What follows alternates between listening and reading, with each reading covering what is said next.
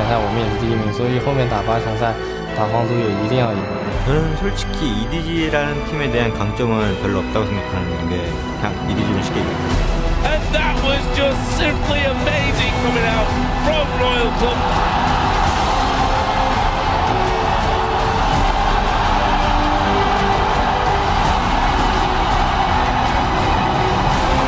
And it's going to be Edward Gaming that put through and march on to the quarterfinals. 以前在国内经常赢他们，如果输的话会非常失望吧。但如果从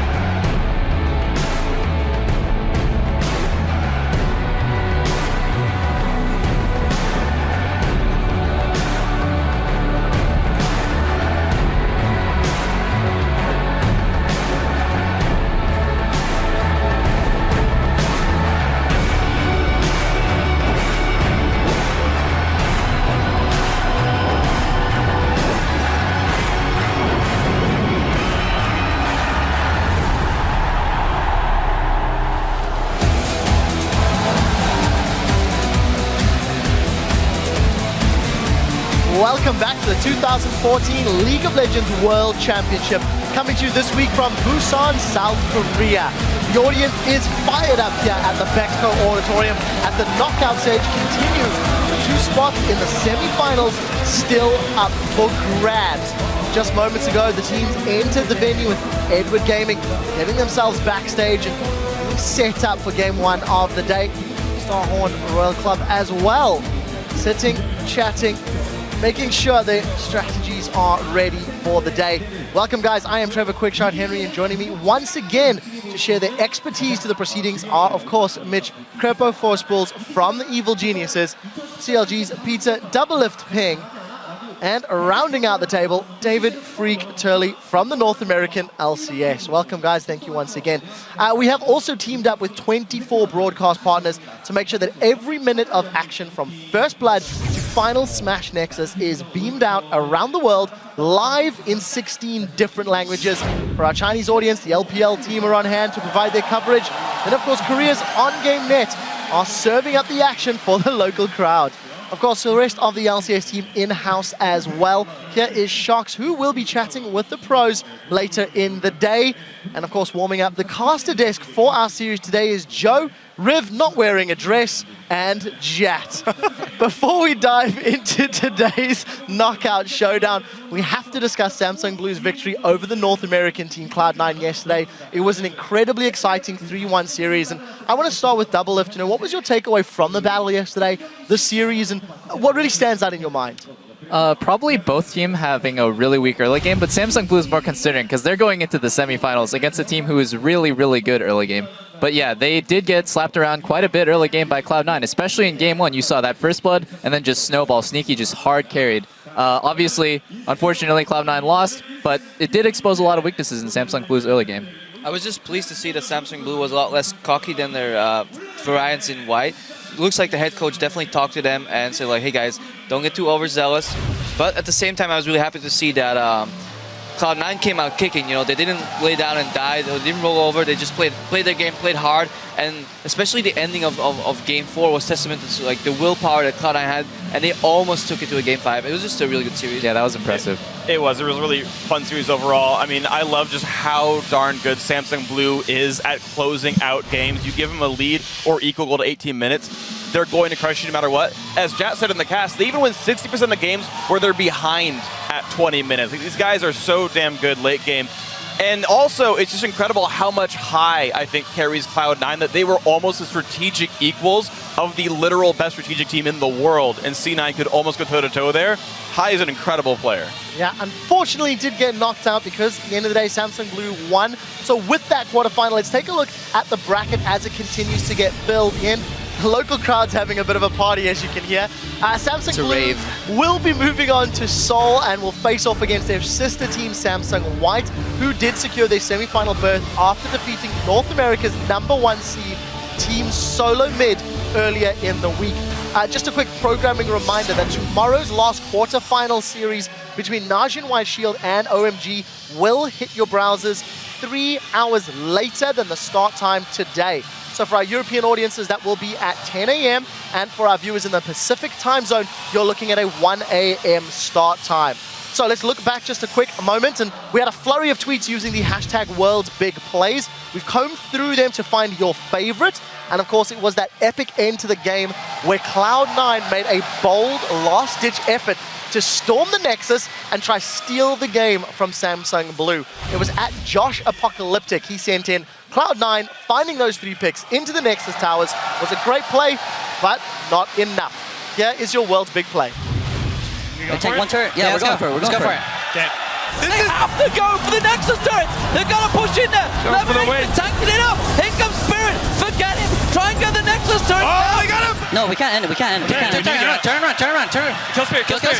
Yeah, right. No, end. Yeah. Five. They're going to go, Joe.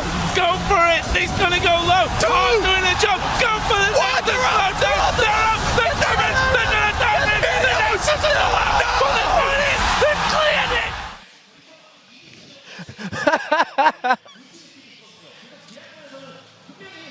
Longer version of it with more of the comms, and they were constantly back and forth on do we finish the game, do we not. Very little things could have made C9 win that game, and maybe the series after it was 2-2. Lemonation burning his shield. If he had blocked Twitch damage instead of trying to survive Nami, Corki doesn't die, he kills the Nexus, the game ends that way. These little things, if they had been a little bit tighter, that would have been game. Hindsight is 2020, and I'm sure Cloud9 will learn from that. As the crowd will. You guys at home keep sending in those high caliber moves by using hashtag #WorldsBigPlays and addressing them to us at LOL Esports. As always, we're asking you to share your predictions for which team you think will come out on top. Head over to lolesports.com, click schedule, and then just rock the vote, clicking the thumbs up. And to kick your viewing experience up a notch, be sure to check out watch.lolesports.com to get real-time stats and Twitter commentary from the pros as well. Talking about Twitter, we want you to share your thoughts with us on our question of the day. The question is, what's your favorite rivalry of the 2014 World Championship and why? I'm going to ask Crepo and Double, but Crepo gets to go first. Yeah, the rivalry or just the match that I'm looking forward to most is Blue against White. Just the both Samsung teams facing off against each other and just seeing how much that has changed since the regular season because they faced off a couple of times against each other already, with I believe Blue being the White's kryptonite. But it might change this tournament. Well, I hate you, Crepo. You stole my rivalry. Okay, well, I guess I'll have to go with today's match, Starhorn Royal Club versus Edward Gaming, because it's just going to be such a bloodbath. And it's not necessarily a rivalry. Like, it's not like these teams hate each other, but there's a lot of history, especially with Edward Gaming taking first place in the last 2 playoffs. I mean, these teams probably have a lot of competitive angst towards each other because Starhorn Royal Club was the finalist of last year's Worlds, but they haven't really been picking it up. And as you saw in an interview earlier, Edward Gaming is the kind of team who's like, yeah, they're not that strong because they changed rosters, so we'll see how it goes. Well, hold that thought because we're about to get to the pregame. For you guys at home, tweet your carefully crafted and well thought out answers. Make sure they're researched, citing 2 official sources, and send them to us at LOL Esports with the hashtag Worlds. Try and make that fit in the 140 characters. Then stay tuned to see if we read your answers later on in the show. As we said, let's move on to the reason that we're here today. It is the quarterfinal showdown between a rematch of the LPL regional finals where Chinese rival Starhorn Royal Club will be taking on Edward Gaming. Coming into Worlds, it was Edward Gaming that had the #1 seed from the LPL. However, in this matchup, it's Starhorn Royal Club that has the highest seed because it was Royal Club that placed first in their group. I feel Royal Club showed up more than Edward Gaming did during the group stages. Crepo, care to comment? Yeah, I think Royal Club did well. I mean, they only dropped 1 game, I believe, in the group stages, and the only issue I have is that it's so much on the shoulders of Uzi. I asked our stats guy here at the desk, and like, tell me why Uzi is so good. And he came to me, I was like, yeah, well, Uzi has 10.25 KDA, so he's leading the the 80 carries in the group stages in terms of KDA. Also, like, the least amount of deaths. He only died 8 times in group stages. That's almost only like once a game. That guy is just a god of 80 carry. He's probably the 80 carry that showed up the most so far in this tournament, barring maybe Imp, but Imp has shown some weaknesses here and there. So I'm looking forward to see just Uzi wreck this match. I think another player that's worth calling out on Starhorn Royal Club as well is inSec here in the jungle. He's, I think, been phenomenal as well, and his Rengar especially, I think, is incredibly scary. He's pulled 4 bans on it so far. The other 2 games, he's 2-0 on the champion. And in fact, Clearlove also has played it 3 times, banned against twice as well, so the actual Rengar jungle matchup is one I'm looking forward to as well. It'll be interesting. But with Royal Club being blue side, they can probably first pick that more often, and I think we're going to either see a lot of respect or a lot of scariness from inSec's Rengar. Yeah, I completely agree with you guys.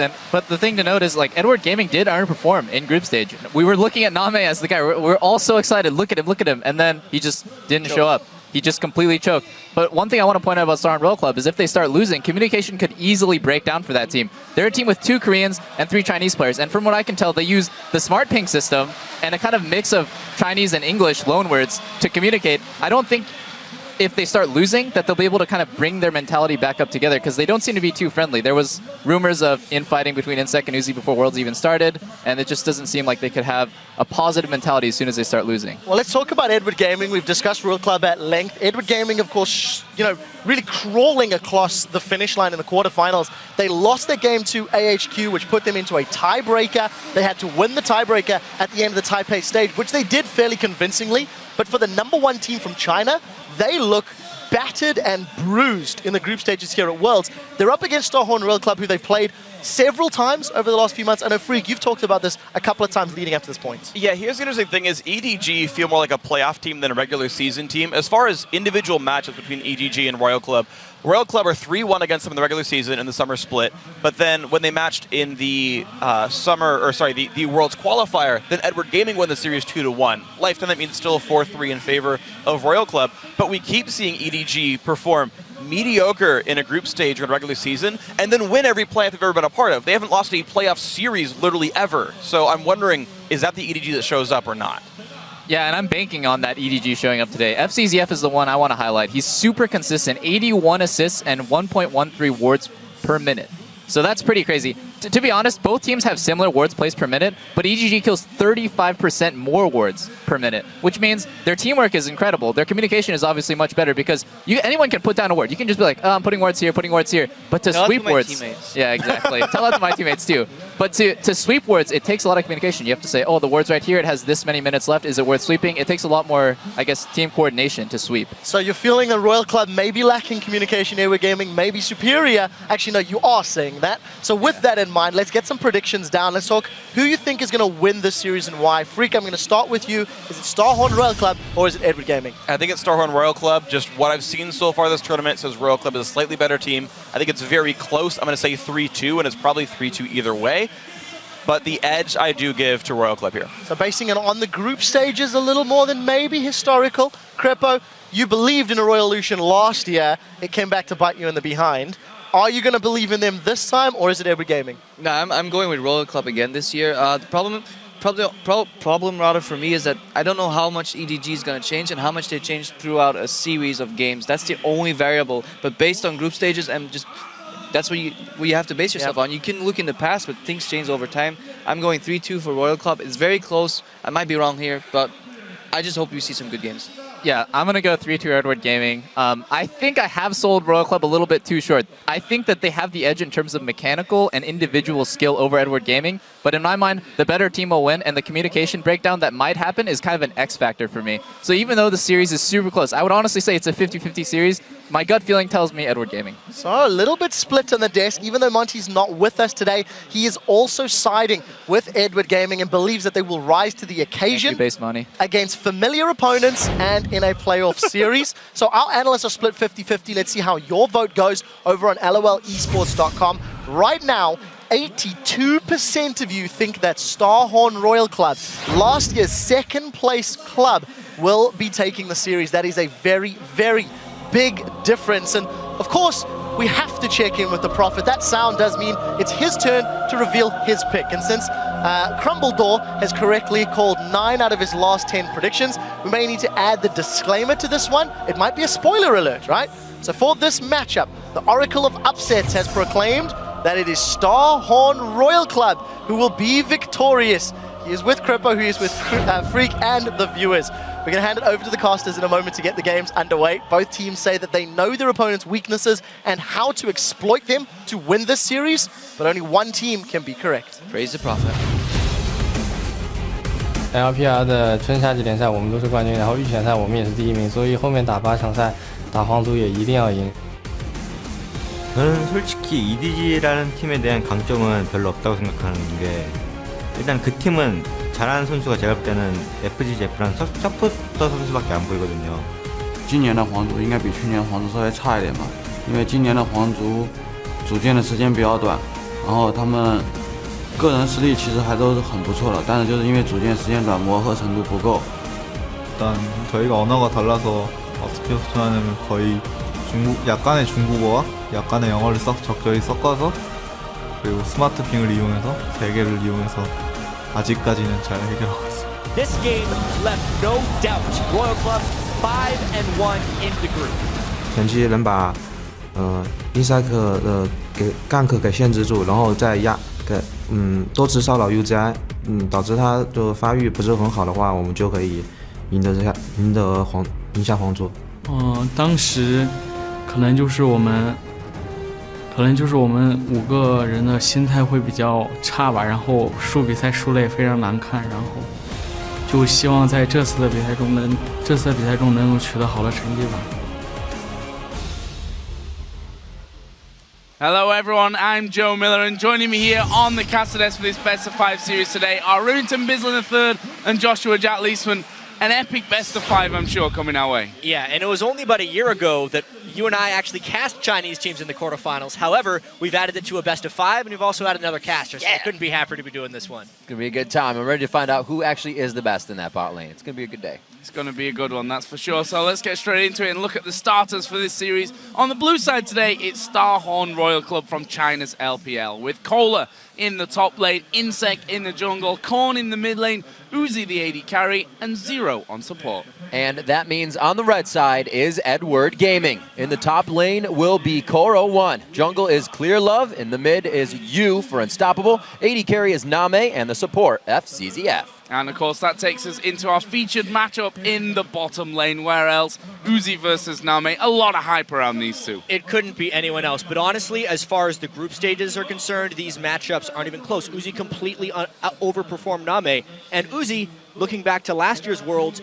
really steps up in big situations, and he's been doing it again so far this year. Then you look over at Namei, he is really new to the international stage, and everyone in the Chinese community was very disappointed in his performance. They said he played scared, that he needs to step up, that he needs to play more to his potential, and he needs to do that now, because if they don't, they're out. We did talk a little bit about Namei having that 3 LPL title to his name, but to the big stage, it's kind of been drowned out a little bit. Have they not really prepared themselves? I mean, 3 Chinese teams came out of their region to perform here at Worlds and are still here, but where is that performance? And that's the thing that we've really got to find out about this game. EDG, we said they looked somewhat lackluster in Taipei. Of course, had to play a tiebreaker game to actually go through in the end. But this is a team that traditionally, when it comes to the big games, the playoff games, have always performed, always. Yeah. They always play the long game. It's funny because in-game, they play the long game, and in regular season, they're never at the very top. They come out at the end of the playoffs, though, and they stepped into group stage, as we all know, saying they're only really preparing for teams in the other group. They knew they had one of the softer groups. They thought they'd be able to easily dispose of AHQ. That got a little tense. They had to play a tiebreaker game against them. But at the end of the day, they moved on. They faced another Chinese team who, going into the event, they were a higher seed then, and they can hopefully take some of that confidence in here.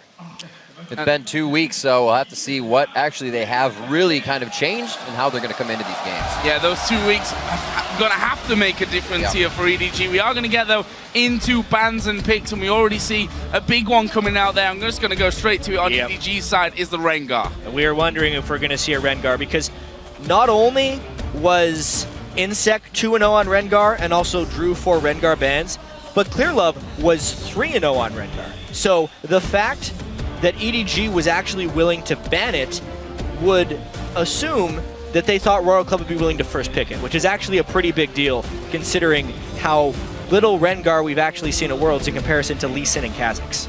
Well, seeing more of the regulars that have found themselves on the ban bench in the world stage of Alistar. A little bit of Rumble coming out since everybody was trying to use that as a pocket pick. Now goes to the ban list, and we will not see that Maokai. Coral1 loving to bring that in for the fights of EDG once they get to that late game. And the Fizz goes out as well. So many bans towards Corn through the regular season, and to the group stage, he actually didn't play it that well. Rise first pick. And I actually feel like EDG was trying to bait that first pick for Lee Sin. They were doing a Lee Sin Rise trade. They would be happy with one of them. We know how good inSec is on Lee Sin, but at the same time, the top lane love in these games is extremely real. EDG had Rise banned against them in 5 of their 7 games. So you can see that it was almost more important for Royal Club to take it for Cola.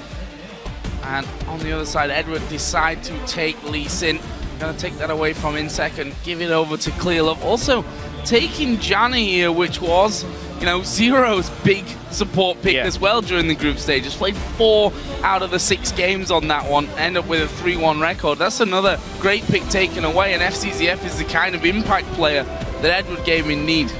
Absolutely. And just looking at these pick and bans, they're fast, obviously, but we kind of have to think back to that first group stage. What were the big picks in those groups? Because they were much different than the big picks in groups C and D. Janna played absolutely huge roles in those games, and we can see the high priority here. I would not be surprised if EDG picked Aurelia as their last choice. It would be a matchup that Cola knows very well. Yeah, he's going to have to take that up against Coral. Would it actually be the twisted fate for Corn to come in here, trying to make plays for the team, trying to add more map pressure and stave off? I mean, guess what? EDG already has a slow early game, so it may be hard to utilize that pick, but locking in the Lulu as well for the mid lane. I mean, either the TF or the Lulu would have been his first choice. I feel like EDG definitely tried to starve Corn's champion pool a little bit, especially with the pick of Orianna. And at this point, they're just trying to buff up Uzi as much as possible.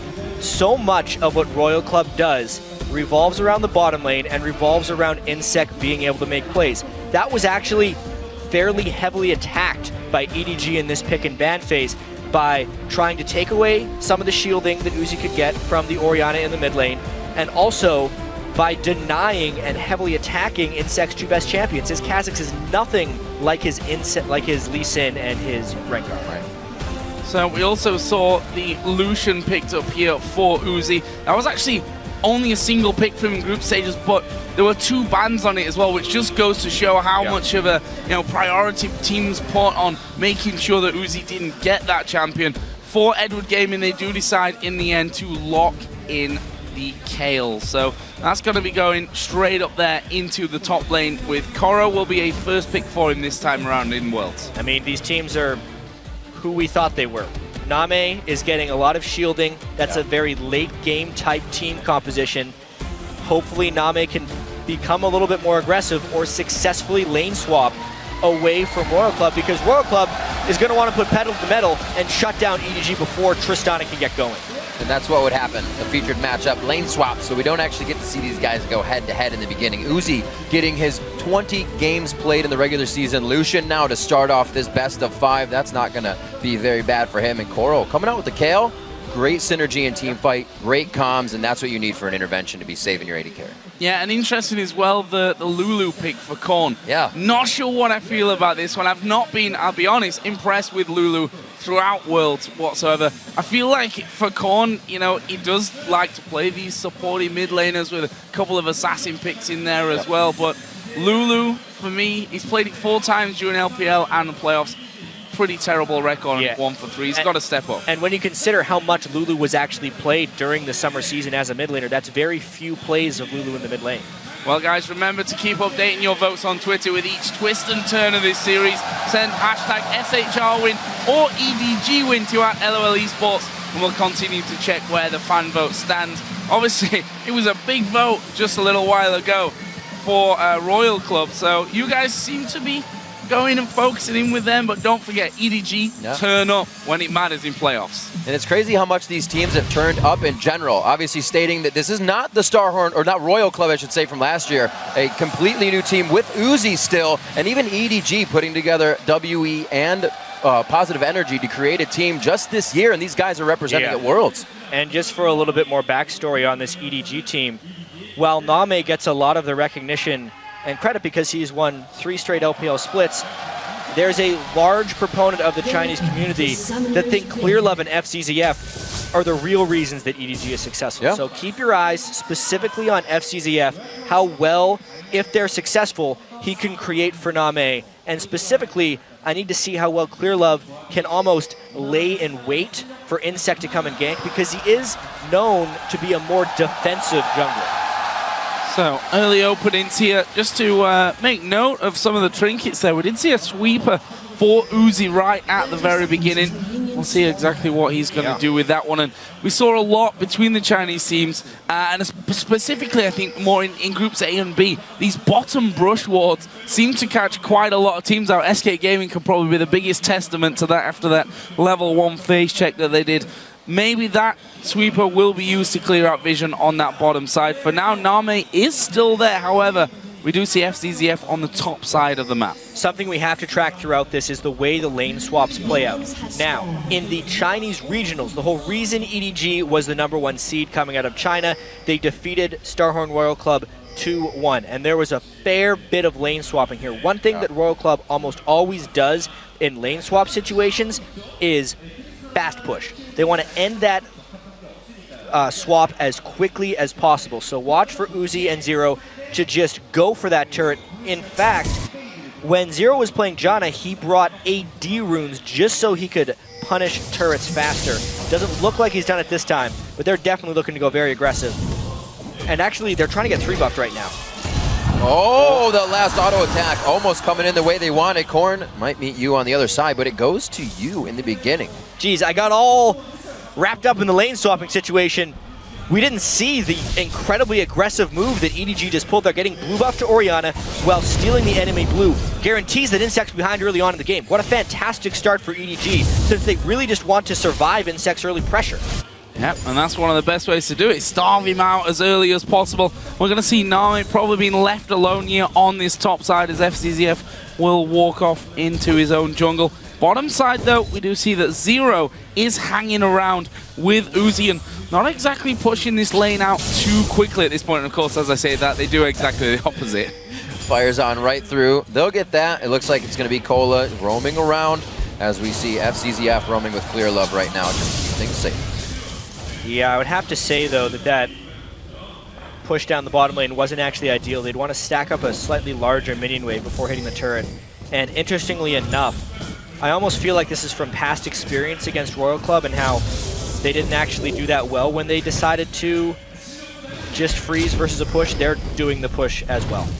There is Namei on the top side. He's going to be hammering away on that one. He's got Clearlove. He's got Koro as well, who could possibly move into that scenario, but we may see them meet here in the jungle. Ward over the top there from inSec will actually spot Koro and Clearlove moving around to Wolves. Pretty different for Super Starhorn Royal Club here. It looks like they are not trying to go into EDG's jungle. Usually you kind of grab the bottom side of the map when you're doing this, but they want to try and get back into the face of EDG, and it's not working out even more for them. Definitely would have been safer taking EDG's jungle. Nice smite there by inSec, but they are also pulling Zero out now as well. A lot of disturbance from the lanes here against Starhorn. It feels like EDG is really coming out big against Starhorn early here.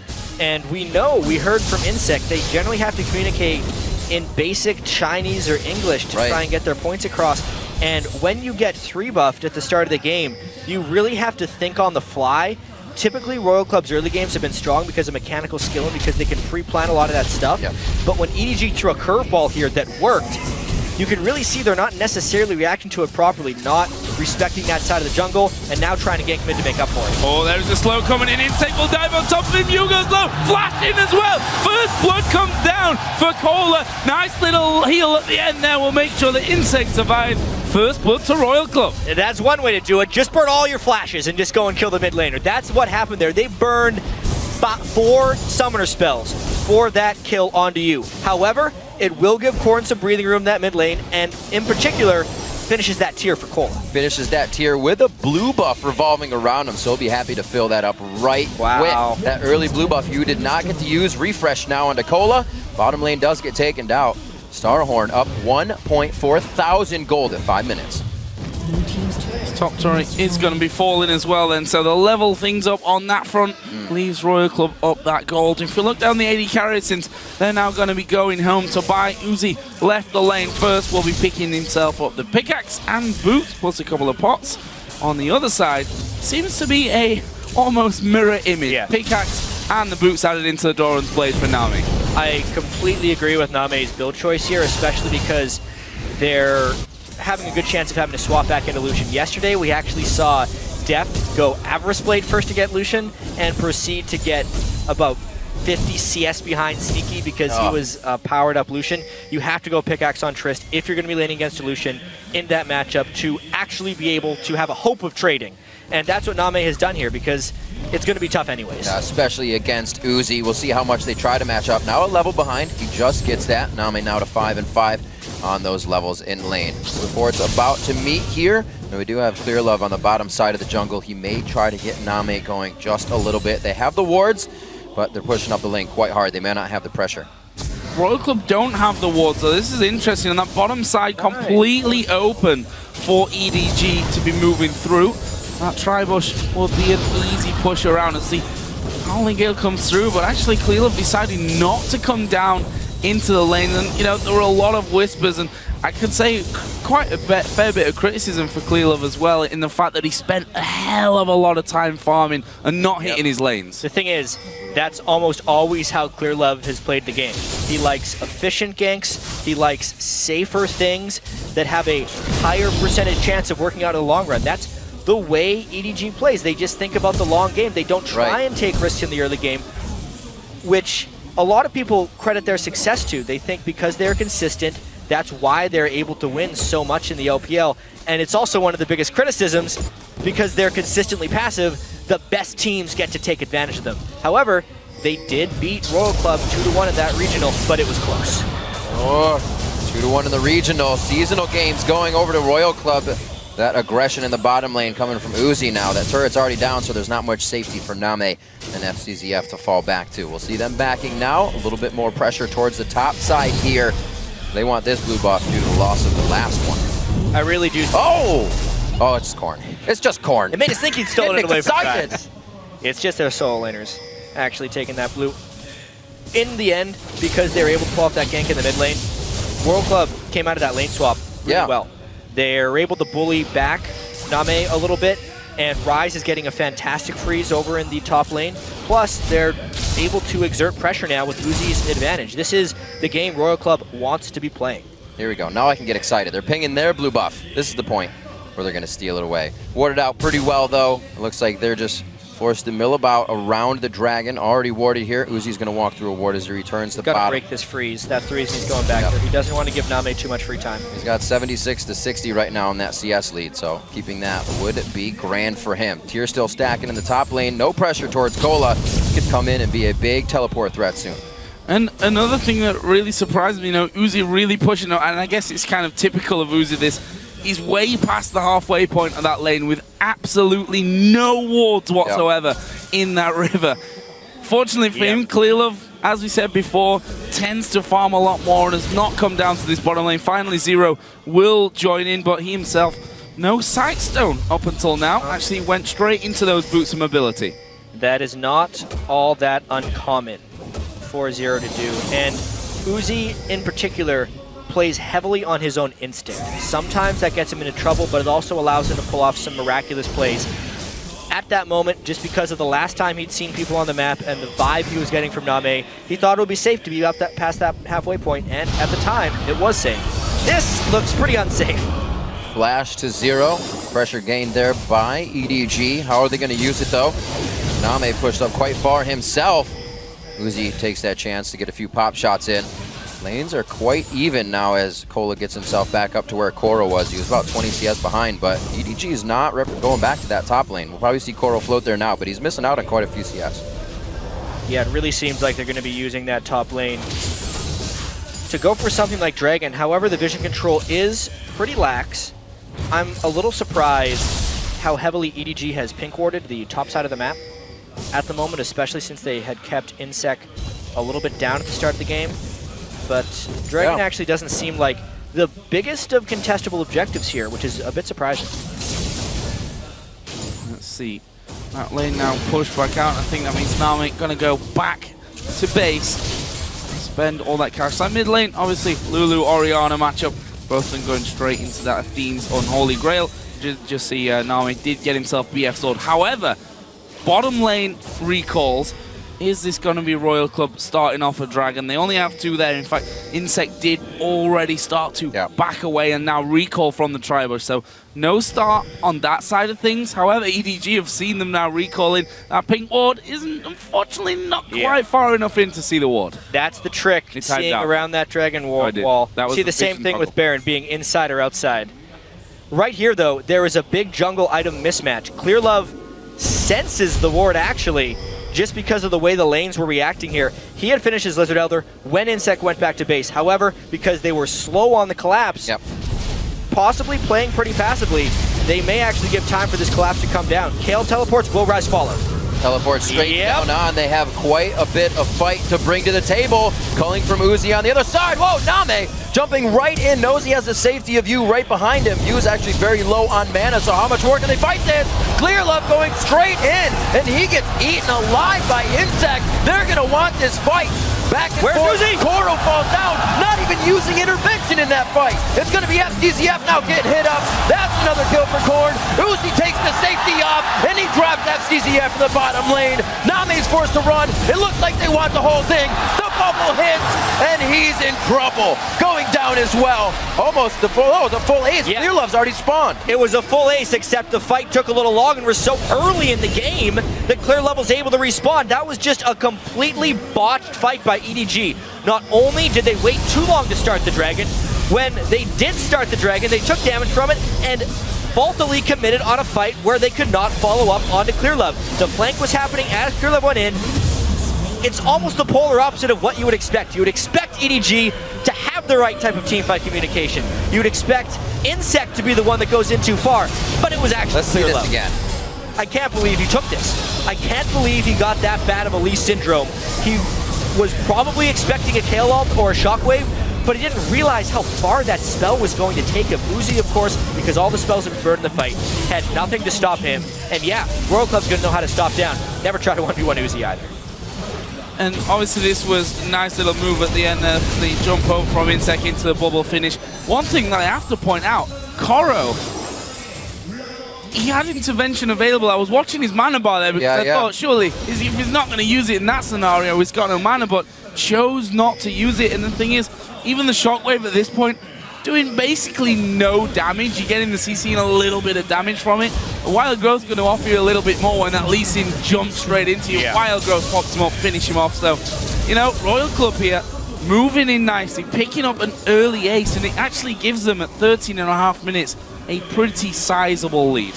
And EDG is known as a team who plays the early game generally in a losing fashion. In all 3 of the games they played against Royal Club in the regionals, they were behind in the early game. However, this is a very big disadvantage. This is not just playing a little bit slow. This is getting steamrolled at the moment, and they have to make something pretty big happen if they want to continue to stall. EDG definitely feeling the pressure. You hear the community talk about Clearlove not going as hard as he does in his regular play, maybe getting under his skin a little bit. And now he just goes a little too far for the team to respond as well. Are they going to defend their inhibitor turret? It's a Kale and a Janna trying to defend this. Uzi kills turrets so quickly at the moment. They finally have to send people back. Pretty crazy stuff here. Royal Club starting off game number 1 with a big lead. And, you know, we look to EDG and we say they are the most careful out of the 3 Chinese teams, and usually that Dragon fight there, I think if any of the Chinese teams were to just leave it to back away, it would be EDG normally. That one was just seemed to be completely off, and it was funny because we heard from EDG in the pre-game video saying this is a team that doesn't speak one language. They have to use smart pings. They have no synergy. But that's exactly what EDG just looked like. Clearlove diving all the way in. And what is the last thing, in my opinion, you want to do against a team that has trouble communicating?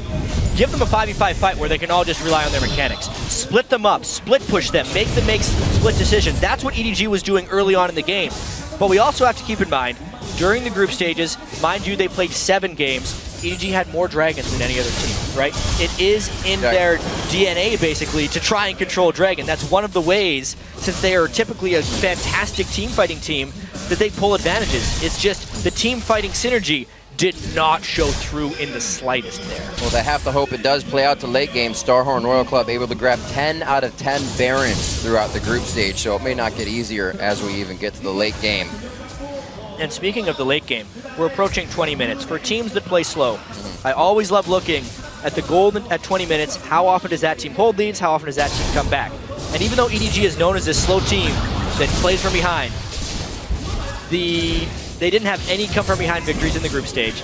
They actually had a gold lead of close to 3,000 at 20 minutes against EDG or against AHQ and lost that game. So EDG actually has just been pretty porous in the late game so far here at the World Championship. Let's have a look down a couple more items now after that dragon and that last fight and that inner top turret. You see for Royal Club, that Infinity Edge of Uzi is done. Zeal in there as well. Rod of Ages for Cole, a Brutalizer in the hands of inSec. On the other side, well, Namei got a little bit of everything, not quite finishing off either the Shiv or the Infinity Edge. There's a Shockwave that, well, just completely off, really, trying to hold on to this turret, but just not enough damage, and honestly not in the right place either. No. Fortunately, inSec took a fair bit of damage, but the heal from Kha'Zix and the heal from Namei is just rounding him up for the next push. All this is happening while Cola is really farming wave on the other side. EDG is in a whole world of trouble right now. Their initiation is gone. Not even being able to stand at the turret. Good shields coming out of Korn. Quite powerful off of that 2 kills. Double kill in the beginning. And now Cola to split push the bottom lane. Really changing up his playstyle as well. A guy who loves to fight. And he looked pretty rusty on Rise coming into the group stages, but he has started to play it at that maximum level. And he'll back off now, stacking the tier. Rod of Age is already there, having a great game. You're right, pretty heavily criticized. Only a 2.92 KDA on 4 Rise games during the group stage, but it helps when your team gets a 5-for-0 at the Dragon fight as soon as you TP in. And also it helps when the enemy EDG team didn't lane pressure in the slightest. They have a Kayle Lee Sin, because they did the lane swap back around 6 minutes, and they just never tried to shut down Rise when he just had his tier. He got the first blood tier, so he's had that easily from the very start. His vulnerability has never been attacked. Yeah, I feel like we've not even really looked at this top lane once the lane switched back to normal, because it was a case of them just farming up, no pressure whatsoever coming out of the jungle, especially from EDG's side. Now Royal Club start to move once again over on towards this blue buff. That is, of course, going to be given over to Korn, and Uzi's going to get himself back off into lane. Namei has finally completed one of his items, went in there for that Shiv first, as Royal Club move back to the Dragon. Soul Stealer has come out for 0 as well now on Janna. Sorry, on Namei. It's normally a John item 4. Yeah, that's why we're expecting it. He was building it almost every game. The Namei pickup is still potentially good. If he gets a few stacks, it gets efficient very quickly, and with the likelihood of some more team fights in this game, knowing World Club's propensity for just grouping up and daring the team to fight them, it could end up paying off. Uzi must feel good right now. Actually has wards behind him this time with a bunch of teammates. Nami trying to get it clear on, as we said, rushing that static Shiv. They'll be all right at these turrets for now, but the bubble coming out doesn't look like inSec will take that. They don't have all the vision they want for this aggression, but they're still able to just draw EDG away from everything they're needing right now. Yeah, it's just a repeated series of events right now for Royal Club. They have Rise off split pushing, they're sieging turrets with Uzi, who is continuing to crush. And I do actually want to touch on the Soul Stealer a little bit more, because so often I hate the Soul Stealer vibe because the Mikhails would just be way better in a situation. Right. But I look at the EDG team, there's really not much that they'd want a Mikhails out of all of this. Maybe you'd want to try and build an Aegis, but I can see the extended benefits of having more P on Nami. I actually really like the Soul Stealer in this situation. We're about to hit 20 minutes of this one. Yep. And it is a solid lead for Royal Club. Uzi continues to build up now with that static shift. Got a solid almost 40 CS lead as well as that 1-0-2 scoreline. The kills have been spread across the Royal Club board as well nicely. Yeah, 6,500 gold. That's not the standard, oh yeah, we're just a late game team. Guys, let's weather the storm here and continue on. They actually kind of have to make a bit of a play or just hope that Royal Club stops killing turrets, stops taking dragons, stops taking their jungle. And the problem here for EDG is they don't have the greatest ability to catch people either. Maybe they can land a shockwave, but even then that'll expose them to a lot of counterattacks. Zero really just not even letting him farm. Little hasty on that tidal wave. I guess it burns a flash though. Nicely done, putting the fear in him. We'll see Koro still somewhat stay in lane. He doesn't have much to farm up there, and also the wards now, the pink wards for Royal Club being placed a little bit deeper and deeper into the jungle of EDG. It's going to be even harder for them to be at home in that side. 35,000 to 28.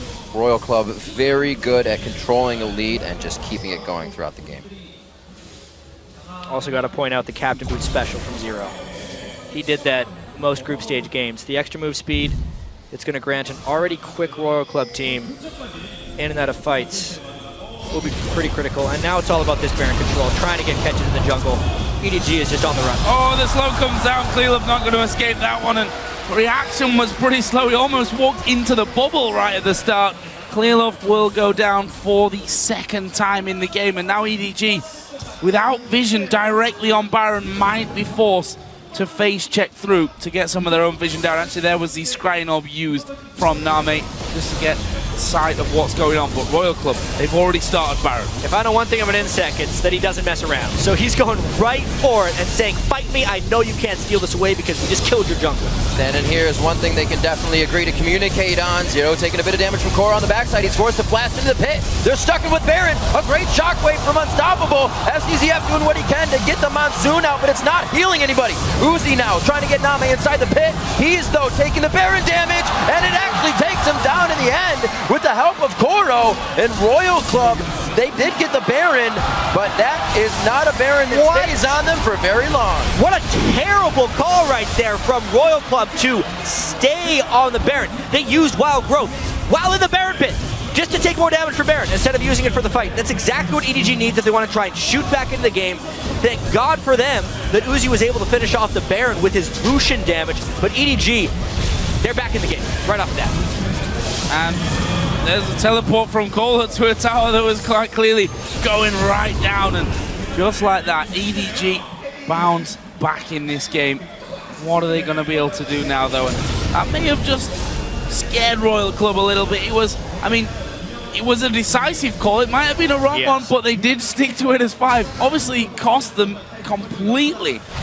But at least they didn't split up on it, and you can maybe argue from that they're all on the same page, if it's not, maybe even just a bad page. Hey, it's a pretty bad page here. They stuck to the plan, but it allowed many kills to fall to EDG.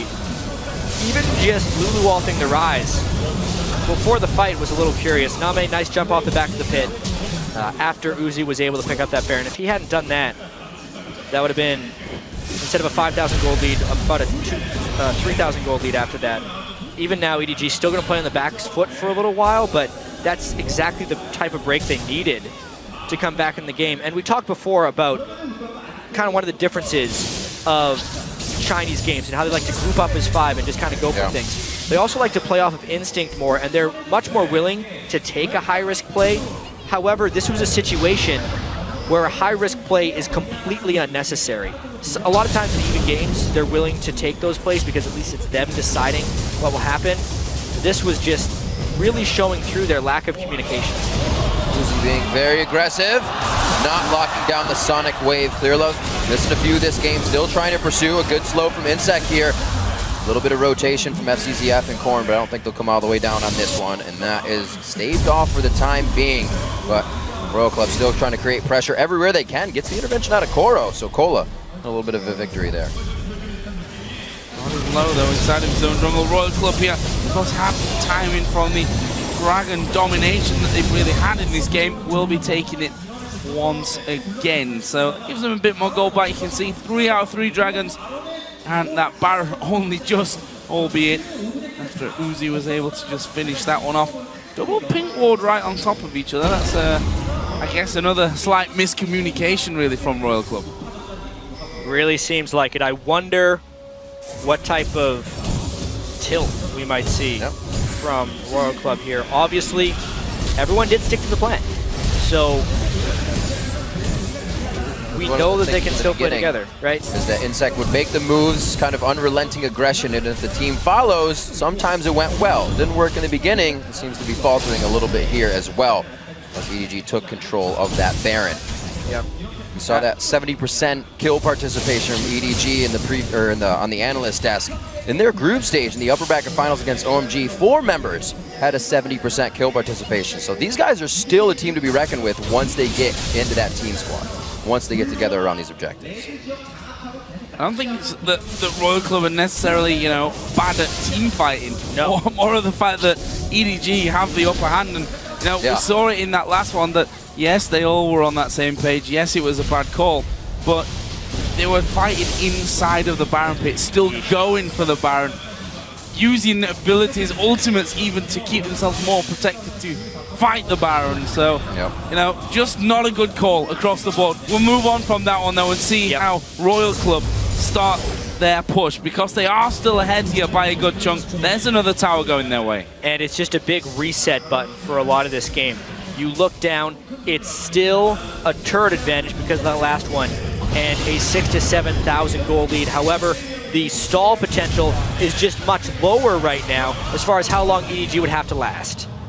We just saw Koro fighting in the jungle against Cola, uses intervention, now using his flash to get out of that one. A lot of pressure from Royal Club, and they are not stopping here. Just regular abilities here and there to make sure EDG is always thinking twice about what they want to do, and usually playing reactive, which causes them to fall behind. And the power level of Royal Club right now is still absurdly high.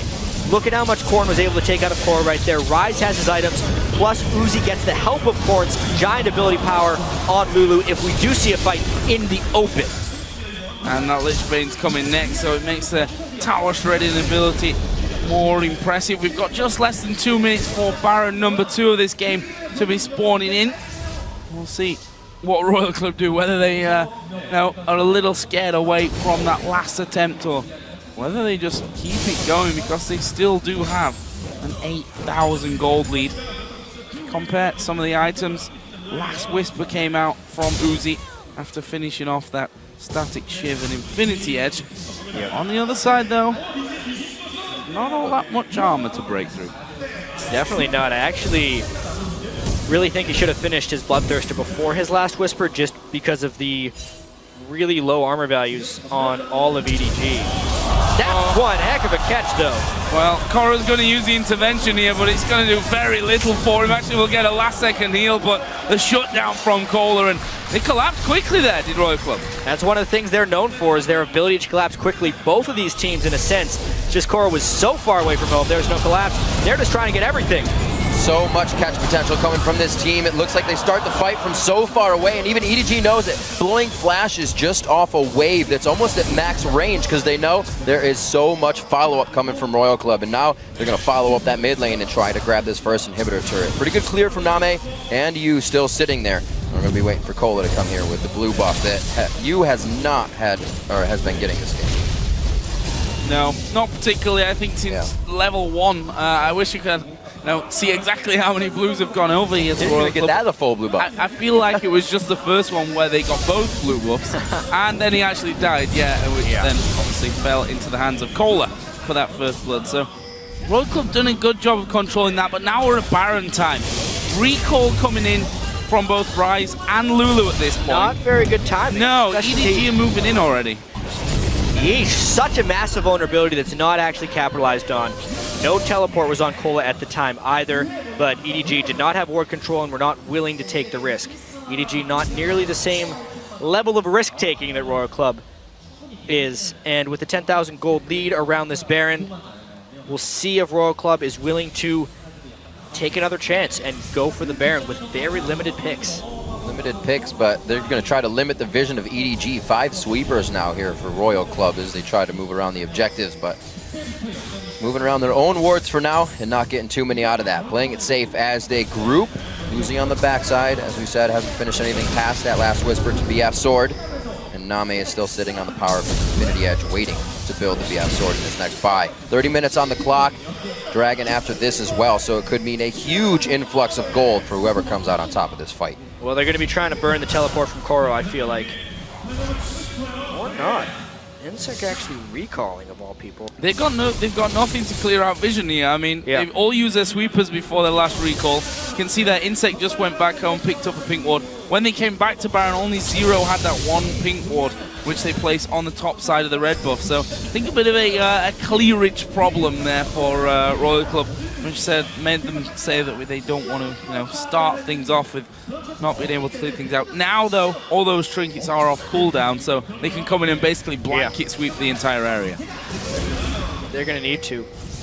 They have this huge interest in the Baron area. Even with Uzi taking out the last one, they're at 11 out of 11 Barons in Royal Club games. Never given up one to the enemy team. But not without a little bit of risk, that's for sure.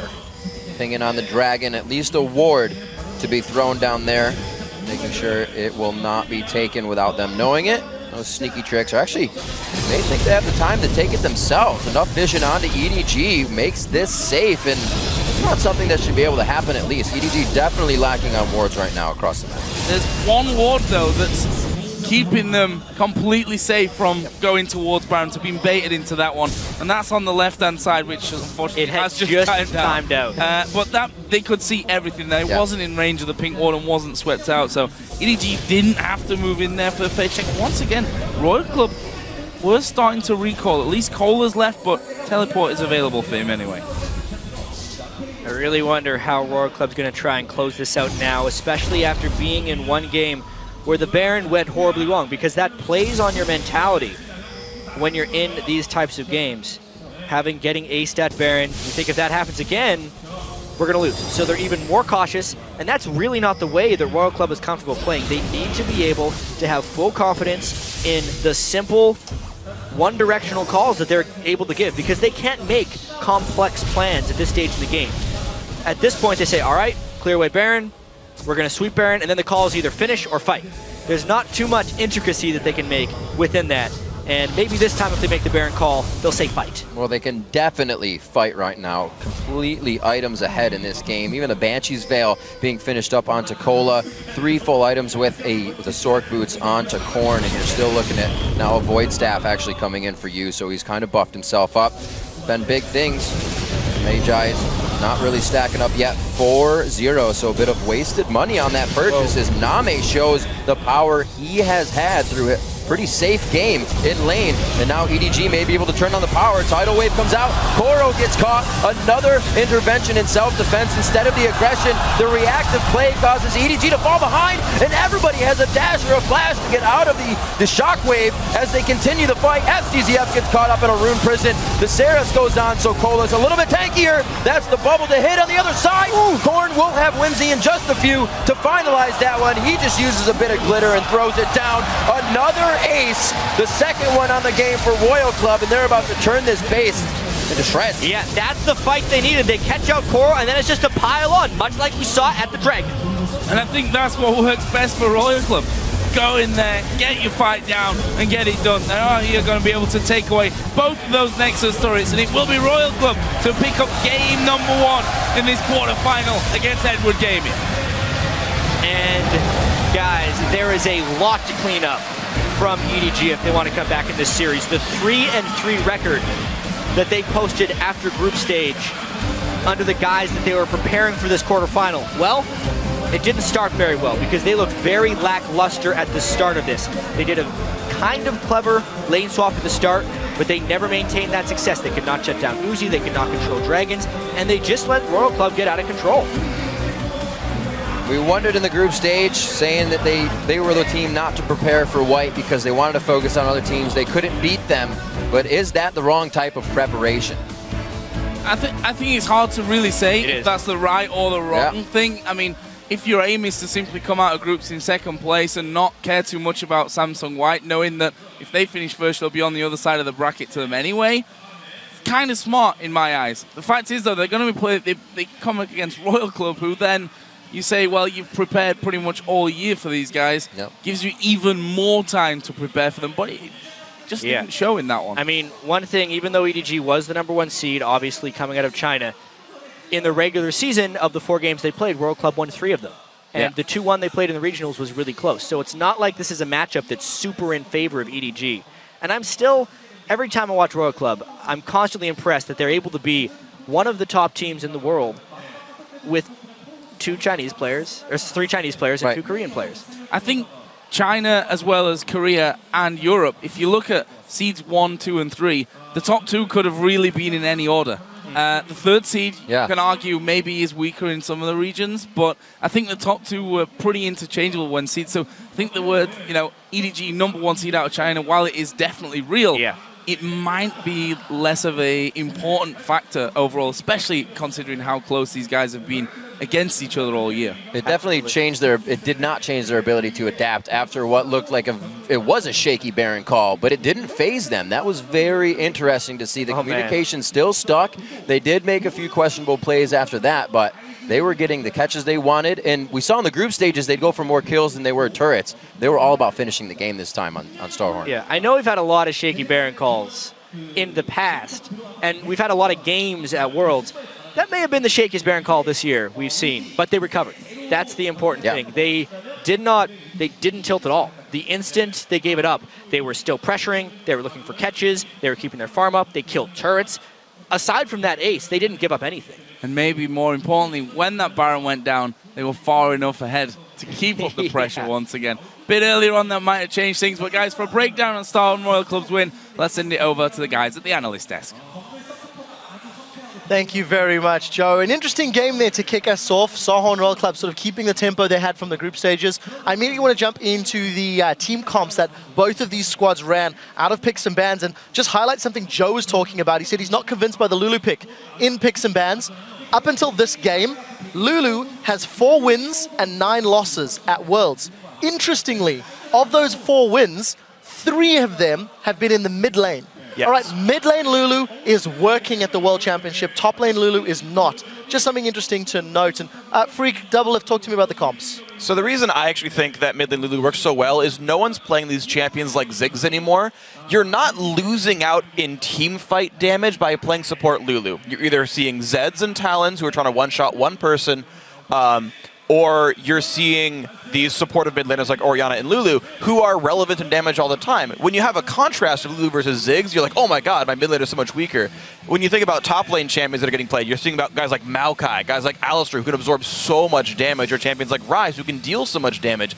Lulu doesn't do either of those things. I think the disparity is very different when she's in the mid lane. Yeah, and like Krepo was saying off camera, actually, the way you play against mid Lulu is you don't fight her early, because she does get outscaled probably 5 or 6 items. Orianna's a lot better than Lulu because of that big ulti, but you saw Starhorn Royal Club use their power spike so well. It's like, Kha'Zix has evolved W, Lulu's really strong mid lane, let's fight this dragon. They got a 5 for 0 and dragon. Yeah, Lulu kind of falls off, but early game, she has so much utility in her kit, right? That goes throughout the entire game. But her base damages early game are good enough so that she can win a fight on her own, and I think that's what happened in that dragon fight as well. That's where they came ahead. So we have a replay of that as well. So if we can get that on your screen right now, we can actually see where EDG falters strategically and where Royal Club just capitalizes. So before we run this, I just want to point out that Kaale's on the top lane pushing already, so they have the control of the map. Yeah, and just like EDG making this dragon call is quite uncharacteristic. The casters talked about it, but this is not a team that generally goes for an early dragon when their team comp does not, convincingly win. I mean, just look at the lanes right now. EDG has push on top. They have to stall in the bottom lane. All they need to do is control their mid lane and then stall out until they either get a pick around the dragon area because they have vision control and just avoid a team fight. They have a scaling Tristana composition. Why would you early game fight? I have no idea. But if we roll the clip, we see what happens. Kaale teleports in. They do not spot the water above, so the Ryze can teleport from the top side. And this is Uzi pinching from the bottom. And this is so great. Look how good his culling is. He just gets a lot of extra damage down. And here, I would have been dumb and fought Namei, but he realizes a shockwave would obviously kill him, so Uzi's better than me, obviously. But the free damage he's gotten down makes this pick happen. What a Lee syndrome right there. There's literally no reason to go in. He goes in past the kill. You could kind of blame Kaale. That's so stupid, because it's impossible for Kaale to kill ulti him while he's just kicking in, and that just immediately a 4 vs 5 fight. 4-man Kha'Zix evolve W hits your team, you do not go in after that. And then yeah, Uzi pinches from the bottom, cleans up. This is just a really good fight from Royal Club. And the thing is, Royal Club is so good at exploiting mistakes, and EDG was at the Baron fight as well, so that's the irony for me. Both these teams exploit mistakes so well, but they keep making them, and I wonder just, how can you keep making mistakes if you're so good at recognizing when the other team makes them and you exploit them? And when are you going to learn? Well, pull up the second replay, because after winning so convincingly, Starhorn Royal Club make the same mistake that Edward Gaming made earlier. Let's roll this clip out, and I think Doublelift, if you got something to add here. Yeah, so they had just killed Lee Sin, and their immediate reaction is, let's start Baron. That's so wrong. You should be baiting this because there's so much AoE damage and reset potential that EDG has. They're totally pincered in. Look at this 2-man shockwave on top of Baron, knocks them around. They're just basically getting pinballed around while Uzi's killing in the back. So it's just so hard for them to win. And honestly, right here is pretty great, the little duel. Uzi's smart and goes far away. Paranoid is the closest target, so Nami's taking free damage. That's just really fortunate. Good crits. And then right here, Uzi hits a ward, and Nami reveals himself by attacking, but he can't get hit. How fortunate it was that he was able to get that Baron, because actually I looked at it again, and if Tristana's auto attack had crit, EDG would have gotten that Baron, and they have such a great late game comp, they probably would have won. I want to speak to what caused that Baron. Royal Club got so far ahead, but they just refused to play the vision game properly. I mean, yeah, I'm going to be whining about Zero's build again. I'm actually fine with the Mage Eyes. I understand why you want that. I'm fine with Frostqueen's Claim, but do not let your vision suffer from it. He ran around and even bought a Ruby Crystal before upgrading to Oracle's Lens, or even double stacking his pink ward in his inventory. And his solo laners didn't even buy extra pink wards. If you're 10k gold ahead, no item will give you more than a pink ward for vision control around objectives, because they will literally have to face check into you. Because if you get that Baron, all your sieging problems are solved. And that's what worries me for these Chinese teams, because they get such a big lead. Not really a sieging region, though. Yeah, well, so I actually wanted to bounce off you with the item builds thing, because one thing I've noticed from these Chinese teams is they're buying Last Whisper's third almost ubiquitously on their AD carry. So Math, even though the armor values are really low, I did this between 68 and 100 armor, which is extremely, extremely low armor values. You're getting 20% bonus damage on all physical damage just from the unique passive of Last Whisper, just from the 35% armor pen. When you're an AD caster like Lucian, that is still, even against low armor, the best damage item you can buy. So it's gold efficient for damage, obviously not durability when you have things like lifesteal to consider. Now, Doublelift, we are moving along. Edward Gaming is a team that you put some faith in coming into this. Are you a little nervous from the performance that they're showing in Game 1, or is this just Game 1 jitters of a series? Oh yeah, they got stomped this game, let's be honest. If it wasn't for that awful decision in the Starhorn Royal Club, it would have been just a sweep of a game. So I'm shaky. Yeah, I thought this game was going to be really close, and it still is to me, but wow, what a first game. Final thoughts, Freak? Yeah, I think that Dragon is fairly fluky. Think back to C9 versus Samsung Blue, or TSM versus Samsung White. Fluky things happen that snowball the games. Yes, Royal Club can snowball the game. They don't magically get out-rotated for free. They played relatively well.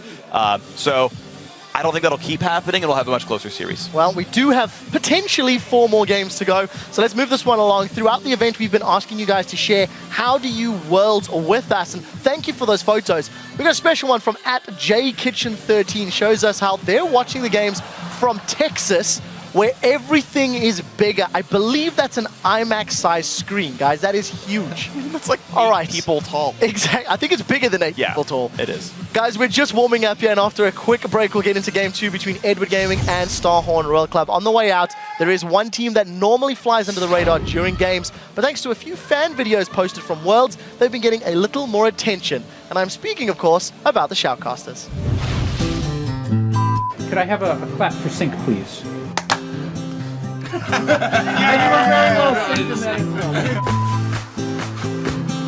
Reddit videos that came out that showed us commentating, standing up, getting into the game was kind of a man behind the curtain that people have never seen before. You know, they hear us get excited, but they don't know we're actually throwing our arms around and really getting excited. Pearson's gonna get knocked away. Oh, they finalize the kill. The ignite's there. The ignite left. It's so long. Maka with a godlike hook from over the wall. I think one of the coolest things about watching the video is we actually got to see ourselves casting.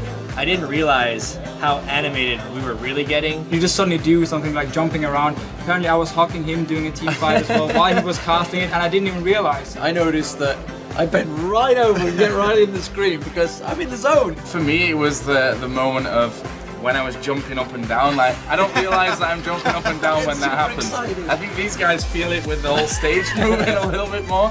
Everyone was wondering, like, why are they tapping the ground? Why are they tapping that? No, it's literally just, if you have something to say and you want to add to that person, is to let them know that they can wrap up their point because you want to expand on it, and it works pretty well. So he'll either be tapping in, saying I got something to say, so we'll be both, okay, We're pass it to circling. him. He's coming in. Yeah, or if he's got nothing to say, we'll just pass it to Joe and we'll just carry on the flow until he's got something that is seriously important. But actually the casting's the really easy side. The vast majority of the work that you do as a caster is the preparation to get here in the first place. Yesterday, the three of us actually just met up in a hotel room, talked about the match for about 4 hours. We kind of already discussed the major points that we wouldn't want to miss talking about. You get these guys to bring us all kinds of statistics out that'll take them hours, and we might use one statistic that's, you know, relevant for maybe 20 seconds during the games. You know, while we do a lot of work, there's definitely a big part of the team in the background as well, helping us to get where we are. As far as getting energy for the game, that comes pretty naturally. Every hook, like I said, heat-seeking coming out of Mata. What can they ban? What can they do? TSM has to think about game 2 already. 27 minutes in, the double kill for him. 12-3, and game 1 is over in favor of Samsung White. There's so many people watching, there's so much excitement in the room. You know the history of both the teams, and it is such an important moment for these guys. And the fact that we get to experience that and bring that to the viewers completely fuels us. It's worlds.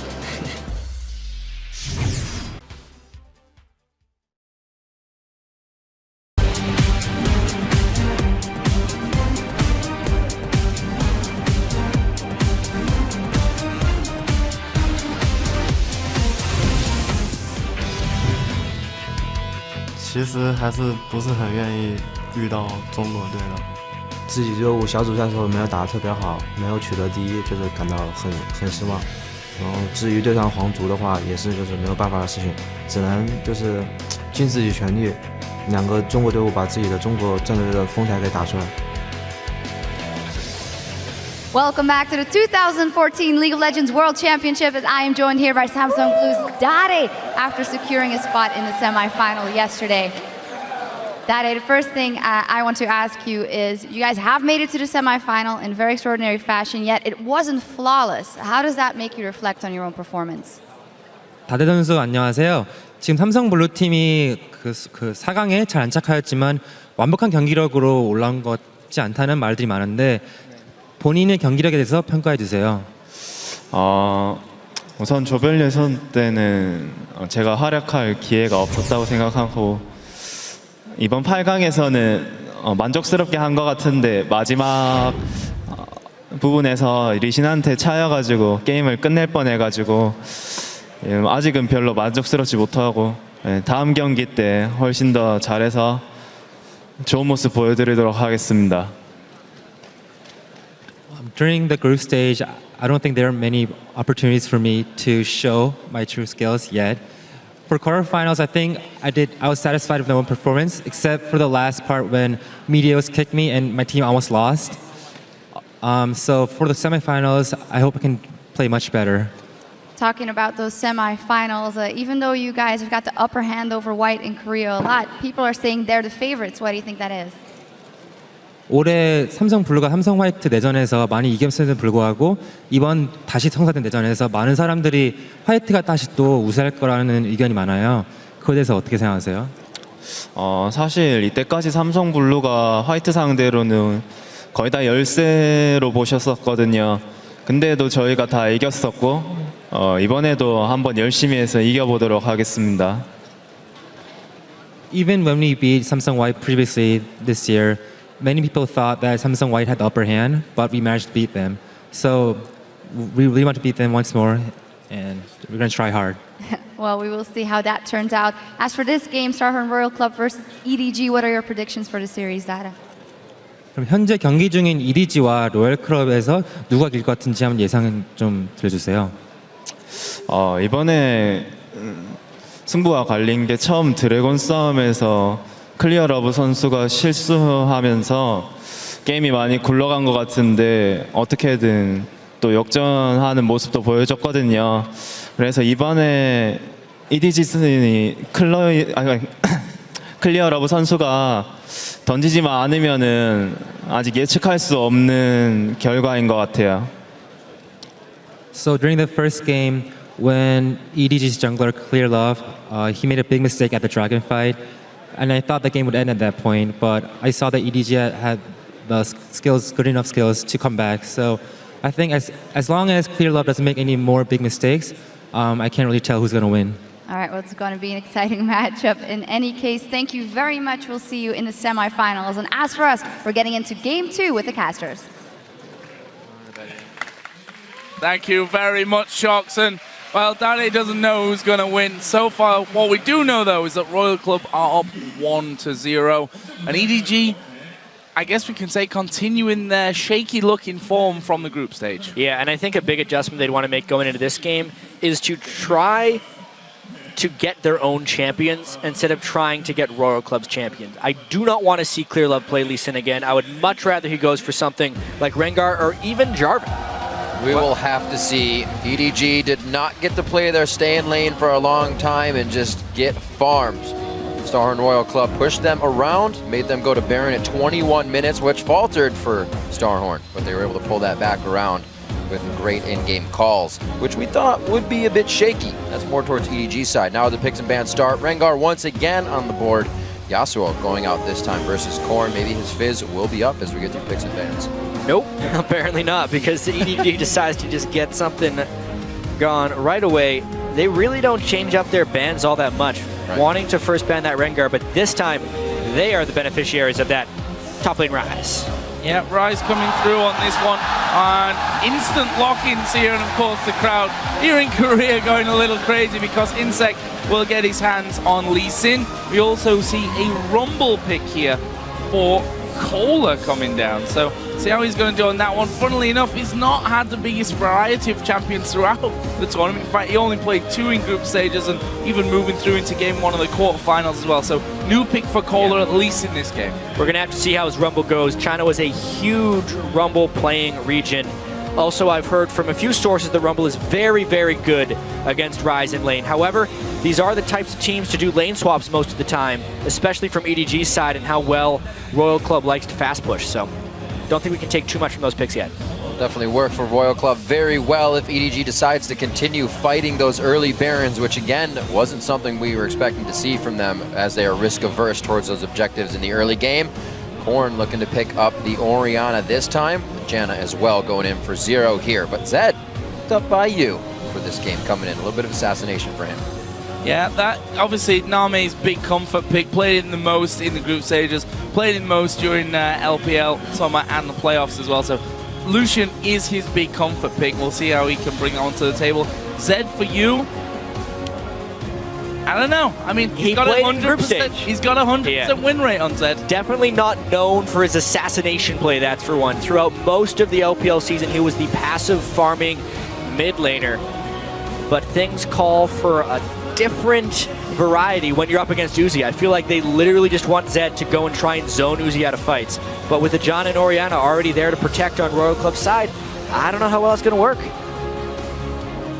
Which possibly coming in for Uzi.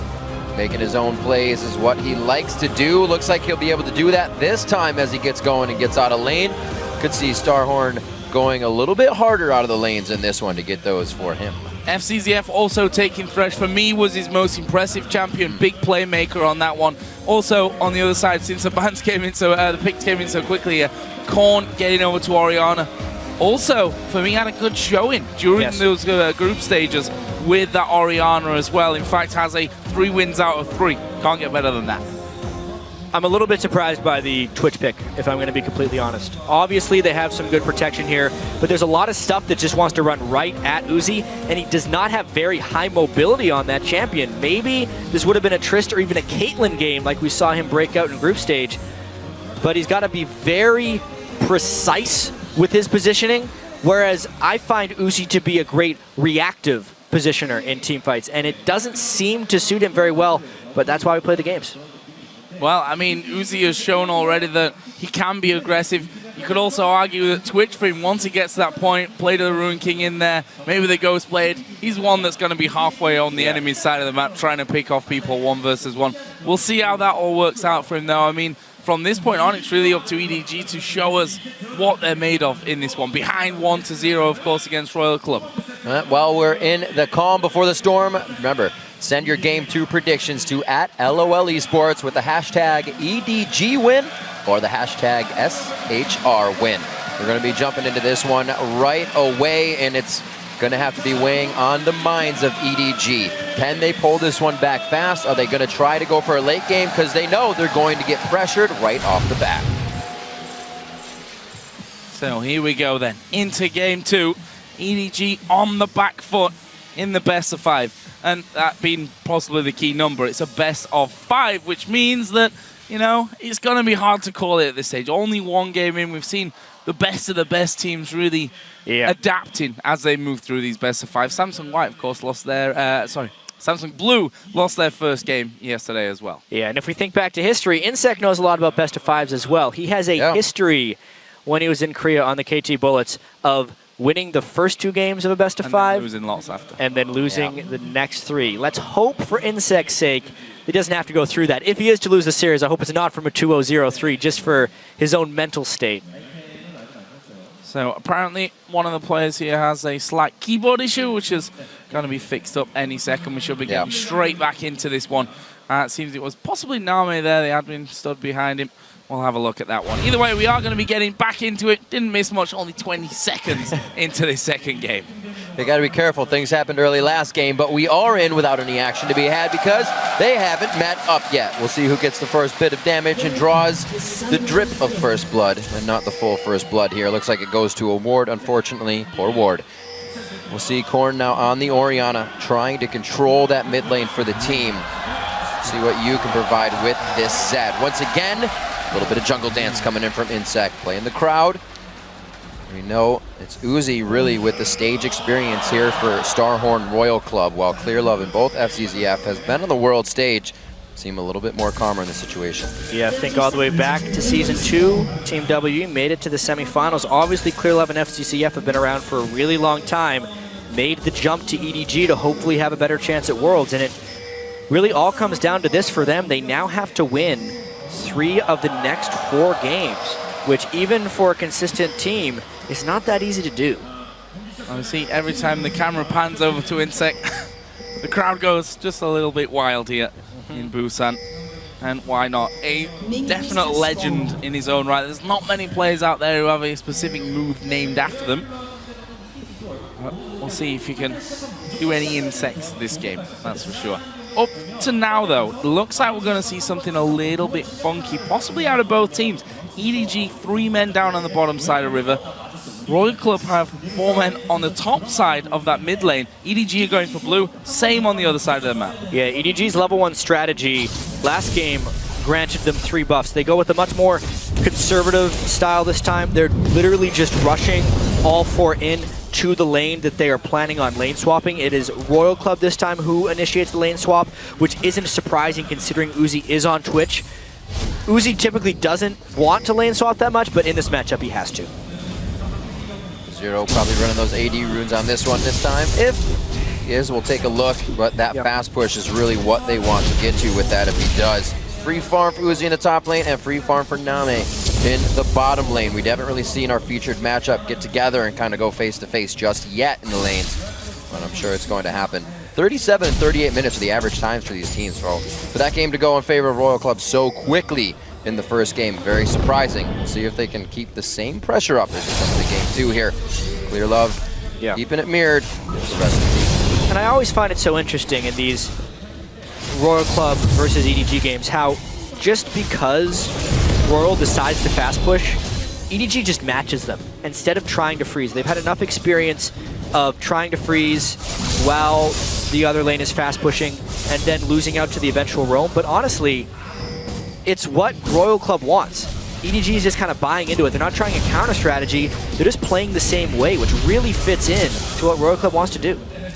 So junglers being joined by their top laners and funnily enough their supports at this stage as well. 3 men going to go towards middle. There is the Howling Gale towards FCZF, but Korn is kind of headed out. There's the prison into the hook towards Zero. Not the damage there though. They're going to try and turn this one around, and Koro forced to flash away.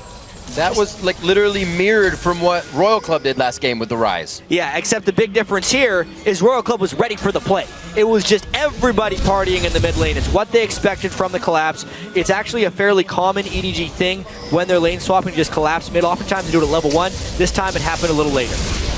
Like this move from EDG though. Whoa, flash hook from SCZF, forces a flash out of Zero, and they went with those 4 men straight to the bottom lane. And that meant the Royal Club said, well, actually, we can't hang around here. We're 3 versus 4. We have to go away, even getting that flash out of Zero. Something that teams try to do against Rumbles and lane swaps is completely deny him so he can't get level 6 for that pivotal dragon fight. This time, Royal Club was trying to send a support and jungler down to the bottom lane, which if EDG would have met with 4 under the turret, they would not have been able to dive and Rumble could have got farm. But because EDG beat them to the punch and caught them in lane, it completely denies them back into their base and was a great win for EDG. Just because they played as the slowest team throughout the regular season and were a different Chinese playstyle doesn't mean they can't switch it up, and they go aggressive early game. EDG now going for Dragon as well on this one. Gaining great ground, going to get a nice influx of gold here as well. Start off game 2 on the right foot.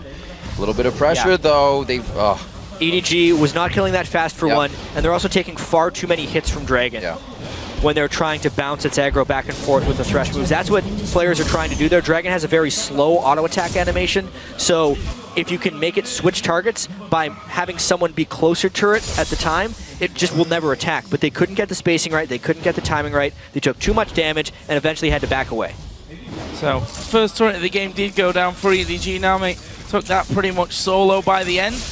Uzi actually decided not to completely push that one out, and that top turret has survived. In fact, he started a recall and then cancelled that and now went back into lane, which could mean that this turret stays alive for now, because we are seeing Namei and FCZF both headed towards that top side of the map. Yeah, that's absolutely what happened there.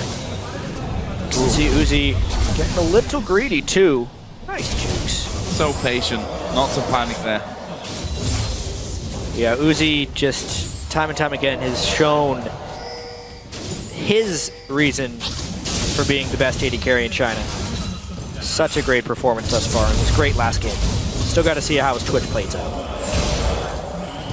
Well, the timing was great for Namei and FCZF to come back up top. The back there from Uzi, and that's going to put him back down in the bottom lane to get this farm. If Koro actually decides to push it, looks like he's getting a pretty good freeze on it here. But we know Uzi's not afraid to take a few steps forward, get that farm for himself, even if not warded. Still Pings going down towards the Dragon. Pinks are trying to be covered up here by Royal Club, so they're protecting those as well as using those. Right, that ward though. Hatching that one right Ward off. not in range. However, I mean, they know what the push is happening top lane. Royal Club is literally trading this for their second turret of the game. They are the ones getting pretty heavily fast pushed by Lucian. They're not going toe-to-toe with him. Instead, they're trying to take Dragon and keep gold close. And they're going to take that Dragon. First one of the game going over to Royal Club. However, second turret of the game may be going EDG's way, as by means of answering that, and especially now as Clearlove will head towards the top side of the map, means that Kohler completely just needs to back away from this one. Definitely can't be going up against 3 men, and Namei will safely secure his second turret of this game. Kola remembering what's happened to Rumbles in the top lane when they can't see much around them, getting quite punished throughout the games to try and shut down the ability he brings just by hitting level 6. Uzi and Zero pushing the lane quite well here in the bottom. Not much. Looks like they're actually going to back. There was inSec looking for something as well. And there's actually been good defensive play throughout this game. Kola has yet to overcommit for a turret where he would have gotten dived and die here. Royal Club really just trying to trade as many objectives as they can, but they're not having the team to do so at the moment, and they're really just trying to play defense. Namei is getting pretty scary. We talked about communication issues, and this is how you force that into Royal Club. They're forced to be around the map now, calling it for inSec. This is where they have to play the ping game. Shots coming in. Namei 6. Does he have enough mana? Uses Relentless Pursuit. He has the culling still to come out on this one, but they're able to finalize the kill on Nicola. Pulling up first blood there. It's the exhaust coming out as well, but a double kill in for Unstoppable. That's you in the mid lane, and they get exactly what they want. We're only 8.5 minutes in. Hey, you hasn't played Zed much, but when he does, he goes 2-0 at the start of the game. That was a really good dive by EDG. It's one of the big reasons we actually don't see much split pushing out of this region, because they are so willing and so crisp when they dive turrets, especially as 5 people here 8 minutes into the game. The fast push is working, the lane presence from Corn is non-existent, which is what allowed you to roam up there, and they make short work of more turrets and players.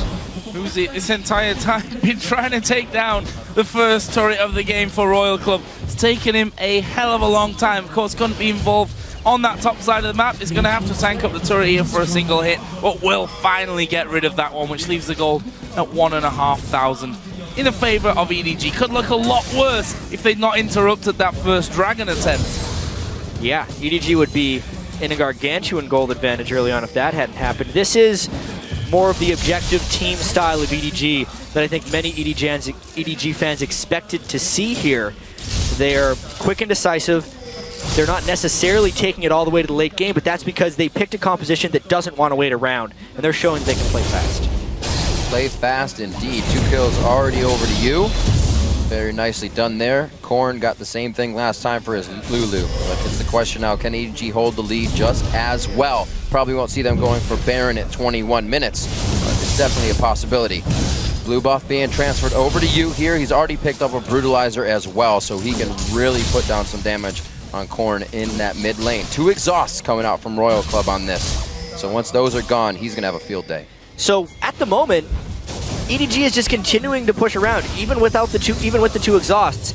They're not able to get the timing down right. Name's just going from lane to lane, pushing, taking pressure. At the moment, Korn needs to have some presence in the mid lane, even just the slightest, but it's so hard for him because he's already lost side turrets, and they can't have pink ward control in these side lanes because Name is going wherever he wants. And now, 3 of them gonna group up, make that 4 actually. Clearlove gonna join into this one, and Royal Club are just miles away. There is the shockwave flashed away from Zero, coming a bit far out. The hook doesn't quite land onto him. There's the culling to make sure that Royal Club back away. More good defensive play right there. Uzi going a little bit aggressive.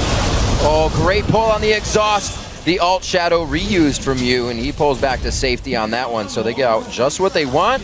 That alt up before the exhaust. Very much so. Zero's going to have his, though. 2 minutes on to Dragon, so EDG is going to have to keep this pressure up, not let Royal Club get the wards down that they want. So far, great deep coverage from EDG with wards. It is something we noted in their first game against Samsung White. Even though they didn't win, EDG has definitely stepped it up in the warding department for most of their games. And for you, we really need to watch him closely this entire game because Zed is really difficult to team fight with, let alone against 2 exhausts.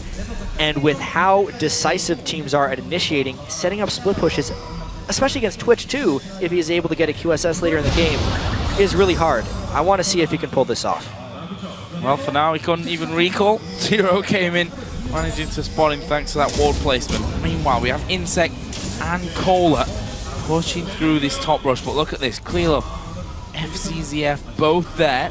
The timings could be really interesting in this one. Clearlove is gone. FCZF is also gone. There is still the tower behind Koro, though. And it looks like inSec may be recalling himself. Patience is a virtue. I wonder how long he's willing to stick around up there. That's a lot of setup time lost, but yeah, Koro is playing decidedly patient. Nice work. Wow. Name forcing himself into a flash position there, a little too aggressive. Didn't know Zero was just on the backside, but able to use that scrying orb to keep himself safe. Know that inSec is not coming into the bottom lane. With that, they didn't even know he was top lane there as well, so Koro had that game sense to keep himself safe and keep his flash. Just not the right timings here for Royal Club. A in the top lane, and B, no Blade of the Ruined King on Uzi for the next Dragon, especially when they're trying to do setup. He needs to farm a little bit longer. You can tell he doesn't want to go back to base until he has the Blade of the Ruined King, which will expose them, and EDG should be able to take this Dragon. Yeah, there's going to be no contest on this one. They'll take it down far too quickly. You've gone for that pickaxe after his cutlass and that brutalizer as well, so spreading his items out somewhat. As Name Aggressive dash there through into the tri-bush. Clearlove forced to flash away from inSec, who is level 7, so the kick would have maybe knocked him into the rest of Royal Club, but now they are going to try and get towards Namei. There is the dark passage to get him off to safety. The Q does land though. inSec tries to get behind him. He kicks Namei, but against the wall. There's also the hook coming in. B1 Koro has teleported down, and Royal Club, just like that, are on the back foot. Koro got the speed here from his ultimate running, but with Orianna there, it might be too dangerous to keep going. Kohler though off to the side, force the flash. There's the shockwave. They're going to maybe turn this one around. Zed diving in as well. Kohler's going to go low. Will he be finished? Yes, he will. Killing spree now for you. That's going to be the chase. No, they're going to stop. Good dissonance, but very low mana. Corn and Uzi are actually still trying to chase this. That means Uzi gets caught. He tries to jump in for the kill. That's not going to be what he wanted. More kills coming up for Uzi. Picks that up onto Koro. That no dissonance to follow, but they are going to be able to lock down the quadra kill for Uzi. What aggression for inSec to start the fight. Go down, but Royal Club still turning it in their favor. The fights just didn't really stop when you expected them to. Even in the mid lane with inSec trying to get more aggressive. 4 kills onto Uzi is miraculous for Royal Club after the way that fight began. They got enough retaliation damage down. When Korn landed that shockwave, it was just a matter of Uzi being willing to pop out of stealth. This fight was just so long. Bit of that aggression we had talked about before. At the start, inSec gets a little baited by his own namesake. Namei knew it was coming, does not get kicked into the equalizer, which obviously puts them on the run. Here, the collapse is also pretty good from the rest of EDG. Koro flashes for the room prison, and Yu does a fair bit of work getting everyone pretty low. But at this point, you can really see where they're getting a little bit baited. FCZF and Koro have no business chasing when they know Uzi can go stealth. Namei as well takes way too much poke, and you can see it in EDG's eyes that they went a little too far. Obviously, when the hook landed, it just exacerbated the issue because they thought they'd be able to turn. And those 4 kills on Uzi will have to carry the game for Royal Club because no one else really got stuff from that fight. Chasing, going for the fight, being turned around on you and then turning it around once again right at the very end. Crazy, crazy stuff. Leaves us at 5-4 in kills. 3-1 though. EDG lead on turrets and therefore gold with a 2,000 lead at this point. We look down at some of the items. Rumble got the Haunting guys, got those Sorcerer shoes, so he's ready to go. Blade of the Ruin King and Brutalizer for Uzi, thanks to those 4 kills, and that makes him all the more dangerous. Yeah, but we really have to pay attention to the gold distribution. 4 kills going on to Uzi, but specifically in the back end of that fight, I mean, Kola and inSec were not involved in that whatsoever. There's a 1,200 gold difference between top laners, a 700 gold difference between junglers, and it's all on Uzi to make a play. Oh dear. This could be bad. Definitely going to mean Uzi has to rush a Quicksilver Sash throughout this game. Yu's going to be able to get himself out. Uzi stays alive with the help of 2 shields. That's the pop-up from Monsoon. Trying to hit it. inSec locked it down. Sonic Wave, the resonating strike, and another kill for him. That's a shutdown of 3 kills over onto Yu. And it looks like Korn right now trying to push back with Kola. There's a response as well from Zero coming through the jungle. There's some big pushing going on. They couldn't finish off that mid lane turret. Now it's all about how fast Royal Club can push this bottom lane before they collapse. And they're going to come down through the jungle here. It's all going to be up to Zero to stop them pushing right through, and there it is. They're deciding to pull away. Nice little Howling Gale onto FCZF so he couldn't get in hook range. However, Kohler and Korn now turning up the heat on this middle lane, just pulling EDG between middle and bottom. Again, I am always impressed with how Royal Club can move around the map when you consider the language barrier. They seem really in sync right now, knowing when to go in and out. It's because they play so much off of instinct, and innately, you have to have a lot of trust in one another, which they've been able to accomplish here. Playing off of instinct and inSec right now. At least 2 people always following him around in that little party of trouble that they have going on. Just previously, it was Korn and Zero, or rather, yeah, Korn and Zero with the shields. Now we see Yu going for the split push, trying to keep himself safe. Probably doesn't want to get himself in any trouble, so he's going to do what he can to pick up everything without needing the team to assist. And while we have a second in this incredibly crazy game, I do want to talk about inSec's Lee Sin, and one of the reasons I like watching it so much. Every single time he lands a resonating strike, whether it's true or not, the opponent expects to be kicked backwards. It creates so much more zoning potential with inSec playing Lee Sin than with pretty much anyone else playing Lee Sin. And we kind of see the impacts in this game here, is if he takes a resonating strike, people are instantly flashing away, instantly dashing away, even if the rest of his team isn't there, because they expect the kick backwards. Well, there is that final outer turret taken down. Turret number 4, of course, along with that inner top turret that EDG took down earlier on. Leaves them still only 2,000 gold in the lead. We've got Dragon in 30 seconds. This is going to be a big Dragon for both of these teams, and EDG already lying in wait for it. And Thresh in conjunction with vision control is one of the scariest things you'll ever see. However, EDG's got to attain that vision control before they can successfully poach around this Dragon. With that being said, though, unless Uzi can get in position, this would be another Dragon for EDG to take. Cola would have to teleport in. Oh dear. Dear, that is an oh dear. A good disengage, however. They quickly back themselves off. And Skara pretty much right on that tweet. Once these fights start, be surprised if there was a double ace on the map, or wouldn't be surprised, I should say. EDG again replacing the wards. They're getting swept out. I think that drowns out Royal Club for being able to sweep anymore. Their brooms are full. Looks like the mid turret's going to go down for that as well. A little bit of trading gold here. Nice breathing room given by the calling, but it is not enough. The disengage. Zero loving those champions. He's able to throw out. Here they go! No, they flashed in for this one! White on the corn! He will not be getting out alive, not even close to Azania's yet. They trade one FCZF, but it is going to be out Clearlove going down. Flash is being blown to continue the fight on. Namei gets hit up. A double kill now for Uzi within this fight. He's 6-0-2. Yeah. On the 20-minute mark. Go set it right. That's Baron after wrecking everybody on that team, only losing Corn. What would EDG try and do? They have some low death timers and a teleporting Rise.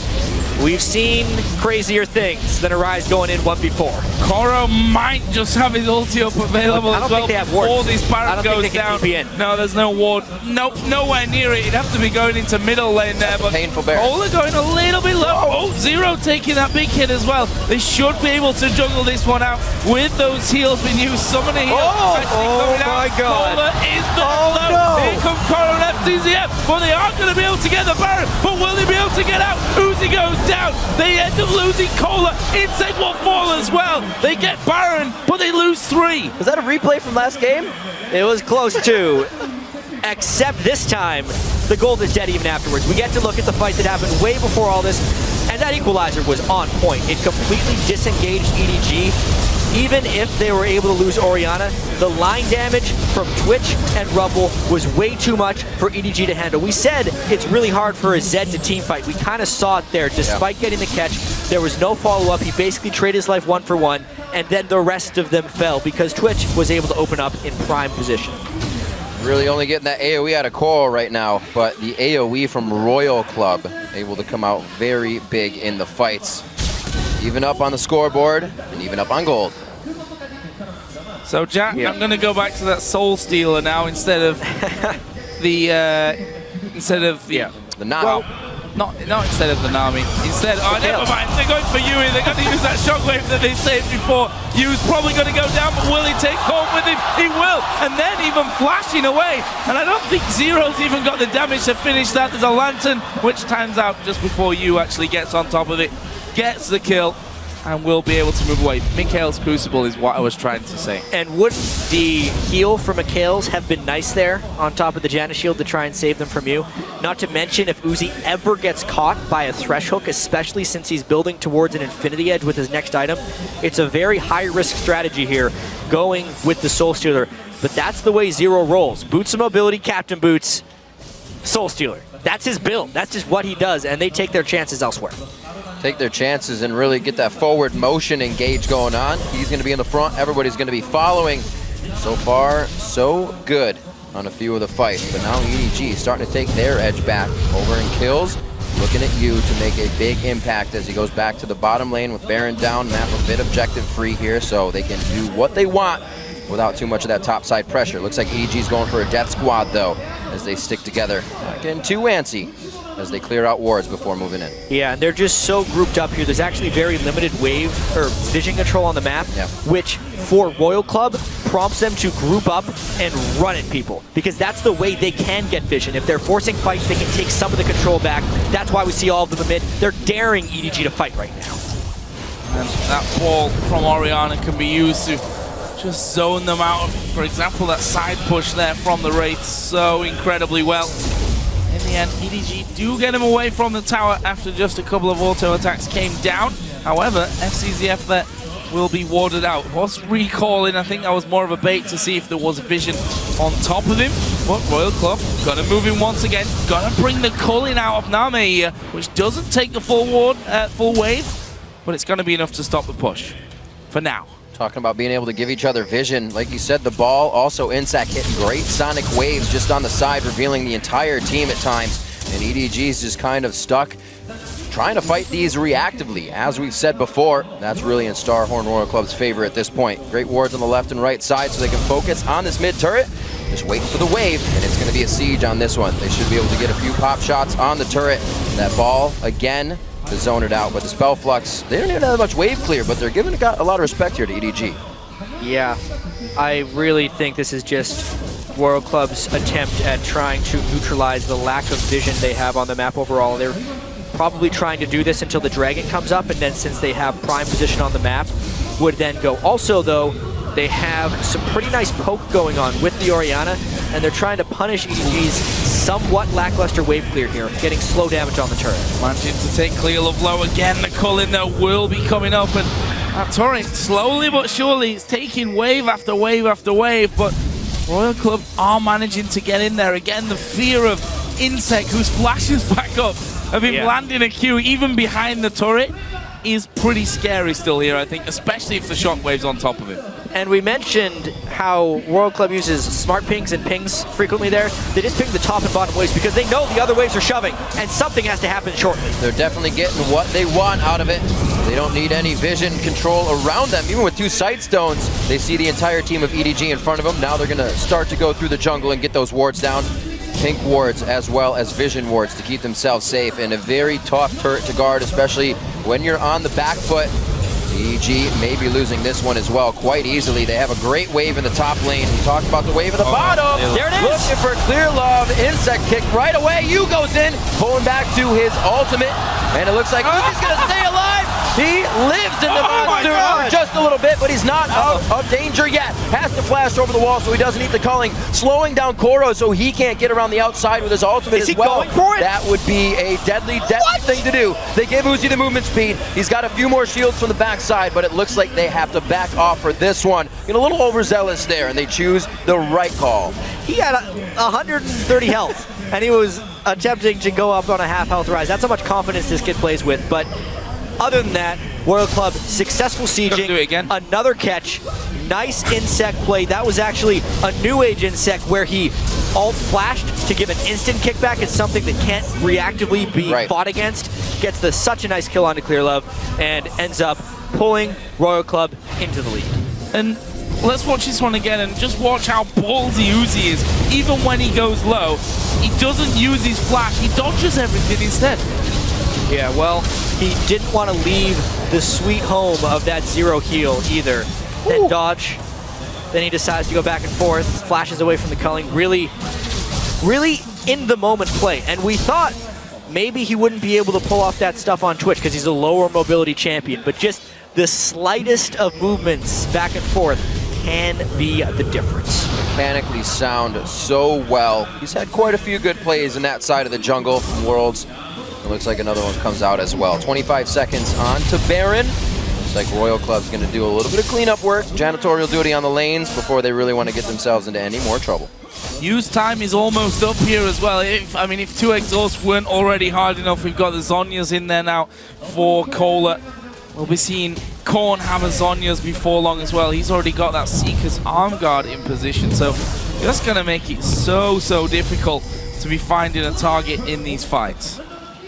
You don't see it too often as far as finding targets, but it's a Warmog's armor on inSec's Lee Sin before any of the other tank items. So definitely trying to give general tank stats, maxing health, and more importantly, some health regen for the long-standing sieges they're going to try and do here.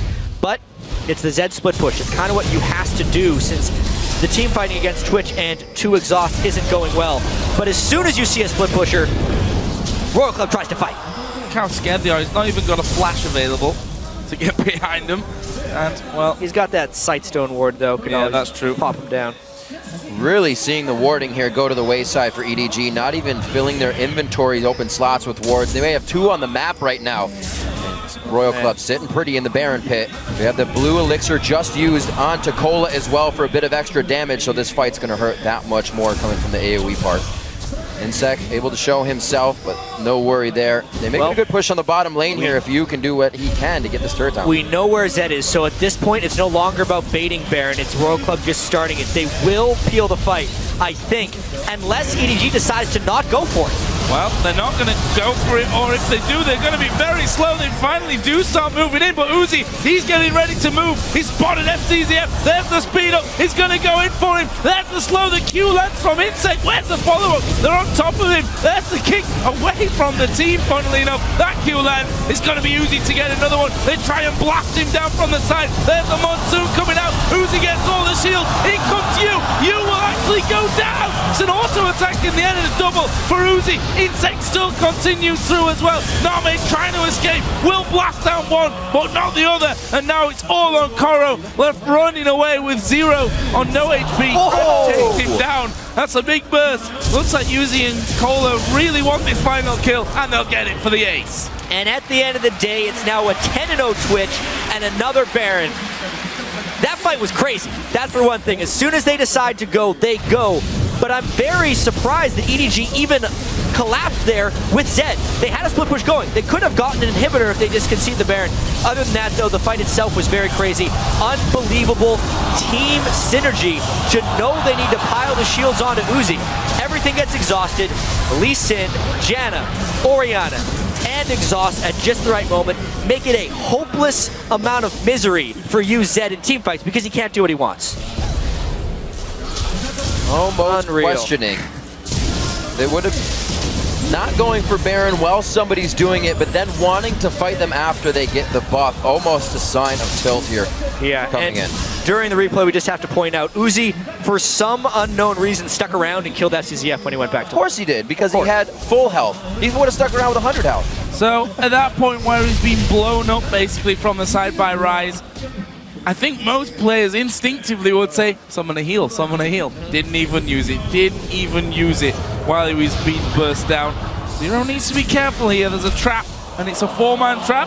But he's got inSec there, who just cues into the brush and sees said trap waiting for them. And that won't be a problem. Royal Club extending their lead now to almost 6,000 gold. Can EDG hold on to this inner turret in the bottom lane? There's no got to inSec, but he's super tanky.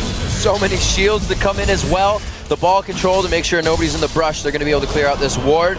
Royal Club, like you said, extending that lead and doing it so far, always being down in just the first inch of the game. Somehow always reacting better, always bringing themselves up top, and now taking the bottom inhibitor turret to push the base. And now with Baron, Royal Club has already shown superiority in team fights. They've already sieged down turrets without a gold lead, without a Baron buff, and without 11 kills onto Twitch. Things are looking very grim for EDG right now. Yeah, and I was talking about time frames for you. The Zonya's coming in now, is done for Korn, and there's a quick Silver Sash finish for Uzi as well, so more and more difficult as things go. Royal Club knocking on the door of the base. Top lane will be slowly, but will be pushing in their favor. Mid lane, sadly for them, is going the other way. Equalizer comes down. Looks like it's just to force them off the tower. Not the best equalizer at the moment, but a pretty fed Twitch. Everyone runs. Whoa! It doesn't have to be the best equalizer when you got Uzi with shields on him going in. Both members now, inSec and Uzi, picking up a kill for themselves. Clearlove and Koro running for solace on the fountain. That's pretty much all they got. Not even enough for home guards, so they're slowly refilling their health bars here. They're going to lose the inhibitor, and it doesn't look like they're going to stop. Royal Club with shields are going to start base tanking these turrets. The slow, so they can't get in. Uzi would be able to take him out anyways. Cola got to be a little careful here, and they don't have any waves, so they might back, but it's Royal Club. Well, Uzi is somewhat fed at this point. They get one. Koro has to run away once again to heal up on the farm team. Uzi was tanking the Nexus turret there for a second. They need to get rid of that one and juggle the aggro. They finally do. Koro comes back in. He will fall. It's another kill for Uzi at 14-1-6. FTZF comes on through, but the Nexus goes down, and Royal Club move to game point. Wow. What a carry that time by Uzi. And the rest of his team just supporting him throughout the game. There was this pretty protect the Namei composition in game 1, and he was actually unable to carry in that way. The Twitch, though, in this one, getting the quadra kill early on in the game, and then just using that power to roam around his 5. Never allow the split push to start from EDG's U, and just destroy and demolish everyone on EDG. It was impressive. Definitely following a lot of inSec play in that game. Doesn't matter what the calls are or the pings, they see inSec go in and they follow the unrelenting aggression that he brings to the table, and it's starting to pay off. A few times he went down first, but we even saw that fight go across the bottom lane and then back in the favor of Royal Club after they just kind of strung out EDG. And that's just how kind of fine that fight was, that one team starts it, they realize, okay, we're getting a little bit low here. They lose inSec, of course, at the start, push all the way back, and then just that, they managed to get Uzi in stealth. Plus, the shockwave did enough damage, and they're like, okay, we can actually just turn this one right on his head. And those kind of calls from a team that doesn't speak one unified, strong language, for me, is very impressive. Yeah, the thing is, they've been playing together now for a decent amount of time. Trial and error, in a sense. Do we go in? Generally, the answer is yes, and everyone has that innate sense of trust in each other, and it really shows. I guess it's not too hard to say, all right, if they go for Twitch, everybody shield Twitch, right? As far as the team composition goes, maybe the Rise brings a lot of AoE damage. They exhaust Zed right away. Piling on that singular target wasn't that bad for them, and boy, did it pay off. And it's amazing the way they look at the Baron. So early, it's kind of just like the fight ring. It's like, you know what? If we lose this, if we don't, it's fine. It's just kind of a part we're going to fight in the game. We get it, it's even better. But it doesn't affect their mentality if they all go down once they get it or don't. Amazing stuff from Royal Club. We're going to go over to Quickshot and the guys to take us through the ins and outs of Game 2. Thank you very much, guys. Despite Edward Gaming kicking off fairly convincingly in the early game, getting some map control and map presence, Royal Club bouncing back from a fed Uzi. We've got a bunch of replays. Let's pull the first one right up onto your screen. And Crepo, talk me through the setup to this play and then the play itself. Basically, what happened in the early game is that EDG played a sort of fast push, like lane swap style, and the biggest thing to note is that when they went bottom lane, they denied the rumble off the tower, got that tower with multiple people a lot quicker than UZI could take even down his first tower of the top lane. They rotated back around, went top lane, and they put even more tower pressure. If you roll the clip right here, we can see what's leading up to that. Yu leaves the mid lane. 2 people, 3 people try to defend that tower top, but it's just way too many. Instant teleport comes in, Clearlove goes in, Zed goes in, and just a simple cleanup. Good heal there on Clearlove as well. Zero gets popped as well. And this is what I like, but initially about EDG, up until the point where they throw the game later, they played fast push towers against a team that's notorious for fast pushing in LPL anyways. They do it properly, they zone off the right people at the right moments, and they get ahead. inSec really did not have the same level of early game impact that he did in game 1 of the series. It felt like Edward Gaming had sort of figured out a way to deal with Starhorn Royal Club. What was it that, you know, cost him a little bit, Freak? Well, to me, part of the reason that inSec is being held down is lane swaps are very easy to track junglers in. In general, you just don't defend like your turret as a top lane or 0v2 because you can't see them. And so there's not a lot of gank opportunities. We saw the mid lane gank, EDG doing the one that Starhorn did. Starhorn's ready for it, though. And so it's actually pretty easy to keep track of an early game jungler. And then if you're making the aggressive moves, like the high percentage plays, right, the Lucian's going to be better than anyone else in the game early on. Like, there's no ganks there. You don't gank 4 people pushing your turret down. You try to defend, and you can't. So that was, I think, very good by EDG to fast push to kind of counteract Lee Sin early power. Yeah, that lead that they built up, however, was completely thrown away when they overcommitted to a bottom lane team fight, which is our second replay. I know, Double, if you were particularly excited about Uzi in this moment, so let's roll the clip out, and Double, if you can talk us through it. Yeah, so Starhorn Royal Club, actually, you can roll the replay. Sarhan Royal Club actually has the jump on them right here. They're the ones who are aggressing, and you can see that Yu is kind of lagging behind. He's a little bit, just a tiny bit behind Oriana, but because they're on EDG's side of the map, inSec dies really quickly. There's a teleport that kind of zones them away and makes them indecisive for a split second. And then now it's just, let's chase. It's clearly that they have the numbers advantage. It's 4 versus 5. Obviously, the natural thing to do is to chase. But you can see here why. Well, that was a big miscommunication right there as well. And this two-man shockwave, it's still okay. It's still okay to go in. It's really just Namei who kind of drops the ball in a couple seconds. This Z ulti is totally fine. You can see right here, Namei turns around and auto-attacks the cannon minion and leaves himself vulnerable. He's just choking. I have no other explanation for that. He just turned around, hit a cannon minion, and just died for free. And then this is just Uzi's incredible mechanics. Yeah, Uzi's about to clean up here. A couple of things I want to point out about the replay. The miscommunication, especially Rise Flash snaring, Thresh hooking the wrong target. I think if the Thresh hook was angled upwards, he would have either gotten Uzi or just Rumble flashing into his hook. And so that's miscommunication. On top of that, on Zero's point, I think his exhaust was a tad early. He could have saved his teammate because exhaust is a 0.5 seconds shorter cooldown than Zed's Deathmark Blast.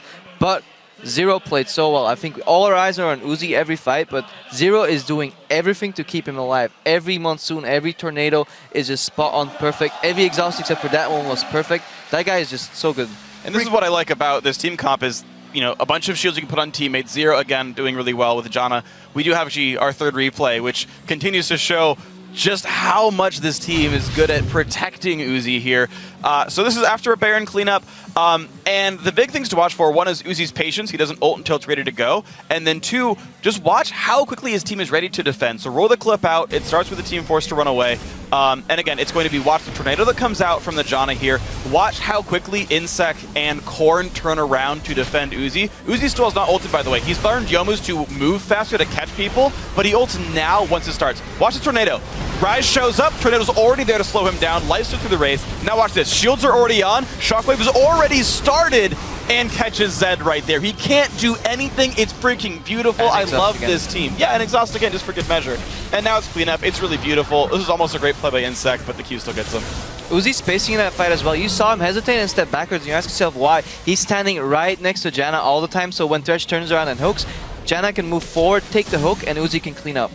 It's so funny because whether you watch Season 3 World Championships Royal or this Royal Club, everyone on that team will form a concave to protect Uzi when he's in danger because they know this guy has the skills to carry, and he did. Freak, I just want to quickly ask your opinion on Royal Club. Again, a bad call in the Baron pit earlier in the game. Yeah. I know you felt quite strongly about some of the decision-making leading up to that. Is this going to cost them the rest of the series if they do it again? I don't know if it'll cost them the rest of the series. They've got 3 chances now to close the series out. This looks to be a series win for Royal Club.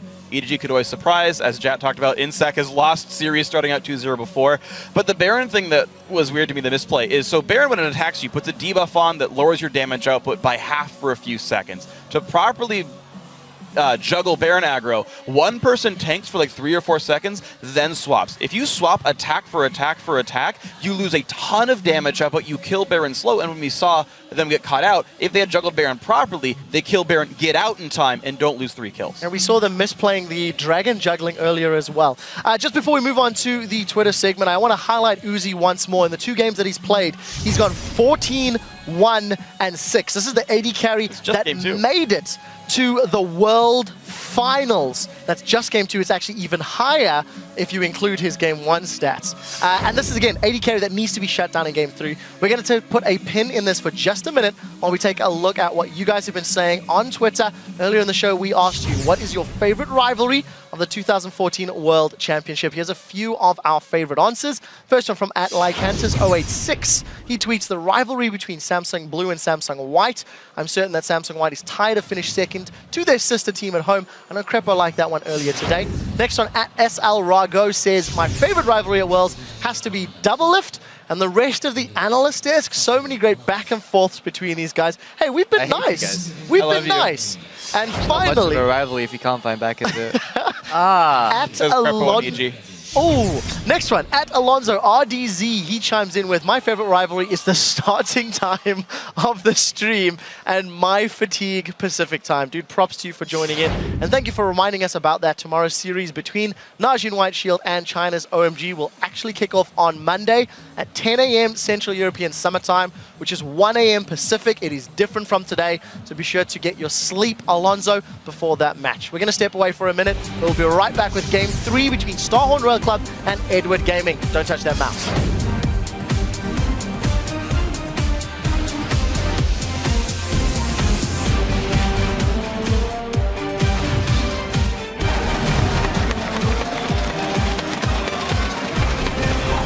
That's not going to be what he wanted. More kills coming up for Uzi. On to Cordo.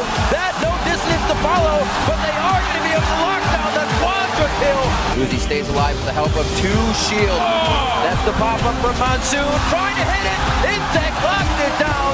Well, they are going to be able to get the Baron, but will they be able to get out? Uzi goes down. They end up losing Cola. inSec will fall as well. It's going to be Uzi to get another one. They try and blast him down from the side. There's the Monsoon coming out. Uzi gets all the shields. In comes you. You will actually go down. But a pretty fed twit. Everyone runs. Whoa! It doesn't have to be the best equalizer when you got Uzi with shields on him.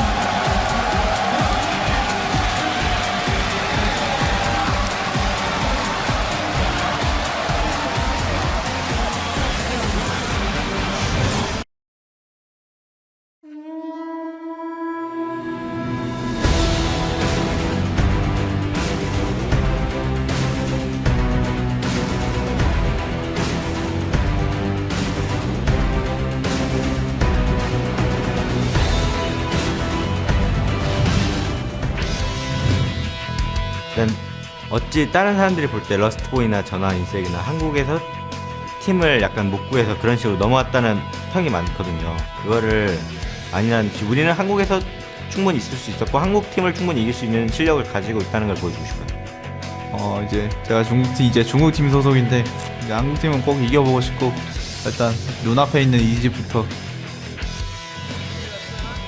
Welcome back to the 2014 League of Legends World Championship as I am joined here by Sneaky and Meteos by Cloud9. After getting knocked out, unfortunately, yesterday versus Samsung Blue, I do first want to congratulate you on you guys' both performance. Some incredible plays, but how do you reflect on everything now that you've had a good night of sleep, Sneaky? I think we played pretty well here at the quarterfinals. I'm not completely satisfied with our performance because we didn't win, but it's also, I would say, the best team in Korea, Samsung Blue, so both sides I'm satisfied. Meteos? I'm pretty happy with how we played.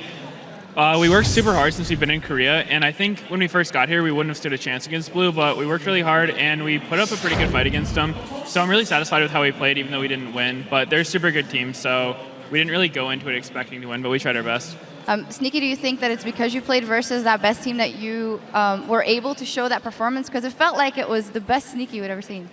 I would say Blue helped bring that out, but a lot of it had to do with how we practiced. We were preparing every day against, we actually played White the day before, which even though they could have shared strats, it wasn't very likely, and I think it really helped level up my play. Like I buy a lot more pink words now, and I use the scrying orb, and just all that in general, the vision control helps me make big plays.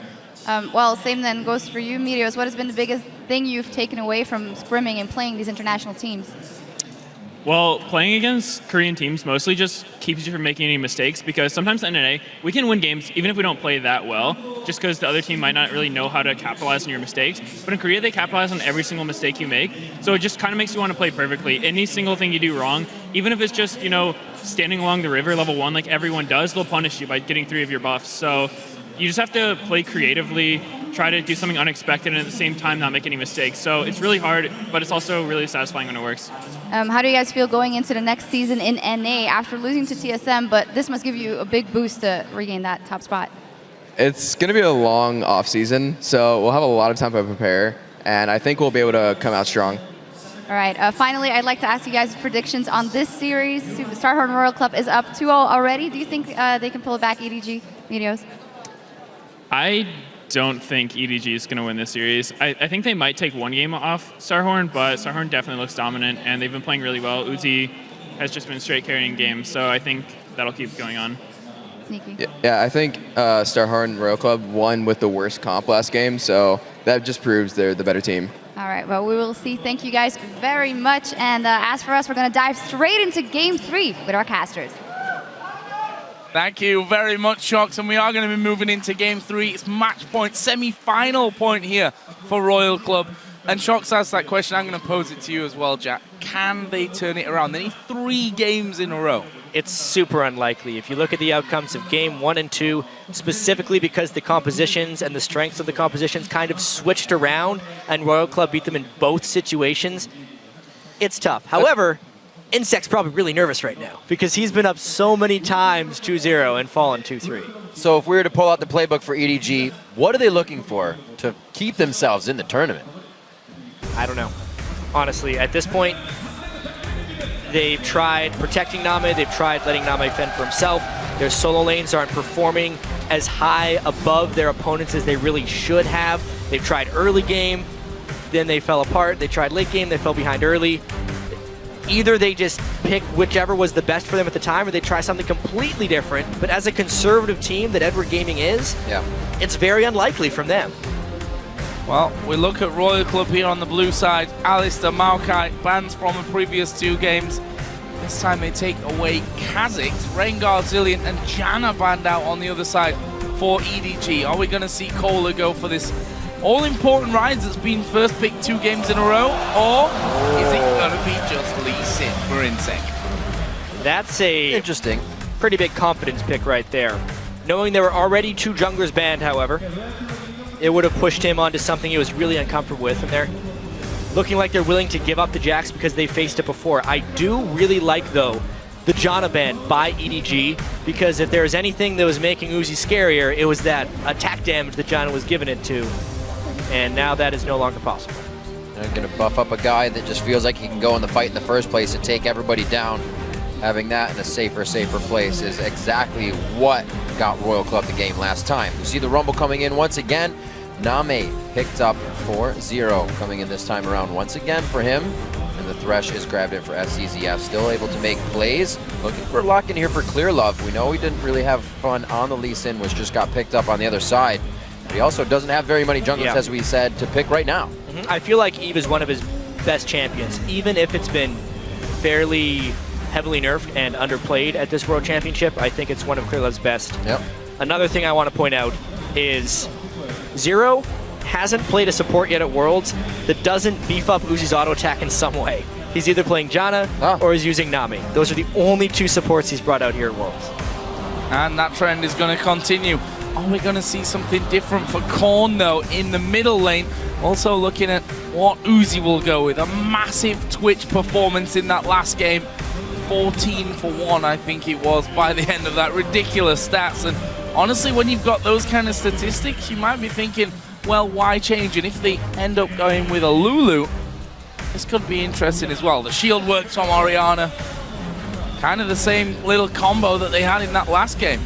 Specifically here, because Orianna is up, and we saw Korn's timing on shockwaves when people were going for Uzi, it is better than the Lulu pick because they think people are going to be piling onto Uzi.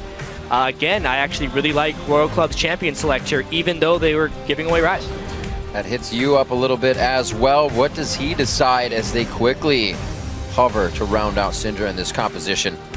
It'll be a single target focus for him, but it's been a lot of single target focus for EDG and not enough AoE in these fights that has kind of been, I believe, costing him a few of them. We'll see if he locks this in, and we'll see if he can control and bully that lane against Korn. Well, he's definitely not a big Syndra player. However, if we look at Zero almost never building Mikhails and actually wanting to be able to burst out Uzi if he opens up in a wrong position, Syndra stun plus Rise damage would be the answer. So, and the 4 games that he had in the LPL, and over playoffs as well, he had a 10 KDA on this Syndra, so may just be an option for him going up against Korn's Orianna. As we go into the last couple of seconds, it will be Syndra that Yu takes into game 3. So a lot of catch potential coming from this EDG team, and the stealth presence from the jungle, especially since Royal Club likes to play heavily based off of instinct. If they let Vision fall for a second against this EDG team, it'll be increasingly deadly since there is Thresh and Syndra to punish. If Clearlove visits the lane. True.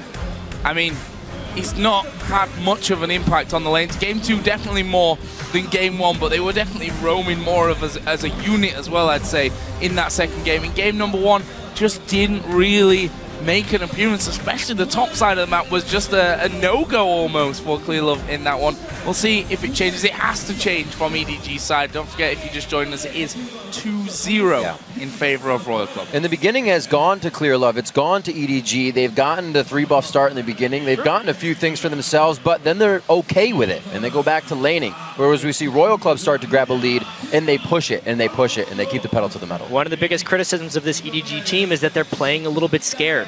And it actually didn't show in that game too, but maybe you're going to be scared now that you're down 2-0. Well, the champions are locked in and they're loading into the game, so head over to Twitter and either send us a hashtag SHR win or EDG win for the team that you think will be coming out on top.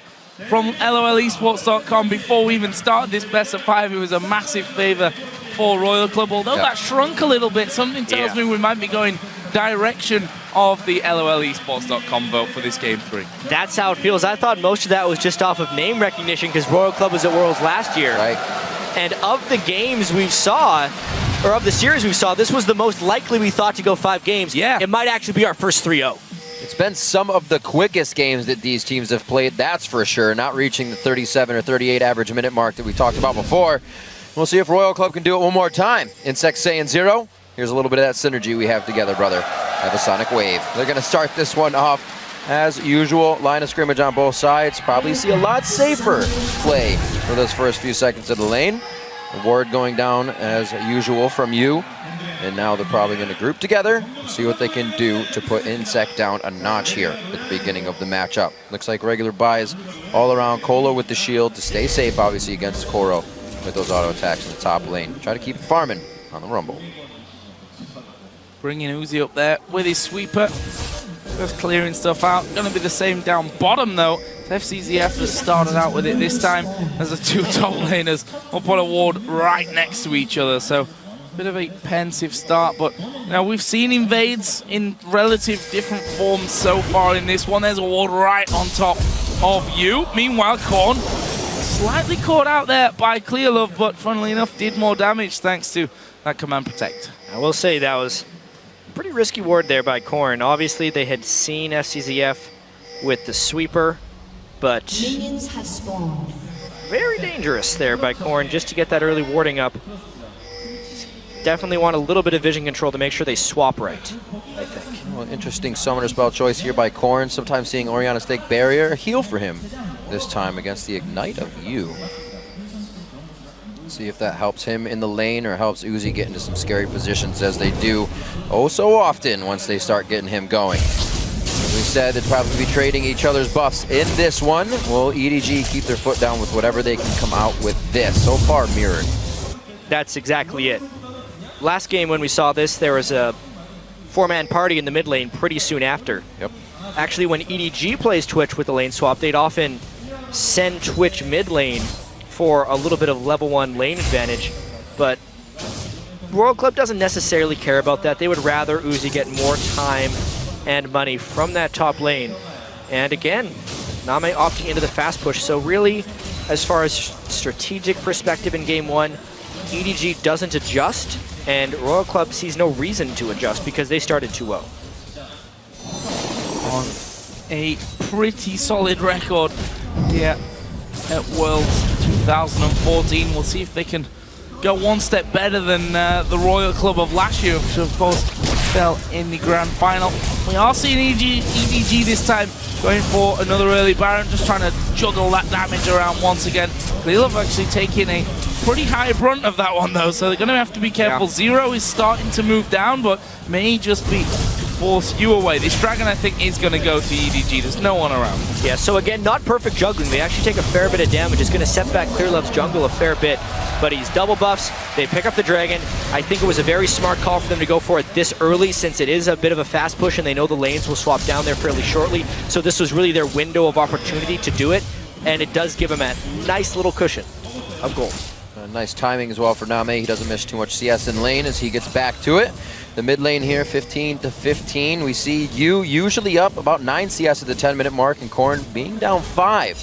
So that playing into the power of you being able to bully the lane. We may see that come out, and we'll check back at 10 minutes. Uzi easily farming here in the top, but he will meet FCZF and Koro. Top getting the support help now. Definitely trying to put a little bit more shutdown onto Uzi this time. They'd already sacrificed a bit of free time when they all went for the Dragon while Uzi was up there, but now it's actually AD carry shutdown across the board. This could be really dangerous. The Q lands, and this may be the end of Namei. Did have his flash and played it very, very patiently there. Was going to flash last second, had summon a heal as well. Yeah. And, well, holds on to both of his summoners, important in that scenario. Very impressive, too, that couldn't even force a summoner spell, and now because there was backup for Uzi in the top lane, he may end up having to go toe-to-toe against Lucian in lane. We'll see if the supports end up swapping down there. This could be a pretty favorable matchup for Namei. Well, the bully coming out very strong here from you. You can see Korn chugged all his potions already, so there's a bit of an upper hand there where they can continually pressure him. We'll see if the shockwaves hit this game. Either player on Orianna throughout this best of 5 has not been spectacular. The shields are more so what has been providing the help in these games. Looks like they keep it safe for now. All the pressure off of mid as the junglers head back to their wraith camps. Early pink wards coming in all the way in the side of Royal Club's jungle, coming in from EDG. So with the presence now of Zero and FCZF down in that bottom lane, the 2v2 will commence. inSec just being spotted there thanks to a deep ward by EDG. Means that Koro knows that Lee Sin is on his way up, and even if he hops over to a ward in that brush, inSec will be spotted thanks to the ward behind from Koro. So got good vision on that side. Meanwhile, Korn taking a big blast here from you. Is he going to try and finish it? Korn steps back out. A little bit dangerous as they are going to go for Koro. There is inSec banned in the queue. Can they finish it off? The overheat comes in and Clearlove gets the kill. Koro's still running here. First blood coming in. Koro survives and gets the kill onto inSec. Clearlove is a great Eve, and this time he can play defensively against inSec. So much advanced warning because of that ward, even though Koro was extended deeply. But that time, Royal Club is punished for their overcommit, and they give up 2 kills. There's Uzi. Oh, backing in the middle of the lane. Not exactly disrespect, but it wasn't a smart move coming in. Yu loses his life, and Flash for that goes down, and Uzi gets started early again. Wow. So really just finding a small window to go off into the mid lane. That was actually an expected recall by EDG because Namei had gone back and then Royal Club was missing, but they try and catch him on the way through. That's a little risky. Very risky. In fact, Zero is going to go down here. FCZF flashes in for the kill. Uzi going to keep doing the damage. Here comes 1 TP. Second one will come through as well. Uzi goes low. Kohler is there, but he realizes he has to go away from it. Can he escape? It's a good slope from Uzi to stop them chasing. Orianna started to move down as well, but Korn can't quite get in on the action. This time, EDG definitely taking a few more risks. Waiting in that tribe rush to find the fight is exactly the type of aggression they need to show in the early and mid game to prevent Uzi from getting huge like he did last game. Really good kill, and let's see if they can keep up the lane pressure. Both teleports down from the top lane. Dragon coming up in 2 minutes, so those guys are going to have to take a long walk for this one to happen. But EDG, like you said, Ja, is definitely keeping up the pressure this time. It's now that they can't go back to the lanes and just start farming it up and try to make that an extended laning phase. Great power so far coming. Koro with 1 kill. The other one, unfortunately, onto FCZF. That'll go into wards, and the vision can still provide a lot of the advantage that they're going to need. Cola, a little more passive now after that gank coming in from Clearlove, not knowing where it's going. In a dangerous lane to gank as well. Usually you see a Rumble can turn around a gank and make it go to his team. Yeah, usually not before level 6 though, that's the thing. Rumble having to teleport down this early into the game, not very ideal, and he's been pretty heavily denied by these lane swapping shenanigans. Using his teleport, really suboptimal there. I would say if anything he should have canceled his teleport as soon as Koro matched it, because he wasn't going to do anything teleporting in as a level 4 Rumble. EDG looking like they wanted to get around to the blue buff. It's already gone though, and that may then turn from a blue buff invade to a gank towards Cole, and you see he's just running away. Doesn't want any of that. Push the lane out and will start to back away. And one thing that we usually see to counter these Evelynn plays is, wards around the jungle camp so they can see exactly where Evelynn is on what side of the map when she's actually not invisible and is farming. There's nothing like that at this point for Royal Club. Not even close, actually. We'll see if EDG can Cole a stronger mid-game after this great start. It's really all about keeping Uzi down here. And because Uzi has swapped into the lane with Namei, honestly, there's not much that Uzi's going to be able to do to overfarm. He's against that pickaxe Lucian, so I mean, that's exactly what World Club has planned. They're going to send a Lee Sin down to try and get something going. Cola is really in trouble, though. Koro really signaling this one as he runs forward. It may not even matter, though. There's just too much damage. Lizard item already finished on Clearlove, putting out some big DPS as he comes back to the lane to shut down Cola's Rumble. Here's the reply, though. inSec, he's waiting in his bottom lane. He is level 6, so the kick could happen. Oh, there's the lantern, and the Q hits the minion, and that's the end of that. Yeah, and then some. You would think it's the end of that, but Zero getting really aggressive. Oh, bubble trouble coming in. The culling not really hitting every shot it needs to, and it's dispersed as well off to Zero. inSec just on the outside, hits it, takes the resonating strike, but it's not going to be enough on the poison. Chugging the potion down, Nami hits it immediately as that Here's fight the begins. collapse, though. EDG keeps fighting. Clearlove coming in very hard, and Yu is coming from the backside. Bubble misses, there is a stun. Oh no, he didn't stun over on Uzi. He's still alive in the back, but the ultimate is there. Zero will fall as well. Korn far too slow to reply to this one, and 2 kills come back the way of EDG. 3 kills as well on a Clearlove for the game. That's the collapse that EDG needs to be able to do since they have the edge. As long as they keep equal to better numbers in these extended fights that just keep going and going, they will be victorious. Now, they go for Dragon. You said, Jack, going back to comfort picks would really help EDG in the playbook, and Clearlove has done so, and it's definitely coming out on top for the team. Starhorn now to aggress. inSec goes in, does get the steal. Korn will go down, but I don't think that matters to them. They get out with a good chunk of gold. They're down 3,000, but they needed that one, and Cole is going to have some free time in the top lane. Without that Dragon Steal, the game may actually be over. Getting that gold when they'd already suffered the casualty to the Orianna is pretty huge. But that right there, seeing the way Scout of the Week works with the Thresh Hook, is the fear that Royal Club has. But the aggression just never stops. Oh, can they get in? Flash from FCZF. I'm trying to get away from the bubble, which Zero has been pretty damn impressive with so far. You mentioned Cola alone on that top side. Of course, couldn't join in, neither could Koro, because of the fact that those TPs were used in the earlier exchange. Cola desperately trying to claw some CS back. He's fallen so far behind, has half of the CS here of Koro, who's already got those Sorcerer shoes. The tier been stacking for a while. We'll have the Catalyst, the Protector coming in just a little bit as Uzi tries to be aggressive, gets a face full of culling instead. They're keeping it spread right now. And here comes Clearlove back down to the bottom lane. They want more aggression towards Uzi, not letting him get any more kills. Somehow he's found himself another 2 up by 12 minutes, and they can feel the pressure. The brush gets warded, and they sense it. You can see inSec is just camping this bottom lane, and he actually gets an initiation here. FCZF on the first one. inSec in and out. That's trying to fake everything out, but Clearlove says, let's go. Pedal to the metal. Very low mana on Zero and Uzi. inSec throws himself in the fire to get a kick with the Dragon Strike, and it looks like they're going to be able to get out of this one alive on the bot side. EDG is counter-ganking so well, though. They know what Royal Club will do, and they are coming up with counters. They also are collapsing a little bit faster here. And there are so many men down there, and Cole's like, yay! Free farm once again up in the top lane. We'll be able to take that turret, if not on this wave, then the next one. Namei's trying to get the first turret of the game for EDG down bottom, which he should accomplish with this wave. There is the top one going down, but you know, EDG are just so quick to turn these kills around. It's a big improvement from the first 2 games, that's for sure. Their decisiveness early on, and them just being a little bit faster than Royal Club in a lot of these collapses. Not to mention just a crisper, slightly more aggressive early game. The fact that they went for that very early Dragon, and then the fact that they were able to get, I mean, whether it was Royal Club's choice or not, get that 2v2. Uzi's not going off this game. He's relatively contained, and there's a lot of lockdown for when team fights actually do happen.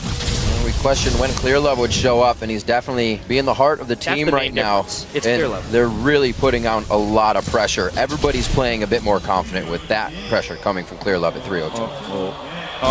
Yeah, vision control is tough. Boom, hook off the Korn, there goes Yu over the top, and Korn is dead. Yu will get that one to go on the killing spree.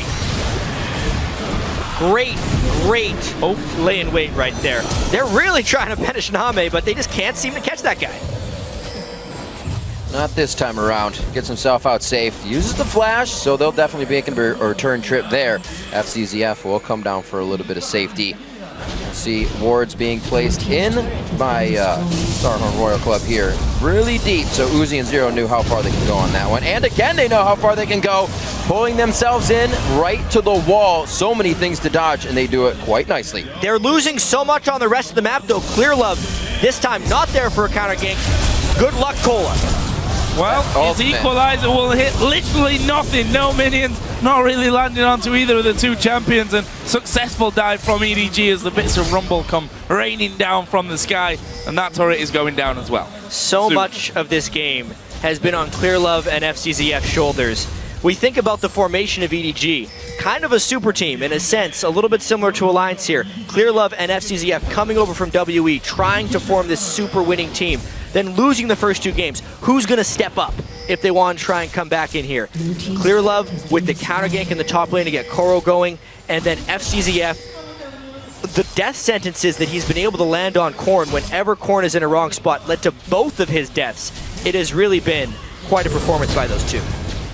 Well, 10-3 at 15 minutes and a 6,000 gold lead is something that's very hard to drop. We'll probably get Starhorn Royal Club to force a Baron that to try and drop that advantage out of EDG. I would put it by them, but right now Nami controlling the bot lane. He's getting a teleport from behind, and it looks like he is up the creek without a paddle on this one. I don't think he's going to be able to get out alive, but how much focus is it going to take to get him to go down? The rest of the team is closing in. Yu is going to be there along with FCZF, but they actually turn tail. They say this may not be such a good idea. It is 4 members to the bot lane, but they're not actually losing too much map pressure. That is some dedication towards Uzi right there. They waited a fair while to give him that kill. They know that all of their eggs are in Uzi's basket right now, but with the gold deficit of 6,000, I don't think it's going to be enough.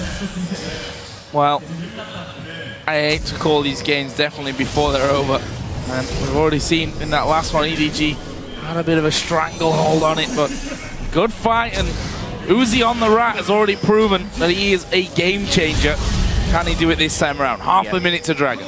Things that are going somewhat well for Royal Club and the chances they would have to come back in this game. Uzi with Blade of the Rune King and Spray and Pray could open up a really nice ultimate chain, as well as having Haunting Guys on Rumble, despite him being 0-3. If he places it properly, it can still be devastating, but it's gonna be tough. Royal Club's pushing out of their pink wards right now. Uzi not making as many moves before, probably because he can't see Clearlove, somebody that can really get into the fight and lock this down. Much more patient play from Royal Club, or I should say reserved play, than we've been seeing in these games. Clearlove again trying to be the front runner in this. Uzi tries to come in. That's the pink ward. That's going to help him out. And back and forth. inSec not getting the kick that he wanted. Safeguards back to his own ward. Dragon is alive, and Royal Club says this is where we need to pressure. This is where we need to lock down EDG. EDG's a little bit scared of just funneling in because they know the threat of the Rumble and the Twitch despite this giant gold lead. But if EDG just flanks with the Rise and the Eve, I think it's devastation for Royal Club. Well, there is the equalizer going to be thrown down. Dragon is still being done as Clearlove and Koro going to show themselves. They're going for Uzi. Can they burst him down? He's still alive in the back. Uzi still alive in there. They've done a lot of damage on the left-hand side. Royal Club are running, but they're running the wrong way. Trapped. They are completely trapped. Right now. Korn's got no mana. Yu's pretty low as well. Where are they going to go? Koro, full HP. Namei not far away from this one either. Another big burst comes in. There's Yu getting one. This should be destruction for EDG. Korn will be finished off. And just like that, it's an ace for nothing. It took a while, but they were patient and they sealed the deal there. They did the flank. They did not overcommit into a corridor while Spray and Pray or the Rumble ult were going down, and they just destroy Royal Club. They take absolute control of this game. Dragon now going over. We'll see this one more time, and it was just too good in the eyes of EDG. They said, look at all this cleanup potential. I mean, remember, there's like a 7,000 gold disadvantage for Royal Club before this fight, so especially since Namei was pretty much full health and mana, and Koro had not even expended his flash during that fight. Not to mention, Royal Club was completely out of places to run to. They got completely pincered. It was just a matter of some good EDG cleanup. levels up as well, giving EDG everything they need to take these fights in their favor. 15-14 in a day and night difference from EDG. Whatever they did backstage after last game is definitely paying off. Whatever they said, the communication is there between the team, and they are looking like the super team that came out number one in China. Yeah, I think what they said is, come on guys, it might be time to turn up now. We had a ropey group stage. We're 2-0 down in our first playoff game. Now is the time to shine, if any, and well, game 3 so far is looking very good for them. Close to a 10k gold lead. It looks like we're going to be seeing them drawn to Baron once again, a recurring theme between these two Chinese teams. One of the things you're going to get out of just winning those games, the other team says, we can fix the mistakes we're seeing. Royal Club was saying, let's keep doing what we're doing. EDG now has an answer for that, and Royal Club is kind of on the back foot without an answer to EDG's aggression. I mean, we may even see the first team take a Baron against Royal Club at this entire World Championship. They're 13 out of 13 Barons up until this point. But I don't really see a way, 9,000 gold down, that they can realistically contest this. Walking into a Rise Cinder without visioning a Troll, add the Thresh into the mix to make it even more dangerous. I see only one way, Ja, and it's called inSec. They're actually going to go for FTs. Yeah, they will get the kill, but Namei on the backside, damaging Cola. They'll kill off 0. Wow. And that will be, for now, a 1-for-1. Cola needs to heal. Where are they going to go? Actually, look at Uzi. He's in the bottom lane here, trying to push through. I mean, the other way they don't get the Baron is if they just push up the mid lane, kill the inhibitors, and end the game before even going for it. Uzi just now getting back into the base. All the initiation tools are down for Royal Club. This is where EDG could not afford to make mistakes. They have the chance to. It's not going to put Royal Club back in the game instantly if it's just a fight in front of these turrets. But they have to be careful they don't give up too much, and they are aware of that. Going to go ahead and steal every resource they can as they exit the jungle of Starhorn Royal Club, really making this game tough for them. There's a grab from SCZF. Yeah, it's funny how they hook inSec, and then when he hooks himself to the wrong side, inSec's like, you know what? I could just ride the Thresh out of this one. Not a good shaking that one up. Lost his fizz this game, that's for sure. 0 trying to back away, gets stunned up. No follow through though. Not too much of a problem. However, what could be a problem is that EDG are full position on Baron, but they've already hit the rewind, and there is Uzi coming in on towards Coral. Get that one. Can he kill off Fu as well? Namei coming around the side. Whoa. You going low and will be finished. Julia to double kill for Uzi. Can he get any more? Just finish him, inSec, running away from it, but that might have lost the control on Namei. There's the ball. He dashes away from it. Are they going to keep chasing here? I think so. Lantern coming in. Onto Uzi. There's the Lantern, and it takes him to safety. Even with the escape, that's still 2 more kills for Uzi. I guess you can never really count Royal Club out as long as Uzi is in the game and has a lot of gold. Twitch, one of the champions who could hyper carry a game more than any other AD carry. Mainly because if he lines it up right, he can hit 5 people at once, and nobody else can say that. Unless Jinx, I guess, or Rockets could explode, but that's a little bit harder. Uzi, he's lost his mind. You cannot afford to let your guard down. I gotta say, EDG should be placing the pink wards in the mid lane. They're getting just on a train on the tracks coming down. That's the way Uzi plays it. Their pink ward's now focused out in the jungle, and he's not even spending any time out there. Koro trying to clean up the bottom lane. EDG to get their waves in position. They know it's not a strong point of their play, so they gotta patch all that up before taking these fights. EDG is in such a position of control, especially with Syndra and Uzi needing to build damage instead of magic resistance. The instant he pops out, you throw a ball on the ground, flash ult, and that'll basically be Uzi out of the fight. They just need to find the right position, find a way to not get snuck up on by Uzi, and close the deal here. Oh, Uzi. Is he going to be able to get into Koro? He's going to check that brush. Or is he? Solo Rise? No. Well, he's not going to try for now, but Rise might have different ideas. There is Uzi trying to get away. Hook comes through. Flash into a room prism. And, well, Uzi got away from it. However, Korn being knocked around there inside of the jungle. And Royal Club successfully coming together, at least for now, to defend this inner tower. An 8,000 gold lead. It's going to be quite tough.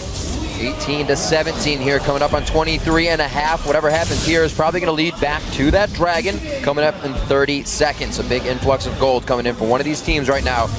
Starhorn, for the first time in this series, on the back foot, guarding their own turrets and not dictating the plays. And this is another flank opportunity for EDG. Eve and Rise want to come in from behind them. Uzi tries to flank himself and gets caught. He does get caught this time, getting a little too overzealous with his plays. The ball goes into the shockwave, hitting nicely from Korn. inSec now in by himself, takes the full brunt of the ultimate, and he will keep himself, goes down in the end. That spell flux traveled quite a ways, and now it's Koro running for his life. Gets slowed down. Uzi's gonna pick up another kill here. Korn throws out a clockwork, and he kill secures that one. Uzi's making me believe that he's never really caught.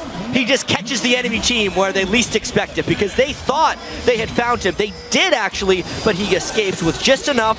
EDG lines up for spray and pray, and with a 9,000 gold disadvantage, Royal Club wins that fight. I feel like I've said Uzi is still alive more than enough times over the last 2 years. Yeah. Somehow manages to get away almost every single time, even using that Ghostblade active to chase down there and finish off Rise. Let's have another look at that one and how the rat escapes again. I mean, they used the Evolve just on one, which kind of sets them bad, and inSec pulled off a really nice kick on Namei to make sure he's out of the fight. So the amount of damage that actually came through to Uzi was completely front-loaded, and they couldn't follow. At that point, it was a good shockwave, it was a good equalizer, and despite the gold disadvantage, the use of skills and just a better overall team fight by Royal Club, positioning-wise, gives them the win there. Ridiculous aggression from Uzi on that fight. Blowing his flash and then still going in.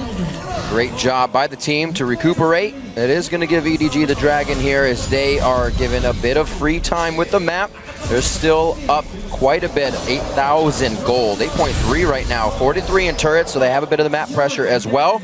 Got to get those waves in their favor if they really want to start making moves. And wards on the sides. Uzi has been wreaking havoc this game. 5-2-4, meeting up with Namei's 5-2-7 here.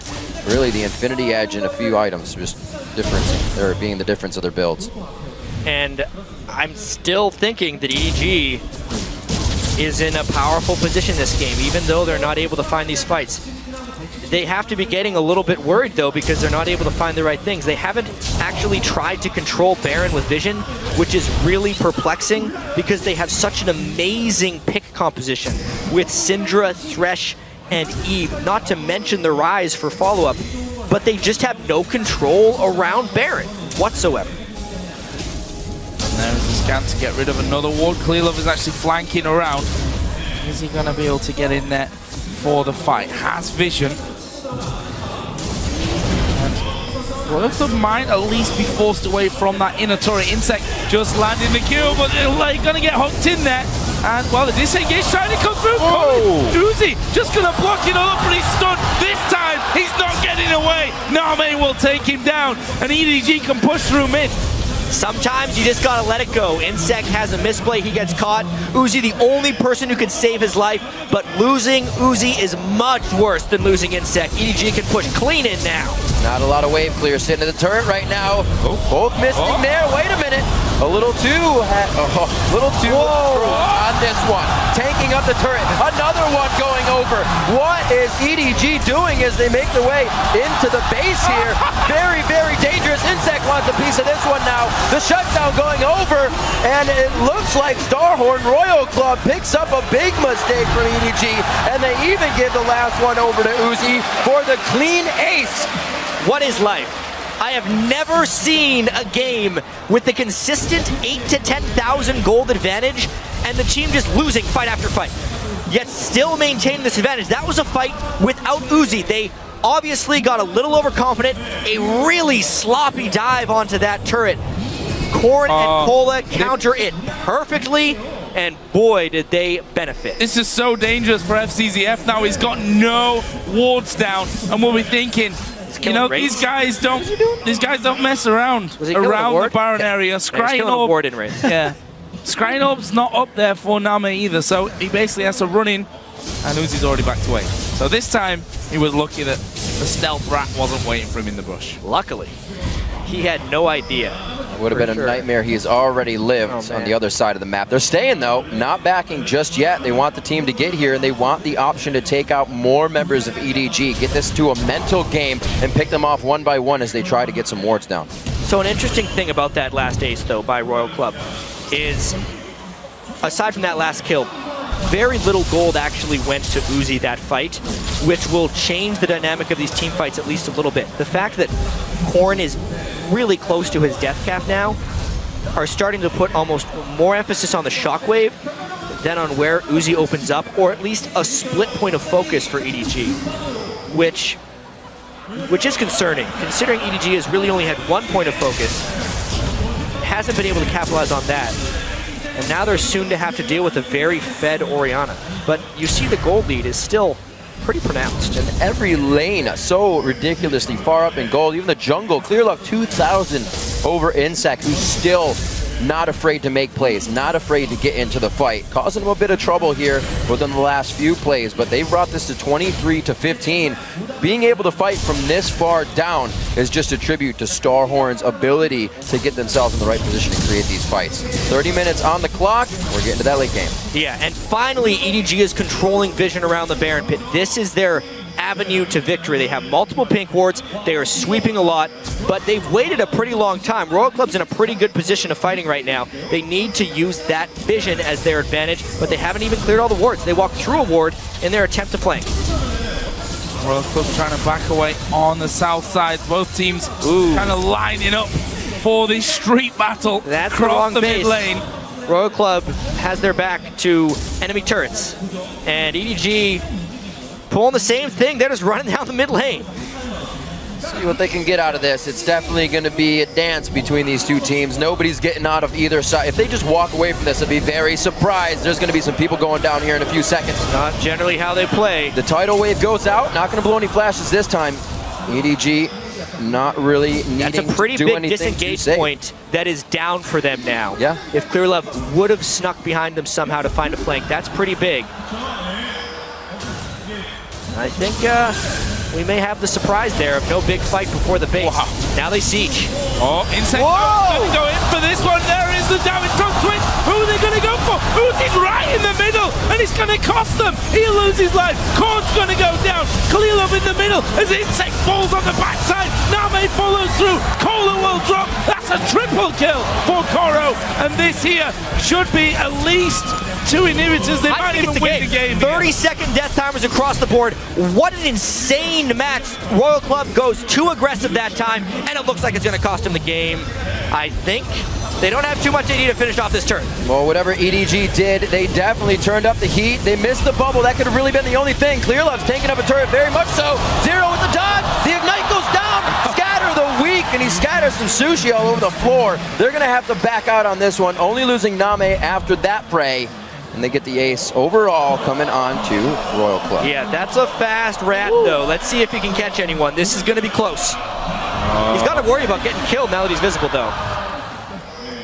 Yikes. Big build-up for not a... Oh! Ghost Blade pop. Okay. That was a... Saw inSec coming around, thought it might be a possibility. Interesting timing on that one. Just as we thought it's gone. Yeah, that last fight was so absolutely crazy. But Baron is still a question mark. Right? The inhibitor that is down is actually super minions that Royal Club will be able to defend coming in. So the game is actually not over. It was one really inopportune fight for Royal Club. Uzi opened up in Syndra's face, got blown up for the reasons that we thought were going to be happening all game. Syndra just straight up ulted him, and the rest of the damage obviously couldn't follow up afterwards for Royal Club. 11,000 gold. The lead here for EDG in this must-win third game. They're down 2-0. And, well, they've got it still, even if they win this one, a big job on their hands. But they're trying to secure some more gold here. Taking down another dragon. I almost want to just get a big piece of tape and put it across the top of the screen in the Royal Club versus EDG matchup right now, because the gold lead hasn't really seemed to matter in the style that Royal Club plays. They are still willing to posture for position, try and clear wards. They've attempted to control Dragon while down 6,000 gold at like 14 minutes and just go in for crazy fights, and half the time, if not more, it has been working for them. Yeah, there's not very many times when you see this gold lead and still feel like the game can go either way. Clearlove, he won't be popped right in the beginning. He has that Banshee's Veil for a little bit of assistance. And very, very sketchy on this fight. Royal Club making sure to stay as a death ball right now. A bit of a spread from EDG would definitely help. And they're just going to show themselves right off the bat. It could be the zero catch. Speeds himself up passively. Frost Queen's claim comes out. A full team tidal wave. No! They're able to split that one off. EDG just on the edge of all getting popped up. And it looks like, again, the tidal wave is down to start this one. Super minions are barreling down towards Royal Club's base, and they only have one Nexus turret to defend, so those minions would end it if they can't recall. They are going to get there though, Uzi and Korn, although he goes down, not quick enough. They lose both Nexus turrets. And with that, EDG say, okay, they've all recalled to deal with the base. Let's get a Baron, let's win this game. Yeah, it only took every game at Worlds for Royal Club to give up a Baron, and even at that, it didn't come easy, but finally, they lose one, and yeah, this is EDG finally in control. Changing up the early game style. Definitely still a team from China that is going to play a little bit more passive, but they know when to flip the switch, and they know when to keep their foot down and the pedal to the metal. Koro 10-3-6 in this game. Teleports have been on point, and he has gotten himself charged up as well. Frozen Heart there. We look down at FCZF, the Glacial Shroud as well for a bit of cooldown and armor to stop Uzi from getting these easy kills on whoever he wants to grab them on. It's definitely been a tougher game for him on Twitch here, as EDG has taken that into consideration. Is that a Mikhail's Crucible for Zero? That is a little bit shocking, but now understandable because a stun lands and he's going to fall. I don't know what Royal Club's doing. They have no Nexus turrets and their super minions in their base. I don't think Royal Club knows what Royal Club's doing at this point. You see they're all like, oh yeah, Jack's right, let's get back to base here because we may end up losing it if we're not careful. They're going to have to speed out. Luckily for them, the minions have spawned just in time to keep them off the Nexus itself. And a brief respite as the inhibitor spawns as well. They didn't even need to go back. Those super minions would have had nothing to attack. They're hoping for a catch in that lane, but now trying to defend against this Baroned up EDG. Let's see one final battle. It's going to be very tough. Nami can stay positioned well in this one, something that's been really hurting him a lot. He gets hit by the shockwave on that one. Then he's kicked in the positioning. Not quite right on that one. Will they be able to clean this one up? The Zanya's quite nice from Cola. Clearlove has to refocus in this one. Koro taking a lot of damage. Clearlove's going to get hit up one last clockwork wind up, but he gets out alive. It's going to be the flash heal from Zero that takes him down with the damage. And it looks like the dissonance is the only thing they have. But wait, Uzi still has flash to make his own plays. The blue buff on Korn definitely gives him a lot of damage and a lot of utility to keep everybody safe, but they decide to stop. They only lose inSec on that. Did I say one final battle? I forgot what game I was watching, what team I was watching here, because they just turned the switch once again. inSec finds just the right kick on a Namei, again punishing his positioning here at the World Championships. You can see Namei ahead of the rest of his team. Shockwave stops his dash, which enables inSec to just mess him over, and at this point, everyone tries to funnel into Uzi. Once again, the Mikhail's super critical that time onto Uzi, finally buying into the right situation, and then they can just pile on. Their 80 carry damage was gone, their Rise couldn't reach his intended target, and Syndra had already blown ultimate. So Royal Club, 15,000 gold and a Baron down. Win a team fight because of better positioning and fantastic execution. How does this story end? We thought that that was the last fight. It's a choose your own adventure, Joe. Yeah, and I don't know which ending I'll choose at this point. I mean, I want to see another couple of games out of this one. There's no doubt about that, but wow, so far producing 37 minutes. We're now at the average of both of these teams, or almost bang in the middle, in fact, of what they've been playing in the group stage. But how much longer is this one going to go, and which way is it going to go? Because although EDG have dominated in gold totals and have taken down both Nexus turrets and both inhibitors, they've now respawned. Actually, only one inhibitor because the middle one's not been taken down. That top inhibitor, you just feel that Royal Club, if they get one good fight here, they'll turn it. You'd think that, and again, EDG funnels in though, and Uzi's a little bit late back to base, but the question is, how much respect is EDG giving them? Because at this point, Royal Club's earned a lot of it. Here comes a pretty fast switch from base. inSec, let's see how they do it. Equalizer right up the middle, not really stopping too much. The culling comes out in defense. Oh, in the back side, but he gets flashed further than he wants to go. Can EDG turn this one around now on Royal Club's head? A missed shockwave could be huge here, and it is going to be very big in the ending of this play. FCZF will go down, but EDG take the base to themselves. Zero will not be able to stop this, and we are definitely going to be going to a Game 4 as EDG picks up Game 3. that is such a critical mental barrier that EDG has just overcome there. They just couldn't seem to find the right fight again and again, and at the end there, inSec is not able to kick Namei into the team. Again, they're able to kill Uzi because he opened up in a very vulnerable situation without magic resist. Obviously, that game took a little bit longer than EDG would have wanted to end, but they still do the important thing. I mean, they kill the Nexus, they get the win. And that was the difference in that last fight compared to the penultimate fight, the one before it that we thought might have been the last one, is that Namei saw and realized that inSec's coming straight for me. He's going to try and kick me right into the middle of the team. This time he actually dashed backwards so that inSec followed him far too far away from the team. And that was the difference. But EDG victory will move us into game number 4. Far from safe, though, despite the massive lead that they had. That was definitely a troubling push down to the Nexus for them, not being able to close it out. Usually what we see from most Chinese teams is that they're not very objective focused. They keep going for the kills and they don't put their foot down with one finite thing they want to go for. But in that, it still looked like with an 11,000 gold lead, Royal Club could take the game at any point, and that is a scary thing. They are definitely super, super dangerous. One more strategic thing I'd want to touch on, though, is the Ryze that was not first picked, right, in this game. Instead, it was a first pick for inSec on Lee Sin. EDG is now going back to the blue side. Unless the bans are switched up from the previous games we've seen, it would be another Ryze control. He was 11-3-10 that game. A huge force as far as damage and their ability to try and push Royal Club around the map. I think that's really, really critical. And that's the difference, right? We've seen the jungle bans, Kha'Zix, Rengar both banned out, which means that Lee Sin became more of a priority. Clearlove really stepped it up this time on Evelynn as well. So we'll see how those bans go in game number 4. Yes, we will. We're going to throw it over to the analyst desk right now for a little post-match perspective on EDG's first win of this series. Thank you very much, guys. Edward Gaming, their backs were up against the wall. They really showed up big in game 3, had to dig deep to finish it out. That actually gave us the bloodiest game of the 2014 World Championship. 54 kills recorded by time the Nexus fell. Previous record was between Samsung White and AHQ at 52 kills. I want to bounce immediately off what Joe said. Clearlove really stepped it up this game. In contrast to games 1 and 2, he had a presence. He severely impacted the early game and is, in my mind, a large reason as to why Edward Gaming got the lead they did. Yeah, Kha'Zix was banned, Rengar was banned, Lee Sin was first picked, and at that point you pretty much think the enemy jungler is neutered.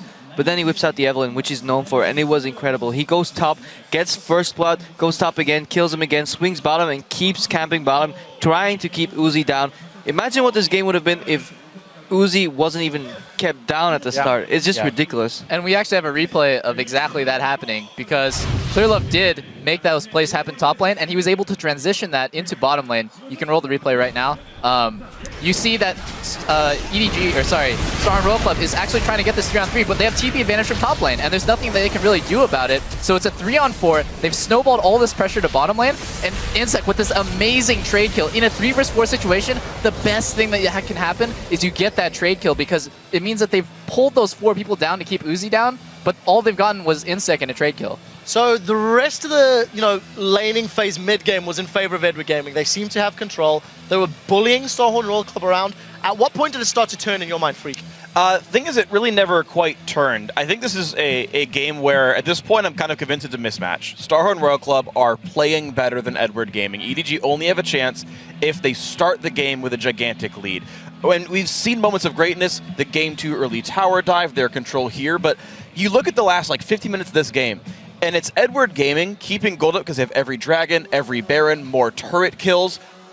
But with 15,000 gold, they can't outfight Royal Club. And unless Uzi keeps, overstepping his bounds and getting caught out by his own will, by flashing forward in fights, you're never going to win a fight as Edward Gaming. Ever, ever, ever, ever, ever. So now suddenly you've got to break the mold. EDG has to win early game every time, or they're never going to win another one. And actually, this game, their greed to kill Uzi is what got them killed every fight, because they would flash in. Somebody would always flash and try and kill Uzi. I still remember one fight, Clearlove, as great as he played in the early game, at one point in their base, he solo flashed on Uzi. Uzi just repositions, sprays and prays right through him, still hits 2 people. It's like, okay, if you come 1 by 1, I will kill you and your teammates behind you. The best thing is probably would have been just ignore him or send in your support with an exhaust and then just let him die. Let's get the next replay up on our screens as we continue to talk about some of these team fights. This was a dragon fight that did actually go in favor of Edward Gaming. They go for the flank, and despite it being messy at the start, they do close it out in the end. So let's roll this clip out, and Crepo, you can talk me over it. Yeah, I just want to point out before anyone else can take it, look at the Rumble ulti.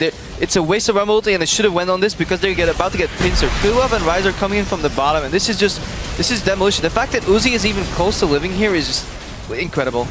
The shockwave really hits nobody too. It does hit 2 people and does the damage, but there's no fault for the CC portion of it because they're pulling back because they got flanked. So in that situation, it was kind of a misplay to use the Ori ulti so quickly. You see he's completely out of mana now, so that was his kind of one bullet he had left in the chamber. Yeah, at this point it's obviously very easy cleanup here, but just in general, if you're a Rumble team and a Twitch team in general, and even an Orianna team, all 3 of those, you can't be the team that's getting surrounded on. You've got to be the team at least either with ward control to where, oh, it's 3v2, Rumble ult on them, Shockwave on them, Tidal Wave on them, clean up those kills when they separate, which again you need vision control for, or collapse on them when they go for burn, but you need them to be in a group and you need to go on that group, not have them come on you.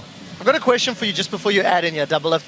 After what Freak was talking about regarding Edward Gaming's team fighting and being unable to beat Starhorn Royal Club, after that dragon fight, Edward Gaming did not win a convincing team fight for the rest of the game, and if they didn't have their 10k gold lead, they would not have won that game. Do you agree or disagree? I absolutely agree. I mean, you cannot undervalue the fact that inSec, Uzi, and Zero are playing out of their minds. Like, these guys are playing so well. I think the only fights that went poor is where Zero actually uses his tidal wave way too early. That one dragon fight we saw, we didn't see a tidal wave because about 30 seconds before that, he used it to try and catch Namei out. All Zero has to do is hold his waves because they're playing this crazy disengage comp built around their star AD carry who everybody tries to kill. If you have Orianna ulti, tidal wave, and Rumble ulti defending Uzi, who has the range of 2 screens because of spray and pray, they're never going to catch him. The beauty is even when Uzi's dead, the rest of Royal Club do step up to win fights. Let's pull up the third and final replay onto your screens. Double Lift and Crepo, you guys were jumping out of your seats. And Double Lift, you told me through this play. I almost lost my voice because this play was absolutely insane. So the thing about this fight is that Twitch is dead, and all EDG has to do is take it slow. Don't flash forward, which if you roll the replay, it's exactly what they do. Like FCZF, I don't know what he's doing. Like, why do you have to go for this insane play? This tower is basically free. That ulti though. And then there's this 2-man shockwave that gets FCZF killed before anything can happen. A beautiful exhaust on all of Koro's burst. And then Korn just gets so much damage off that even the super, super weak Rumble can finish off the kill, and then it's just inSec. Yeah, Rumble got his power spike, level 11, plus Sork Shoes in the enders at 25 minutes. Like, he was so far down this game. Yeah, that's true. Yeah, but watch this. He's like, okay, we're killing somebody in the base. Oh no, these double buffs? Okay, Uzi, you take that. So this game had more kills than any other matchup at Worlds. We actually could have even done more replays of, because that wasn't the only time. There was another top lane inhibitor defense where inSec gets such an incredible kick.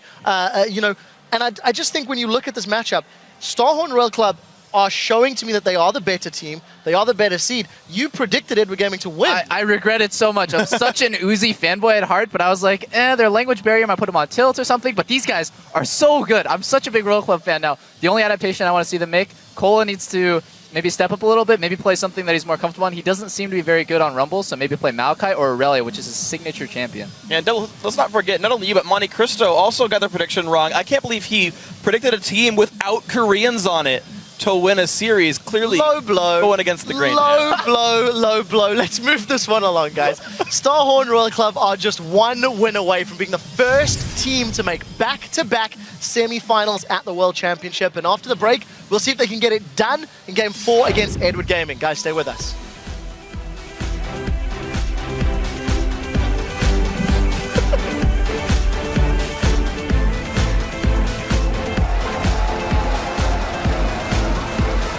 Starhorn now to a crash. inSec goes in. Doesn't get the steal. Korn will go down, but I don't think that matters to them. Bobble misses. There is a stun. Oh no, he didn't stun over on Uzi. He's still alive in the back, but the ultimate is there. He'll lose his life. Korn's gonna go down. Clearlove in the middle as inSec falls on the backside. Namei follows through. Can EDG turn this one around now on Royal Club's head? Oh, this shockwave could be huge here, and it is going to be very big in the ending of this play.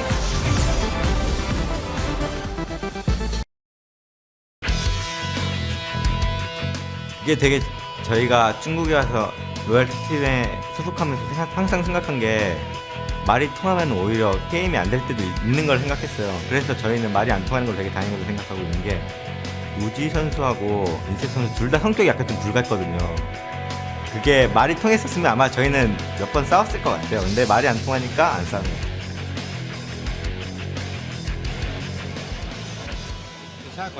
Welcome back to the 2014 League of Legends World Championship, as I'm once again joined by Hart, who has offered to give his pro player analysis on this game. So first off, Hart, what's your take on this last game and an almost comeback by Starhorn Royal Club?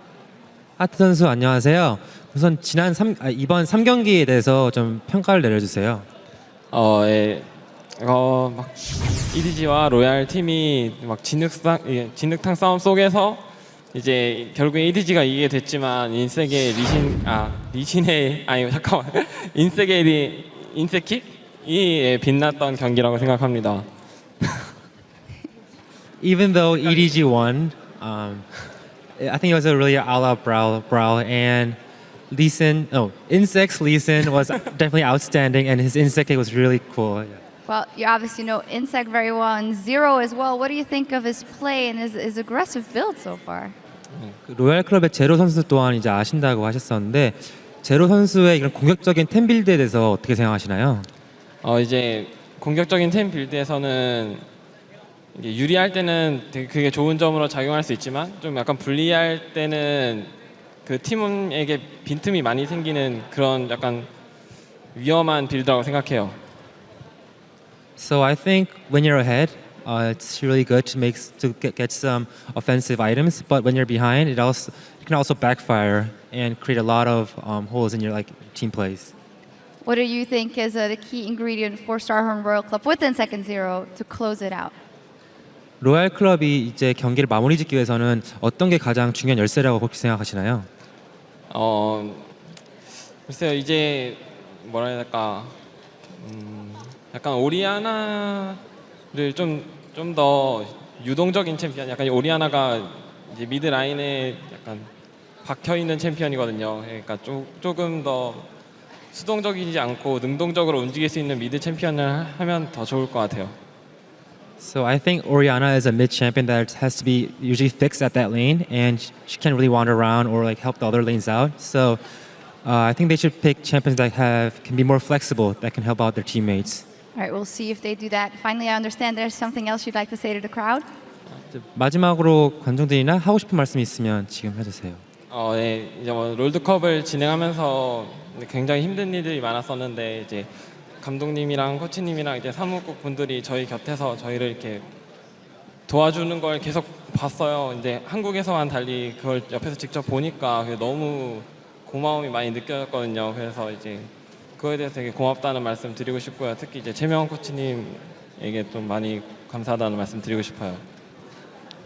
So while preparing for the World Championship, we had a really hard time, and during that hard time, our coach, managers, and our team owners really helped us a lot. But while we were in Korea, I didn't really know that. But now, throughout the tournament, I can understand how much they are helping us out. So I want to say thanks to them, and especially thanks more to Myungwon Choi, who's our assistant coach. All right, well, thank you very much again for helping us out here. And as for us, we're going to check out Game 4 with the casters. Thank you very much, Shox, and we are going to check out Game 4, and if it's anything like Game 3, Game 2, and Game 1, then we're in for a bit of a treat here. We had over 50 kills in that last one. It was a pretty drawn-out win from EDG, and a lot of team fights that EDG probably would never have even wanted to happen in the first place. It was a really strange game in the fact that they just collided with each other again and again, and somehow the team that was way weaker in gold was always coming out on top, which honestly is a really big red flag for EDG. Yes, they command first pick, so they can probably lock down Rise again, but to have such trouble closing out a game with such a gargantuan gold lead is concerning. And we got to think there was one thing that got that game going, and it was Clearlove, so he's now going to be a focus. That Eve was some amazing play that came out of him, got everybody going. Namei also getting himself going in lane pretty much by himself, and then with a bit of help of Clearlove being 3-0-2 very early in the game. But that didn't stop Royal Club from coming back, from Uzi getting his kills, from the plays being made. So they're actually going to have to hold on to this gold lead 10 times better if they get it this time, because that still looks shaky. Yeah, I actually think that Evelyn is a better jungler to play with against Royal Club than Kha'Zix is, because of the fact that Royal Club just weren't warding anywhere near the jungle where you have to ward to spot an early Evelyn gank. And if they can get their hands on Evelyn this time, I'd actually be quite surprised. I really want to see if the picks and bans change around, because they're putting such heavy emphasis on jungle bans up until this point. Here, I feel like Royal Club's not going to try and starve Clearlove out of junglers whatsoever, just because his Eve was so effective. And obviously the Janna ban happens again because the only game they won was the game they banned it. Well, Gangplank blocking would be great for our pirate friends, but sadly that's not going to happen. It's going to be Rise instead, locked in for Koro. And beastly Rise last game, and letting it go through again. We'll see how that one all works out here with inSec maybe changing things up. Lee Sin last time around, is he going to go to Kha'Zix? That would be strange. I mean, obviously, he is probably not super happy with his Lee Sin performance, getting counter-ganked at the start of that game, but I mean, he's inSec. He's going to do Lee Sin if it's up. And Rengar's banned. The comfort is always there for him to fall back onto that. Given to him, they also get 0 Thresh for this game, as the Janna being banned out once again. Let's see what happens on the side of Namei. He's going to take away Uzi's Lucian, but that still leaves his Twitch up, as Kha'Zix is banned, or taken for Clearlove. Yeah, there's been a lot of Lucian control ever since Uzi had that big game 1. But something that has been strangely just irrelevant in this series is that Aurelia pick. It was such a big deal for their group stages. It is a pretty good pick against Rise. As soon as they get that Sheen, you can go all in with the Aurelia. And that too, I was not expecting this series, because I've always seen it as a little bit of a style pick for Uzi, but against Kha'Zix, I imagine he's gonna try and juke around a lot with it. That's bold. Well, I, for one, am happy to see Uzi playing Vayne here. Hopefully he can live up to his reputation on that champion. Certainly good memories of watching Uzi on Vayne. We'll also be seeing Cola, of course, bringing out Aurelia, which, to be honest, is one of his beastly champions. Absolutely, 2-0 on it in the group stage. It was one of the main champions that we saw rising to prominence during the LPL regionals, and he really dominated on it in the group stage. Plus, it's good against Rise, which has been so heavily first pick. Surprised we had not seen Aurelia before now. Gotta say, his play on Aurelia so much cleaner than that Rise. It just looks like he's antsy. He wants to fight. It's what it's what Cola loves to do. He's not a split pusher. He is fight oriented, and Royal Club is throwing together that composition in full right now, rounding this out possibly with a Lulu. That could be Corns again. I mean, Quickshot mentioned on the analyst desk while Lulu had lost a lot here. Mid lane Lulu had been good, but yeah, that's gonna be just a whole bunch of solo little outplay potential. Not like a huge team fight for Royal Club, but every single one of those guys is threatening 1v1. It's a bit of a beastly lineup for Royal Club if they start to get ahead.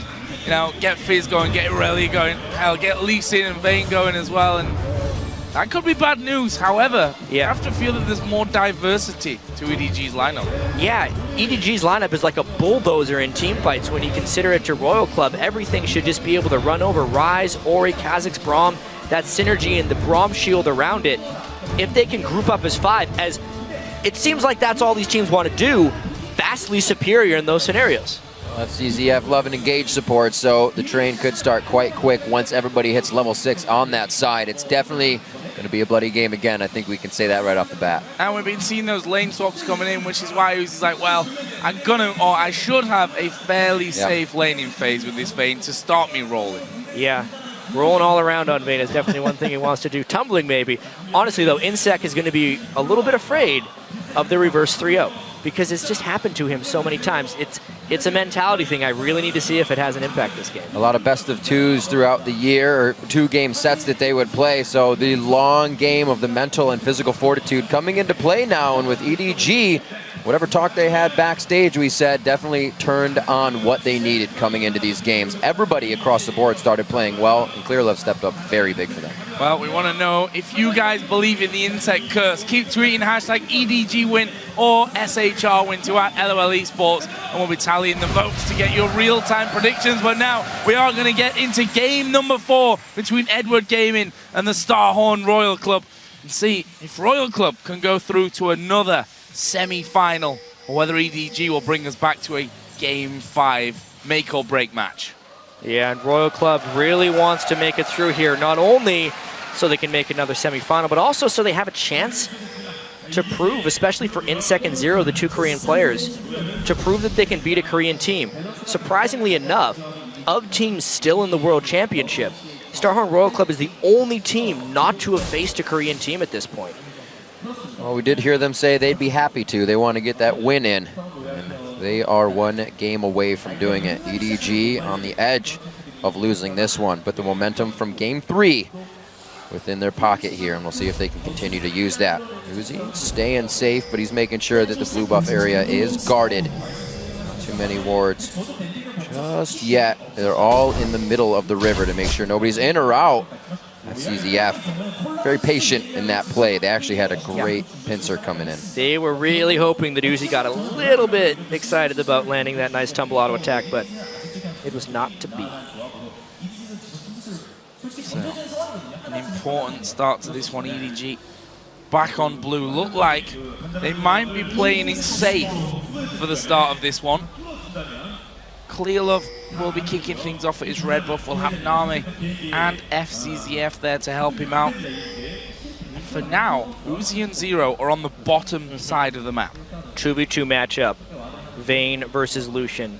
I definitely think that favors the Lucian, but Uzi has been known to outplay many people on Vayne. And I want to talk a little bit more about this Vayne pick. It's honestly a little bit of Uzi just having so much confidence in himself, because Vayne against Ryze specifically is really suboptimal. In order to just get in range to do damage, he walks right in range of Rune Prison and a whole bunch of burst from Ryze. So unless Royal Club has something really creative planned to avoid Ryze and never teamfight with the Vayne, he's got to get way ahead if they want this to work. And you're building a Frozen Heart as part of your standard build as well. Yep. We'll see how that works out, specifically this lane as well.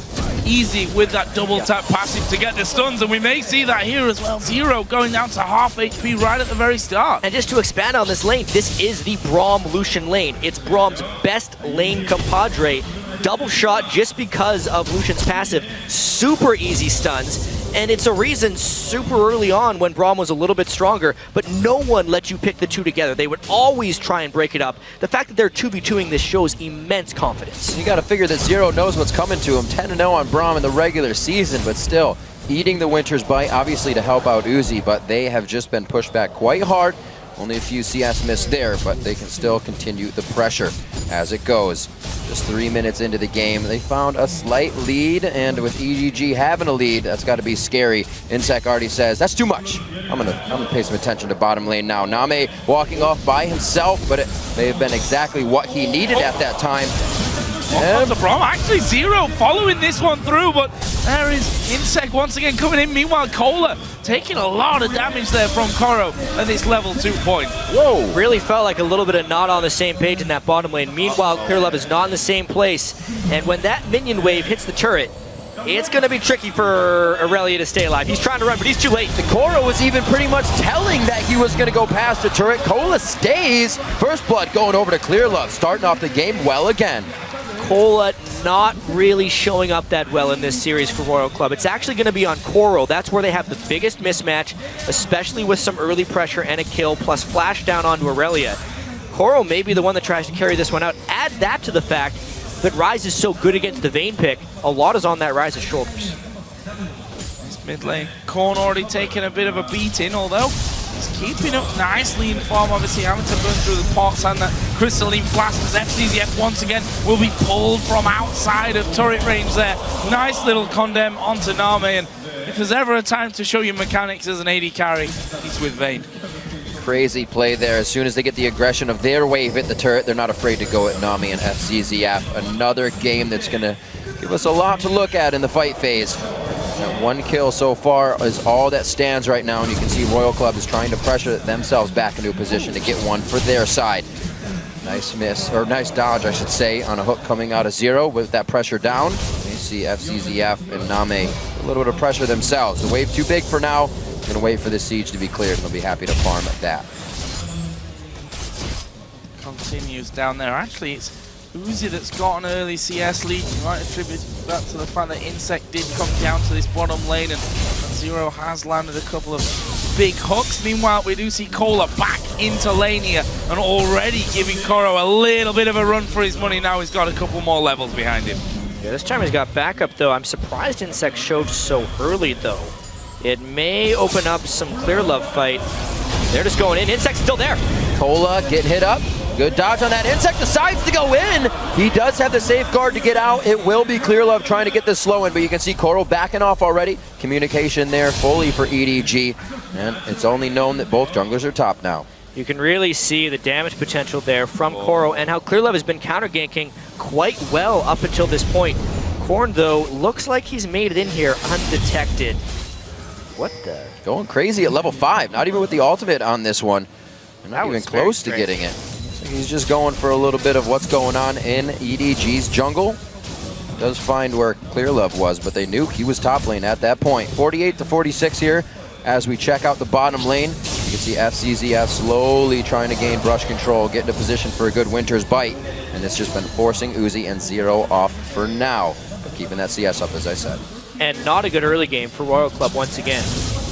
After losing that last game to a huge gold deficit and being the stronger early game team when you look at this matchup, the lanes they have picked, especially early on in the game, are just weaker, straight up. The Fizz is not supposed to beat the Ori, the Vayne is not supposed to beat the Lucian, and Cola got ganked for first blood. And when they get pushed in, they're going to have hardly any wave clear coming from this team, so it's only going to get more difficult as they get pushed into their own base. Good forward wards pushed in by EDG. Looks like they'll be able to take advantage of those if they ever see inSec in the wrong spot. And it looks like he's going to be showing himself right here, so it'll be interesting to see what they do. Zero trying to get pressure on that dragon. Already has a ward there. That's been a big point for these teams in the very, very early game here in this series. 7 minutes only into this one. We're going to start seeing the first respawns of the buffs. In fact, they have just respawned in both of those reds, and both junglers are in position already to take that. Did see you leave lane, so Korn got a bit of time to actually get himself back into the lead for this wave. Caller also has just hit level 6, and as soon as he dashes off to those minions, Koro just roots him up, throws down as much damage as he possibly can. Actually, double door and blade start for Kohler, so feeling like a little bit of health, a bit of extra life steal in there would have helped him survive this lane. But it's really unfortunate he wasn't able to farm that much early. We've seen so many splendid Aurelia games from Wicked so far here at Worlds, and it's when he gets level 6, buys a Sheen, goes back to lane, and all in. So he almost always comes near to killing or kills. Here, yes, he came back to lane and was able to all in, but Koro is not nearly as unhealthy as he would have been if Cola had been able to afford that Sheen. Oh, there's a hook onto FZZF, but no tower aggro means no follow through. Namei will be able to put even more damage in from that one. Are they going to go for Uzi here? Felt like Namei was thinking about it, decides against it. Lee Sin is coming around. They've seen him with the ward. Fizz was coming down as well, and, well, all a lot of nothing, really. They both back away. Teleports up for Cola. They do have to be careful of what windows they have to work with here in the bottom lane. Koro could also make that play. You see inSec getting a bit of clear and wardage down. Actually, he's not able to clear anything. Still with his trinket ward. No sweeper yet there or sight stone. Still quite early in the game. Seeing this lane slowly push up. They grab a small advantage with the pressure they've been giving. Now level 6 is here to a level 5 of Zero. Looking to make that ultimate count. Yeah, and this is a very slow controlled game early on that EDG is completely comfortable with. It's slow and controlled in the sense, but they are winning it, and if a team fight is to happen, they would have an advantage in the team fight. So the emphasis is really on Royal Club to either make something happen or start winning lanes, but Clearlove is in position with good wards to either tower dive or counter gank.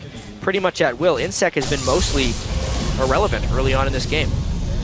Ulti used there from Koro, and it looks like that died. Same story as early on in the game. Big minion wave, half health Aurelia, and a Kha'Zix in the wings. However, this time Lee Sin is coming, but will inSec get there in time? There's a flash early from Cola. Gonna get Rune Prison though. Is the damage there to finish him off? It is. inSec comes through though. Gonna land onto Clearlove. He flashes away. Rune Prison goes in. inSec goes to the wall. Can he get him? But even so, it's a double kill for Clearlove. 2 games running, he has stepped up in a big way. They are shutting down Cola, and they're making it work for themselves. And with the knowledge of the junglers down, we see that bottom lane going aggressive once again. EDG keeping that switch flipped here as they come into game 4, and the aggression comes out very big for them. 10 minutes in, a 2,000 gold lead exactly, and it looks like they're going to be able to start getting some damage on these turrets, maybe actually fully taking it down as well if they want to in this case. Zero's going to do what he can to clear it out. The Relic Shield's coming up. He should be able to pop these out nice and easy. This early game has just been so well done by the book by EDG. They take their stronger lane bottom. So if Royal Club wants to match them, they'll win. They know that Ori is stronger than Fizz there. They know their one point of vulnerability is the rise potentially to an Aurelia. So Clearlove just camps the lane through and through, relying on the strength of the other 2 lanes to withstand the inSec ganks, and it has worked out completely according to plan. Banton going in to check out, and they'll spot Clearlove on the backside as well. And one thing we usually see, you know, with the Lucians, going back to get a pickaxe for that lane, actually waited a lot longer this time around. Came back in with a BF sword, and that'll be up against the Cutlass Berserker Greaves for Uzi, who's slowly but surely started to fall behind in CS. Mid lane similar, there's a 20 CS difference in the top lane. So far, so good for EDG, and they find themselves 2,000 gold up in this match before the 12-minute mark. Yeah, I mean, if last game told us anything, it's that Royal Club can still win team fights when down in gold, but they had Rumble Twitch last time, and Ori. These things are just not existing in this match. Maybe if Korn lands some remarkable sharks on Fizz, they can make something happen, but the team fight potential of this team is just so much lower than last game. Not to mention, they're not able to make these plays in lane, and they're also not roaming with their assassins or basically assassins. Aurelia and Fizz both play somewhat similar at this point in the game, but because they're controlled in lane, they can't do that. And I think that was a great idea by EDG to switch up for more mid-game as well. We saw Namei with the Triss pick in the beginning. None of these are going late game. They're not able to get that farmed up, so Uzi's definitely going to have to take his time here unless they are feeding him kills as before to get him going early and earlier. A 2,000 gold lead still sits, but this is where EDG can't be comfortable with that 2,000 gold lead. Royal Club will make the moves to take it back instantly. See Clearlove getting those deep wards in again to stop inSec from making any roundabout plays. It looks like he's going to be walking through another ward in the bot near Dragon, and you may be seen by this one as he tries to enter the jungle, but I think he's safe on this one. We'll see what happens. Yeah, Cola really up the creek, I think, without a paddle at this stage. You know, Phage in there really needs to get up to that Trinity Force, and in that time, Rise managed to get his tier stack in, the Catalyst in there, the Glacial Shroud, just to make that Aurelia that less effective, and can't really see him having too much impact on that lane in a 1 versus 1 now.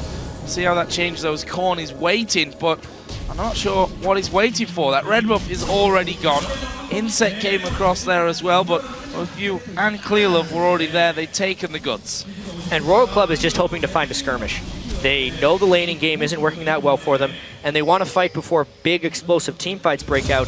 That's why they're hoping to get a catch at the red buff, but the commit just never exposed itself. You could see they consider the Dragon for a short time, but honestly, a Dragon at this point against EDG would most likely just be disaster.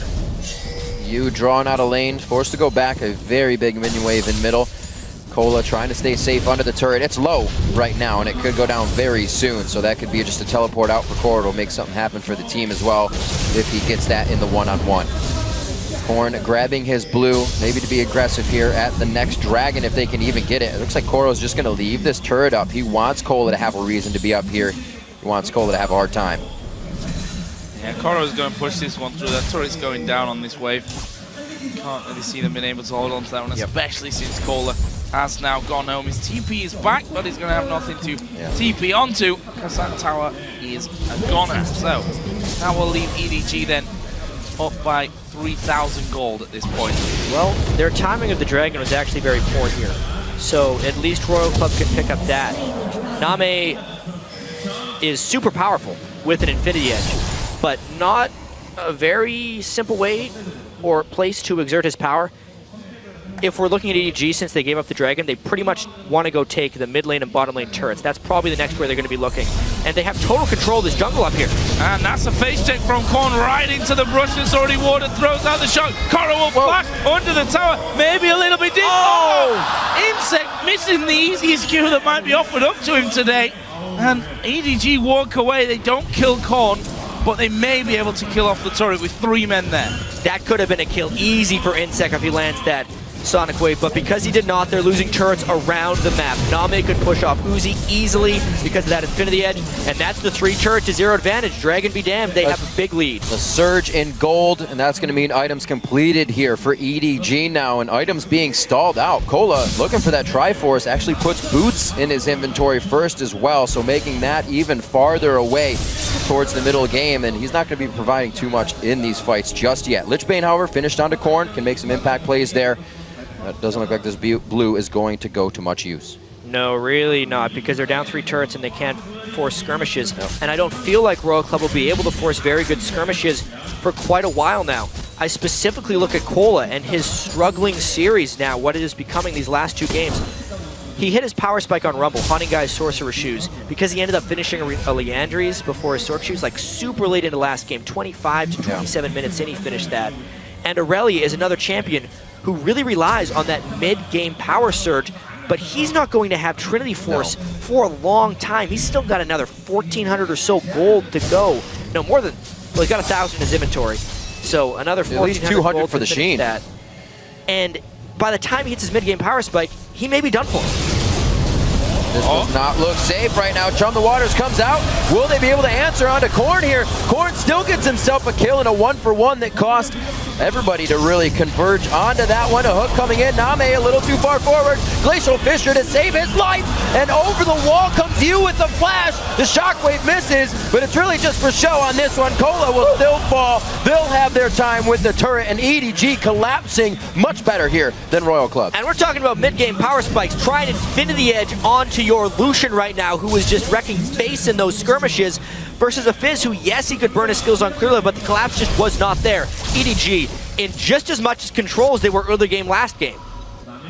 Possibly more so. I mean, Royal Club have not been able to do anything this game, losing out on farm in every lane except the bottom lane. Even there, super close, which props to Uzi, really. I mean, he's been up in a difficult lane against that Braum Lucian, but what impact is he going to have? And he's got to have the impact now, because he is the one that, I mean, they've been relying on him already in this best of 5. He's been the one that's been funneled all those kills, been given the extra farm, been given the gold.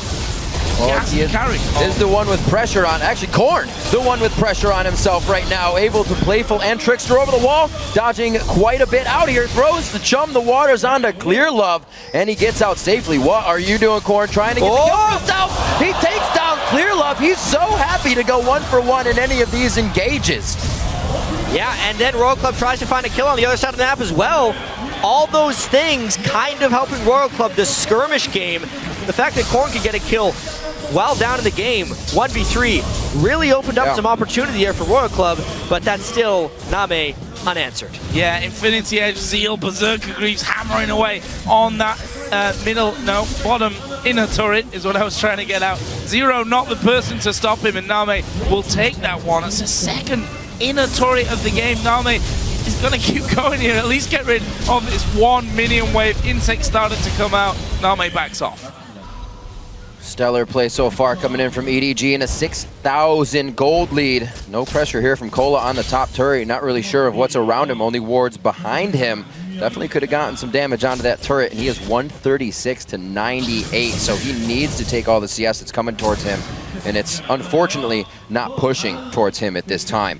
Coming up on 20 minutes into the game, Royal Club trying to pick up the resources they can in their jungle, and very impressive from EDG, a game now where they have the lead, but they didn't do anything early game tricky to get that. They've been playing the lanes great. They played everything by the book. They saw they had a team comp advantage in the laning phase. and they just exploited that to perfection this game. They've really turned it on in these last 2 early games. And honestly, it's still very perplexing, this team composition from Royal Club. Uzi having so much impact on Twitch these last few games, but it's almost like Royal Club, because they didn't have the Orianna, wasn't willing to do any type of protecting Uzi comp. They say, all right, play Vayne, do your thing. But against Arise, who's very quickly approaching Frozen Heart, that thing is dying to rise. It doesn't win them the game. And you think that if you're going to run a protect an Uzi comp, when he's got Vayne, that might be a great time to protect an Uzi comp as well. They had the Lulu and they hovered it, but they decided to go Fizz instead. Lulu would actually be one of the better Vayne protectors. Stacking up here on the inner tower, the last one that remains for Royal Club. At this rate, they're going to be inside their base before we hit 22 minutes. There's a hook coming out. It lands on a minion, though. There is inSec, though, going deep, but they lock him up and finish him off. That's the tower gone down. Royal Club have to back off. Rune Prison MVP right there for inSec. He's completely shut down the instant he goes in. That first pick rise paying huge dividends. And they're just going to keep pushing this. And not only is that Rise a pain in the butt for Uzi diving in, but inSec has been red on basically all his kicks since half of last game and right into this one. Not being kicked back anymore or taking the flashes to pull him farther into the fight. EDG has it figured out. They get away clean with the top turret and taking out inSec. Korn has been floating in the wings the whole time here, still not doing much for the team. And again, a blue buff just kind of go to waste here. Only experience for him. They have great wards here, breadcrumb wards everywhere to see what EDG is doing, so they're going to be able to set up for this. But will they be able to challenge? Royal Club is going to chase them through. They might just challenge because that's what Royal Club have been doing. However, I'm not sure that it's going to end well for them. In the end, though, that dragon is gone. They're not close enough to fight. They may try and get them if they push on through. There's the Q so risky to fight. FDZ. Yep, they've got Uzi on the top side, but Namei said, come here, I want to kill you. And they may just do it. It's Clearlove that gets it, and now they collapse on everyone else. That's the chunk of waters coming out from Korn. They are able to take down FCZF, a bit of peel for the fight. EDG's coming up huge on this one, though. Clearlove over the wall, trying to get himself a kill after the reset, forcing Zero to flash, and EDG get Dragon, turn around, and push away Royal Club. And the way EDG can teamfight with this composition is like a bulldozer. Anything in their path dies. There is just not enough teamfight, AoE damage, tankiness, whatever you want to call it on Royal Club's team, that EDG will win. They see Uzi, they kill Uzi, and now they kill Bear. Coming at you like a wrecking ball. Pretty much. Calm down, Miley. Got Fizz coming in. Namei steps out there. Korn will dodge away, and that Baron is going down. Meanwhile, you chasing his counterpart from the mid lane. One more auto attack will do it. Dodges out of tower range and gets back to the rest of his team. Smooth plays all around, at least to disengage on that one. But this, not so smooth indeed. inSec taking it a little too deep without the team to be able to give help. Here's the thing, Uzi wanted to flank around the side of the fight because he was hoping that Rise would try and shut down inSec at that point, and then maybe he could get to some squishy targets. But Koro has better ideas. He's been completely on point these last 2 games, knowing his priorities at this point, and he just runs straight at Uzi to shut him down. That might have been more successful if he was Twitch, if he was invisible, coming in from that side. Didn't work out for him this time, and Suzi's first death of the game. Sat on 0-1-0 at this point of things, but compare that with Namei, 3-0-4, Trinity Force, Infinity Edge, Fisher's going wide, they're going for an inhibitor, they're going to try and go for Gordon. Well, he's blown to pieces without anything to say. inSec's not in the base. Kohler, he's going to try and maybe come from behind, but it's going to be last-ditch stuff here from Royal Club. Things are not getting any better for Royal Club. They're going for a quick win this time. 4v5, but they are so strong. EDG gonna take a sub 25-minute game. This could be unheard of right now. They hit Korn so fast he couldn't even use the Zanyas. They even know they can get more kills before this goes down. They are completely silencing Royal Club right now. This could be going to a game 5 right now. It's gonna have to be a go for broke fight. A great kick from inSec, but he's not able to provide anything else as he goes down in the fight. 1-5-2 on this game on his champion. The box goes down, but nobody's gonna be forced to walk into it. Nami just getting out of range when he does go down. Can the team recuperate the fight? It looks like they might be pushed out, and Uzi wants it, but he takes 75% damage off a move and dissonance from Unstoppable. That's all but the icing on the cake right there for EDG, because they have completely devastated Royal Club's base. We know the team comps aren't good at team fighting. Yes, they gave up a few kills to Korn, but they can persevere this time. You saw it at the end of that fight when you basically chunked Uzi for all that he was worth. It was a great kick by inSec to try and delay this game. And honestly, some amazing stealth play by Uzi here to distract Namei and Yu. They all wanted to hit him, but every time they would try and turn, he'd become invisible. He just wasn't letting himself get smoke casted on. Really good play by Royal Club to keep the game alive at this point, but it had been followed up by 24 and a half previous minutes of ineptitude where EDG was just stopping them in every single way because of a much better team composition and really smart play. And frankly, EDG could have won the game there. I think they want to get more kills to prolong this game and make it all the more painful for Royal Club. Kind of say, you know, you were sat on this 2-0 victory.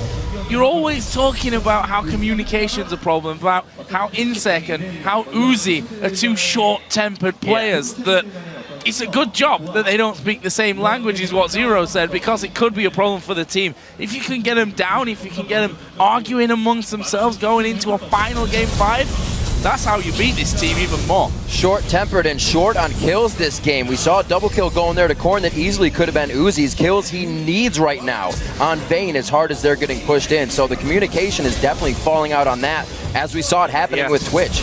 And here EDG goes. I feel like they're just going to try and rush in here as soon as some super minions start hitting the Nexus. Remember, there will require a pretty big defense because the Nexus turrets do not exist, so they can't kill those super minions in the middle lane. Crazy stuff coming in from EDG. Very surprising for them to just kind of turn this around and bring out not a new style, but a style we haven't seen from them very much before. 27 minutes in, they look to drop one of the last inhibitor turrets here. Like we said, there's no Nexus turrets behind this, so the next minion wave, they're going to get a super minions, and the mid lane is really going to be a pain in the butt here for Royal Club. They've got a lot of things on their plate. Let's see how good they are at multitasking. Well, EDG, I believe, are going to do this one by the book and head up towards that top side. Keep this one dragging out. They've got a lot of minions coming in there. This'll be it. On to Thresh. They're going to go straight for it now. They've had enough of messing around. They want to finish the game. Out comes Korn. What can he do? Namei actually going low. Zhonya's will be popped by Korn. Cole trying to get up to Namei, but Namei lived through it. They manage the 2 kills. They'll push around. Uzi will tumble away, but the Nexus is open for the taking. EDG going. inSec, one last attempt at the back, but it won't count. The Nexus goes down. We're going to game 5. And here we are now, one game to decide which team from the LPL makes it to the semifinals, actually. And it's what we wanted. We wanted to see these teams battle it out. Many thought this one would go 5. Yeah. But just not in this fashion. Not this fast. We're at 5 games, about 27 to 30 minutes on each game coming in. And EDG just punishing any mistake now that Royal Club makes, especially in the end there. You can see the composition that we were talking about Royal Club brought to the table. Didn't have wave clear. They had to fight that. They had to say, we got to kill these guys before we can even kill the minions. It's going to be too much. And this series has just flipped in completely the opposite direction. Yeah. First game, super one-sided for Royal Club. Pretty close second game. Pretty close third game. Completely one-sided on the other side. The question is, can they bounce back up the hill again? I would hate to be inSec right now, just because the inSec curse exists. It's a thing that has happened to him so many times in his past. It even happened in the LPL playoffs. And because we're only looking at Uzi here, I can't see the rest of his team, but I think they've left. I think they've all left. He's certainly got no one to his right-hand side. And it seems weird to me as well to pick, you know, the likes of Irelia, Fizz, Vayne, champions that you probably want to have these, you know, small skirmishes with it. Champions that you want to get snowballing, but play such a passive early game against the best passive early game team in China. You really have Uzi's to wonder devastated. what's Absolutely happening. dejected in this. You have to say, though, any emotion we've seen very much so from AD carries. They've taken a moment to step back, and then they've came out gigantic in these tournaments. Can history repeat itself for Uzi? There's so much pressure on him. The rest of the team, and now as they were talking about short tempers, they have to be flaring. Yeah, and Uzi was completely unable to make an impact in that last game, whether it was from the champion pick or whether it was from the team's champion select in general. And this is the last time you want to be apart from your team. Yeah. Right before game 5 of the deciding game. you can see some of his teammates coming out to support him here, seeing if everything's all right even as the referee checks in. But they got to prepare for Game 5. Shaking his head and... No. I don't think he wants to move. Doesn't want to move. Stay concentrated, stay in the seat. He wants the Get game to ready happen. for game number 5. Absolutely insane stuff here in Busan. A 2-0 lead for Royal Club. It's now 2-2, and we're going to go into game 5. But before we do that, we're going to have an in-depth look at that series time win. So let's send it over to the analysts. Thank you very much, guys. I want to kick this off straight away. Team compositions coming out here for Royal Club. First pick Thresh, or first rotation Thresh. It's the first time Zero has not played either Janet or Nami this entire World Championship. The Fizz, the Irelia, the Vayne. Care to expand or share some insight? I think the two things that Royal Club needs to change right now is they need to stop picking these individual skirmish champions, like Joe pointed out at the end there as well. Like, if you're going to pick an Irelia, you need to be able to win your lane, and you need to call your jungler around when you're about to get dove under your turret. And at the same time, like, what has been working for Royal Club is protecting Uzi, but don't tunnel on that either. You don't need to babysit in bot lane. They were fine playing 2v2, and inSec had to be on the top side of the map or middle, just helping to snowballs those carry picks. Just let Uzi and Zero take care of their own. They're good enough to do that. I think this game was summed up pretty well by the casters, who said Star and Royal Club really just picked 3 losing lanes. Fizz loses to Orianna early. Vayne obviously loses that matchup early. And then Irelia, I feel like it's a 50-50 matchup from watching Wicked play it, but he really made that into a Ryze winning matchup. And that just means that inSec can't actually do anything, because he's having to constantly hold the hands of these losing lanes, and he can't do it very much. Yeah, but the difficulty, of course, is that, honestly, Cola had been being held down in these matchups already, right? Like, even, at least on Rumble, he can start the game 0-6, but at least Rumble's useful with only 2 items at 20 minutes in. Like, the option was still open to him, if I understand correctly. It wasn't banned here. Like, I don't know why he got off of champions that were actually working. I mean, he probably knows the matchup, but what keeps on happening right now is there's a minion wave gets stacked in front of his tower. He will walk up for 1 or 2 CS, take a horrible trade, and then at the same time, Clearlove is looming around the corner, ready to just jump on him, and inSec is nowhere in sight. So that's 1, a communication error, and 2, just a lane misplay. Either of those people can spot that, and you can't get dove, especially not twice, not like this and not at this level. Let's pull the first replay up. I think it really highlights just how well Edward Gaming were playing and punishing Starhorn Royal Club. First thing, 16 minutes in, 4K gold lead, 3 towers to 0. They had lost a dragon, but Freak, talk me through this play as we roll it out. Starhorn Royal Club just, making mistakes and misplays. Yeah, so I mean, this is basically just like the quick kill onto Corn. It's a nice kind of sort of bait here by Corn to set this up, but basically this is just EDG being able to own the jungle. They own top side the entire time. Where's the play? Right, well sure, but a lot of this comes off the fact that just the top lane is so overpowered compared to everyone else here. When Ryze comes down, it makes it a whole lot easier, whereas Cola's fairly useless. And again, he's picking this duelist champion when winning top lane has never been something that Starhorn Royal Club's been doing. And they're choosing to fight that 4 versus 5, which is the most mind-blowing thing. It's either Uzi isn't communicating or the team isn't making good reactive decisions off of what Uzi is saying. He's probably saying, I'm pushing bottom lane, Namei can be anywhere, and he was there. It really felt like Starhorn Royal Club were disjointed this game. Let's get to the next replay before we talk more about the bigger picture. Double Lift, this is a dragon fight that, again, EDG, they had an even bigger lead, and they just kind of roll over Royal Club. Yeah, and just look at this situation. It's honestly unwinnable for Royal Club right now. You see Fizz in the bottom lane, and you see how Starhorn Royal Club is really spread out, but EDG's together. When EDG is a ball with this comp, they just Rune Prison into a kill. And if you roll the clip, it's almost exactly what happens. Because they're so split up, Uzi thinks that he can make a play, some sort of flank on the side. inSec is also looking, but there's no follow-up. Like, who's going to follow up on this Lee Sin Q? Nobody. And then they see Uzi, he's cut off. He's trying to follow up on this inSec play, and he just ends up dying for free. After this, they really just need to leave. Get out, because your AD carry, who's the only one who really won his lane, is dead. So how are you going to win this fight 4 versus 5 when your most valuable player is dead? And then at this point, it's pretty hard for them to come back. I think, if I remember correctly, it snowballed into a Baron, and that's just an insurmountable lead. Right, I mean, not only were the lanes winning, but I mean, all those champions are going to spike up way earlier. Like, single item Fizz, not exactly a great team fighter. Lichbane doesn't even do anything but single target damage. You talked about the top lane losing already, but even if bot lane was equal, and it was, iEdge Lucian is still going to beat almost any other champion at that point in the game. Like, we keep seeing this, teams pick Tristana and fight dragon battles, teams have comps like this and fight dragon battles. You have no business winning. Okay, so I've got a question for the 2 players on the desk now. We've seen Starhorn Royal Club win 2 games back-to-back. let's say of raw skill, let's say of team fighting prowess. Now we've seen 2 wins from Edward Gaming, more so strategically than individual play. I want to break down the players in Edward Gaming, and very specifically Namei. Namei did not impress in the group stage.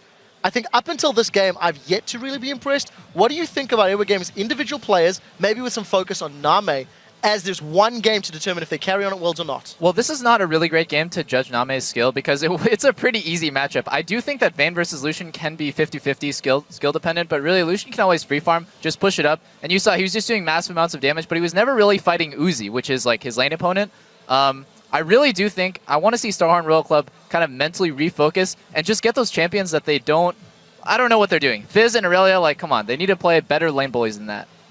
I actually don't have a ton of respect, actually, for the AD carries that are like Namei and Def. They are very good players, but they're sort of my style of AD carry where you kind of suck in lane, and as long as your team is winning, then you get damage output, but you're never going to win your team a game in any meaningful way, whereas Uzi won his team the games, right? Like, I would much rather have an Uzi on my team than a Namei. I think what EDG has been doing well is playing a good pick and ban phase. They get these early game champions and they abuse what they have, you know, and these last 2 games they got ahead early really well, and that is testament to their individual skill. You can't deny that top lane, they're winning hard based on game knowledge and individual skill, and Namei, he's holding his own, honestly.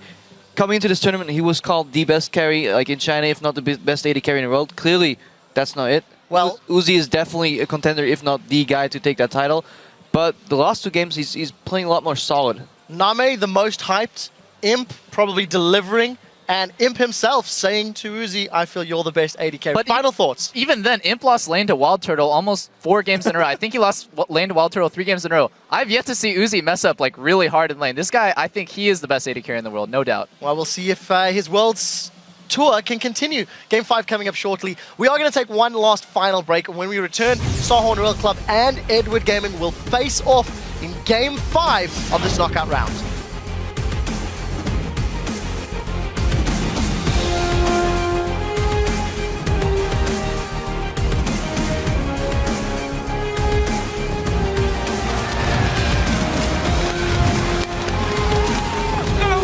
To Clearlove, he flashes away, Room Prism goes in, inSec goes to the wall, and he gets it!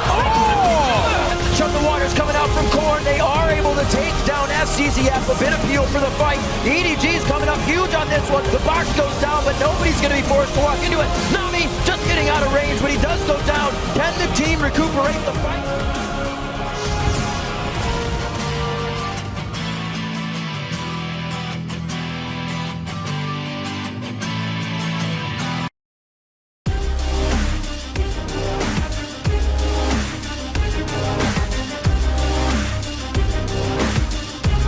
Welcome back to the 2014 World Championship and Game 5 between Starhorn Royal Club and Edward Gaming. Edward Gaming fought back from an early 2-game deficit to tie up the series. Hey guys, welcome back to the 2014 World Championship. We're into Game 5 as the series is tied up at 2-2. Freak, before we get into the game, we've been discussing the top laners and a bit of focus between Koro and Cola. Throw some numbers at me and talk to me about what you're noticing. Yeah, so honestly, I think they need to get Rise back here on Cola. When he's not on Rise from Starhorn Royal Club, he's 6, 17, and 19. His Aurelia especially was pretty bad getting camped on.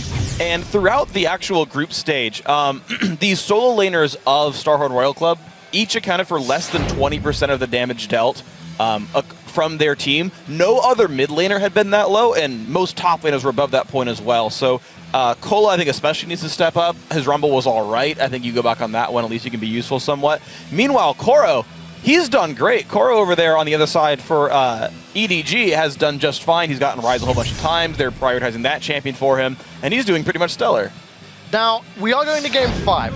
Top laners have been impactful, AD carries have been impactful. We've seen mid laners rising and falling differently. I want to find out who you think is going to win this game and why. Crepo, you were siding with Starhorn Royal Club at the beginning of the day. They've just lost 2 back-to-back. Who is your winner? Well, first of all, I just want to point out that everybody's right, so it's going to Game 5, so there are no losers in this prediction game. Touché. In case I lose. Except for maybe you and me. Yeah. Just want to get that out. Anyways, on point here. I think either it could be both teams. Honestly, if Royal Club figures out where they need to put their jungler to the maximum efficiency, they can win. But at the same time, like if EDG plays like they've been playing, like their mental fortitude is so impressive. They were 0-2 down. They kept playing their style.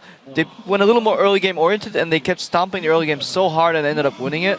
It could be either one. If I have to choose, just for simplicity's sake, I'll stick to my prediction of the start of the game, and I'll be going for Royal Club. You talk of mental fortitude, and I completely agree. That's super important. And you saw Uzi after the game didn't rejoin his team.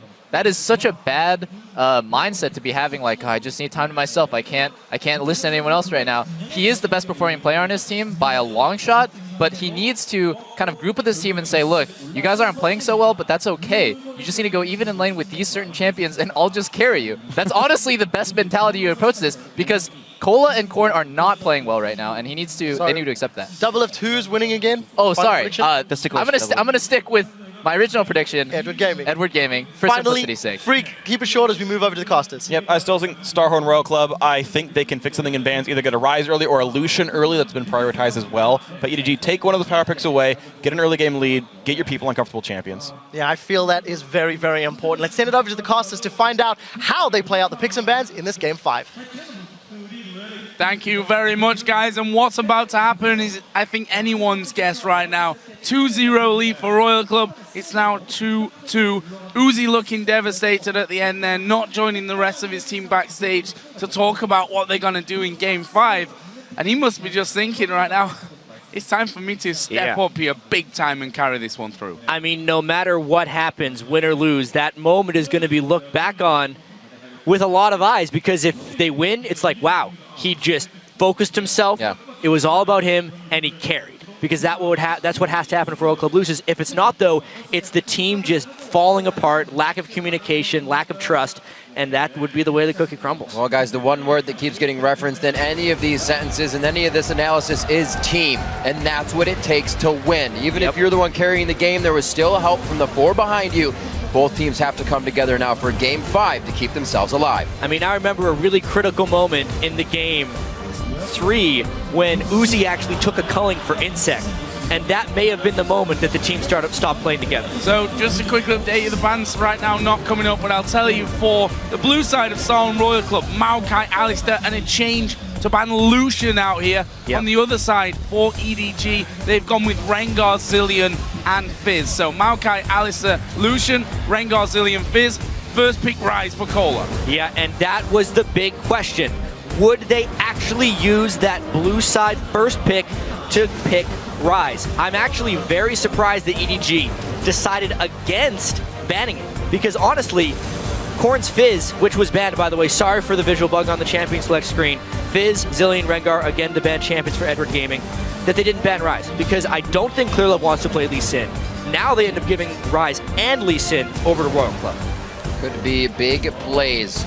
Taking the Twitch away possibly, making sure Uzi does not get that, and they will. Nami says, give me this, but that Lucian is now left up for Uzi. Not required to take it since they see the 80 carry they're going up against. What is inSec now on? His Lee Sin was missing quite a bit. Wasn't in coordination. It is comfort. Does he fall back to it? I feel like he has to. Yeah. I think he will. I mean, we're talking about inSec here, and you know, whatever he's done in the past, he can always come up big on Lee Sin. That's right. He can always do it. Jarvan. Wow. I'm so surprised. Mind gaming themselves. He obviously hadn't performed amazingly well on Lee Sin, but like against Twitch, Lee Sin is amazing. Twitch opens up a singular place. The reveal if he tries to run away, the fact he can kick him back. Here, they have the all-in potential of a Jarvan Cataclysm plus an Orianna ult, which is nice. But his Jarvan honestly hasn't looked that good when I've seen it. Definitely not in these group stages to come out here. He will try to play it. Once they do find the Twitch, they'll be able to lock him up. But if the flash is up, he's out, and he's rat-a-tat-tatting right back at them, stuck in their own Cataclysm. We'll still see the picks coming out. They're going to be a lot of safety for Rumble Ultimate to go down or engage a fight if necessary. See this come in. Does Uzi go back to a super late game? They need the mid game. That's where everything's been happening. Our longest game hasn't even really hit 40. I think so. I think the Trist is the needed pick here, because they are able to get Janna back again. The Orianna can still make it for him. Rise should be able to control the top lane for them. the lanes themselves will not get crushed to the point that they had in the previous games. And especially with Twitch on the other side, EDG is going to have that lackadaisical laning phase as well, so this game could actually stretch for them. And they have the protection to all be bodyguards for Uzi and let him carry the game.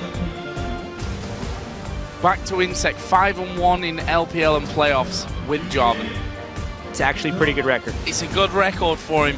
I fear though, if this Syndra gets locked in, if that Jarvan doesn't get rolling, if he doesn't get tanky quickly enough, you're going to get stunned and you're going to get blown up before you do anything. You're going to be left with a Cataclysm down on the floor, which Twitch might say, thank you very much, spray and pray through. Janna was the support pick here, 4-0. We've already seen him on that.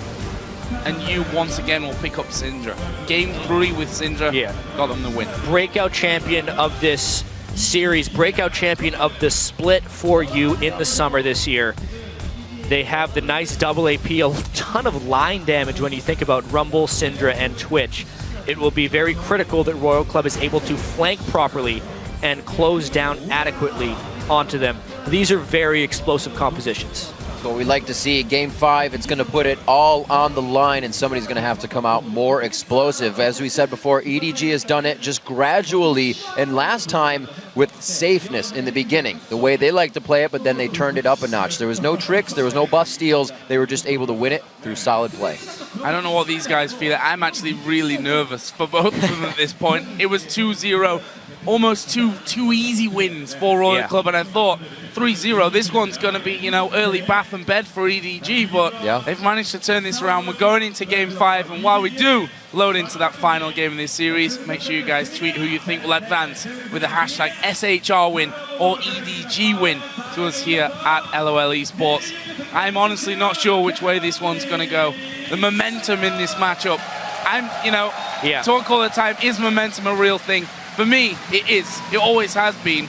And to be 2-0 up and lose 2 games in a row is a massive problem for Royal Club coming into Game 5. And it's even more momentum than losing the first 2 games, because that in itself was a miraculous accomplishment for EDG to bring it back to this. But as far as the team compositions, and I'm going to go all the way back to our featured matchup, this composition is built around Uzi. And even though EDG has Namei on Twitch, it's not built around Twitch. They have more power in their solo laners to do their own things, and it's going to be EDG as a team or Uzi as himself. Same thing once again. Doesn't matter about the clockwork windup. He'll be all right. He'll be able to heal up. inSec as usual. Messing around with Clearlove. Having a dance, having a taunt. Could be some trouble here. Uzi getting hooked here very early on. This could be Summoner's Burn. Ignite's already down. Uzi jumps away, gets the shield from Zero. And that is not the start that Royal Club wanted. No. We talk about Uzi gathering himself after that last game. That is not the way you want to start. Not only does he have to burn his flash, he also has to burn his first skill point onto Rocket Jump, which means if Royal Club actually wants to lane swap and push fast, they will be pushing slow because he does not have explosive shot early on.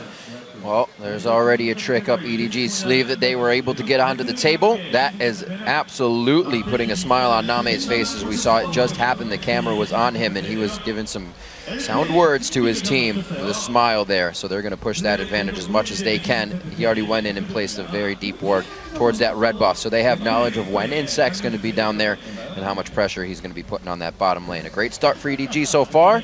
We've seen the game go both ways. This could be interesting. They've seen them coming. There's only 2 there, though, so EDG actually backing off from that. And Royal Club doing that one somewhat blind. They had no wards on their bottom side that would have spotted them coming down the ramp and through that tri-bush. Either way, for Uzi, that rocket jump actually might not hurt him, but they're going to have to either freeze this lane or wait for the explosive shot a little bit later. And I honestly think for both teams, the nerves coming in a little bit right there. I think after EDG catches Uzi in the bottom lane, they should be able to predict the lane swap, which would predict the invade. And they actually have to do a slow reaction. Clearlove now taking his first buff 2 minutes and 30 seconds into the game, so about 30 seconds late on his jungle start. It's going to diminish his early game pressure. Some pings going down for Korn. They're saying watch out from them coming from red buff. This is what both teams have tried to do. Looks like they're going to go back on this one. Just take the blues as usual. And we'll have Koro and Cola trying to pick up a bit of experience with the junglers along the way. We haven't had this fully happen for both junglers just yet. They usually spread out a little bit earlier, so we'll see how this puts them behind. We're definitely going to see Koro with that ultimate being a little more effective in this manner. And Cola is still trying to charge up when he gets the lane. Oh man. Yeah. For Royal You want Club that in the turret top lane. so fast. And this could be one of the main reasons that they picked Jarvan. He's granting attack speed now to everyone who is hitting that turret to make it happen much faster. Again, EDG trying to trade that early dragon. It's not like Royal Club can stop it. I wonder if Royal Club tries to take 2 in the top lane. Gotta juggle this one, right? Koro's only level 1. Taking a couple of hits there from the dragon. And the turret does go down on the top side. You can see the dragon all confused here as he tries to go for Koro, who backs away in the nick of time. This dragon is going to be going down, and that will give us a 1 turret for 1 dragon difference in the early stages here of Game 5. The difference in gold after that is actually about 150 at this point, the way that they're ticking over. Yeah, they took a really long time on that turret, and Royal Club was able to stick around for the extra waves in the lane, so that wasn't actually the greatest of trades by EDG there. They're still not completely crisp on that dragon aggro swapping. Mind you, it's really difficult to do for the duration of time that it took them to kill that dragon, but it still does hurt them a little bit, not bouncing it properly. So back from Corn in the mid lane as we see Uzi getting himself farmed up safely in the bottom. Does have that, it actually has not taken that explosive shot for himself, is sitting on a skill right now to be used. Looks like he'll actually hold that for a while to keep it frozen. He'll probably be holding his next few skills to keep that happening. A little bit of an invade, or not rather an invade, but a help on the white coming still from that top lane. Cola not feeling it's going to be safe to go anywhere by himself, but Koro means he's going to be picking up all that CS to himself in that top lane, and it's not going to be a bad thing because the wave will still pretty much be evened out after this to farm that once he gets wards down. And it's actually a really good early game for Cola. He stuck around for a lot of lane experience. inSec shared a lot of his jungle with him, and the top lane is positioned in such a way that a monstrous wave will be hitting pretty soon towards Cola's turret, and he should be able to safely farm that. So a pretty good Rise game here early with the tier already completed.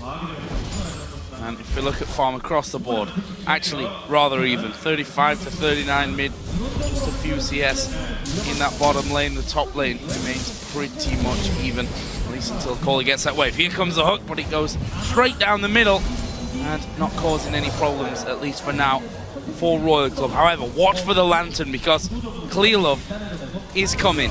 This could be a Lantern gank once that hook comes off cooldown. Well, maybe a little bit of early aggression from Namei to say, hey, it's completely safe. And then they hold it, and then they go aggressive. Almost worked on that one. Uzi definitely getting a little bit of game sense that it was going to happen. And they keep it safe. Also, inSec was right there to be on the tail end. Yeah, pretty trying times. You can see the tension in this game is a little bit higher than in the other ones. Obviously, though, Uzi able to play safe. Everyone was willing to collapse down on that bottom lane. They know how important Uzi's Trist is in this game. If he gets a little bit fed because of the Ori and Janna, they could start pulling this death ball strategy with a really fed Trist pretty well. And they haven't really been able to shut him down as of yet. And specifically, they haven't been able to take any other advantages either. So this slow, methodical early game, this game is playing into the favor of Royal Club. Time to step up, inSec. He's waiting inside of that bottom brush for someone to come around. Clearlove is on the top side of his jungle. inSec is actually now recalling, so it doesn't look like there'll be too much going on there. Cola's trying to keep this wave on his side of that top lane, and as such has gained a 10 CS lead as well. You keeping it safe in the mid. Korn, we said he'd fall behind a little bit at 10. He's been keeping it pretty safe in these games. A little try from the brush control from Koro. Cola does take the damage, and he can't really trade just yet. Keeps it safe in the farm phase. 10 CS up, as we said before. Not too much pressure actually coming from the junglers this time around. Clearlove not on that Eve is definitely taking his time to farm up a little bit more. I'm so happy about this series, the way it's played out, and the fact that this game as well, in Game 5, is the closest early game we've seen. It's almost like there's been an absolutely equal amount of bounce back from Royal Club. I really wonder, the first blood that is drawn, how much that will snowball just because of how much is on the line for these teams. Whew. Being silenced out there, causing a little bit of trouble for Koro. Thought he had a bit of help from Clearlove, but didn't realize he was very, very low. That could have been a bad situation, but it comes out all right. See Korn trying to get the upper hand on you as he comes back to lane. But we're still definitely seeing a much more patient game from both teams. With everything on the line, it's a nobody wants to lose situation. So you're going to see that safe play. And speaking of safe play, we're so used to seeing the Trist or the Twitch lane swap for the safe late game lane. But they both want to do that, so when they actually match up in lane, it ends up being pretty even here. And it's going to be on the mechanics of these guys to try and pull something off. FCZF obviously has more of the ability to go aggressive if he can land a few good death sentences. Such a tense start. I think 8.5 minutes may have been the longest we've been waiting for a first blood in this best of 5. I mean, these guys are already 4 hours into this best of 5. I mean, yeah, the stamina it requires and the focus it requires as well to not have made that deadly mistake as of yet is honestly a testament considering how aggressive these teams normally play. See FCZF trying to thread the needle there and just fits it through past the caster minion, but Uzi's able to dodge out. He is level 6 along with Namei. Definitely the ability to disengage from Royal Club in this bottom lane is there. Calling Gales, almost the Monsoon up for 0. So if they get into any trouble, they'll be safe. And it looks like trouble's headed their way. Yep. Will the Lantern... Well, there's my answer to that one. Lantern down for the shield means no Lantern to the back for Clearlove, at least for now. They tried it with the flash from FCZF earlier into Flay. Didn't work. But this time they're on the tower. It's kind of classic Uzi from the group stage. In the group stage, they're almost always pushed up to their opponent turret, almost daring a gank to come. It's not like they're prepared for it. They don't have very good ward coverage, but they do have a level 6 Janna and a Trist, multiple knockbacks. I feel like they are confident that even if the Kazakhs came, they could blow them away. There's a lot of love for this bottom lane right now, and wards aren't really telling that. Dragon also coming up at this point. It looks like you and Korn are going to see that right in the river. inSec also being seen there, so I think everybody's going to hold off for a bit. Play that one a bit more safe. Very cautious and risk-averse coming in from both teams. A change from every game we've seen right now. First person to get a kill, they're probably going to start putting their foot down and going very, very hard. Already you trying to bully out Korn, and he's been having a much better lane in that mid. That's the funny thing, that last game where you might have expected EDG to try to be, Royal Club to be making moves.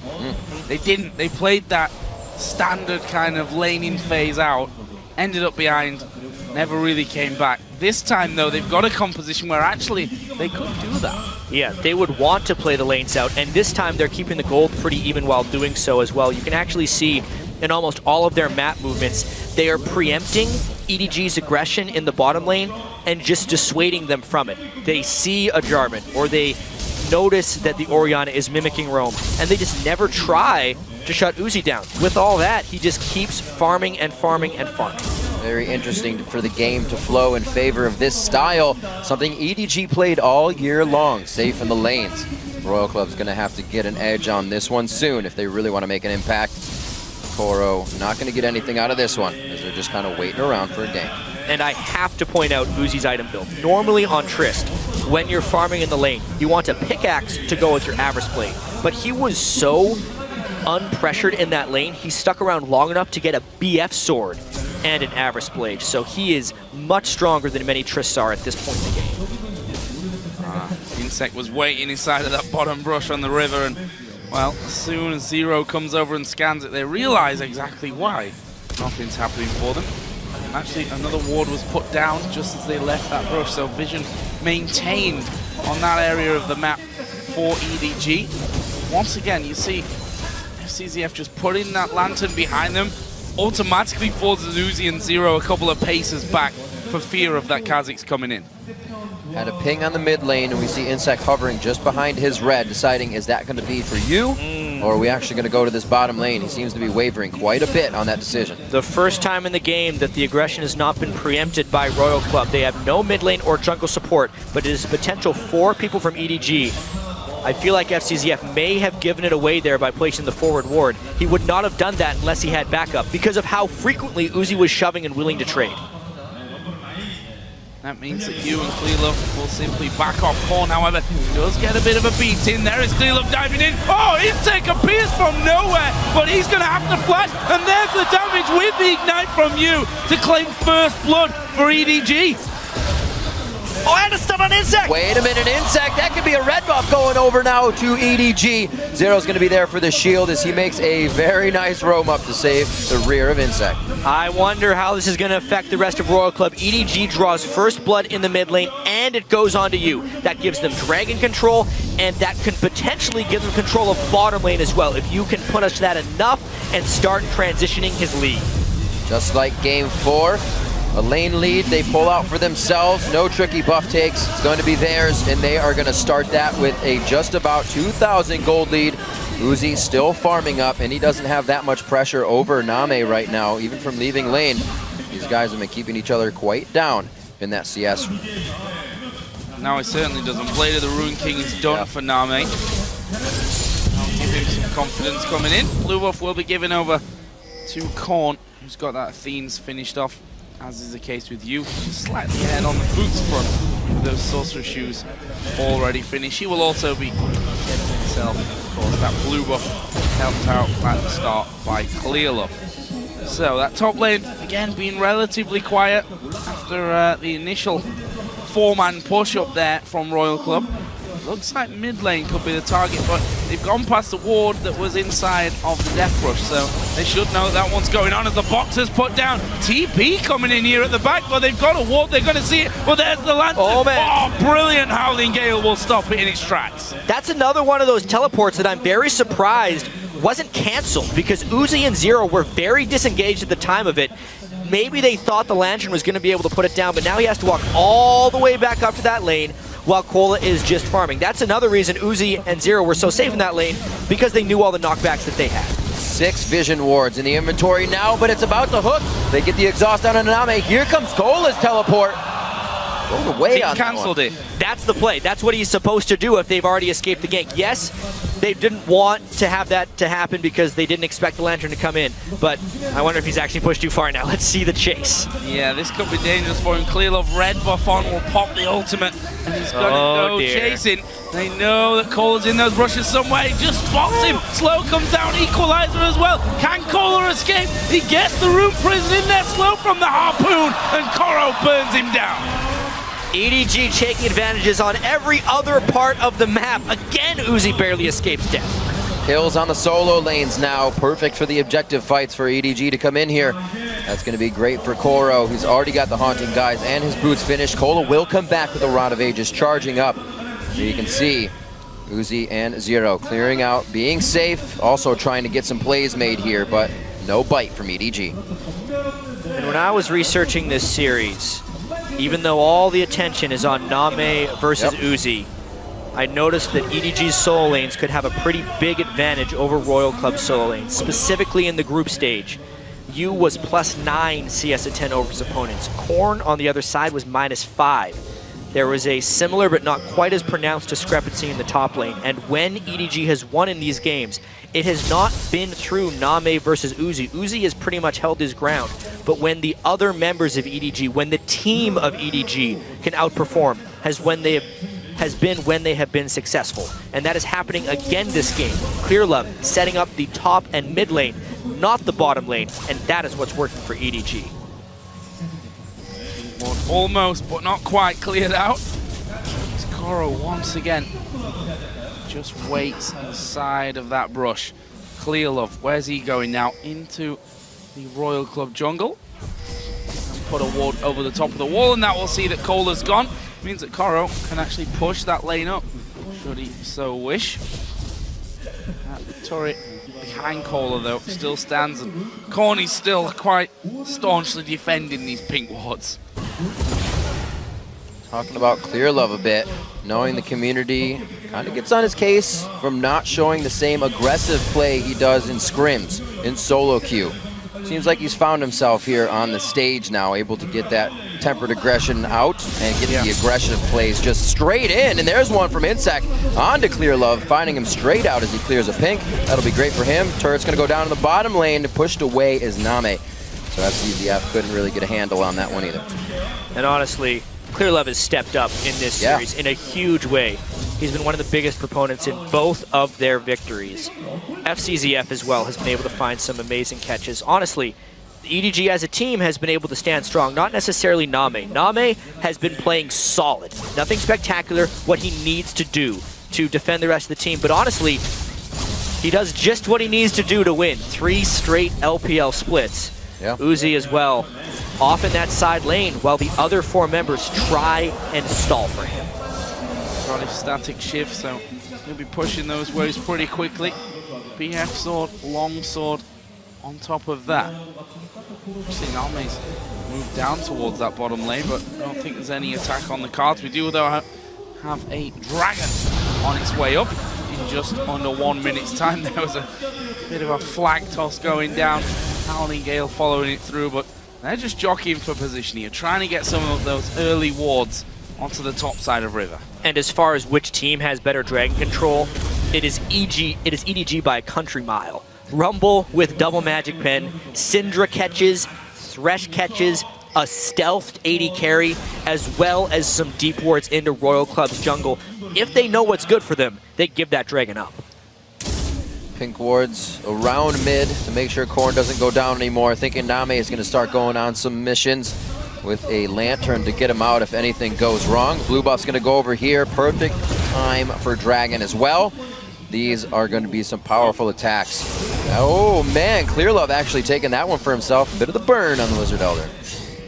Not ideal, especially because Syndra is already at half mana, so can't do much poking there with Syndra unless they just start the dragon straight off. Well, I think that they possibly will here. EDG do start. It's Namei that will bring the dragon out of its pit, but they've set up a bit of a death brush. inSec coming a little close there, and there is the flag and drag away from the action. Dragon has reset. Might mean you have to walk in for this one. Flag and drag will come up quickly though. There's Namei. These are the plays they want. It's gonna go onto a pink wave though. Shockwave hits. They find Namei. They almost lock him down, but he's not gonna be hit up. Yes, he finally goes down to the burn. The fight continues. Koro now onto Zero, but he gets monsooned away right into the team. What an ultimate coming in from Zero. And that's gonna stop the dragon for now. 2 down for EDG. Namei has been questioned for his positioning ever since he stepped foot on the world stage here. And again, he pops up at the wrong time, tries to get the catch, gets Shockwave, and costs his team a dragon, which by all means, they had full control over, and now Royal Club has the edge. And now Royal Club might be looking to push this mid lane down. You might have to just back away and leave it. Let's have a look. He's already down to half. Uzi will tank it up with the help of the shield. They're going to finish it off. The TP he will come through. Uzi now going to be locked onto by Clearlove. He's already used the jump. Will flash actually as well from that. It's a double kill coming down as Korn and Zero both die. Great lockdown of the fight. Focus from the team. They're probably going to grab this turret off of it, but EDG not letting just Dragon happen. They come back immediately and return to the fight. I mean, they might want to take 2 after this one. There's still some death timers onto Korn and Zero. Really a nice counterattack. Let's see if they can secure this next turret. No reason they shouldn't be. We said they had the item spikes and they knew it coming back in. Able to just fiercely push off the rest of the team. Uzi and Cola doing what they can from range, but Tristana has not gotten the range necessary yet at level 11. We'll be looking for that later, and EDG takes advantage, and another turret. 4,200 gold, just a little less than even, is what separates the 2 teams. Scan's not going to see the pink ward, unfortunately. Yeah. Somebody walk through it, though. Oh, nope. They can find one. Nope. Uzi did. Yep. Nope. He's not looking at it. Yep. Nope. Smart pinks, guys. Wow. Well, that is really unfortunate for them. Now they'll see it, though. Yeah. Nope. What is going on here for Royal Club? This is interesting. Taking Baron damage there. Oh, that pink ward. Surely. How? Surely they will see it soon. One would say. That guy, that pink ward, return on investment is huge right now. So that's going to stay alive. The Death Brush Baron side is playing a huge role here. 6th member of the team so far for EDG. And they're not worried at all. They're just doing what they want on their side of the jungle. They did set up for a little bit thinking that Royal Club was going to try and take something sneaky, but they're able to get as much clearing now as they want to get these lanes pushed up. They're having a grand old time. Only sitting 1,000 gold ahead, but once they've been ahead, they've been able to keep that lead. Yeah, that's for sure. However, they did give up that catch around Dragon Pit. Namei, yeah, that's just true. Not opening up in the right spots, and that's one thing about a Jarvan Orianna pick against a Twitch. The instant you see that Twitch pop up, there's no Kale to save him in these situations. He will get jumped on and really, really bursted. So that is a real danger for Namei having to play around that. A lot of wards around Baron now. 23 minutes in Namei. What is he thinking of? Starting to edge forward, but stealth will run out in the end. Just been a venom flash thrown through. But there are 4 men there from EDG. We can make that 5 now, as you will join in as well. They have 5 men on that top side. Finally going to go around, clear out a couple of wards, and they're going for Namei. He's been caught out again here. Can he escape it? inSec though, going to be burst down. Koro might be able to escape. 3-man shockwave, hook onto Korn. STZF goes through, but he will go down. Is this the turnaround that they're looking for? Korn still trying. There's the shot from Uzi. He's going for Koro, blows him away, gets the kill, gets the reset. Uzi, is he going to know? He stays alive here, and now they're going to keep going. He will surely fall. No, he can walk away. It's a messy, messy 4 for 3. Uzi is a walking god of League of Legends as far as this is concerned. Jumping into that many people and surviving once again. No one gets hit by the stun, and you just revealed himself to Uzi. So far as time alone playing in his favor. One more shot, and Uzi picks up 3-0-3. Solidifying another kill, bringing the game to 7-7, and the 1,000 gold lead is now in favor of Royal Club. That fight started so heavily in the favor of EDG, but like these teams go, it's not over yet. Teleport, here comes Koro, speeding it out. Uzi going for FTZF. This time he won't be alive for long though, and that is the kill for Koro. Puts him to 2-2-3. Crazy fights on the top side of the map. This game 5 is delivering upon all of the expectations. 5-1 for you. Uzi as well doing some big things. And yeah, this initiation is what Royal Club thinks they want. They get the ultimate on Namei. However, because he positions himself at the back of the Cataclysm, Kola can't get in range to dump damage, which really messes them over. However, the Shockwave saves them, and then that slight overextension by STZF begins the reset parade for Uzi. He jumps in, dodges just enough skills, knows his exact damage, then flashes over the poison from Twitch, gets a shield at the end from Korn, and just allows the rest of the team to clean up. I was going to say, just before that fight, Royal Club not good when they are being dictated around. That's when the communication falters, so they decide to dictate. Worked out quite well for them. The communication's a lot easier to see that everybody's going forward than to really get back off of a fight. We'll see if they keep that pressure on. It's 20 seconds onto Dragon. Whoa! Forward once again for inSec. Koro didn't have to flash out of that one. He was actually able to move and dodge out, and it looks like they may be able to rebuttal on this, but they stop it for now. inSec ward as well. Completely on his own agenda right there. Did not have the team to follow him up. Burns flash and ultimate, nearly kills 2 members of his own team. Nobody dies, but they lose a lot of control in that area. And that's exactly what I was talking about before. When, you know, if inSec's not going to be tanky enough when he jumps in, I wasn't quite expecting, you know, flash, flag and drag into the Cataclysm that would happen. But he can get blown up very, very quickly. This time around, he gets away with his life. And Royal Club still hold the lead. It's 1,000 gold. It's nothing at this point. And Dragon is live. That could just completely even it up. And this is exactly what needed to happen for Uzi when he was on Vayne as well. Get the late game energy early, and they're able to control it that much more. And just an ending to our ward story up towards the Baron area. After that equalizer, I noticed the ward was gone. Zero saw it during the retreat and then auto-attacked it down. So they just weren't looking at their minimap when they were walking past those wards beforehand, or sorry, their screen, and no one on the team was pinging, which is actually really concerning for their team as a whole. But with all of that, they've managed to pull ahead by 2,000 gold. Zero's on the lookout for those pink wards now. Namei, he's going to be backing safely in the top lane now, so a bit relief for Royal Club. They know they may have the lead. They may think it's very, very even, but they're not afraid to take these fights. They weren't afraid to take the fights 11,000 gold down, so EDG has to be ready for that type of initiation. They've seen it before. Yeah, I can't wait for this game to just continue. There's a QSS on Uzi in case he gets done by Syndra, and it's pretty much the first defensive item I've seen him build in a really long time. Obviously against the Zed, he built it really late into the game. I think that was the second game we saw in this ridiculous series, but the scaling from Royal Club is actually really catching up now. Yes, there is a 5-1 Syndra on the other team, but they have a whole bunch of burst damage they can throw on Namei the instant he appears, and positionally, you can be attacked by any type of flank that Royal Club puts at them. I say they have the lead right now. The gold says that too. Yeah. The kills don't, though. The So kills there's don't. one thing. 8-7, the turrets are tied. Yep. And we're tied up 2-2 in the best of 5. So, really, such an important one. Semi-finals on the line. Of course, OMG and NaJin White Shield will be playing tomorrow. The winner of this will go through to meet the winner of that one in the semi-finals. Right now, the Royal Club seem to be moving up towards Baron. Gonna get some vision of that one.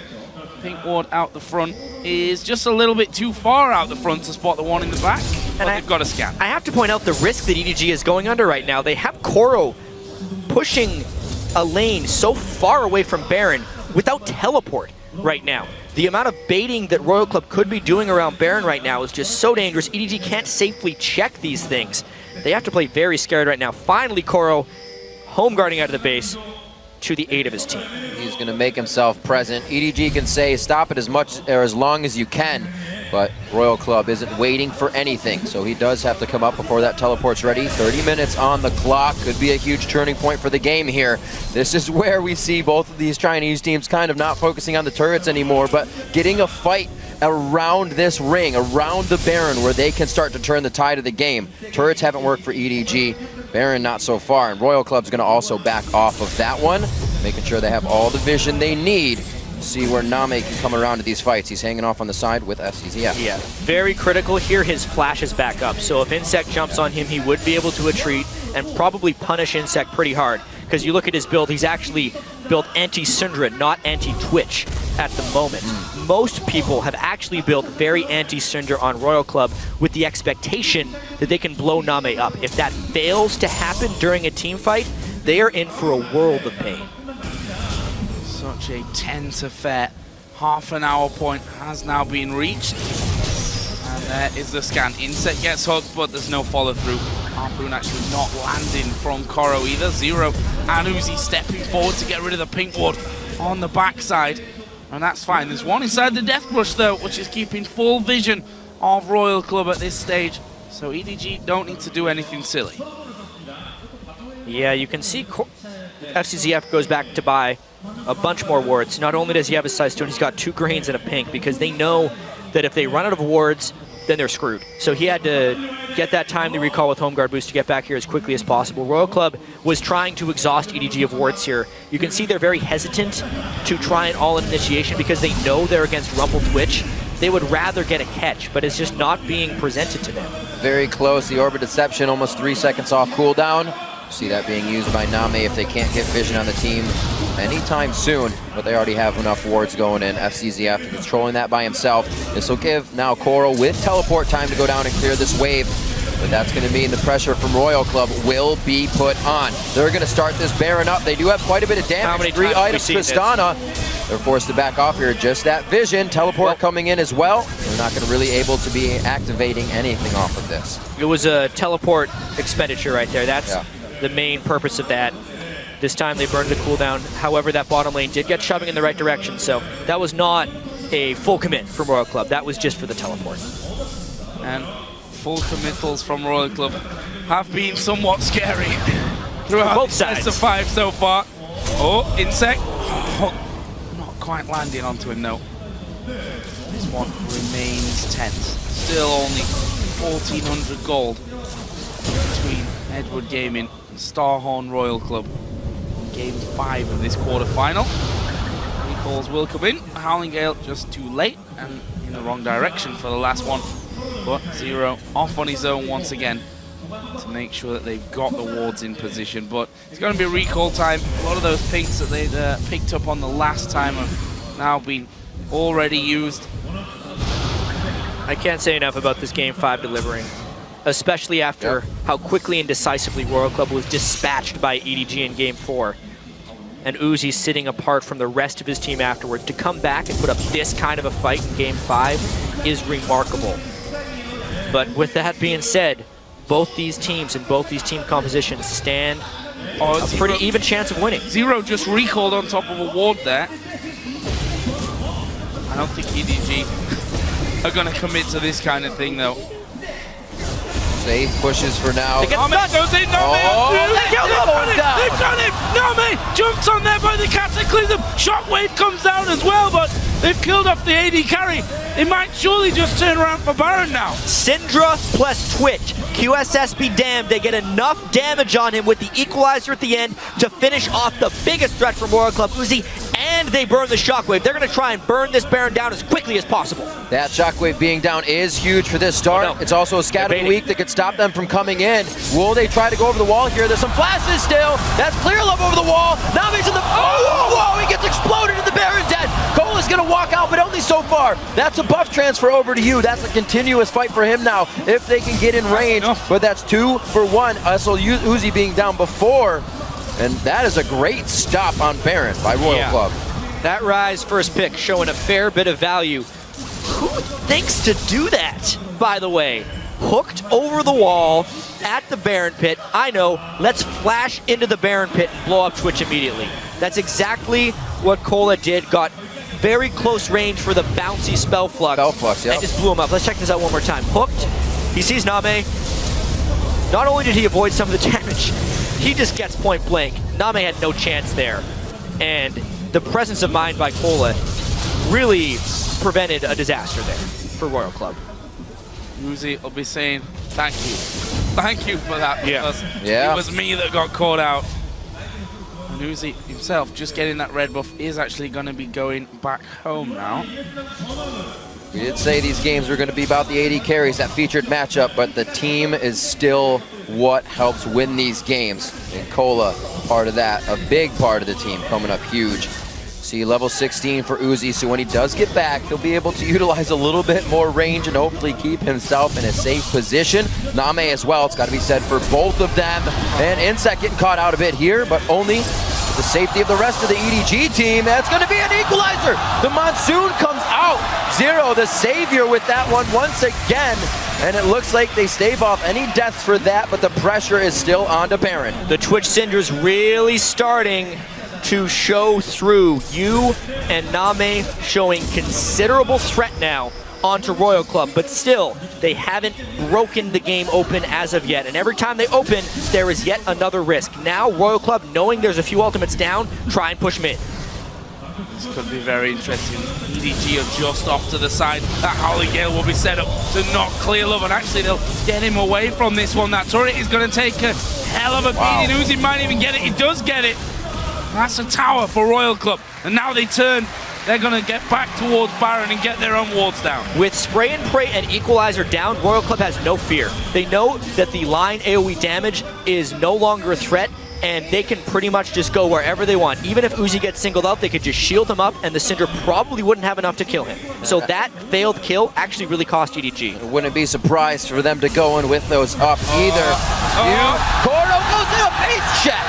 A straight face check going into the river. He's going to go down. The Rumble ultimate had just come up as well, and it looks like they're still waiting on Twitch's all that rat-a-tat-tat cannot be used here. They're going to go full bore on it. They're going to try to pull in EDG for this one. The Zanyas are there to get in and kind of misdirect the damage and the plays, but will they even get the chance? Will they turn?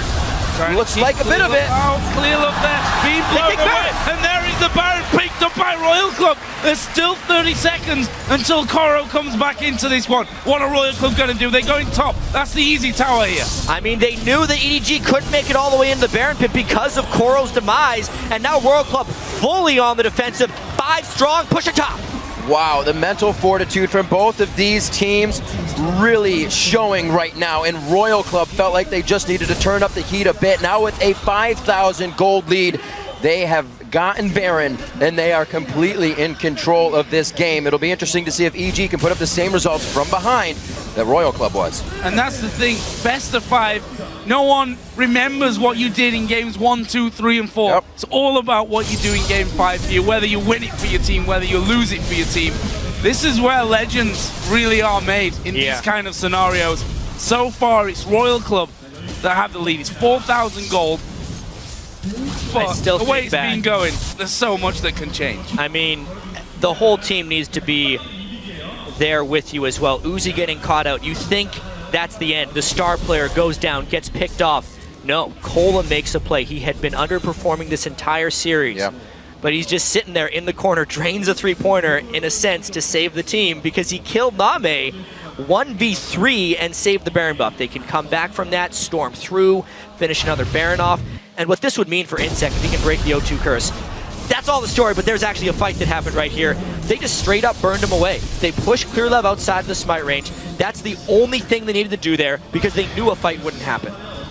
Right now, trying to take control of the bottom lane. All of EDG have set their numbers there, except for Clearlove. Make sure the top wave is at least pushed so they can battle down here for quite some time, because it doesn't look like Royal Club is leaving anytime soon. The Baron buff still 2 minutes exactly to revolve. inSec getting a little too close, not able to even do a bit of damage. They weren't willing to open on inSec because they only would settle for Uzi at this point. Now with the Bloodthirster, Janna, and Orianna, if they don't catch Uzi, Uzi kills everyone.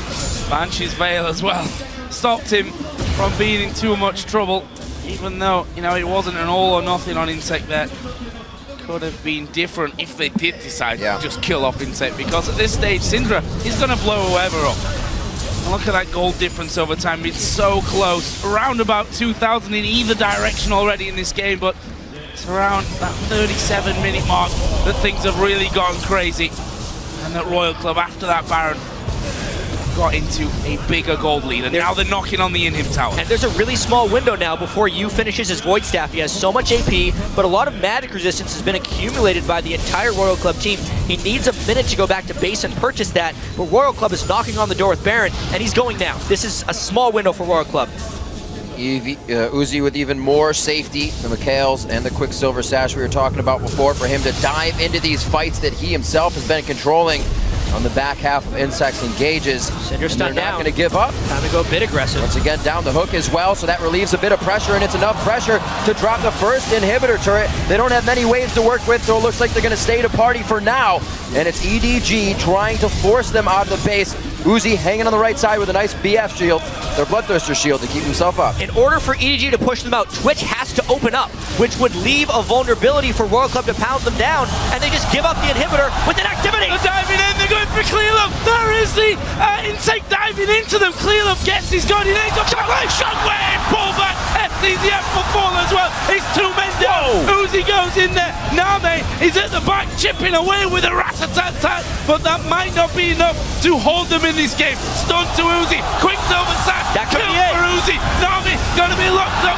Namei goes down, and it's all down on Koro. They dive on him. Triple kill for Uzi. It's Royal Club that do it the hard way, but go through to the semi-finals. So much win right there for Royal Club. Not only do they move on to the semifinals, they break the inSec curse, and they crush EDG in Game 5.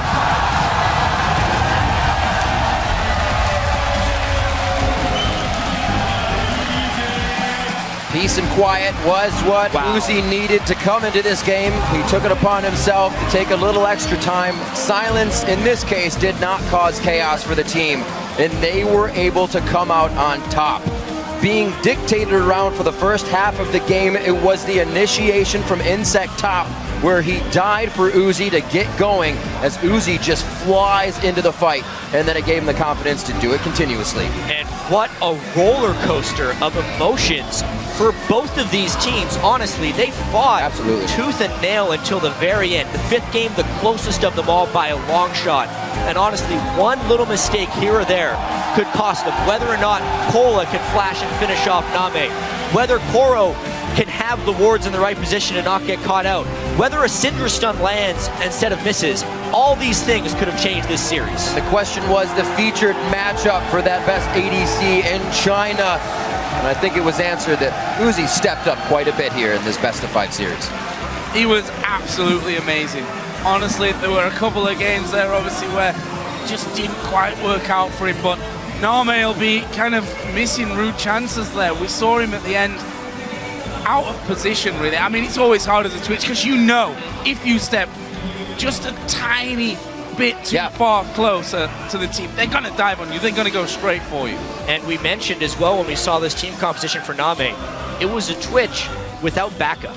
So he was really just trying to work in concert with his Syndra, but it wasn't one of those Twitch opens up with Kale on top of him and Lulu on top of him and kills the world. It was really Twitch off on his own solo mission, which Royal Club really built to counter. I mean, what is Namei realistically doing here unless he's following up a Syndra stun? Because Shockwave, Jarvanal, even Uzi just hit him a few times. It's a really hard life for him.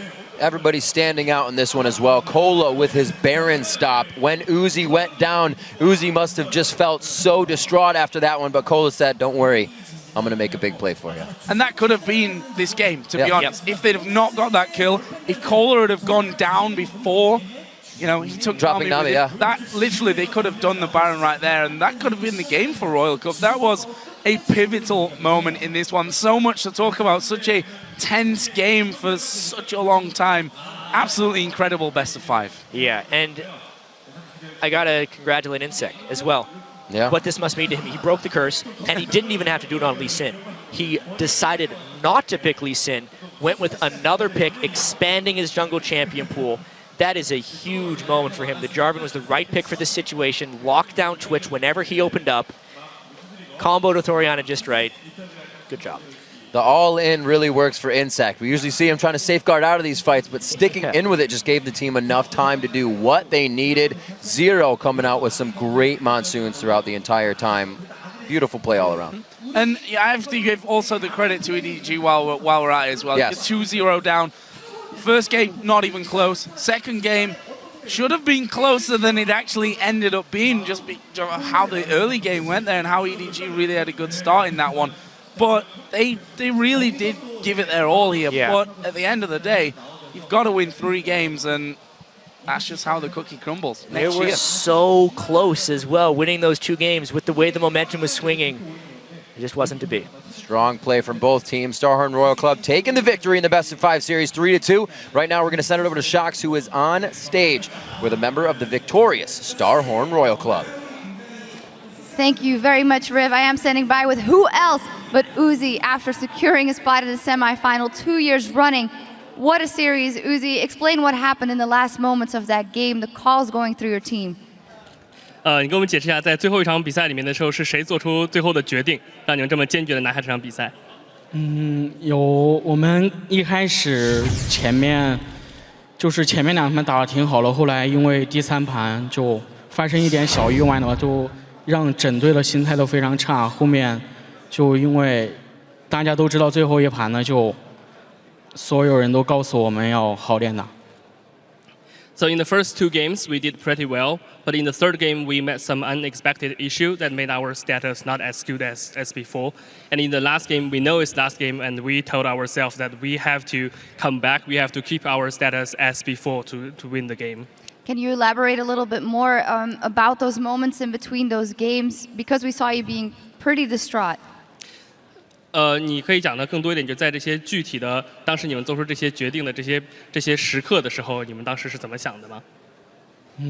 我自己想的就是不要留下遗憾嘛，因为毕竟很辛苦了才打到这里来。The things that I kept in my mind is that I don't leave any pity here in the World Championships because we tried really hard, we put a lot of effort to be here. Absolutely. Another question. Tell us about the Twitch pick. It was a surprise to a lot of us, and why did you keep it to this moment? 能不能谈一谈你这次对突骑的那个选择，对老鼠的选择？因为我们之前也很少看到你选择突骑，为什么把这个惊喜留到现在？因为我知道 EDG 的 AD 非常喜欢玩这个英雄，然后我自己也有去玩这个英雄，然后发现特别变态，然后就去慢慢的学习，后面就到比赛上才拿出来用。I knew that EDG's ADC is pretty good at this champion, and I practiced a lot, learned a lot, and realized this champion is very OP. So I leave it as a surprise in the World Championships as a game to show that.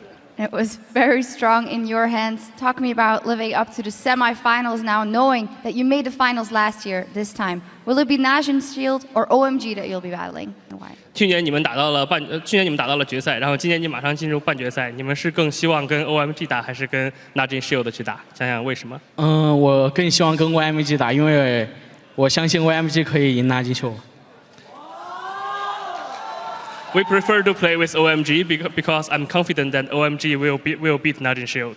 Wow. Uzi, it's almost incredible to say, but it seems like you're playing even better than you did last year. How much more can we expect of you? 从现在这次的比赛的情况来看，你比去年的表现要好更多。对于以后，你觉得我们还有什么可以从你这里来期待能看到的？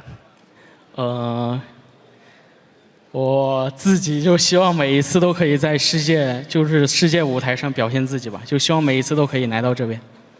I hope every time I can come here to show myself, to show my performance in front of the world in the World Championships. Well, it's been an incredible performance so far. Congratulations. We'll see you in the semi-final. And as for us, we're going to wrap things up over at the desk. Thank you very much, guys. Great to hear from Uzi. And with that victory, Starhorn Royal Club advances, becomes the first team in League of Legends history to accomplish back-to-back semi-final World Championship placements. If they win their semi-final, that will become back-to-back final placements. And I don't think any of it would have been possible without Uzi.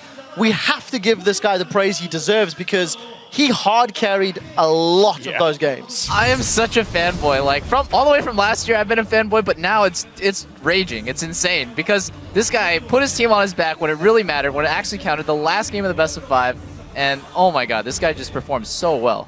This game proves though that he can't do it alone because he needed his team to step up. He needed, especially in terms of the top lane, Kola had to step up there. And if he didn't make that one play at Baron, this game could have gone the other way. But I just want to give mad props to Zero. While I don't always agree with his item builds, sure, that's optional, that you can do whatever you want. But his plays, especially on Janna, were so damn good. Yeah, just as a note, EDG lost all 3 games. They did not ban Janna. Yeah, honestly, very well played by all of this team. And, you know, we talked about what if they're going to tilt, what if the communication breakdown is going to be hard between speaking Mandarin, Korean, maybe a little bit of English. Both these teams, great mental fortitude, coming back in Game 5. Smart picks and bans, get rid of the Lucian, pick the Rise, and it finally fell into place again for them. Let's also give some credit to EDG because they struggled to qualify for the quarterfinals first of all. They started this series 0-2. They dug deep to win games 3 and 4. They pushed Royal Club all the way to 35 minutes in Game 5 before Koro got caught out where he really shouldn't have been.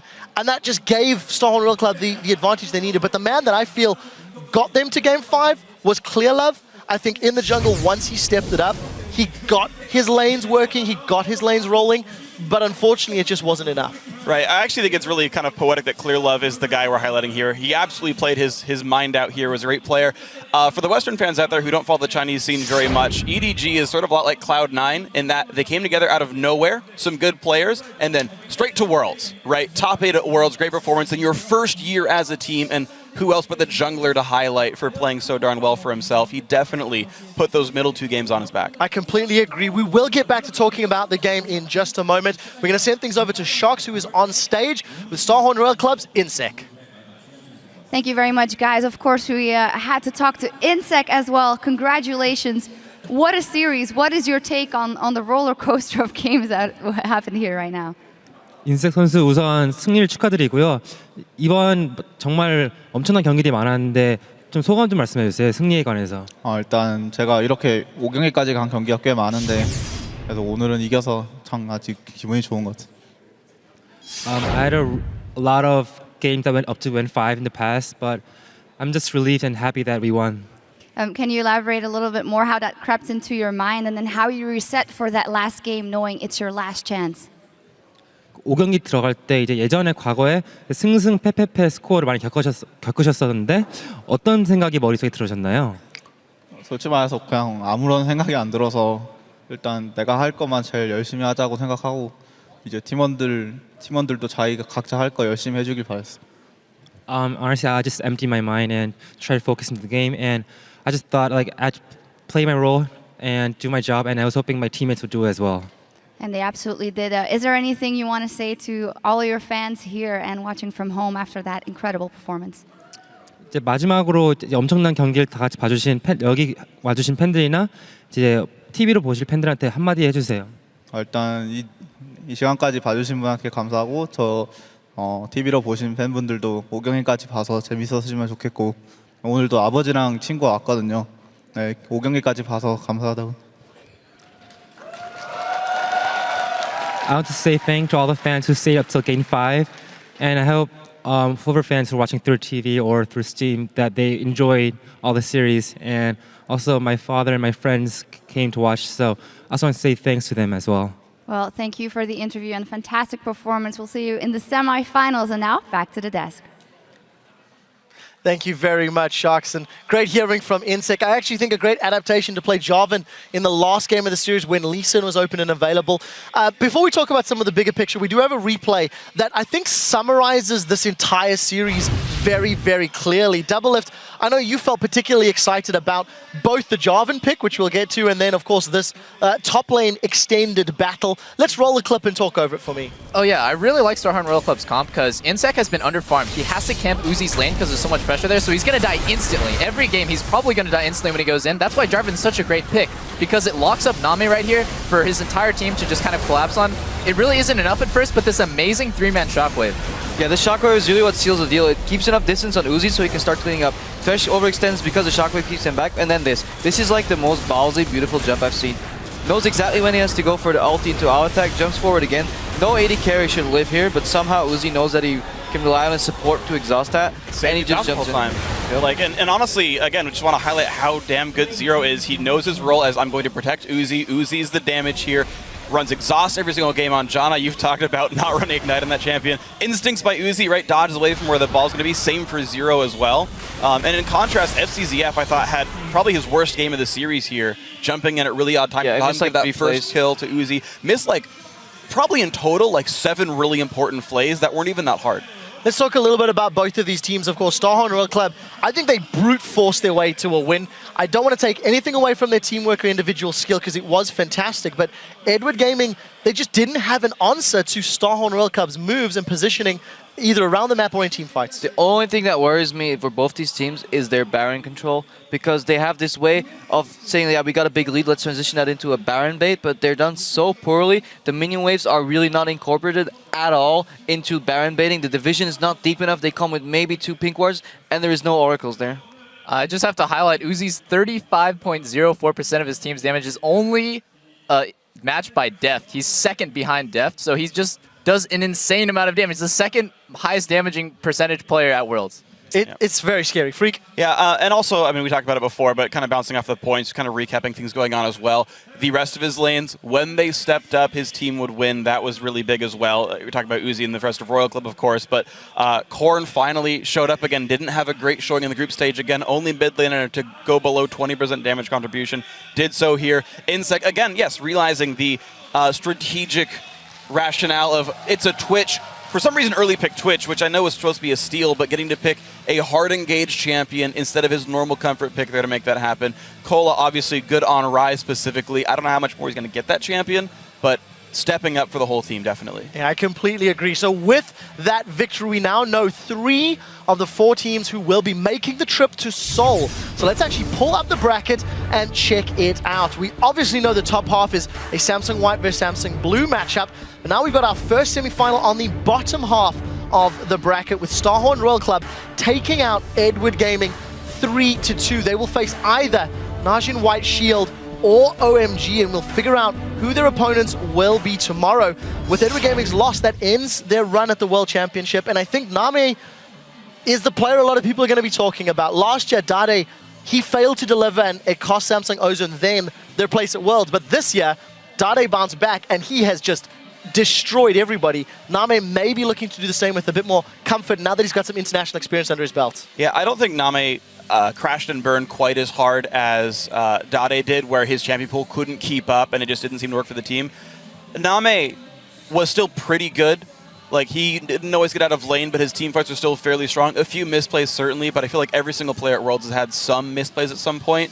So I don't want to be like, Namei, how dare you not be the best AD carry in the world, but certainly a bit worse than we were quite expecting. Well, let's just get some final thoughts from Doublelift and Crepo. As we know, at least Starhorn Royal Club, they know who their opponents are, either NaJin White Shield or OMG. In theory, they're ahead of OMG in terms of their regional seed coming into Worlds. What are they looking at for tomorrow's series? Is obviously one of them will be their opponents. I think OMG plays a very similar style to Starhorn Royal Club. EDG is kind of the outlier in terms of strategy. I think it'll be another explosive, amazing Chinese battle brawl, bloodbath, just again, if it's them. But NaJin White Shield has a really good chance, too. I don't think Shield will let that happen. But we predicted today that we'll have this clash of like 5v5 battles with relatively like low amount of strategy, and that came through. But Shield is like the opposite. It's such a stylistic mismatch where Shield relies so much on strategy, and then OMG is like the pinnacle of the 5v5 brawl. So it'll be a very interesting match. I hope for Royal's sake that OMG wins, because then they can play against familiar style. If Shield takes it against OMG, then I think Royal's in for some trouble. Well, Royal will need some practice against Shield style if they want to take out one of those Samsung squads as well, if the bracket plays out that way. Guys, tomorrow our final quarterfinal match will be decided as Korea's NaJin White Shield takes on China's OMG. Once again, that best of 5 will begin tomorrow at 10 a.m. Central European Summer Time. And for our viewers in the Pacific time zone, you can catch the action at 1 a.m. That's going to do it for us today. So I'd like to thank all of our guest analysts for keeping us honest here on the desk and informed. And from myself, the casters, and the entire World's broadcast team, thank you guys for watching, and we'll see you right back here tomorrow.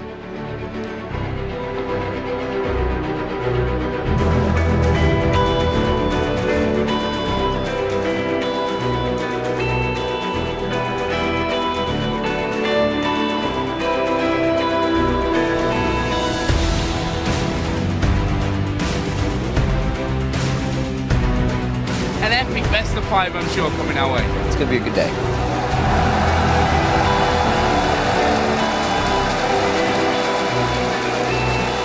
Core on the backside, he's forced to blast into the pit. They're stuck with Baron. A great shockwave from Unstoppable. SDZF doing what he can to get the Monsoon out, but it's not healing anybody. And it will be Royal Club to pick up game number 1 in this quarterfinal. That's not going to be what he wanted. More kills coming up for Uzi. Onto Coro. That no distance to follow, but they are going to be able to lock down the quadra kill for Uzi. But a pretty fed twitch. Everyone runs. Whoa! It doesn't have to be the best equalizer when you got Uzi with shields on him. A Royal Club move to game point. HP, Namei not far away from this one either. Another big burst comes in. There's you getting one. This should be destructive for EDG. And EDG picks up game 3. Chum the Waters coming out from Korn. They are able to take down FCZF. A bit of fuel for the fight. EDG's coming up huge on this one. The Nexus goes down. We're going to game 5. He's going for Koro, blows him away, gets the kill, gets the reset. Uzi, is he gonna do? He stays alive here. So much win for Royal Club. They crush EDG in game 5.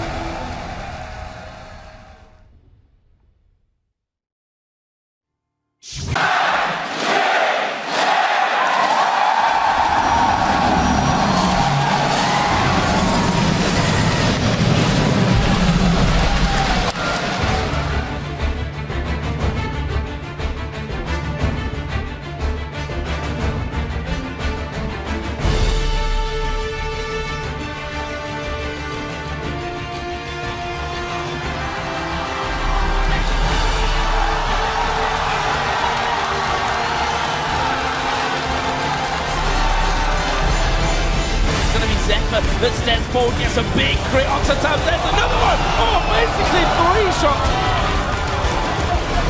NaJin White Shield, despite being heavily behind in this game, turn it around. Will they be able to get it? Gogoing's gonna make it in. A few more hits. Will this really happen? 66 seconds. They save the Nexus. Second man down, then that third and 4th. PK 1 more. It's an ace for OMG. And that's going to be the game.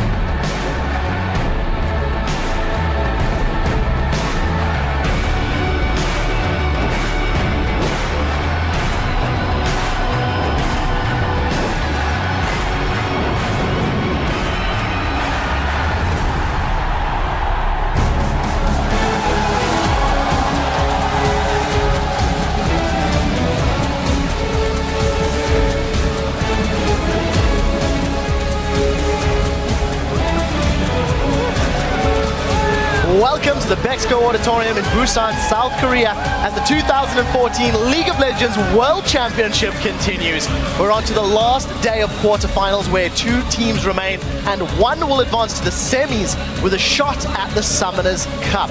Just a few minutes ago, the teams were entering the building. OMG sitting backstage, getting themselves set up before heading to the main stage. Gogoing, of course, going to be looking to carry his team in this best of 5.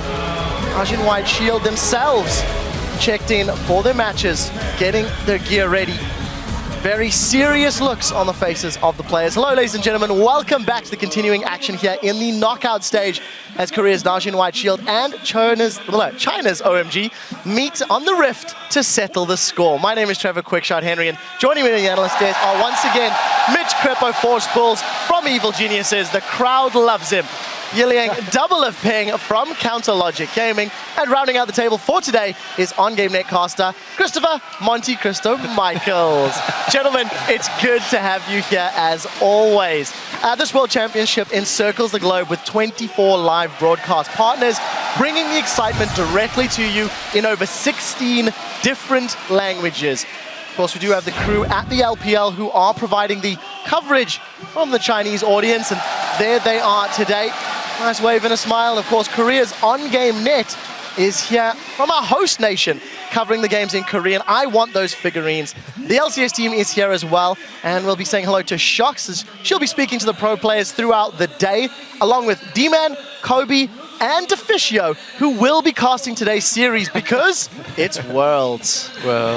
Before we get into today's series, let's take a look back at the action from yesterday. I want to talk about the quarterfinal series between the 2 Chinese squads, Edward Gaming and Starhorn Royal Club. Monty, you weren't on the desk with us for the day, but what was your take on the best of 5 and Royal Club's eventual victory? I mean, Royal Club continued to play at the level that they've been demonstrating throughout Worlds. Uzi is obviously a monster, and EDG, I thought after a couple weeks they'd return to their LPL playoff form. They didn't. They really disappointed. I think we're going to have to give Namei the Dade Award for the best player who didn't show up at Worlds this year. And also in terms of Royal Club, it's their second time in a row in the semifinals, yet they have an entirely different team except for Uzi. I think Royal Club next year should start a reality television show to replace all of the other team members with Uzi and see if they could do it again. Double Lift, what's your take on yesterday's quarterfinal? Well, I predicted EDG 3-2, and I've never been so happy to be wrong about a prediction because it was so fun to watch Starhorn Royal Club. Uzi, I think, was the best AD carry at Worlds last year and is once again the best AD carry this year.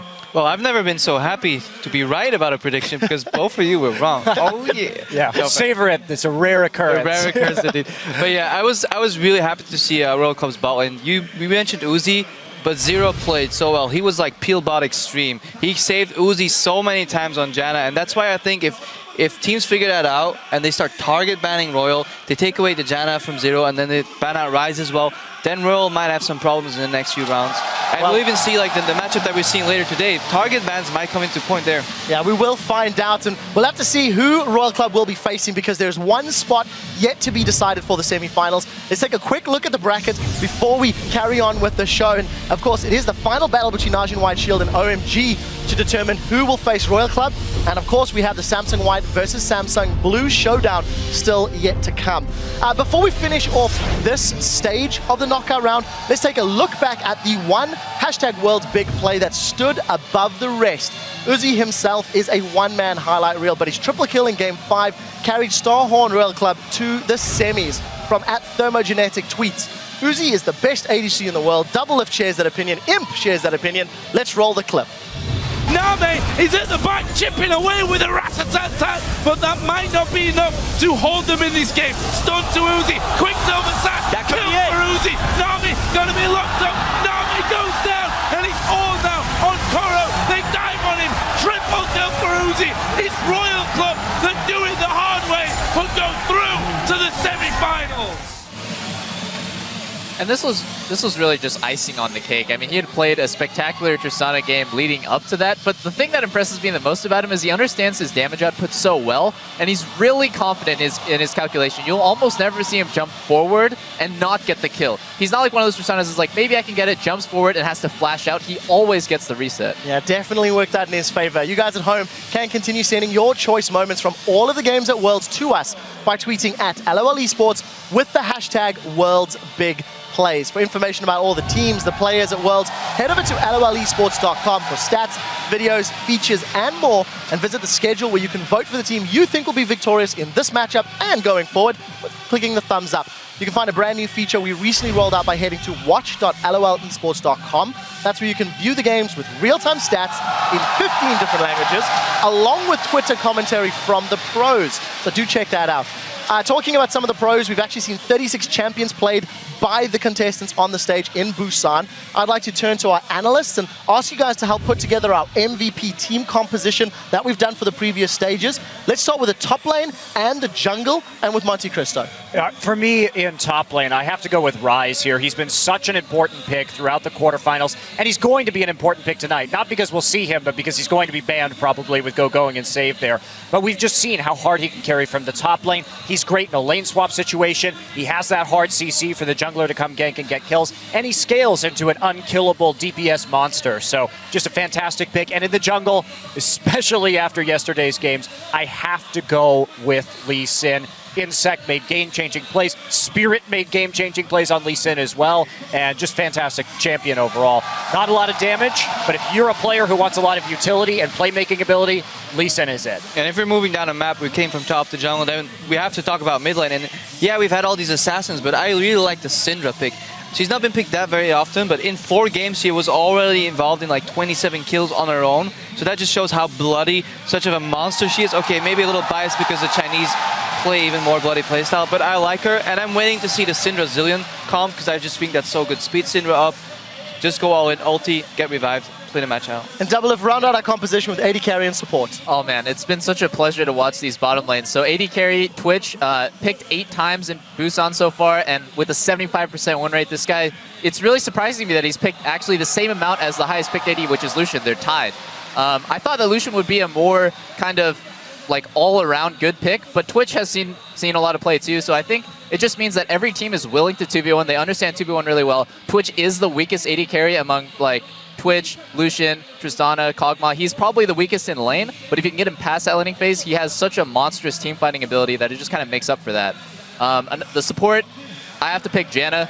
She's just incredibly good. It kind of scales exponentially with how aggressive your AD carry is. The more aggressive your AD is, the more you can use Janna. If your AD carry is already defensive, you don't need that extra peel that Janna provides. But Uzi, you saw he works so well with Zero because he goes in and then Uzi gets him out. Or sorry, Zero gets him out. Well, very excited from Double F there to round it out. You guys at home can try out this same roster by heading over to the store to pick up the Quarterfinals MVP bundle. It does include skins that were actually used by the World Championship pros, and you can throw down rune prisons. You can practice your inSec kicks, practice hard. You can hurl those dark spheres and release howling gales along with your rat-a-tat-tats. While you're online, head over to Twitter. Today we're asking you guys which player and what champion has impressed you the most during the 2014 League of Legends World Champions so far, and why? So for example, we're looking for combinations like Save's Rise, or inSec's Lee Sin, or Uzi's Twitch, like Double F was mentioning. In other words, which combo is the most impressive for World's Crepo?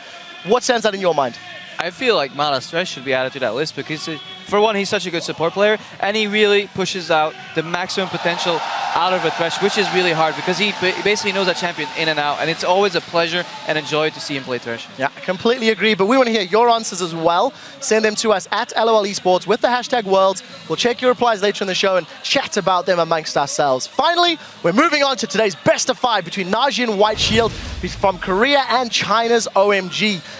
Before we talk about OMG and their last-minute roster change, let's start with NaJin White Shield. They are blue side, they have the highest seed, but I feel their vulnerabilities in their playstyle were exposed when Alliance perfect gamed them and Cloud9 took a win off them, forcing them into that tiebreaker for the top seed. Monte Cristo, what have OMG learned from the group stages from Shield play? Well, they probably learned about their early game kind of lacklusterness. They if the jungle ganks don't go right, they typically go very, very wrong for NaJin White Shield, and then they have to overcome like a giant kill deficit. Also, their pick and ban phase can be a little shaky at times. Sometimes we see inappropriate picks like top lane Riven when there's a lane swap going on. Look, top lane Riven will work for save, but he needs to get that 1v1. So I think a little more caution in the pick and ban phase is warranted from NaJin White Shield, as well as shoring up Watch's early jungle pathing. Yeah, I've got a question about Watch. It's somebody that we've discussed quite heavily off air. Monty, share some of your thoughts on this jungler, because you said the best he ever played was at regionals when he qualified, but he hasn't lived up. Yeah, look, I've been watching this guy for years, and yes, he's got a decent KDA at 4.58, and his kill participation is a little lower, not only because he's been a little underwhelming, but also because they tend to play a split push style, so you don't get those big team fights where a lot of players will get high kill participation. But he really needs to step up his game. In the Alliance game, we saw him go 0-3-0 early. He kind of started the shook snowball that made it so they really couldn't do anything at all in that game, because he had some pretty, there's no way to put this, better way to put this, but awful ganks in that game. And so he needs to really think about how he paths on the map and be a little more clever in his decision making instead of so easily readable. So Crepo, let's move on to OMG. They have changed their support. Dada777 failed to impress in the group stages. He has been subbed out for Cloud. This is not a new thing. OMG have done this throughout the course of the LPL. Talk to me about Cloud and what this is going to mean for the Chinese squad. I think regardless of like synergy issues, this will still be a good change for OMG, because Dada was just underperforming at Worlds. He was just not showing up. And if we go back and we look at the records back when Cloud was on the team, they went 16-5 with him, and I believe like 1-6 right after once he was off the team, once Dada joined. So that disparity is so big, and if they can even get a fraction of that power back into this game, this match will be a lot closer than it would have been with Dada. And Double Lift, what about the change for the AD carry perspective? How is this going to affect San coming into this? Well, I have a lot of experience playing with new supports. I've played with several across my career, and I can tell you it's actually not as hard as people think to switch to a new support if you're going to be playing defensive. If you play aggressive, you have to be very precise. Your communication and timing and synergy has to be on point, because playing aggressive just takes a lot more coordination. But if all San is going to do is farm, which is what I've seen him do with Dada, then it's totally fine. They can just transition that into better vision control with the support later, and the AD carry can just team fight. And San actually has an incredible way.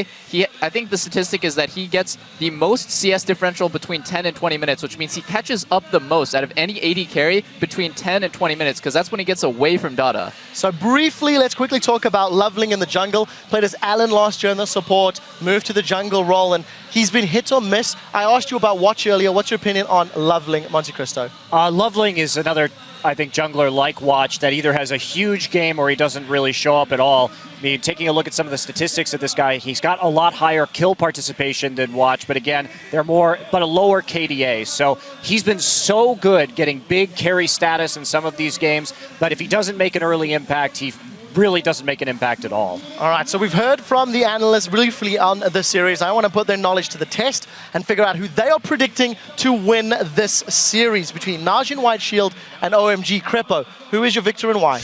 I was initially going to go with NaJin White Shield 3-1, but the change of Dada to Cloud definitely made me reconsider for a while. I'm still going to stick to my gut, but I'm going to make it a 3-2 for NaJin White Shield.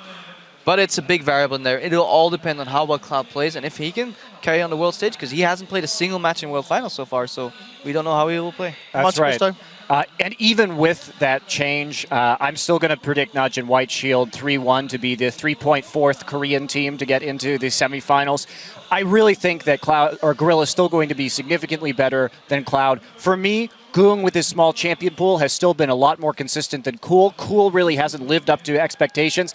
Gogoing and Save, now they've both lived up to expectations. But other than that, I think that there's just a little more power on the Shield side. So 3-1 for me. Double Lift. I had originally picked NaJin Shield 3-1, but after this change, I'm going to go with OMG 3-2, because I just really think that this change is all OMG needed to go from a team that just barely made it out of groups to a team that can make it go all the way to semis.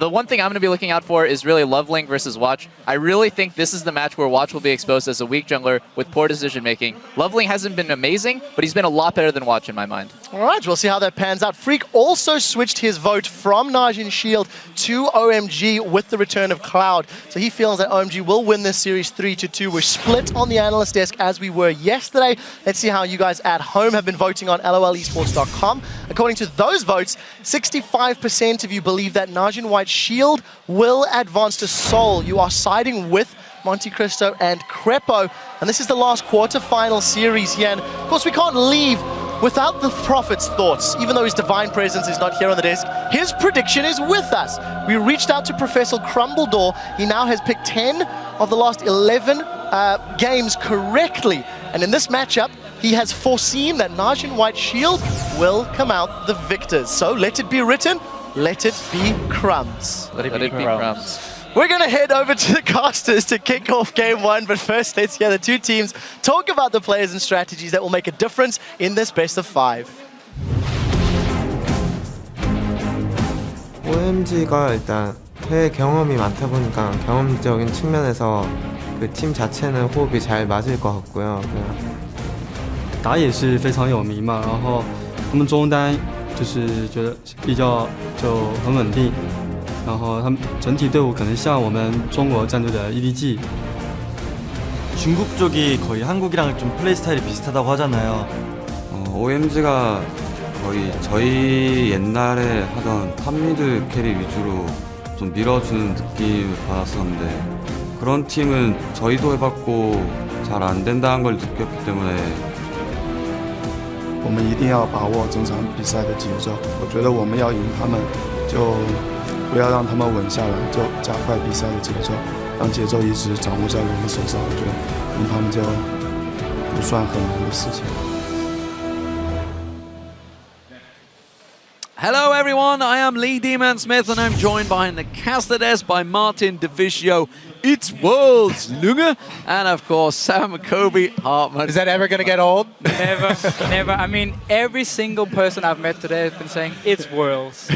Just never forget. Okay. Just never forget. I mean, you're not lying. It is Worlds. It is Worlds. So, well, let's get things underway for these teams. Starting out, of course, on the blue side, they are NaJin White Shield, the #1 team coming from Group D, of course, after that crucial tiebreaker with Cloud9. Starting out in the top lane, we have Save. In the jungle is Watch, Goong in the mid lane, Zephyr as the AD carry, and Gorilla on the support. And on the red side, representing China, it's OMG. Up top is Gogoing. In the jungle, Loveling. Mid, Cool, AD carry San, and support Cloud. And of course, for this game, we're going to focus on the top lane. The battle between the two superstars. As Save will be going head-to-head with Gogoing. yeah, and we have two teams right here who focus a lot on the solo lanes, which simply means Gogoing and Save, they can be carry top laners, and they are superstars on their teams. We see a lot of focus on them in like pick and ban phase, but also in the game itself, it's often about who can get your top laner ahead. And that's going to be a big part of the jungler's job this time around. It's interesting because both these teams have those inconsistent junglers. They're going to be a big unknown variable for that featured matchup of the top lane. Another cool thing is that both of those guys up there, they like to give direction to their team, even though they do have other shot callers. Both of them also help out with shot calling. But is that a cool thing or just a thing? Wow.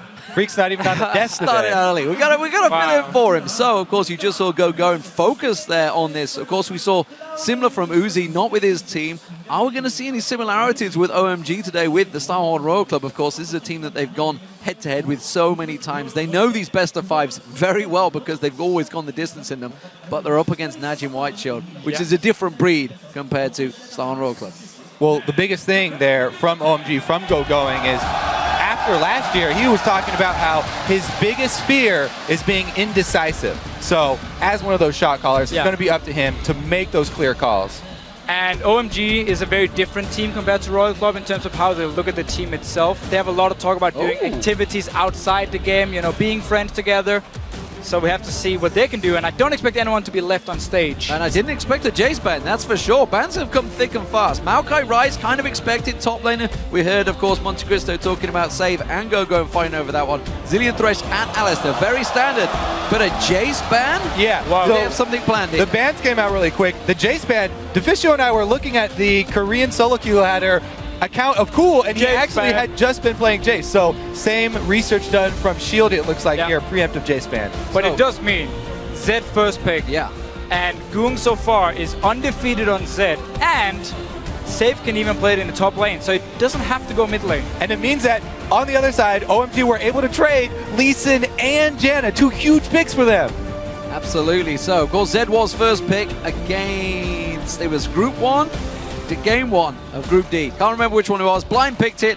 Absolutely awesome. Yeah. But like you said, this is a big thing we've been talking about. Loveling versus Watch. It's almost a second featured matchup because it pairs in with Save and Gogoing.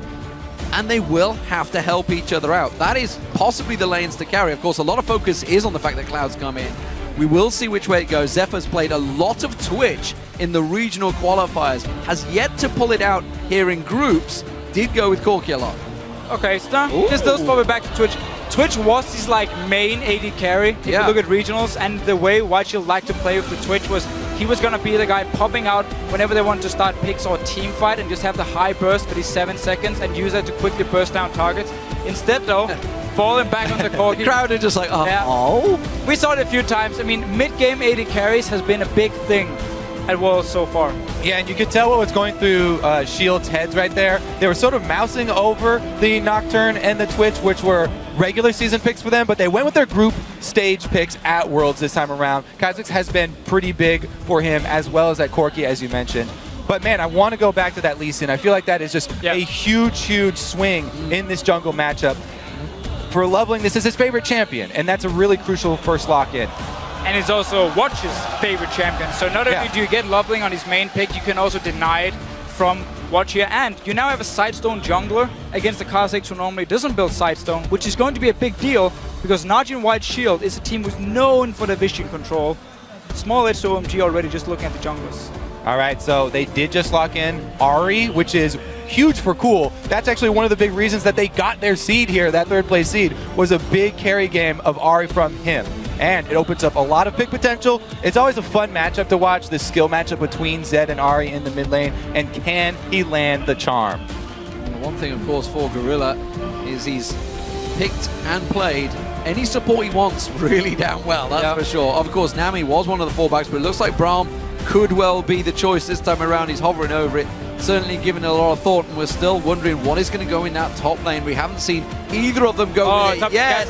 Oh, this is great. So this happened. Top lane Zed. This happened, of course, against Cloud9. As you mentioned, it could be Zed or Kassadin. Save and Goong can switch this, whatever gets picked now from OMG. And count them, that's 3 assassins over on the side of NaJin White Shield and a black shield to protect them from the charms. So they're gonna have some quick shield from Gorilla, and they're just gonna rely on a ton of damage. There's so much single target damage and like pick potential from White Shield. Gorilla is a beast in terms of skill shots as well. He can land the binding. He makes it pretty much impossible for OMG to get an engage in now. You have to listen, he wants to kick back a target.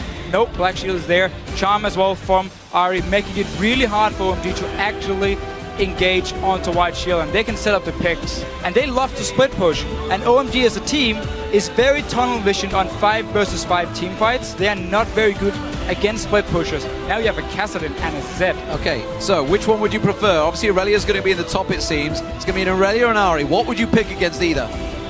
Oh, that's a tough one here. I mean, Zed against Ahri in mid lane. Zed has the pressure early on, so that could be in favor of Goong. But once Ahri gets a blue buff and cooldown reduction and some armor, like an arm guard, she can actually take over the lane. So maybe we're going to see them swap after the start. So Zed in mid lane for the first few levels, then swap later on when the blue buff comes in. Blue buff Kassadin, blue buff Ahri. You go even against each other, armor on one side, and then Kassadin has the So one more advantage. final thing, with an Aurelia in there. Are we actually going to see a split push from OMG? Because they like to team fight.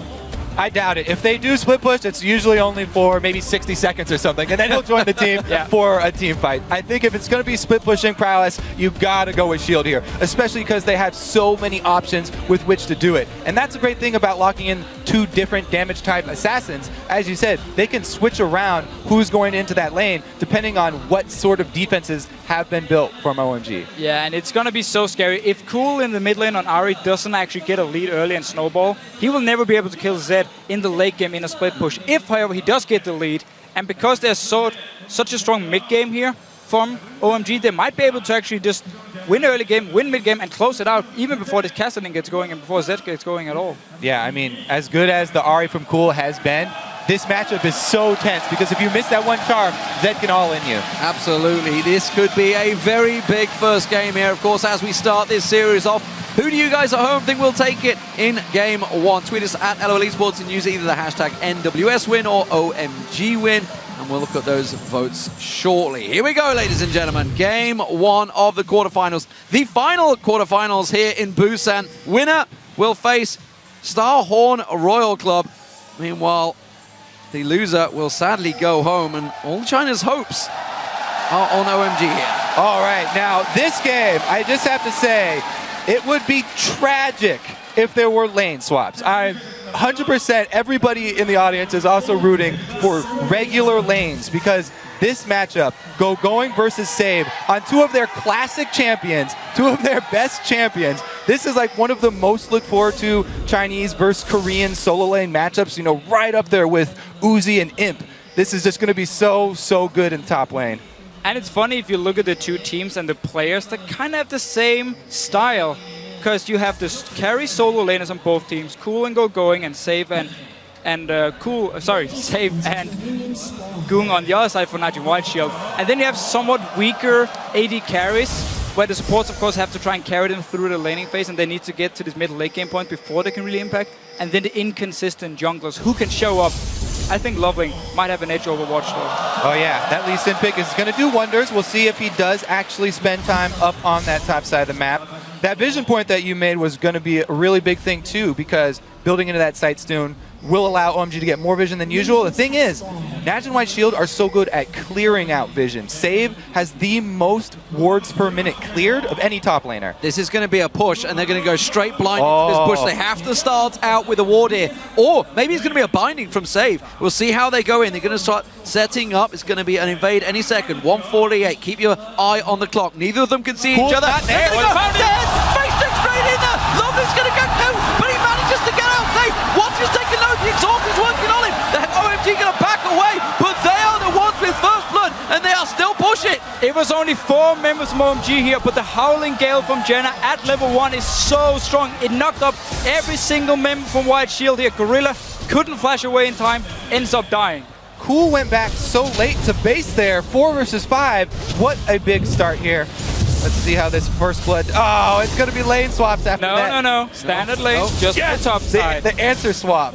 The switcheroo, and of course both of them fighting on early. We'll see how it works out, because it was San that picked up that first blood, so he can go back and get himself a chunk more gold than Zephyr will have a chance. Gogoing teleporting down the bottom. Save already done it as well, so we'll keep an eye on this one, because it's not your stereotypical setup, a Kassadin versus an Aurelia in the top lane that's down the bottom. Yeah, and that's the thing about Save. The funny part is he has these very unique champion picks. Again, we've seen Zed top lane, the Kassadin we see right now. He plays AP Nidalee top lane as well. Like, he's so many unique picks, and Loveling, he wants to invade already. I mean, it was a really good ward by Shield, because Loveling, one of the great things about him last year is he did these interesting routes that people weren't expecting. It was like he goes, fight, Watch got it! Fight, Watch gets it, Loveling's in trouble. Cool and coming around the side here, there's Goong. Loveling goes down, the double buff goes across, a single buff, sorry, it only went to Goong because he hadn't taken the blue yet. Last year, he would do these level 2 red-to-red invades or level 2 dives, and they worked out for him then.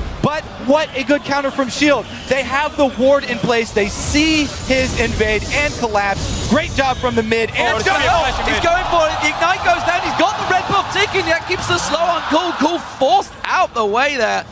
And this is going to cause so many problems for Cool in that mid lane. A red buff Zed this early on. He can just go all in again in a moment. Yeah, and that was a very big mistake from OMG in this mid lane. Cool, he wanted to push out the wave and force Goong to stay on the tower and pick up the farm, so he couldn't walk into the jungle and help Watch here. He did manage to get him pushed down in time. Goong walked in before Cool could react, and they managed to get a kill. And of course, Watch expecting the invade here, at least making it a bit harder for Loveling. Yeah, I have to say, for Shield, you got to give that credit to Gorilla. That ward was his ward that he bought at the very beginning.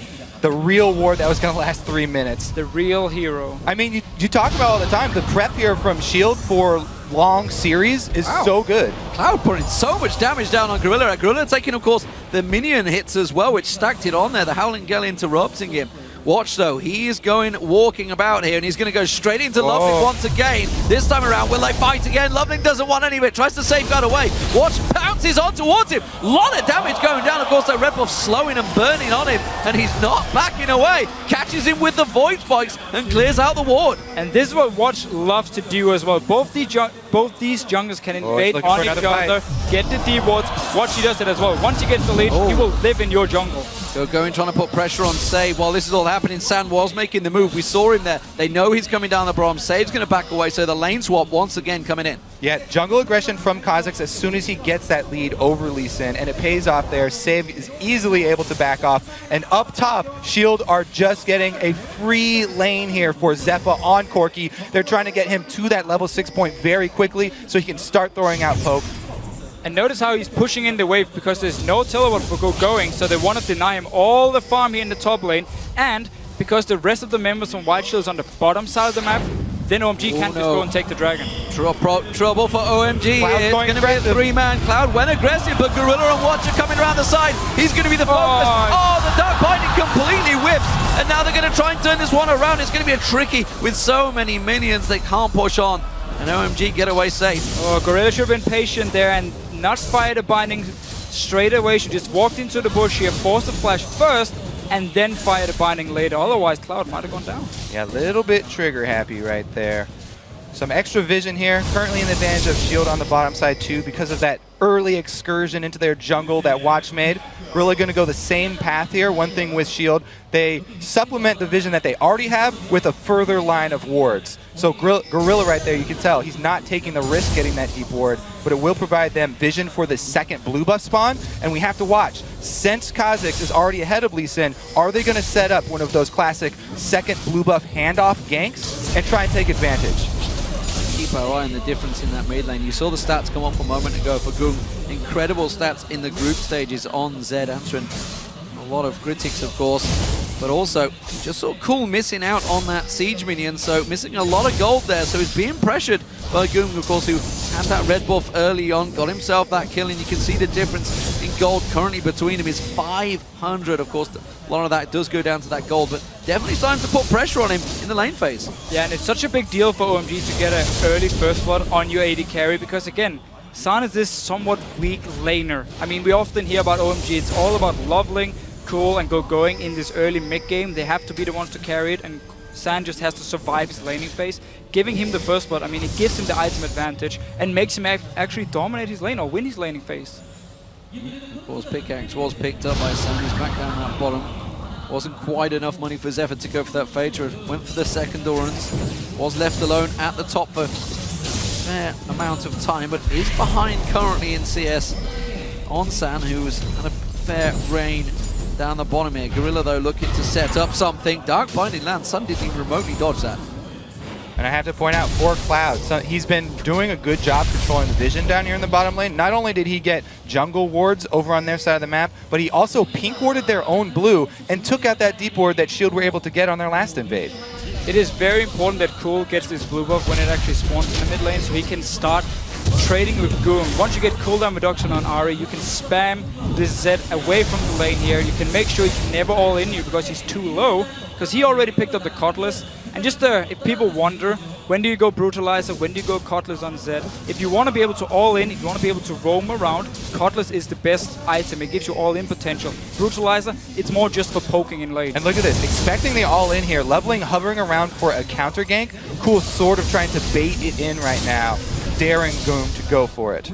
A lot of ward coverage in their own jungle from OMG. Look at the pink wards on the map right now. 3 of them down. You can see, of course, that NaJin White Shield just picked up a few of their own and put them down. Quick burst from Zephyr there, starting to land those rockets. We've seen so many good Corkis throughout this tournament. Really has been a fantastic champion, but you could say the same for Lucian. Sneaky single-handedly got that banned in the second quarterfinals, of course, against Samsung Blue. So we'll keep our eye on these AD carries, see if they draw any bans as this best of 5 progresses.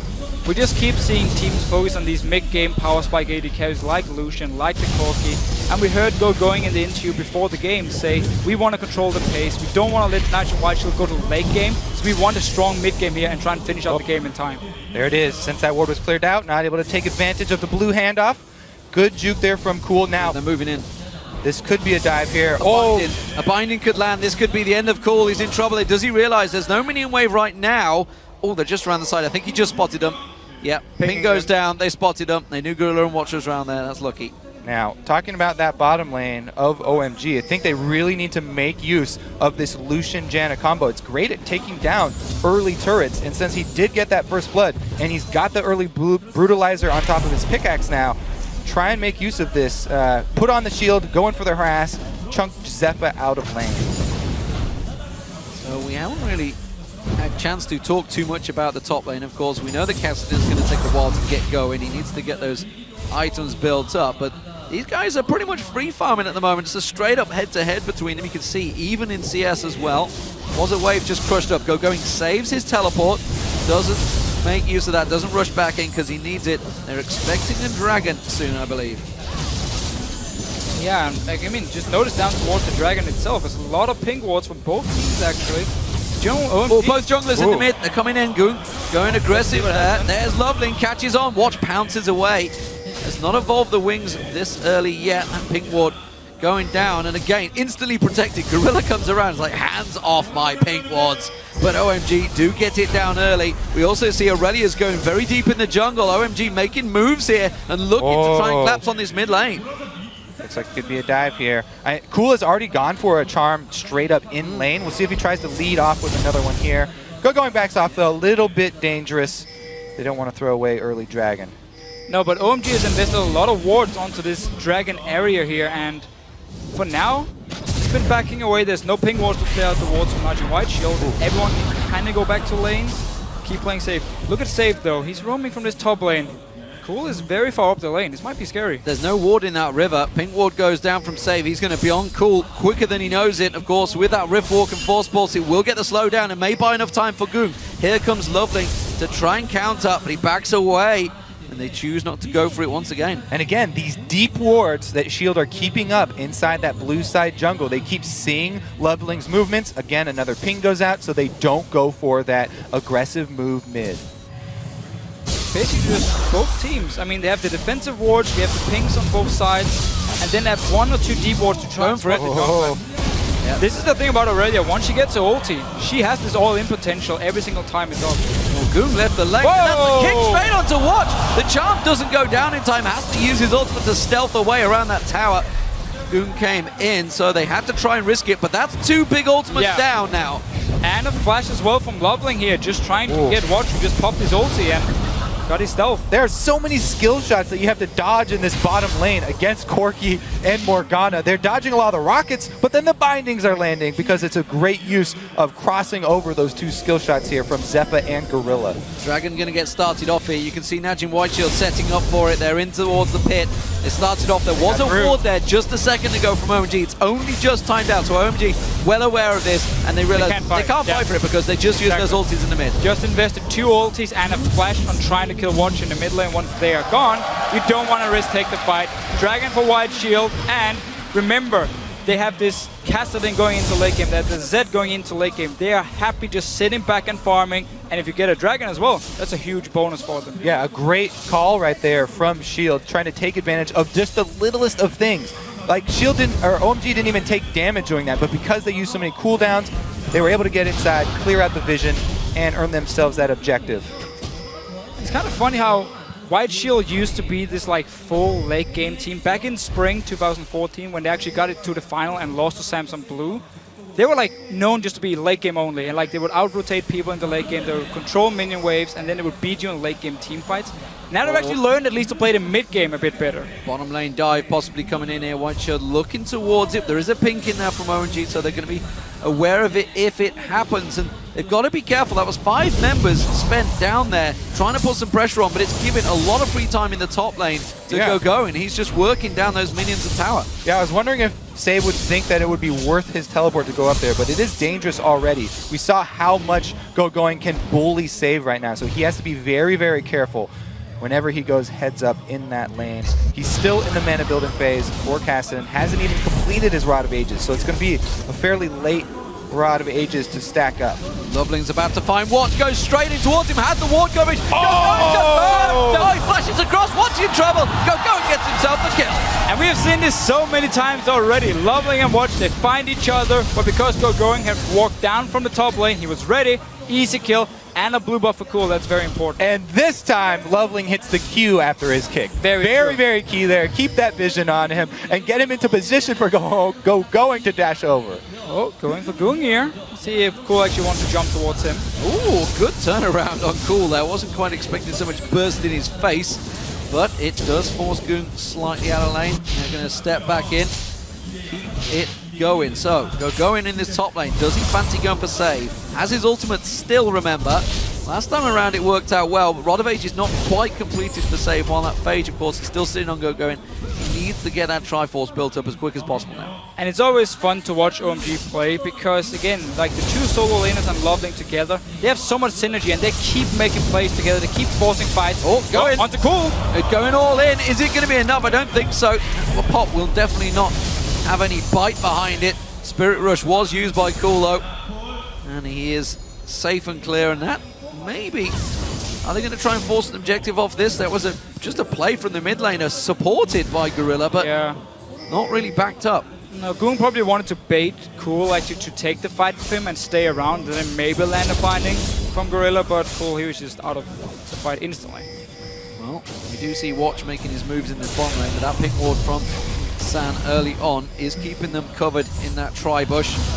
Does mean that 3 members are there. Lovely is backing off on top of a ward here, which means they know that this bottom lane pairing will be on their own if they can push in, but Watch is not having any of it. He's backed off, and you know, we were looking at the start of this game towards the top lane, towards the featured matchup, and we expected to see a lot of support from Watch and Loveling, but honestly, both teams have just let them go at it one-on-one. Yeah, it was actually Gogoing who came to support Loveling and came down to pick up that kill inside the jungle.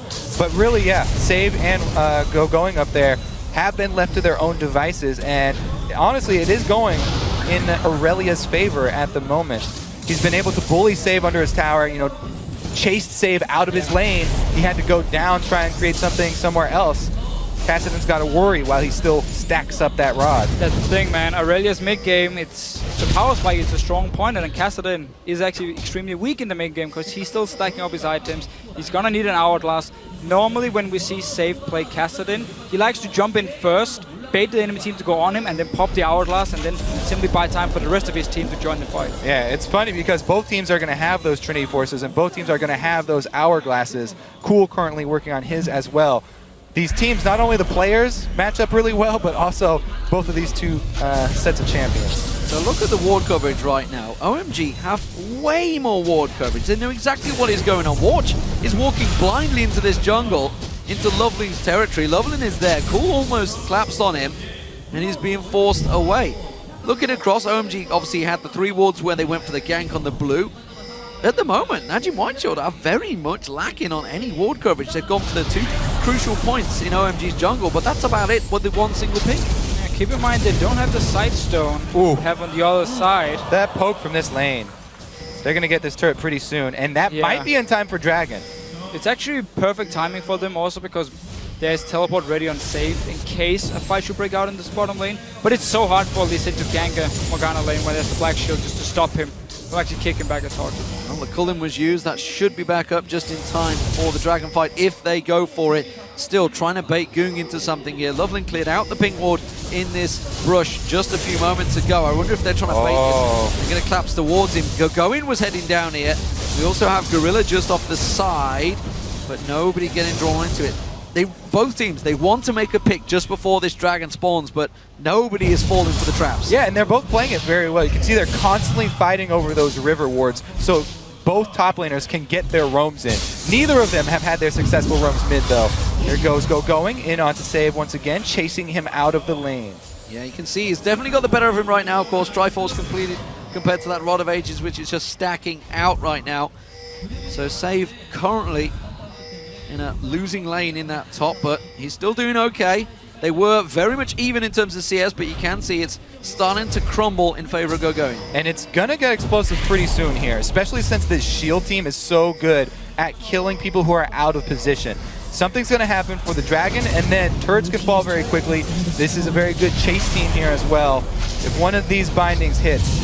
Ooh, Cool in trouble. He's already taken low. He can't get involved in this fight. Surely Shield have this one in their hands. Cool could play it coy. He could be fighting from the edge of the aggression range, but at the moment...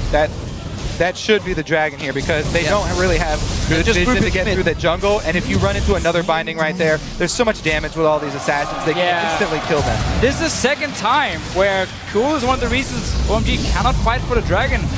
Whoa! He's down. Yeah, no problem there, absolutely. Good dark binding from Gorilla starting that one off, but NaJin White Shield, they can keep on pressuring this turret. The Cully was just used. Sound is here, so they should have decent wave clear, but that tower's low. Man, Cool, again, getting hit with the skill shots, and he finished Deathfire Grasp instead of trying to finish Hourglass really early.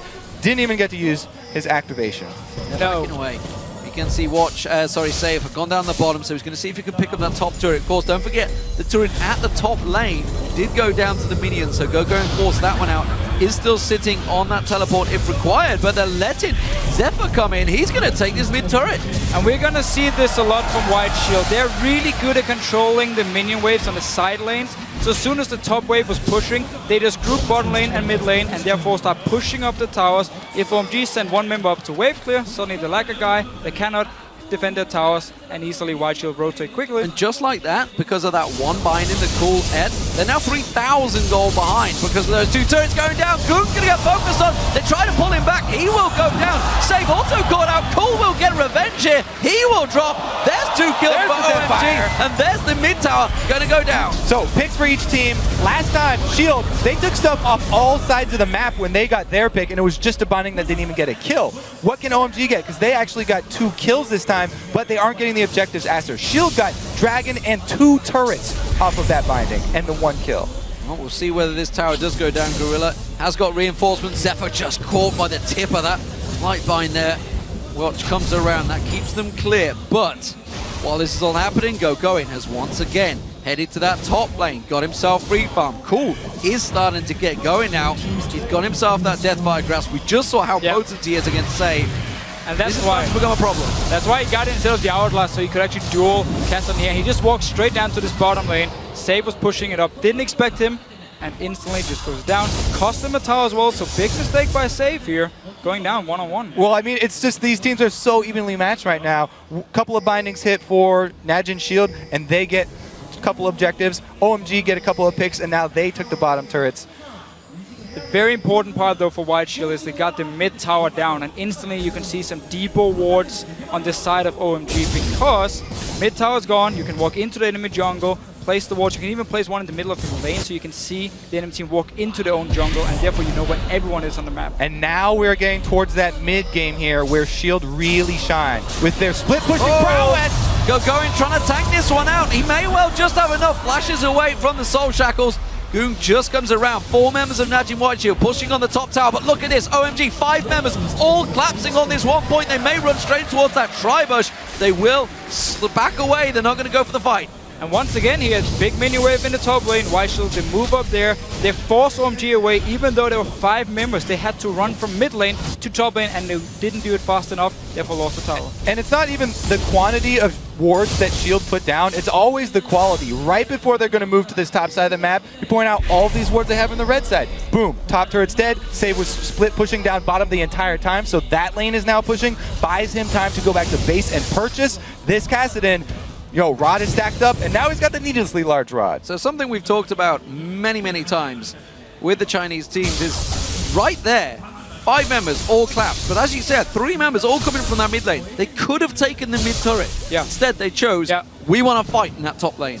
They could decide just to trade towers, but it's what we often see, but it's also it's so much easier for us because we see the movements up here, and when you're in the situation, you see 5 members or 2 members pushing top, and you're like, okay, let's run up and defend it, but you don't realize it's already too late, and that's why you need the quick decision making to just change your style or change your approach, and instead trade tower for tower instead of trying to run up and defend. And that's where Shield have found so much of their success, is forcing their enemies to play reactively. They constantly are dragging them across the map and taking those little incremental leads. Yeah, and we actually saw Cloud9 do that really well against White Shield, where they were running around the map with them, constantly traded objectives, and White Shield actually didn't really have much of an answer until the very last team fight where they managed to win it. They did against Alliance in game 1 though. 7,000 gold behind. They managed to pull Alliance from pillar to post and completely keep them guessing, of course, they got the revenge in game 2, but we won't talk about it. That's a long time ago. Poor old Alliance, their perfect game.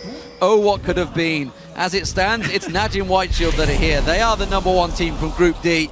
And they are starting to make some moves on OMG here. And again, you know, Dragon coming up in 50 seconds. They switch their focus once again down to the bottom side of the map. Push up mid and bottom, get that vision control that they're going to need in about 40 seconds. Oh, the kick lands, they go for save. It's a what? The jungler will go down. He gets caught out by the calling. It was Gogoing that ended it. The charm landed on save, but it happened to Warspulse Riftwalk just at the right moment. Jungler down, Dragon spawns in 20 seconds. Look how little OMG can do though, because Shield prepped this so well, top pushing and bottom pushing. They're going to try and siege up here mid. Oh, Cloud caught out, Gorilla backs away from this one. They do get themselves a tower. Dragon's up in 13 seconds. Damage is huge from safe. He's starting to ramp up. He had that rod. He got the boots. And now, just like that, OMG are forced away just in time for Watch to spawn. This is why Corki has been such a big pick this world. The poke from him. Rockets landing, binding landing, and Save jumps in to pick it up. Yeah, not the first binding we've seen from Gorilla in this game. He has taken out the kill. On the Gogoing. Gogoing tries to go in, but he's going to get caught out. Goog follows through. Here comes Save. Damage onto Sand is just massive. And they are forced away again. They can't contest this now. They have to back away and play defensive. Those double, triple assassin comps, so fun to watch. You can see Shield jumping in. Goom easily able to get back to his ultimate shadow there. And after the pick, they do pick up the Dragon. Again, both side lanes still pushed up. They get to continue their invade. Blue going to be a steal for them. It's just all about this long range poke and the binding coming in, which sets up all the kills. OMG stay around, should be able to trade for a blue buff here, but they just wanted to take mid tower and then walk down to Dragon after they got the kill on Watch. Credit to Loveling, by the way, that was a beautiful setup by him. And then one binding lands, poke from Corki, and the all-in potential of the Kassadin. He was expecting the quick inset kick on him. He actually caught Save, ironically, and Save Rift walked away, which pulled him further in. So it's like, this is great. I don't even need to use a ward. I'll just kick you anyway. So OMG falling behind in gold here. They're 4,000 gold differential. Equivalent turrets. They have all of the outers down, but it's NaJin White Shield that are making the plays. The one thing here for Shield that we can ding them on maybe is this Corki build, second item Last Whisper. It's even debatable if third item Last Whisper for Corki is a good suggest pickup. Third item Leandris is not good for a Corki. When you're trying to get style points, then it's definitely worth it. But, you know, to his credit, there's a lot of armor on the side of the team, but still, second item Last Whisper there, not quite as efficient as he could be. Oh, Bloodthirster would definitely be great for him. Also, just for the poke, he's dealing with his rockets already. Well, Gogoing's done well to get the Triforce and Frozen Heart so quick, I think, on this one. But we'll see, of course. Lovely clearing out. They will find that pink ward, no doubts about this one, like yesterday. That's going to get cleared out easily. Can they collapse on towards Goong here? Goong and Watch just over the side, and again, that threatening dark binding from Gorilla keeps them on their toes. And NaJin White Shield will easily back off from this one and take the bottom turret. Yeah, look at their focus. All of their wards are spent on this blue side jungle. Every single NaJin Shield ward is in this side, and that's where they're split pushing. They get the pressure mid, they easily get another turret here, pulling OMG across the map. And even better, they can now go back, go up to this top lane here. Gogoing wants to try and push it in, and there's a huge minion wave waiting for them. Whoever goes back here, if they want to use teleport from safe, that is a lot of farm. And this wave up here, nobody's been top lane for a long time. It was pushed all the way into the tower of OMG, reset and push back here. So that's a lot of farm lost from OMG and now gained by White Shield once Corki comes up and picks up all of it. Starting to see OMG falling into their habits here of trying to get kills en route, trying to find something, and just being too late to the party. If they'd have just focused and ran straight to that turret, they probably could have got it down, maybe put a bit of pressure on it, but instead, Okay. This is their one play. Okay, Since all the vision for Shield is spent on the bottom side where they're split pushing, this is a good call from OMG. This is their one play. Other side of the map, they commit to it, and they're going to pick it up. That's a quick Baron. 29 minutes gone, and OMG take it. You're going to see NaJin White Shield come in. They find Goong, they see the Baron. They all back off from this one. Safe can Rift walk away if Cool decides to Spirit Rush after him. He's going to keep vision of the 4 squad, though, to buy time for Goong. Well, they're going to keep on going. Goong He's stepped off to the side. He can get himself a juicy wave. And OMG, they're going to push up. They're going to run straight down the middle. They know that something is up here. They know that somebody is missing. Oh, Loveling going in, trying to find save there. Culling going down, not really finding its mark.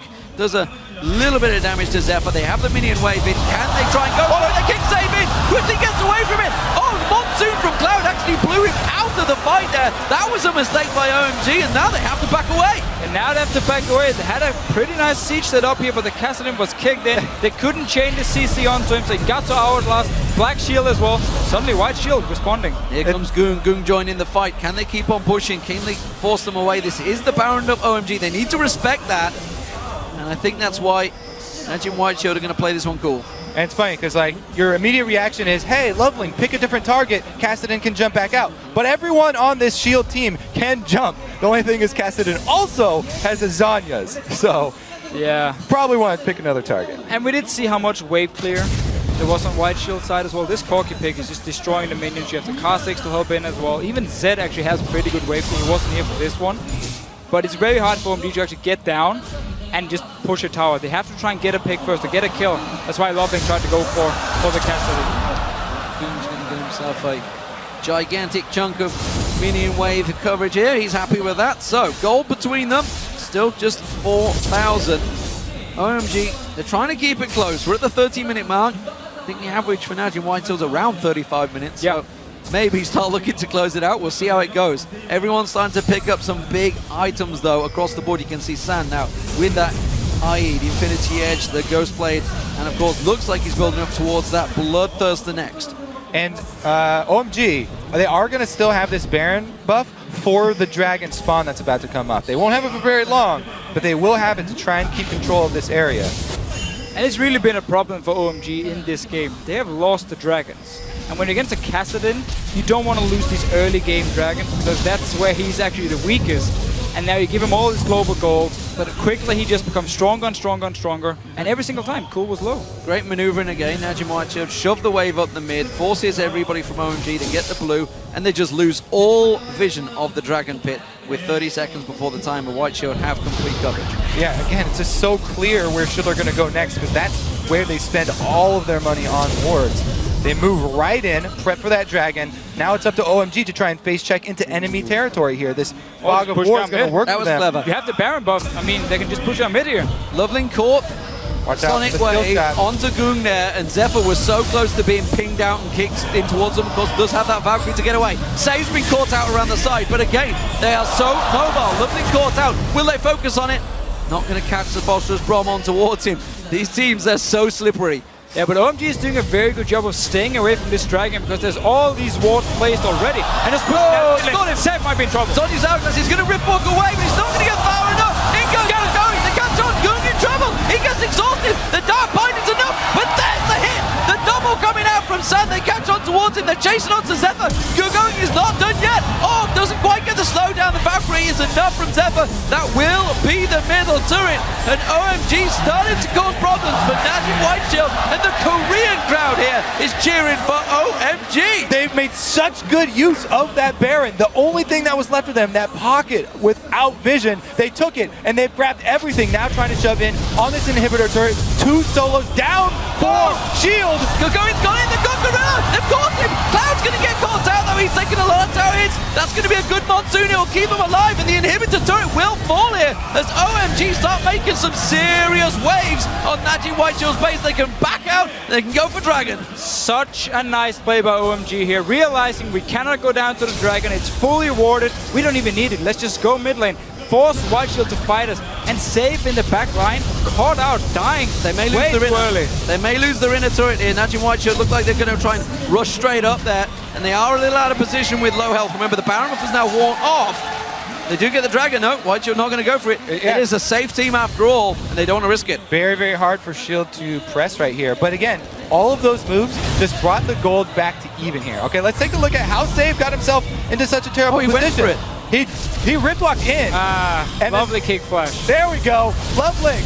If you first you don't succeed, try again. He got the Kassadin again, this time with the kick. And no matter how many dashes he had, they were able to chase him down. The crit. The crit came out from San there as well, which is what got Goong down just at the end there. So, NaJin White Shield reset the clock here. they're suddenly behind on gold. And this is something they've not had for a fair amount of time. OMG, really, you've just got to give them credit. That one little Baron player has turned this game on its head. That and, you know, the over-aggressiveness there from Save. Right now, this is the strongest point here for Gogoing. He is a super tank with his Trinity Force. He's extremely threatening to this squishy shield team. We also have to highlight the fact Zephyr didn't have his Infinity Edge for this last fight because he went for the Last Whisper second item, and normally Trinity Force into Infinity Edge is the best damage build for Corki early on. He just completed it now. There's of course a lot of armor on Gogoing, so this Last Whisper will be very useful for him. And that's but the he problem. needed Infinity Edge. It's causing problems for Goong. Who's he going to target now? The QSS has now been picked up by San. Of course, there is a Zhonya's on the mid laner. You're not going to go for Gogoing because he is a super tank right now with that Radiance and Frozen Heart, and that's causing serious problems for NaJin White Shield. They can't pick out anyone, and that's why OMG are feeling confident. They're just going to come in and brute force down this inhibitor. They've stripped half the hit points off as they back away and keep NaJin White Shield pressured. Yeah, Shield are definitely going to make an adjustment for the next game. Leaving Baron Dark after 20 minutes versus a team coming out of the LPL is going to bite you in the back. OMG, remember, Gogoing's greatest fear was being indecisive. What got them back into this game? That decisive call. Yeah. And can we also just give credit to Loveling for his Lee Sin? Oh, yeah. It has been fantastic. Don't give this guy Lee Sin ever again. Well, OMG realizing the speed and efficiency that NaJin White Shield can collapse and chase on somebody that is low. It was Cool that got caught out with the binding. Cloud was also dropped low, but Baron's up in 3 seconds. There goes the vision control. Oh, double warding. That's a slip up from OMG. But NaJin White Shield, they're going to rush mid. I do like the ward just outside the Baron, because most people put the pink ward inside the Baron pit and then expect just to clear whatever's in there. The ward just outside, you won't see it with the pink ward. You need to place 2 now, and therefore they will be able to spot if White Shield tries to clear it away and start the Baron. Notice there, pink ward, can't actually see the ward. Can't see it, and NaJin White Shield are starting this one. OMG are close by. Loveling's just off at the side. Going down so fast. Here comes Gogoing, is a super tank. He's ready, happy to fight and draw the attention, but he's not that strong. He can't take 5 members down. Baron's not And regenerated. Zephyr picks it up. There goes the culling, though. It will force NaJin White Shield away from Baron for now, and that will be enough, but it is a big death time It's already. risky, they're starting it again. They're very risky, just back away now. You took too much damage. Gogoing, the hero here, the captain of OMG, sacrificing himself, stops the Baron. Well, we saw it yesterday, of course, that flash rise. They just went in and straight up 3v1. It works, man. Just send in your top laner. That's how you stop Baron. Get in and do the damage. Look at this. They're trying to sneak down the bottom. Cool is heading down there, Looking but for Save pick. is already there. So I think that wave is going to get cleared out. Can he manage to land and poke towards him? Has he got enough to take down Save? I'm not sure at this stage. He has that Zhonya's, remember. He's going to try and pick the charm. Not quite there. He does have the support. Sand's going to come down. They want to try and quickly take this turret and back away. I'm not sure it's going to work out for them because look at NaJin White Shield. They're making moves straight to Baron. OMG have plenty of wards, though. They can see it and act accordingly. They're going to collapse back on it. The ward just outside, and this is pretty bad research from White Shield because we have seen this a lot in LPL where people actually place 2 wards, one inside the pit and one just outside. They should know, and if they want to start a Baron, either use the sweeper just outside or have 2 pink wards ready. And Gorilla even has an Oracle's upgrade. Not sitting around Baron entrance, though. Didn't get to see it. Trying to check the bushes instead. White Shield must be questioning themselves. Obviously, you can see that gigantic gold lead. They had almost 5,000 gold at one point. It's all square now. They have that exposed inhibitor in the mid lane, so they have to keep check of OMG. Every time they shove that wave up, and they can't risk just going for Baron and then losing out. Safe. Oh, that sweeping lens didn't quite catch it yet. I think it saw him, but he didn't want to risk going towards it. Gorilla will go in, but again, they're not spotting that single ward like you mentioned from OMG.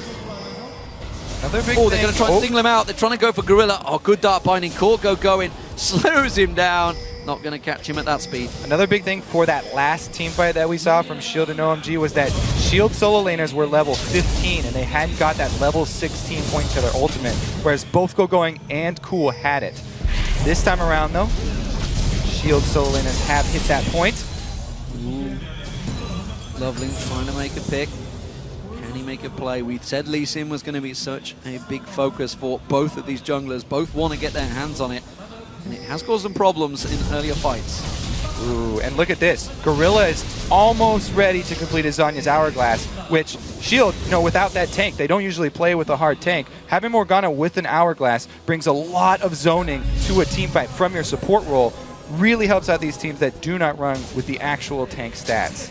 Yeah, it does mean, though, there's no Mikhails coming in to try and save a target who does get Yeah, charmed. you have to dodge that So charm. This Baron fight, this Baron bait, the back and forth, this is actually playing into OMG's hands. This is what they've done for the entire season in the LPL. They are well aware of how to play this dance, and they're not getting caught out by anything. NaJin White Shield trying tricks, going, trying to draw them in, will clear out the ping ward, and OMG once again clear out the majority of ward coverage that NaJin White Shield have. And OMG in the LPL, they were one of the teams that actually played around Baron really well. We just saw yesterday a lot of risky Barons, from Royal Club, but OMG have been one of the teams that actually have worked around Baron and not been drawn over to that magnet. This time though, this is risky having 2 people bottom.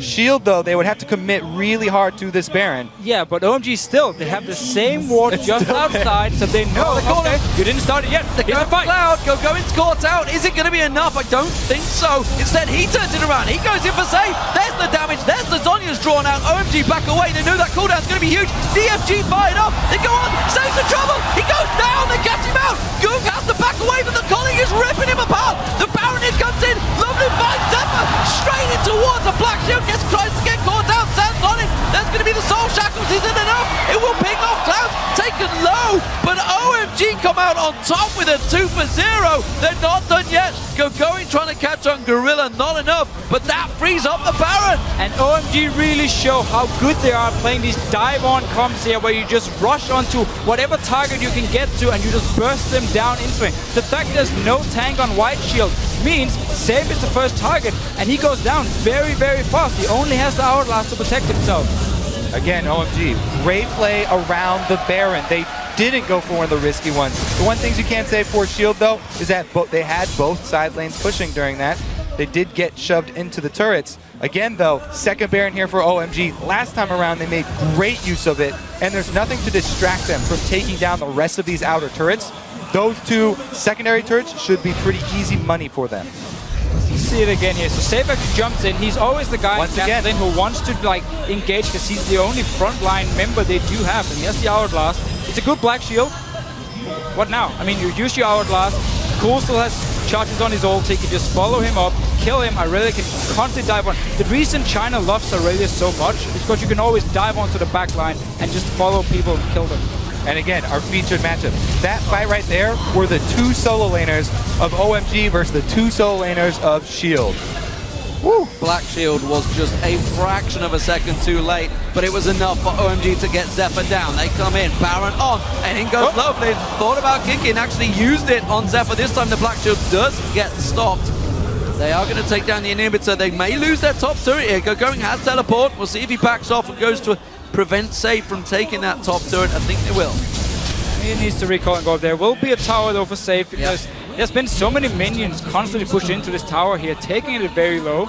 Easy goal for White Shield, but the fact that OMG got this very first Baron simply meant that White Shield could never get to a point where they could actually split push, because they had to go back and defend it. Then they lost the fight, they lost the turrets, and the comp just never really managed to do anything because they lost that first Baron, and now OMG stronger in the team fights. Shield tanked down the bottom turret, so OMG currently up in turret, 6-5, Baron on, inhibitor down in the mid lane, and the Korean NaJin White Shield on home turf being pressured by the Chinese team OMG to make it an all-China semi-finals. Long way to go before we get there, of course. This is a best of 5, and that is honestly home turf for both of these teams. They're very comfortable in these best of 5 series. Yeah, OMG are fighting to get further than they did last year. They swore that they were gonna get much further. This time around would be that point. Stand the focus, but look at that Monsoon doing so much help.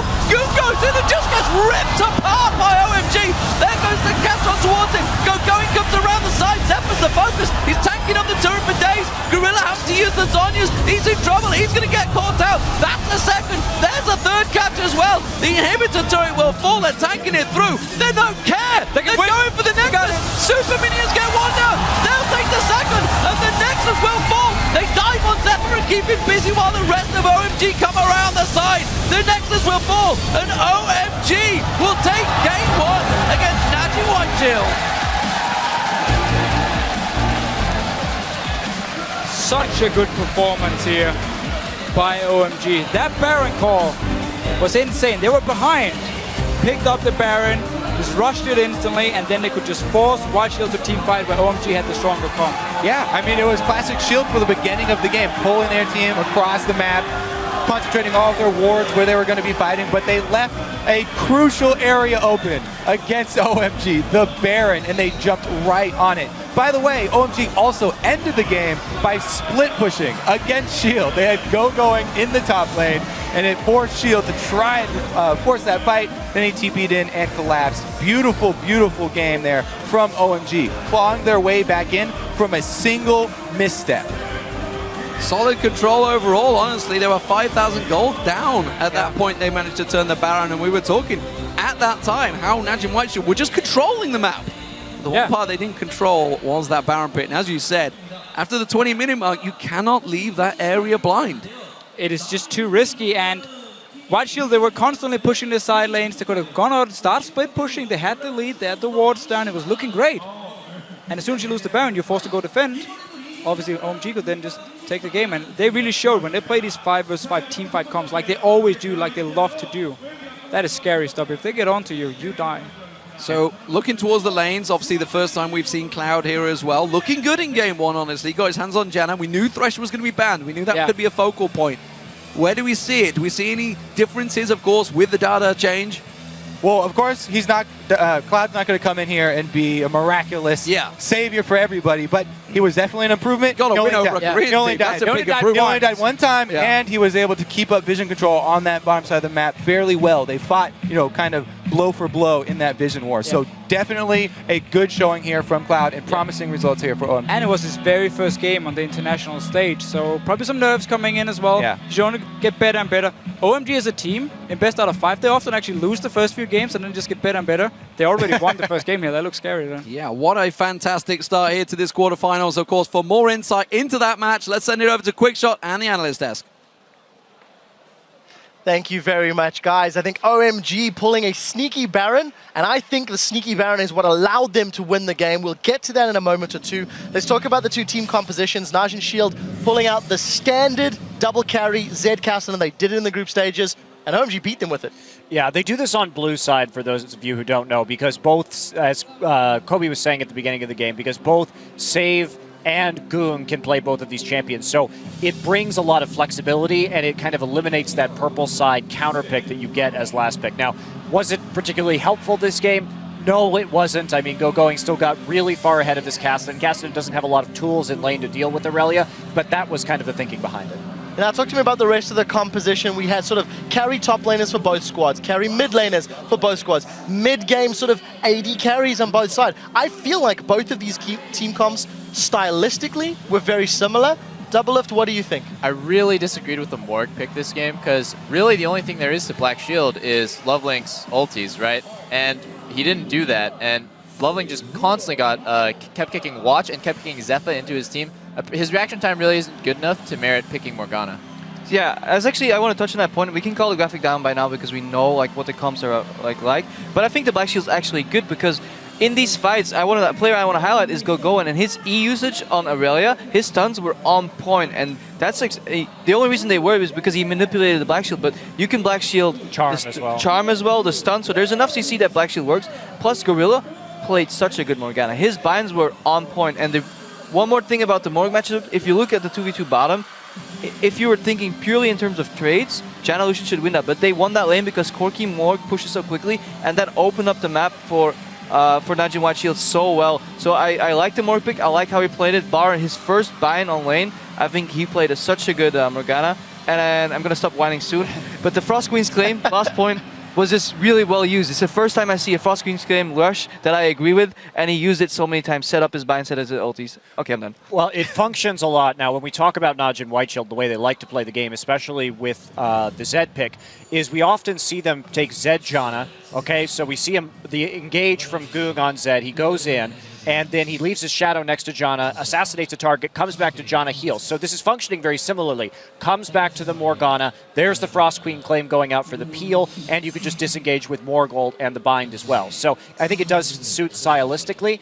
And this was only Guerrilla's second professional game ever on Morg, so not something that OMG was expecting for sure. I just want to point out how weird the mid picks are, in my opinion. First pick Zed when Janna's open. Janna's historically been a counter to Zed. Not only does Janna pack exhaust, but ulti will blow Zed away, and Zed's ulti no longer puts a shadow right next to you. It puts it where his original location was. So Janna's just like a natural counter to Zed. Also Ahri, to me, Corki poked Ahri out before every dragon fight. That was probably one of the biggest reasons why Cool was unable to participate in any of the dragon fights, and OMG just had to give everyone up.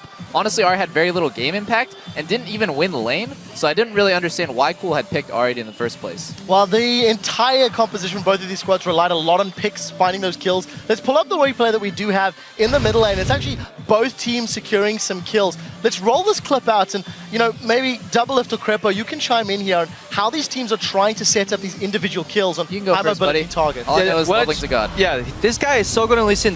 He basically broke open his match together with Gogoing. Every fight he would go in and find a way to either kick somebody, flash kick, or kick flash. He basically differentiates between the three versions of catching people out, and he's so smart. And I just want to point out that before he made that big play right there, the map was completely NaJin White Shields. They had taken mid tower. They had actually taken, if you look at all three outer towers, this is a really good play by Save, by the way. He just went in and got a sick pick with Sepha's rockets. And they chase Gogoing down in a second as well. NaJin White Shield going to find the kill, and they lead to Dragon. This is the limit of OMG's comp. If they burn all their firepower, they can get turned on so well. But at the same time, the catches from both teams are just so vital. Whoever finds the pick can win the game. But I think throughout the game, NaJin White Shield has more pick potential, but loses the initial 5v5 fight. And that's actually why they ended up winning, because in the end, they started team-fighting against the Janna, and well, that doesn't and work the sneaky out. Baron. I mean, if this Baron sneak didn't occur, we'd probably be looking at a different outcome. From this Let me pose a thought to you guys, because I felt watching this game, NaJin White Shield demonstrated better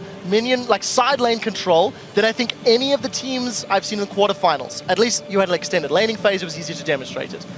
But while they were pushing out those lanes and controlling it, it opened up the possibility for the sneaky Baron from OMG with all of these carries.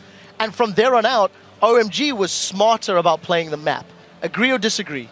I think OMG was smarter when it came to Baron vision. They had that one ward, if you guys remember, right outside of the pit to the left. Yeah. They sneaked that ward, and it's such a typical ward. And I think NaJin White Shield is a good adaptive team, and they will learn. And next game, if there's a Baron contestation, those spots will be swept immediately. And that's, I think, where the difference is going to come. Double Lift, we saw a first-round pick Janna for OMG.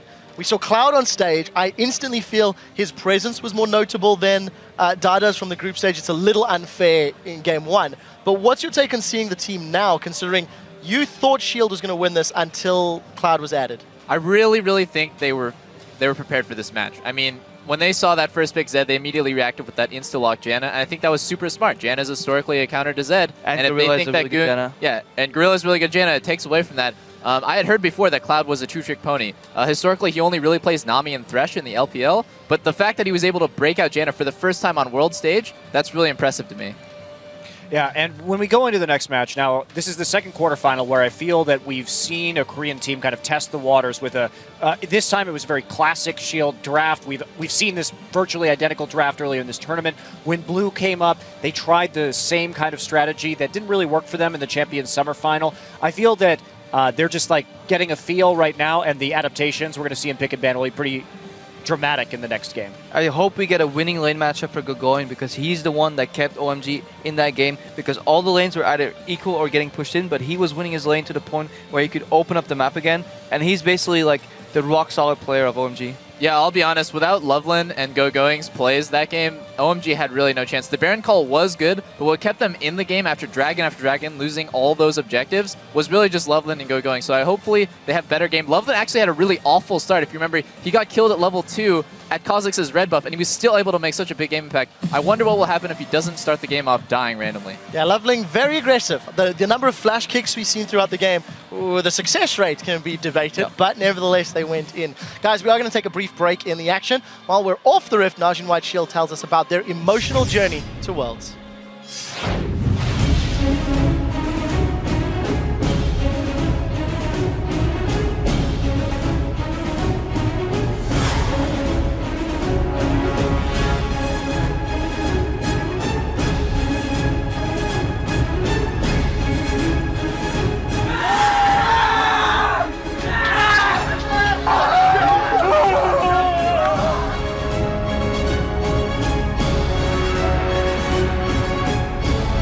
2014년 서머부터 저희 실드가 이제 멤버가 바뀌고 제가 탑으로 포지션을 바꿨잖아요. 솔로 랭크 10등을 딱 찍었을 때 나진에서 연락이 오더라고요. 제가 약간 늦은 나이로 나진 쉴드에 이제 입단하게 됐는데 이 나이로 이제 프로게이머로서 성공할 수 있을까. 저희 팀의 마티 형이었던 노철이 형이 나가면서 새로운 재거리 형, 소드에서 그래도 경험이 많았던 정글러잖아요. 탑을 잘 키워주니까 제 실력도 늘고 그렇게 팀 스타일을 찾아간 것 같아요. 그냥 원맨쇼! 원맨쇼예요! 세이브 있어서 왜 이래요? 세이브는 정말 굽이 불린 망아지가 아니라 그냥 미친 망아지 같아. 결승입니다!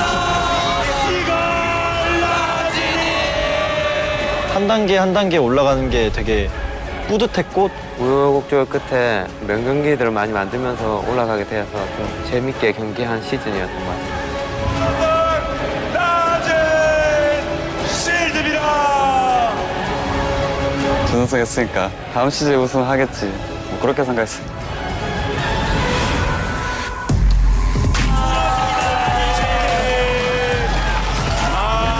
나진이 패배를 8강에서 승승패패패를 당했잖아요. 기분이 되게 오묘하더라고요. 팀원들과의 신뢰도 좀 떨어지고 초심에 가졌던 마음이 조금 나태해지지 않았나. 그래도 아직 우리 롤드컵 남아있고 멘탈이 좀 추스렸던 시간이 필요했던 것 같아요. 거의 막 반쯤 포기했었어요. 감독님이 새벽 4시에 부르시더라고요. 니네가 하나 된 게 중요한 거니까 부담감 갖지 말고 편하게 해봐라. 뭐 마음 편하게 해. 알지? 충분히 이길 수 있으니까 마음 편하게 가자. 자, 가자. 하나, 둘, 셋. 화이팅! 저희 팀과 KTB가 선발전 1일차에서 붙게 됐을 때 들리는 말로는 온도도 그런 진출권에 진출하지 못한 팀들끼리의 대결이라고 자극을 엄청 받았었어요. 대회 때 오니까 게임을 너무 잘하더라고요, 다들. 좀 웃으면서 했던 것 같아요, 이제. 이 분위기면 KTA는 이길 수 있겠다. 결과적으로 이기고 나서 이제 SK가 남았었잖아요. 4경기 때 저희가 발언을 시도했는데 베이커 선수가 뺏어가셨잖아요. 잠깐 한 2, 3초 동안 정적이 왔어요.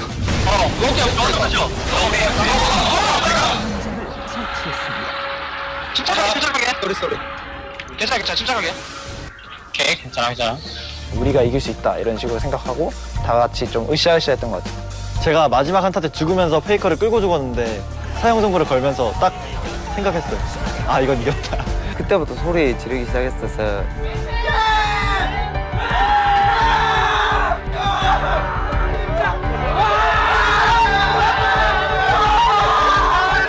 그냥 롤드컵 보기만 하던 걸 이제 내가 가는구나. 끈질김인 것 같아요. 다른 팀들과는 다른 끈질김을 갖고 있고 뭘 하든 뻔한 결말은 재미가 없잖아요. 우리의 노력과 집념이 선발전을 통해서 보여진 것 같아서 정말 기뻤어요. 저희 팀 하면 이걸 나진이라는 단어가 있잖아요. 불리하다가도 역전을 하게 되니까 이걸 나진 이러는데 솔직히 나진 실드가 우승할 거란 생각을 잘 안 할 것 같은데 롤드컵 결승전에서 전 세계인이 이걸 나진이를 외칠 수 있게 꼭 우승하고 싶어요. 저와 나진 실드 꼭 주인공이 돼서 주목받고 싶어요.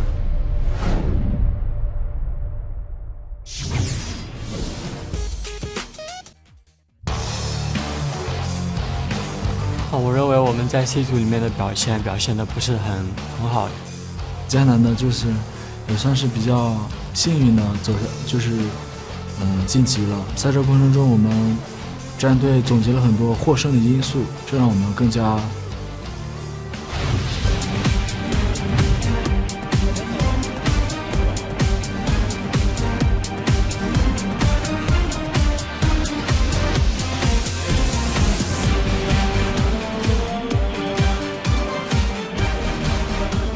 Welcome back, ladies and gentlemen. We just watched OMG pick apart NaJin White Shield in our first match.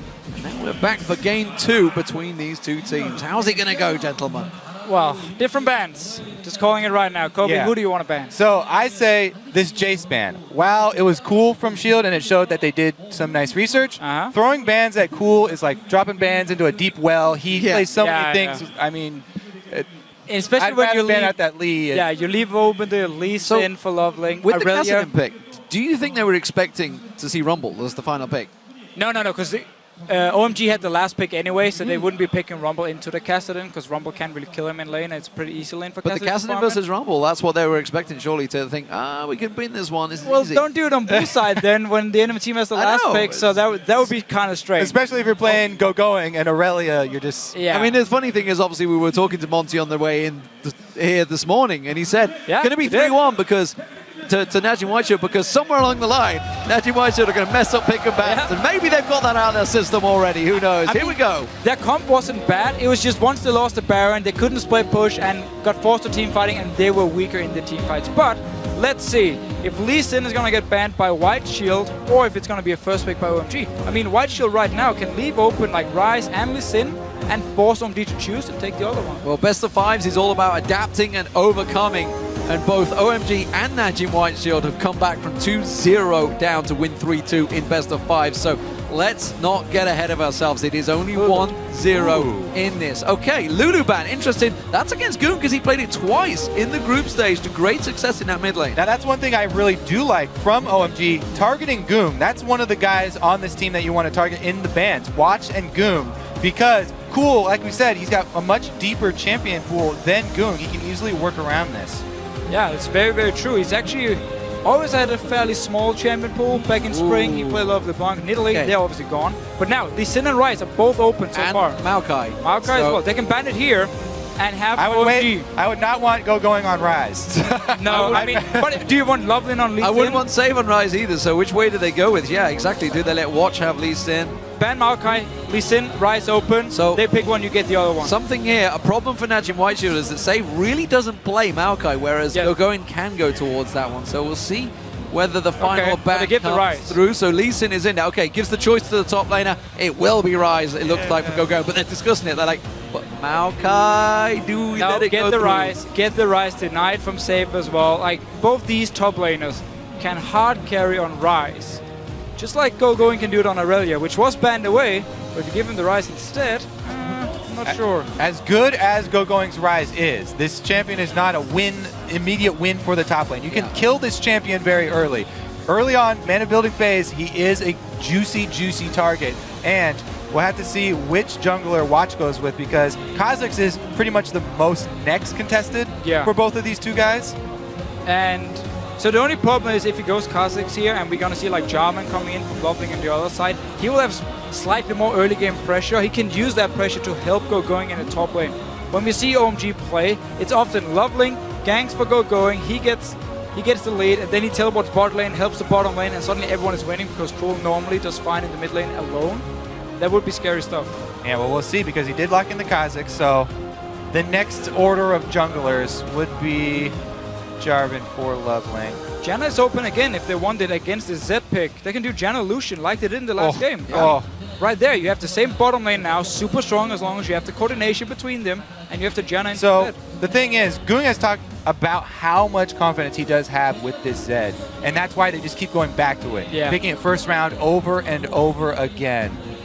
I don't know, though. Working around that Jen is extremely difficult. Yeah, especially because I'm not sure if OMG wants to pick a Z themselves. I don't recall seeing Cool play a lot of Z. I mean, I've seen him play it, but not been like, oh my god, his Z has been absolutely amazing. They're going to first pick this Z from OMG's side. You could delay the pick. You don't have to first pick it. On this side, you could have gotten Janna for Gorilla. Well, I've definitely seen Cool playing some pretty amazing Z in the past. We'll see, of course, which way he goes, but the fact that he's been locked in first pick, again, as Grepo mentioned, you know, insta-locking it against the Janna Ryze combo. Just the fact that Janna's there is a tricky prospect. But Corki locked in this time again for Zephyr. Jungle Braum. Are we going to see? Will it be Braum this time? He was considering it last game and went with the Morgana. This time around, he will stick with Braum for support Gorilla. So going back to those regular season picks here for Gorilla, let's see how they do with an initiation. Now they're going to have an actual tank on their team, and it comes from the support, so it doesn't have to be top laner or jungle here. Braum Wall is going to be pretty big for this team. A lot more defenses means their team fight will be much stronger. Yeah, and now that Lee Sin is gone, Kha'Zix is gone, we pretty much always see Loving fall back on a Jarvan. It's a very standard jungler in China as well, because it's so much about diving the back line every single time, where Jarvan fits in really well. Thing is, it's also good because it would Cataclysm in the AD carry, but Corki's already been locked in. Corki can always jump and away. He can just jump out of it. Still, Rengar maybe coming in. If this is going to be a Jax top lane, I mean, they're playing around a little bit. The Ryze can be a flex pick. Jax has been a very big pick for Gogoing as well. But we might see the Jace, which was being practiced by Cool in solo queue. We saw he had like the last 10 games, 8 of them was on Jace. And this is a poke combo. It would be poke with a Janna on their team. That's always a good combo to go with. Well, Rengar, 1-4 record for leveling on Rengar. That's not good in the summer. But as you mentioned, with the Jace in there, maybe this is something, obviously you said in the last game that Cool, of course, had been practicing Jace constantly. Will we see a switch, or will Save choose for the Nidalee, for the split push, for the poke? Yeah, and so Save on Nidalee, he can actually go 2 different ways. We have the standard split pushing Nidalee Bruiser type. We've also seen AP Nidalee actually coming, where he gets Sheen as one of the first items, and then he can either go Trinity Force or Lichbane with it. But that's normally picked into a very heavy poke comp where they have Jace, where they have a lot of poke themselves. They do have the Corki pick, they do have the Kha'Zix, so they can still do the AP Nidalee, and then Zed as the only split push, and then you have 4 people sitting in mid lane poking onto OMG here. So it could be poke comp against poke comp.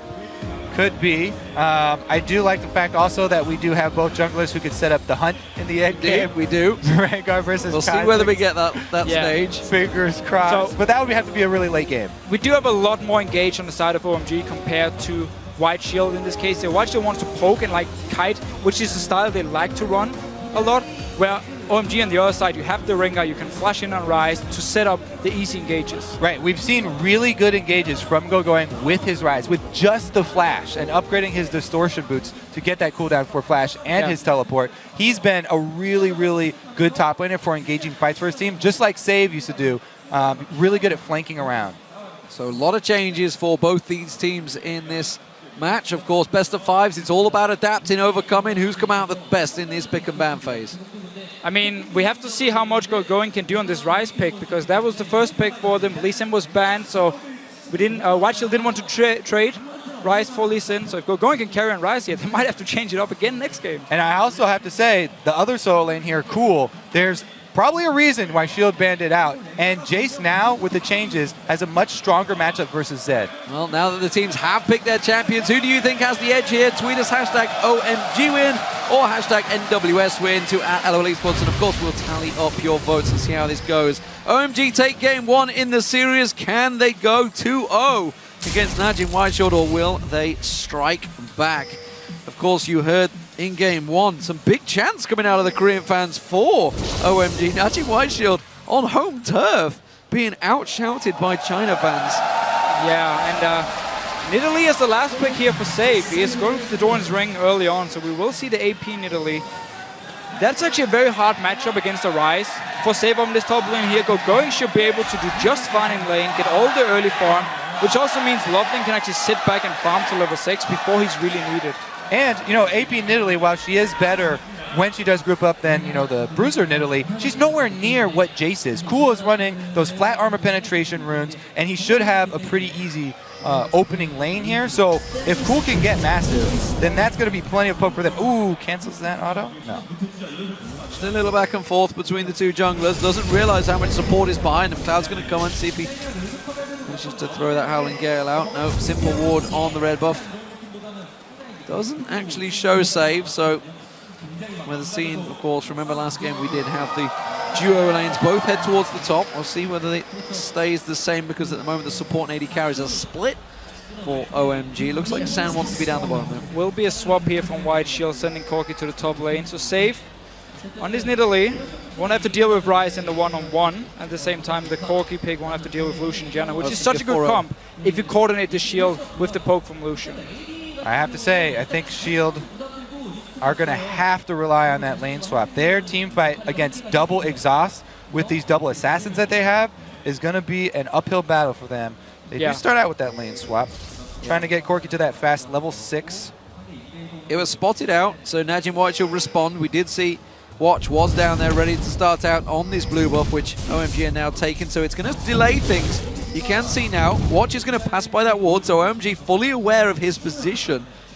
they're going to try and play any shenanigans and interrupt here. Remember, they tried to go for the 3-ball start last time around, which is where the kill came from for NaJin White Shield, but it will be a simple pickup, the support. But it is a 4-0 push, and Save, he's down at this tower. Yeah, Save shouldn't be down here because he will never ever get close to any minions when your blue buff is already gone. You know they're on the bottom side of the map, just zoning him away. And instead, got one. What is this? He did get one minion with the spear. That might be his idea. Just sit there, try and long range spear to try and last hit some minion. Well, this ward that they placed really early on, because they're expecting this lane swap, not only does it give them vision for this early dragon attempt, if it would go down from OMG, it also alerts Save that the threat of the dive is no longer there. So he can sit in that lane, and Shield are currently getting 3 lanes of experience. He got a bit of experience off of that minion wave, whereas OMG right now only getting 2 lanes of experience with a double jungle follow. And up top, Zepha's trying to freeze it, but it will slowly be pushing towards that turret. Yeah, right now OMG, they need to send Loveling and Gogoing back to this bottom side here and force Save away from the tower, because he is actually able to get a few last hits with his spear from max range. OMG has not been able to actually deny him any of their spears, like walking in front of it and take the damage for it. So they need to send back Rise and Rengar to force Save away, maybe even dive him. And of course, there's always a winner in these lane swaps, these little shifts around. It's always the mid lane, and that is at the moment going very much in favor of Cool versus Goong. You can see double the CS right now. And again, it looks like they're setting up for a tower dive, but again, that ward paying absolute dividends, and he will back away the second they come around. That should also signal Braum to roam down, because they have to worry about the early dragons. Those early dragons are very easy to stop if you get in there with multiple people at the same time and you don't walk in single-handedly. Their vision's already run out, so it's a bit dangerous, but since they see the dual lane down here in the lane taking the turret, shouldn't be too bad. And right now, Gogoing should actually have teleported to the top lane. He just missed out on a lot of minions. They haven't seen Gorilla for a long time, expecting him to be gone, because you don't really sit in 2v0 the top lane with your support. And Gogoing, once the wave hit the tower, it was only the Corgi. Could have teleported up, picked up a lot of farm actually. Yeah, so they didn't use him to take the dragon. They didn't use him to teleport up top and get the experience. Going to be at a bit of a deficit here. You can see, of course, the pros getting involved in this one. Dexter talking about the AP Nidalee, how it's a pretty good answer to Jace's pick. Of course, we're going to see how Rengar does. Has a 7-1 win ratio, apparently, but from what I've seen of Loveling, it's definitely not that case. It is a 1-4 ratio for him, so it's a bit of a counter. Goong in this mid lane. You can see he's taking some serious punishment from Cool, and we talked about it in that first ban, of course, whether it should have been a thing. We'll see, of course, just how strong Cool is on Jace.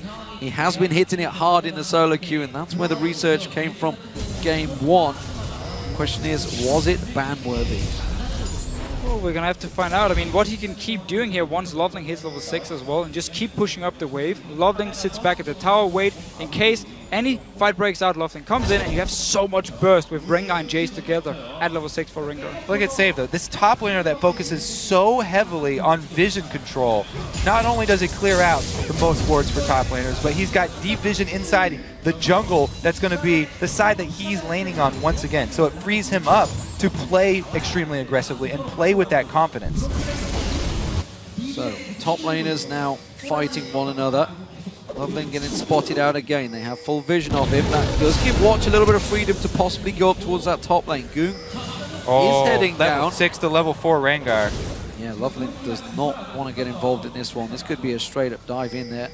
Goong's going to try and head off straight over the pit. Go for Gogoing. Yeah, they're going to see if they can find him out there. Full on tower dive, risky play. Of course, don't forget that Rune Prison is a big deal for Gogoing. This is what he said in Champion Select. Taking Rise is not an instant win for your lane. He's very squishy early on. He's just completed the tier. He could take a big hit. Yeah, and he's pushing out now here. Safe, he loves to actually freeze the waves and force the enemy top laner to stay around to get the CS and experience, which means Zed can then go in towards him. Oh, Diving it will be very risky though. Will be very tricky. Tower hit goes to Goong, and now we see Loveling coming back to help out. Goong very much safe, and that's a lot of time wasted by Goong there. Look at the CS differential building in that mid lane, 60 to 34. A lot of time wasted, a lot of experience wasted. He couldn't wait any longer. That's why he actually went for it and just got to poke in. He was hoping Gogoing would have walked further up the lane, maybe try and poke on to save, and then he could have gone for the gank.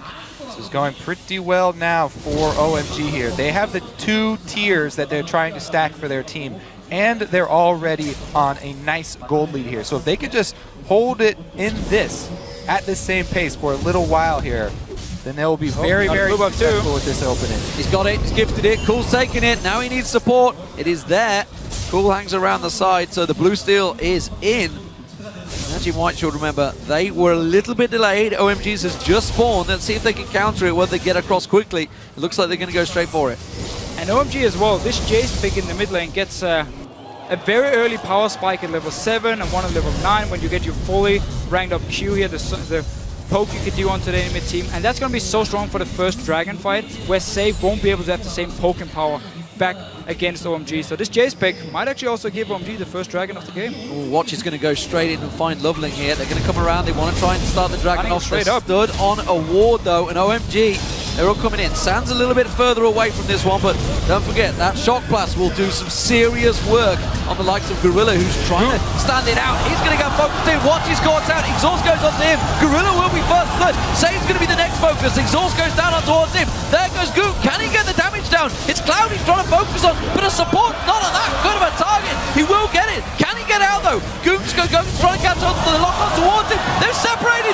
Split targets, but Sand comes in. He's late to the party, but he's certainly got an invite. Zephyr's going to have to try Valkyrie away from this one, and they will come out 2-1 in favor. I said 1-1 in favor. I tell a lie. It was 2-1. It was just a hell of a long fight. Gorilla respawn. So White Shield's idea here was because San had actually recalled. They're like, okay, we're 5 members. We got started. Watch it trouble. Teleport as well. It's not over yet. Oh, San can dash away in the back of the pit. They need to try and lock him down. He's just going to slide on over. NaJin White Shield can't get anything from it. Can they try and take this mid turret? After that disastrous team fight, they also spend the teleport, and just a quick sidestep there means they get nothing out of it. A huge, huge early game here for OMG. This is off to an amazing start for them. And taking such an early dragon when there's still 4 members around, and one of them is a Jace, by the way, is such a risky play. It backfired. Notice on your minimap how San is not there for the fight. He's still running. That's why White Shield started. But Zed comes in late as well. It's all about these 2 exhausts for their team too. Exhaust early on here. They use both of them on 2 different solo laners. Going into the push here for Cool, even though the Ignite is on him, it does give vision. Goong switches targets, only gets a support kill, and then, since he wasn't looking at where his shadow was, he goes right back next to Gogoing, and it baits in Save to go down and die for him. Yeah, and just well played by San as well, joining the fight. He sees Save wants to jump in, instantly just dashed in his face and killed him. Well played by OMG. So, OMG in the lead once again. They managed to claw their way back into this one. They fell behind in the lane phase in game 1. Gogoing uses that teleport, protects that mid turret, gets himself going. Catalyst up there, big invade. NaJin White Shield, 4 members, pushing up towards that top lane, but back away. They were spotted by a ward, and they don't gain any advantage. And we have to highlight how many wards OMG is actually buying as a team, because in the group stages and in the LPL, we have seen many, many times where a team like OMG, they kind of slack on the wards a little bit. They don't have enough wards down. They don't pre-plan whatever they want to go for an objective.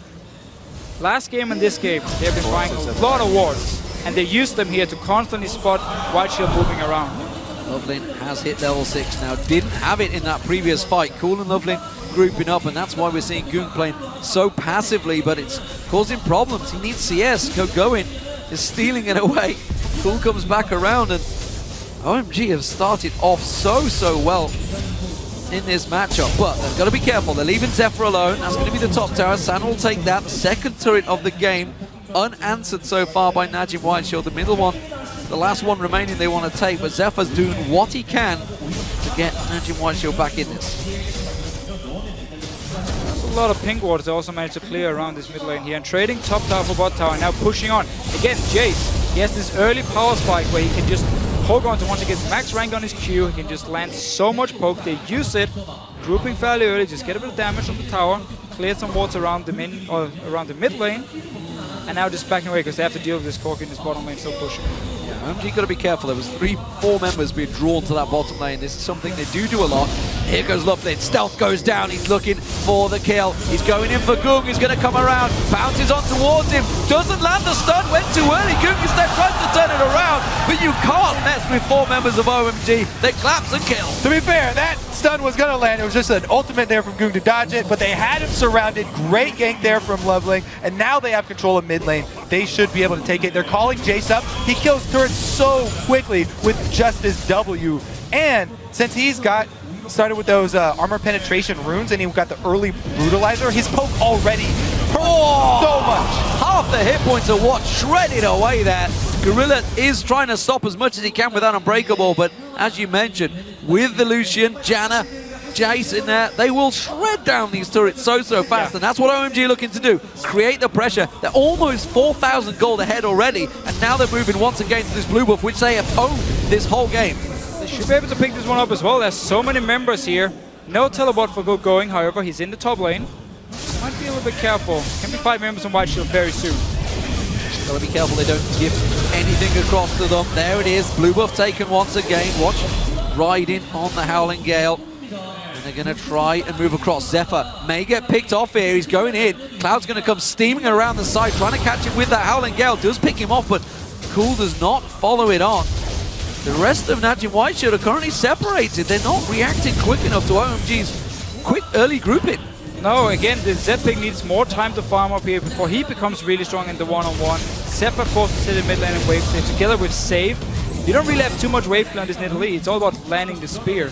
But we have to notice these defensive ping wards from OMG. That's what they use to start the Rengar gank from your own jungle onto the mid lane here. So the wards just around the mid lane itself won't do enough. It won't spot him as long as you have defensive pings to make sure the enemy team can't see you when you actually stealth up. He's going for the turret. Might well get it. Oh, the culling coming down from Sunny. May take a tower hit. Has to try and shadow dash away. He does have the support of Cloud. Cloud going down there as well. Will force him away. Lovely. They're all chasing down there. It's Goong that's going to get caught out, but there's the teleport. No answer from Goong going so far. They're going to blast in on. Safe, turn around. Look at the damage going back on towards him. San gets himself to the battle. Oh, beautiful ulti coming out from Cloud. There's Gogoing coming in. The rest of the team reacts. It's a 5-man pile-up from NaJin White Shield, but they are 1 man down. There goes Cloud. It's a 4-on-4 so far. Cool's going to come around the side. Try and catch on. The double kill comes out. Gogoing is absolutely wrecking through this team. Can they get one more Rune Prison? There it is. Gorilla the focus. Not really the one they wanted. They will back away. And a 2-for-1 trade once again for OMG. NaJin White Shield, they shouldn't be fighting. And 10 seconds before Dragon, that's not the right time here. OMG going to get another objective off of this. Perfect for them. This is going to get out of hand pretty quickly here. Now, OMG, the problem has never been their strongest points. It has been the consistency for this team. But man, bringing Cloud back in has worked so well for them. And let's take a look at the double exhaust once again from these teams. Yeah, and also an AP Nidalee teleporting in. It doesn't really have much of an effect. Sound Bellatrix and them notice the ulti from Cloud. Flashes in, knocks Goong away from Sound, so he has to go back. Loveling joins in, and in the river, you can already see Jace coming down. Yep, and so Jace is going to bring exhaust number 2. So this is the call. In comes Cool and Gogoing. He signals, go chase somebody, get that Rune Prison. Second exhaust comes in, they get the kill onto Corki, and they continue to trace. This is also going to be the Dragon cleaned up for them right after. 3-0 and 1 on Ryze. And he's what many people consider to be the best Ryze player in China. Gogoing is going to be really scary. Yeah, and he got this champion almost all the games in group stages too. And he hasn't even hit his power spike yet. This is early. He's 3-0-1. Front of Ages only just completed and starting to stack out. This is a serious, serious problem for NaJin White Shield. They are 4,000 gold behind. They're going to get their first tower of the game, or are they? As San comes in, oh, the minions still don't get it down. And they hold on once again. Zephyr forcing Loveling away from the tower. So, OMG, they like to fight. They've got to be careful they don't get drawn into too many uneven fights, though, by NaJin White Shield. Yeah, and they don't want to give White Shield time to actually group up and start pushing down the wave to their tower, so the Nidalee and the Corki can start landing the poke. You want to constantly push it back, so you're the one in charge here. Cool already taking a lot of damage. It becomes harder and harder to dodge these rockets and spears. Let's take a look at how this AP Nidalee does work out now that he's got his Athenes completed. It isn't just Nidalee for their poke. They also have the Kha'Zix and the Corki here, so it is Spike Rack evolved Kha'Zix. Just about holding on. You can see, you mentioned the poke, the damage that can come out. So OMG not winning this poke fight right now. If the shock blasts don't land, it's going to be a problem. Gorilla blocking the first one a moment ago. Loveling waiting off the side. He has his stun ready and waiting to go, so he may try and pounce on this fight.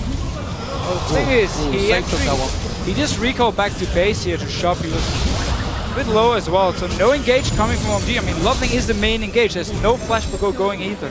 Here comes Loveling, though, right up the middle. He has ult ready. Moby Boots on ult ready. Gogoing trying to catch up. Gogoing pops the ulti. It does blast NaJin White Shield down, but he doesn't run in. Still very risky play. NaJin White Shield running a good CGS. Yeah, look at all these traps, making it even harder for Loveling to actually engage in through the lane at least. If he steps on one of them, they will see him, and they can then start move away. They might try and use the last little bit of health of this turret as bait. Some breakable used to block the culling out. Shock blast going to come through unanswered this time around. They are going to keep them off, and I think NaJin White Shield, looking at Cloud, motors through and clears all those traps out. Good guy, Cloud. But OMG managed to defend the tower. There's a lot of poke though from White Shield once they can actually group up. Yeah, that is not a good sign here for Shield though, because with the team that they've fielded this time around, it's really hard to come back with this sort of team. Oh yeah. Unless you get some crazy picks, unless you get some sneaky Baron like that, it is so hard to come back with this type of team. Yeah, Zed, if he's forced to stay back and defend and wave play his own tower and be in a straight up 5 versus 5, can't even flank around. We saw in the last game how hard it is to actually take down a target when there's double exhaust, Janna pick as well. Gung back to split pushing, will actually get a tower. Going for Gogoing. He's going for Gogoing, but Gogoing's got support from his team. He's going to bait Gung in there. He's going to try and run away. Look at this, down the mid lane. Cool is coming down, Cloud is following. NaJin White Shield, they're going to group and cleverly take the mid turret though. They're going to draw him away. Sand's going to be the focus. Caught by the last little bit of Loveling down. In comes Loveling. Gets in, pounces, gets the kill. Bottom lane, we saw Gung go down. The tower taking damage. Watch is tanking it out. Is he going to be strong enough? Pounces in, gets the second hit, and he will get away clean. They don't get the tower, but they get 2 kills. Well, they get the top tower there, trade 2 for 2, and they get the top side. Let's see how much they can get done, though. Rise is constantly trying to shove bottom. And that was a lot of members sent bottom lane from OMG. Gogoing could actually have won that fight by himself, probably one-on-one, but still, send down the members, will be able to take a mid tower. So at least getting a trading mid tower for the top tower, but well, White Shield still. So split pushing pays off. Quick recap: NaJin White Shield, they got the bottom and top turret from that fight, dangerous. 2 kills, but they do lose that mid. Gung once again coming in, cool shock blasting in there. Say it's dangerous, but it's a quick and easy pickup for OMG.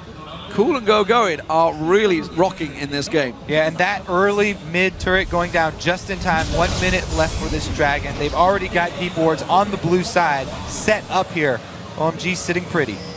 And the 2 tiers here for OMG are both just above 500 mana at this point. And watch, you're in trouble, mate. Watch going out, he's in trouble indeed. Goong's going to come in, the exhaust comes down. Gorilla stops it. That shock blast was well wide.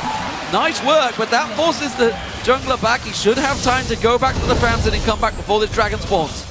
Yeah, I don't think anything was really used from OMG here, getting him low, but he has time to go back once again now. Looking for another target. It's this flat armor penetration from OMG versus Shield, who do not build very tanky pretty much ever. And it's so good against them. That's why he went with the flat armor penetration runes and why they get the early brutalizers here. And they just rip right through anybody that they catch out. And it's a very nice setup when you have Rune Prison to lock the target down, and then the Jace just smacks you in the face for all the damage from long range. But the only tank for White Shield is going to be Gorilla as a support, and he's not even going to become that tanky.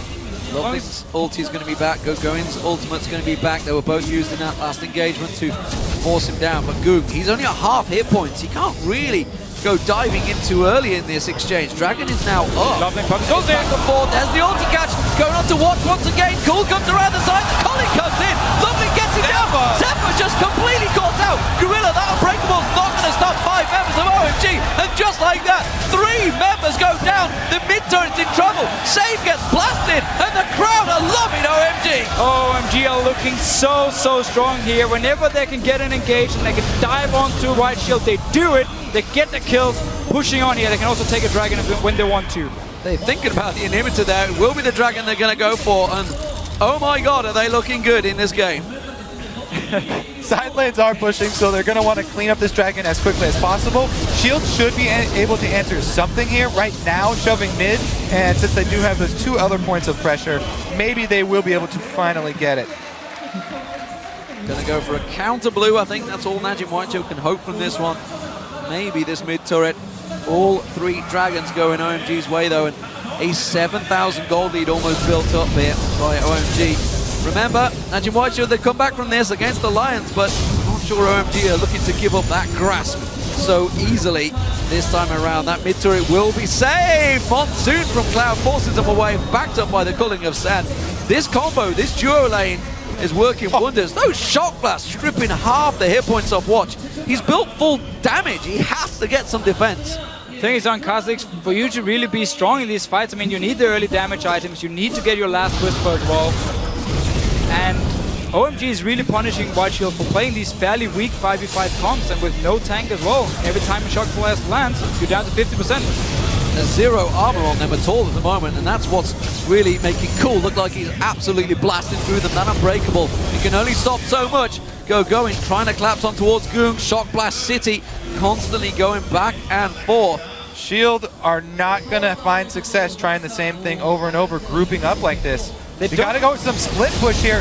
Cloud is kind of caught out here, though. Point blank, Shock Blast to the face. Uh-oh, he's Goong. He has not got to go down. Damage. He has to tell a lie. He has. Does manage to get himself a kill, but, well, I think it's a bit of a null point, honestly. A trade back and forward, but that was actually good for White Shield, because now they can start pushing. There's no Jays to poke them from max range. Will get it. He's going to go in. Save's going to go down. He gets caught out with the Hail and Gale. Gets away from this one. Lovely taken low. Watch is going too deep though. Sand picks himself at 1. Goes in. Seth caught out. That's going to be another. It's a double for Sand, and he's still chasing. They drive them back away. They lost the tower, but again, you're feeding the AD carry. You can tell that Shield are getting a little desperate in these team fights. Everybody going a bit too deep there, and OMG play that team fight extremely well. Everybody who's low kiting out just in time, trying to bait in a couple more suckers.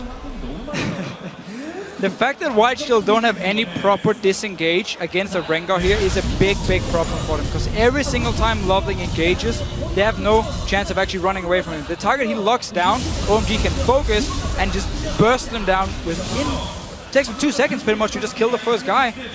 And White Shield had the chance to take Janna in the first rotation. They got Zed instead. Yep, they're going to have to turn it on pretty quick here. So let's look at this re-engage, because Loveling, he backs off. He's the one baiting now. Watch can't get to the back of him, and then Zephyr gets Rune's Prison. He decides to try and commit on Cloud. Also can't finish that one off. Well, I guess there was no other choice. He wasn't getting out of it, so you might as well go for the kill. But just before that fight happened, of course, Sam had picked up that Ghost Blade, so now he's rocking and rolling, building towards that Bloodthirster. We've seen some great Lucians, and again, San, who had a lot of question marks over him coming into this tournament, especially when you got the likes of Uzi and Namei in the Chinese scene. He was completely overshadowed, but he is really performing on the world stage once again in this, now that he's got Cloud alongside him. And he's had a really hard time because he's been switching support. Wow, solo in it, Gogoing, blasting Goong and forcing him away. The rest of the team come around. Shock Blast, not finding him. He does take half the hit points off Watch once again as the minion wave comes in. I'm not sure they can defend it. The culling comes through, Unbreakable stopping a chunk of that. But again, the next wave will come through. Shock Blast still keep on raining back and forth. And OMG are poking down NaJin White Shield. He swept as well. They're looking for somebody. He's going in. It's Gorilla's the only one he found, but Unbreakable will prevent all of that damage. That's going to slow things down for OMG a little bit here. Little bit of a mistake there. Yeah, LeBron will be fairly tanky when he has his shield up, and not the target they want, so they decide to quickly just back away. But they can stay here for days because all the waves are in their favor right now. They've got no reason to back away. They can just keep on drawing, hoping the Cool lands one of those. Safe once again caught out there. Safe, as you mentioned, out of mana. They're getting forced away from this one. The blue will fight. That spear though lands. Oh, in comes Loveling. What follows out? He's taken low. Cloud has to use the monsoon. Not sure why he blew them away, but it does save his own team. And a risky engage still. NaJin White Shield proving that they can beat them off the turrets if they need to. Exactly. So that means, you know, OMG, they really need to take control of this map. They have the 5v5 squad. Dragon come up in 1 minute. All that they have to do is ward up on this side. Make sure you leave one ward over by Baron, because we learned that last game. But that's pretty much all they have to do, and they can control that neutral objective fairly easily. And we're just waiting for ult here for Loveling. We need to flash off for Gogoing as well, and then OMG can start a fight if White Shield stays around to try and land the poke here. We do see an AP Nidalee still does pretty good damage once she lands the max range spear. Yeah, hasn't got that death cap quite completed. In comes Cloud to clear the vision that Gorilla did just try and get around that Baron. Didn't want to fall for it again, as you mentioned. But the Dragon's up in 40 seconds, and that's probably going to be the next focus target. We'll see if NaJin Shield fancy fighting for it. They are really starting to tumble behind in gold. It's 7,000 now. If Goon keeps eating those shot blasts, absolutely will not be worth fighting for. Good lifesteal, good heal from Save. Yeah, Cool can really dish out the damage right now. Not only Shock Blasts are hitting extremely hard, but he also has his Muramana transform already. Going to be pretty devastating. He's not with the team at the moment, though. Plenty of time. All they have to do is delay any sort of commitment from Shield. Move off picked up by him, so those shot blasts are going to keep on coming. There's one, bam, save. Half the hit points gone. Can he heal himself there? Loveling stealths up. Zephyr was off on the side actually, but they had no ward there. They had one just around the side. Trying to clear out the pink ward, trying to remove the vision, but they're taking some poke from NaJin White Shield themselves. They're trying to collapse around the side. Zephyr, why is he out in the front there? OMG don't have to rush this because their top is pushing. Here it goes though, Smite Fight. Save takes a blast again, continuing. Smite Fight's not going to happen. Watch instead. Stealths up, tries to jump away. Loveling does not have vision of him. And that's another Dragon for OMG. 4 out of 4 now. Shock Blast not quite connecting. Going blind into this bush. There's the Culling blocked out by Gorilla, but they're still chasing. They can still pursue. Sand trying to get the damage down. The Shock Blast, the acceleration gate, giving them the speed. Loveling goes in, catches Gorilla. Gorilla unbreakable, back off cooldown any second now. Is it going to be quick enough? There it is. Stops him down. Zephyr separated from his team. Gogoing collapses on him. Valkyrie away. But now NaJin White Shield, they're trapped. They're out in their opposite jungle. Will they get chased down? Goon caught out. The bowler catching onto his feet there. They will keep on following. Will they catch him out? He's going to go up for Goon. Gogoing second low. He's going to get popped. He will go down. A 1-for-1 trade. Sam picks up the kill. Save now chase. Gorilla gets away. The top laner is pouncing away. It's very hard to catch in Nidalee, but San has the damage if he can get one little step closer. I'm not sure he's got the speed. One more shot. Heals himself up. Sidesteps it. He's going down. And San now at 6-1-7 is godlike. And well, OMG, they are in full control of this game. It's taken them a little bit of chasing, but if one team's going to chase it, it's definitely OMG. And it was a decent scramble there from Shield too. They got out of it in a 2-for-1 trade, which isn't as bad as it possibly could have been. But man, you can just see how much control OMG currently have of the game. And you can see how White Shield feel like they don't have any other option than keep grouping as 5 members and try and land the poke and try and like disengage, kite. Because Zep has never hit a point where he could really split push other than taking one tower in bot lane. Yeah, you're gonna get beat so bad early there by that Jace, and Cool did a magnificent job punishing Gogoing really early, or Goom really early on. Didn't the Prophet actually say White Shield was going to win? It's not over yet, by any means, but so far OMG is looking very, very strong. Thing is here, for Cloud, he's obviously the performance stance. Like, it's been a great improvement over Dada. You know, all the rumors about, you know, why the times he was spent. Hitting the Baron. Pretty much, your performance is definitely going to speak for itself here. And OMG looked like the OMG that fans wanted. They could do with Gogoing split pushing down bottom and pushing that tower down. The thing is, Rights don't take tower downs that quick, but they had a wave down there. He has teleport available, as does Save. And it's funny because Save's not being able to split push. Simply put, he has to stay with his team, which is causing so many problems with NaJin White Shield because they just have no pressure on OMG at all. Yeah, it's all about the Z pick with the split push. I mean, you want to have the AP Nidalee poking, trying to use that as one of the defense. They got him!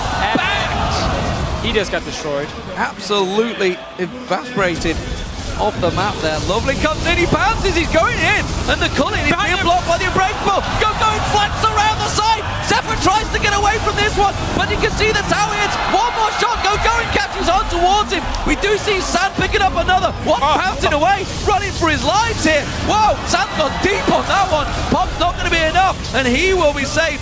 4 for 0. OMG just destroying NaJin White Shield. They're going to tank down the inhib. And we have seen this before. Going on Rise, flanking around the enemy team here. Is once again, Loveling is the guy who sets up everything for them. He starts every single fight. They get the picks. And man, they're looking good. Loveling is just such a cool jungler because one game he'll come out with these risky strategies and he'll do the level 2 move, but then he'll immediately switch it up. He never lets himself fall into a pattern, so his opponents can't predict what's going to come out of him next. This time the Rengar's been great. He's gone with that new sort of Korean build with the early mobility boots and extra damage. And the Baron, is it going to go their way? That's the question coming around the side. Gorilla tries to come in. Watch is there. Can he get the spy? Oh, he gets it! He'll go down and pay the price, but that may well have just kept NaJin White Shield in the game. It'll buy them a bit of time. Just ran straight in there, jumped in, and got the steal. That was so important. That's going to buy White Shield some time at least. Don't forget, Watch is the man that had Faker steal the Baron away from him before, so that's got to feel good for him. A quick smite in there, but this is what the fight. This is what started it all off. Save just getting destroyed. Yeah, and that was such a risky spot for Save as well, trying to clear the wall. But OMG to keep going. Look at Gogoing here. From behind, Zephyr is like, okay, I'm feeling fairly safe behind my Gorilla. And then Gogoing just comes around and smacks you down. Oh, the little catch as well. Sand just caught him at the end. Fantastic stuff. Watch. This is how he gets away. So that was why he got the Baron, because he managed to avoid that fight. They even dropped the pink ward to try and see him there. So he was able to get out of range of the pink ward and immediately jump just as his invisibility was going to wear off. So, OMG. Warning signs. Looking great coming out here, team man. First 2 games taken off of Shield. What a performance. All they had to do, switch in Dada out for Cloud. Can we also just say everyone else is really performing? Yeah, it's transformed the whole team. Everyone is really performing. It's given a new lease of life, confidence to the team, and we wondered how it would be. Sometimes substitutions can work this way. It's like when a new player is transferred into a football team or anything like that. Suddenly a new lease of life is there. New manager comes along, anything really that just changes the morale in the team. And suddenly players that were looking a little lapsadaisical look incredible and cool, honestly, on this Jace. I think we're seeing why it was banned. 418, shredding the damage of all of NaJin White Shield, and that's another turret. They're not going to defend this one. Yeah, and it comes back to those champion pools of the mid laners. Cool definitely has so much depth over Goong. You can see teams are sort of baiting Goong into this versus pick Zed once again, and it's kind of, you know, it's definitely biting them in the butt, actually. Well, I mean, it shouldn't be. They're coming in with double exhaust. They're like, fine, first pick Zed. We're happy with it. We're going to double exhaust you. White Shield is tunneling on this Zed pick way too much. For next game, they're definitely not going to early pick it. This Jenna pick and the exhaust has just been able to counter it completely. It's actually something that the Samsung Deans did against Cloud9 as well. They sort of baited high into those Zed picks, and then they brought the exhaust, and they didn't let him split push. And at a certain point in the game, there was nothing left that the Zed would really have an effect on. Best shove for NaJin White Shield, not going to profit them anything from it. They can't get towards that middle turret. They dare not. Of course, they do have Baron on them. So then, without anything, it was the Baron that turned it around for OMG in game 1, where they snuck in and took it. This time, a smite steal from Watch, who himself is on his 3rd World Championships. Reached the quarterfinals for Sword alongside McNoon in Season 2. Season 3, of course, reached the semi-finals. Went out 3-2 to SK Telecom, and honestly, probably gave SK Telecom the best run for their money in that entire tournament. Can he go one step further? He's really going to have to step up for his team, though, to make it, because OMG are looking incredible. And, you know, we talked to teams coming into this matchup. We talked to Cloud9 last night, and they just said, well, things that I can't say on air were going to happen to OMG, but instead it has been the complete reversal. OMG have looked incredible in these first 2 matches. Yeah, I mean, those perceptions are based on scrims, and we've seen the big difference. People performing on the big stage when there is pressure like this, that's what's key. I remember the picture from last year, OMG on the beach, when they went to LA after failing to Royal Club, writing in the sand that they were going to win Worlds S4, and they're making a great case for themselves right now. They still have a long ways to go, but they don't look like they want to stop in quarters. No, and it's also fun to see how the first day of group stage in Singapore, OMG lost both their games, and they looked very lost. LMQ destroyed them, and Samsung Blue destroyed them in those 2 games. But ever since, it's like that. Some nerves, maybe, I don't know. Ever since that Fnatic win, maybe? Ever since the Fnatic win, they've actually just been getting better and better and better, and kind of been finding their old form. Because remember, this was the team going to All-Star as well. Back in spring, they were the #1 team. Didn't work out in the playoffs for them, but at least they were the #1 team going into All-Star. Yeah, and let's not forget, of course, they changed that mid laner. Cool stepped back in after his eye surgery. Shi Young was in there previously at All-Stars and played a fantastic Syndra, honestly, and with obviously a lot of pressure was on Cool to come back from that injury. You know, your eyes, it's a pretty big deal when you play video games. Yeah. For really anything in life, honestly, your eyes are a fairly important part of your everyday, and the fact that he's come back from it and then is now performing at such a top level against top Korean teams. And this is something that China has always wanted. You know, they've always said, if we're going to beat anyone, we want to beat Koreans. You look towards inSec and Co that have obviously gone across and joined the Chinese scene, and maybe even Kakao's doing the same thing now, who just went and win the OGN champions, looking towards the Chinese scene. They want to beat these Korean teams and prove China is not a second-class citizen. They very much can challenge Korea. Of course, everybody wants to take out the champ. You got to go after the #1. Let's see now. They are pushing up on its inhibitor. White Shield can't really fight them. I mean, OMG has such a strong 5 versus 5 comp. They're going to have to catch out a target. But every time Goon goes in, Cloud is there, knocks him away, and the exhaust is ready. So let's see what White Shield wants to do. The Baron buff has worn off. Of course, the shot blasts are going to keep on raining through. Zephyr just getting out of the way of one there with that inhibitor respawn. It is the target OMG one, but they're not going to go for it just yet. Cloud took a little too much poke. They're going to play it safe. Why not? Those shot blasts drawing the damage onto Goom. Oh, it's a death push. They're going. Going in. He's popped the stealth. Who's he going to pick off? They can set out Watch. Watch can leap away. That ultimate's wasted. Wasted ulti, try to set up. Looking down this bottom lane. White Shield has managed to once again set a big minion wave push going, and it's actually going to do a lot of damage to this tower. OMG might have to back away, send someone down to clear it, then start setting up the Baron if they want to. They also got to work on their vision coverage here. While OMG has such a huge lead, it should be very easy for them to fill in with wards here, and everybody should be backing, because Baron coming up in 15 seconds, they really need to get some down. They at least have this 1 pink ward to work off of. They need early to work on their excitement as well. The Windians. If Loveling maybe would have gone ahead of his team, they all followed him. It's like this one. I'm stealthed up, guys. Stop following me. I'm trying to go around. Trying to be sneaky. Sneaky is their aim of the game, but Safe takes a shot blast, and Nat says, hello, we know you're here, but can they take the Baron? They're risking it for a biscuit. That's the question. Can they get in there? Gorilla, unbreakable. Monsoon forces them in the back. The Baron taken by NaJin White Shield, though. OMG back out. Everybody's down. Any extra kills? They get Gorilla down. They can't chase, but San Francisco in. They're going to come around. They have the vision. Will he dash in? Is his risky play? Watch, he's going to lifesteal. Instead, they've got it. They've hit and run. They've done an OMG on themselves. OMG were a little bit slow, and nobody had wards to leave in the red jungle leading up to Baron. So by the time they got vision of Shield ran right through that pink ward, and they just burned down Baron. They're going to have to trade for this inhibitor, but it is, again, pretty much the only move that Shield had there. Yeah. Again, you can win the 5 versus 5. If you ever start poking away, Loveling can engage onto you, and your Zed who wants to split push and beat people one-on-one, that's never going to happen, because OMG is just going to walk straight up your base instead and force a 5 versus 4. So they had to go for the Baron. It worked for them.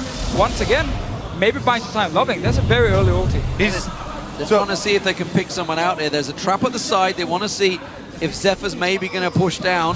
That stealth is about to wear off, where he just instead pounces on it. So a lot of times towards the late game, when you do have the lead like this with Rengar, you kind of use the ultimate as a radar system just to see who's kind of close to you and if there's any possibilities of picking anyone off. Didn't find one this time around, though. Can go back now. It's a quick cooldown. I mean, you look at his build, it's all built that he can bring that up pretty quickly. Dragon is up. OMG have very much controlled this one. That will keep the gold swimming their way. Every single dragon gone their way now. Shame their Barons haven't, though. Now is what's keeping NaJin White Shield in this. And again, this Shield comp that they're running here, really hard to come back with. So even though they have this Baron, it's going to be a really, really big uphill battle, and they do need somebody out of position from OMG. Yeah, that's going to be the key here. They have to catch someone from OMG who's overextending alone, or maybe someone is not there when the fight starts. It's only 4 members. That's what White Shield needs. So they have to start warding up their own jungle here so they can actually see OMG move around. Otherwise, they're just going to be forced to sit back in their base and take a 5 versus 5. Watch has hit level 16, all 3 upgrades, and Rengar as well. Oh, Gorilla needs to be careful up here. Oh, this is super dangerous. Too dangerous at the moment. They're going to try and take that red. Trying to rocket steal. Tried to rocket steal, yeah. Cool's going to get in instead. That will get locked up by him. Save. He's going to need to do something about Gogoing, or somebody has to, because the rest of OMG are going to follow him in on this top lane in a moment. There's a ward that will spot them all, so NaJin White Shield can react. Oh, Look at the Gogoing go. Look at the speed. He pounces in. He catches the stun on to watch. Can the rest of the team keep up with him? That's the question. Pounces away and does not quite catch that target. Remember, on the hunt, away from top though. I think on the hunt may well have triggered. They're both at level 16. I'm not sure all of the objectives have been reached yet. It'll go off at a random time once all the conditions have been met, so. They managed to get a tower here because they forced White Shield actually to go down to the bottom side here with the engage from Loveling, and should be able to pick up inhibitor as well. I mean, look at the poke they can do every single time. Both inhibitor here should be pretty easy. The poke still coming in strong. Baron buff regen will definitely help out Shield, but it's going to be very, very hard. There will be very hard pressed. Should be going down right there. Yeah, so again, they have to land the spears from Sage. As long as every time it misses, it opens up for OMG to move in, hit the inhibitor, wait for the next spear, go back again, dodge it once again. And it's just so unfortunate. They're going to get nothing. They're going to try and catch on this time around. Watcho is low. The stealth comes down. Cloud taken low. Zephyr almost dropped there. Exhaust down on him, but he's saved by the whisker there. Fantastic stuff. He gets away to the fountain. And OMG have to disengage again. Still though, 2 inhibitors gone. The mid one will respawn very soon. Need to once again go down to this bottom lane, take the big wave, push it up. Buying a bit of time for White Shield to get some more wards in the jungle. They could spot OMG engage just before here, which actually made them stay alive. Yeah, 2 inhibitors down with double lines of super minions buffing each other. Should give OMG a pretty clear path here. If they want to finish out very safe, just go bottom, siege up, hit a couple shock blasts, and they should be good. Baron buff pretty much gone. It's been an impressive performance by Sam though. I mean, the guy has had to swap support so many times the last half a year. I mean, remember Loveling was the support during All-Star. Then it was Pomelo they had, who's now again the coach for the girl team of OMG, or my girl, or whatever they were called. And at the same time, you had Data 7-7 in there, then you had Cloud, then they swapped a little bit, and now Cloud is back for the quarterfinals. And yet the guy has actually really been showing up. Well, he takes a lot of flack for the laning phase, he does. But people have always commended him for his team fighting. He's always been very solid for OMG in the team fight, and he's shown it here. He's building with a lot of confidence. All damage, just relying on Cloud. That trust is already there with these two guys. They have played together on and off throughout the season. And that's what Doublelift was talking about. When you have an aggressive AD carry in these team fights and you have Janna, it just makes it so much stronger because he can dash forward, he can deal the damage, and then you have Janna for the disengage. At the moment, it's 90 seconds until Baron is up. NaJin White Shield have had their hands on it the last 2 times. That pink ward at the front being used to spot Loveling, pouncing in there, traps laid around the side as well. They don't want to get caught out this time around, and instead Loveling is looking around the side. He has his stun ready and waiting. Let's see if he pounces in. Watch may even be the focus target, of course, because that quest will be starting out soon. Zephyr keeps on pouncing. How many traps are being laid down? And Cloud comes in, clears them all out with that shield, sweeps the field. It just becomes very hard with Rengar to engage right here because they're standing in the base. Oh, stealthed up, tries to go for it, but can't get close enough. But it will fall down. Shock Blast doesn't really find his target. Zephyr doing a good job at keeping him away. Oh, Cullen being used, burnt out. Watch, pops back in there. Santa away from his team. They've all backed away. Suddenly realizing, buddy, we need to be with you. The inhibitor has been left alone. The shield tanking it. Not going to be enough. This is risky play for OMG here with the Baron up in 30 seconds. If you know OMG, then they will probably back off here and control it. Also, the hunt is confirmed to be on by observers right now. So next, kill of Rengar or Kha'Zix can get that trophy. Here we go. This might be it. They're going to collapse. They're going in. Oh, he's going to get it! He gets himself the hot quest, and that may actually trigger because Gorilla went down at the same time. Goon's getting forced away. Guardian Angel is already gone out. Is it going to be enough? He's turned around and just blown the hell up as he goes in there. Sand comes around the side, so deep. Zay tries to get away. GA comes back, and that is the ace for OMG. Nexus turrets will fall, and oh my god, are they looking good. Game 2 goes OMG's way. China is one step away from an all-China semi-final. Not only did they start off that game really well, and not only did they execute very cleanly in the mid-game, but they also had the stylish finish to win the hunt at the very end. Loveling answering all of your questions, D-Man, about his Rengar. Fantastic stuff, and well, they look good from start to finish this time around. No messing around. They led that game the entire way. What a performance, and really this team is looking resurgent. But let's not forget, NaJin White Shield have been in this position. They've come back from 2-0. It is a massive ask, and they need to group themselves together and sort out their pick and ban phase because it has been found wanting here by OMG. The picks they're using are so risky because once you fall behind, you can't do anything. Like in this game as well, they could never 5 versus 5 fight them. That's a lot of F's in there. And that simply means as soon as OMG gets the lead in the early game, gets the first dragon, they just dictate the entire game long. The Z pick has no impact at all. Nidalee was picked as a counter to Jace to try and like counter poke a little bit. And heal it up. And he just could never do it. Yeah, you can't heal that up because Cool did such a good job bullying early. That lane won really hard for OMG, and that gave them so much control early. They were even able to win a dragon fight with the 2-tier champion. Yep. We've seen it as well. I think it was the Samsung teams. I think it may have been Blue that started off with that poke comp that just did not work, and suddenly about, okay, let's revert. We need a full team fighting comp. That surely is what NaJin White should have to do here. They have to be thinking, let's get in there. Let's get an Orianna or something on Goong. Let's get him away from that Zed. Yeah, because the Zed simply, I mean, OMG will never allow you to split push. Ever. Like in China, we rarely see split push because whenever some guy is splitting, well, the other 5 members are just forcing a fight somewhere, forcing a Baron, they will dive you. And then the Zed suddenly has to run from bottom lane, back up and help his team, and he will never have enough impact. So I almost feel like picking a team fighting comp might be the way to go. Orianna for Goong is a good option. But speaking of the split push, we've never seen NaJin White Shield actually get going on that. It's never worked out for them because they're getting drawn into these 5v5 fights, and that is exactly OMG. It is their territory. What a fantastic, though, game 2. For now, though, we're going to send things back over to Quickshot and crew at the analyst desk to talk about OMG's 2nd win in a row. Thank you very much, guys. OMG have shown up in this series. Loveling playing Rengar took the head off of Watch playing Kha'Zix. He finished the quest. He has shown to be the better jungler in the series, and the rest of OMG shown up. With the exception of side lane management, OMG is beating Shield player for player strategically as well. I was so wrong so far in picking Shield. I mean, OMG turned up. If you look at Gogoing, that guy's a rock. His pacing and his spacing is so good. He will always flank, lead his team, and somehow find a way to get onto Zephyr.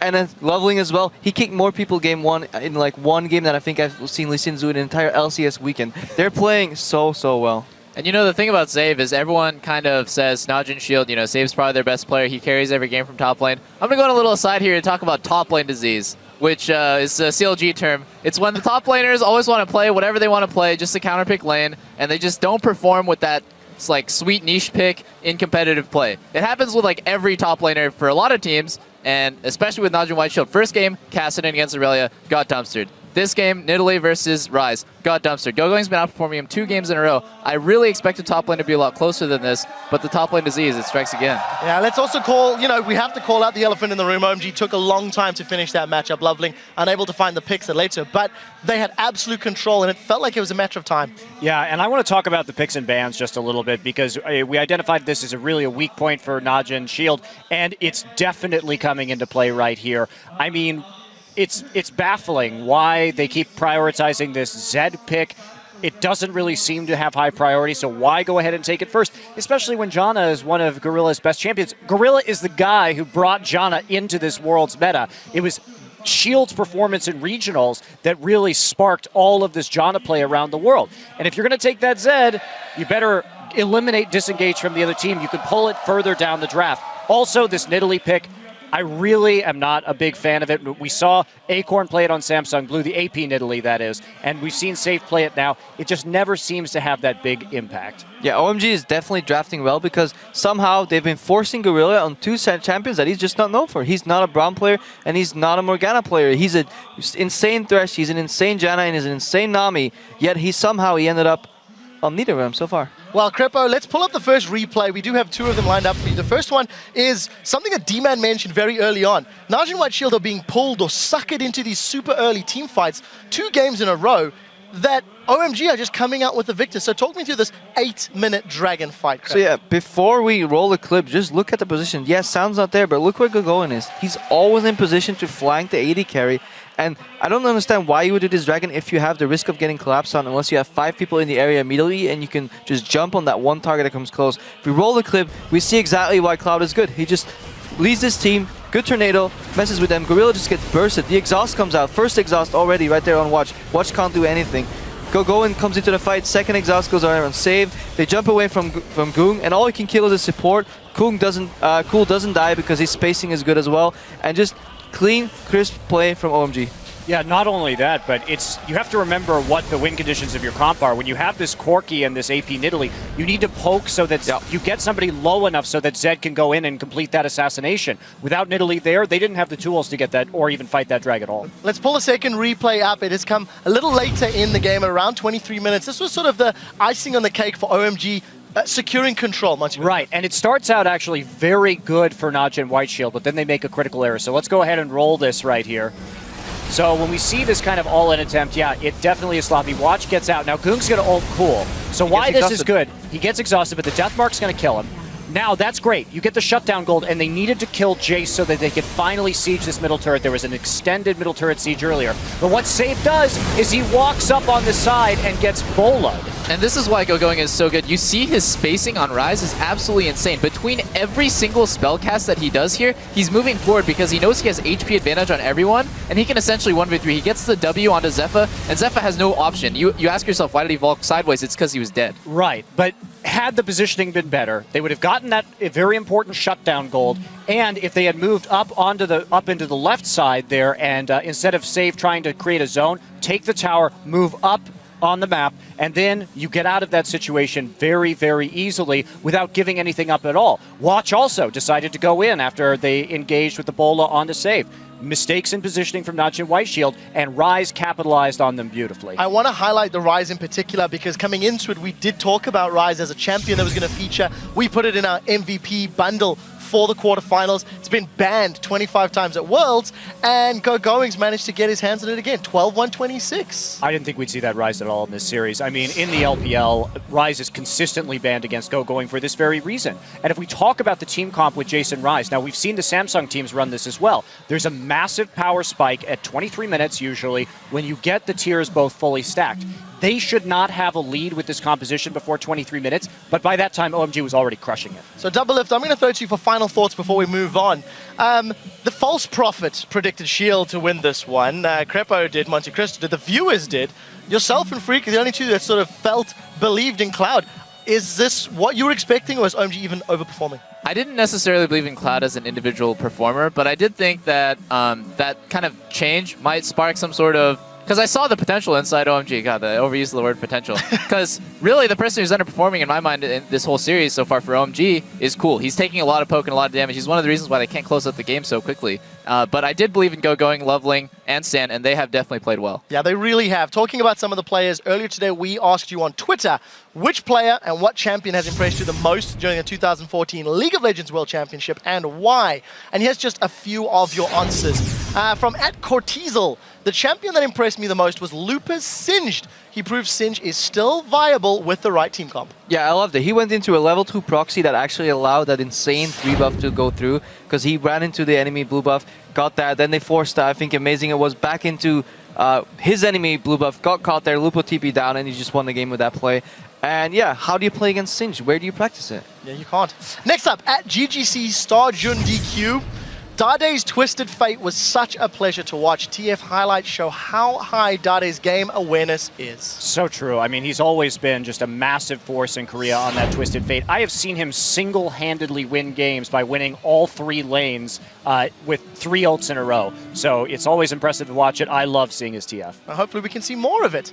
Next up comes from us at Reva Flair. He says, inSec's Rengar has stood out the most. Effective ults and love the full damage builds. Warranted bans in every game versus EDG. Double lift. Yeah, inSec's Rengar was banned every single game of the quarterfinals by EDG, and it's just ridiculous because you think inSec, you think he kind of created that whole Lee Sin play, but really, he's an incredible Rengar too. It's so feared that it's banned by his peers. Well, we are about to step away, but before we do, we want to keep hearing from you throughout the World Championship. So keep tweeting to us at LOL Esports. Be sure to use that hashtag Worlds. We are going to head back to base for just a few moments, and when we come back, can OMG make it 3 games in a row and set up a rematch of last year's quarterfinal versus Royal Club, or will NaJin White Shield stop them? Find out when we come back.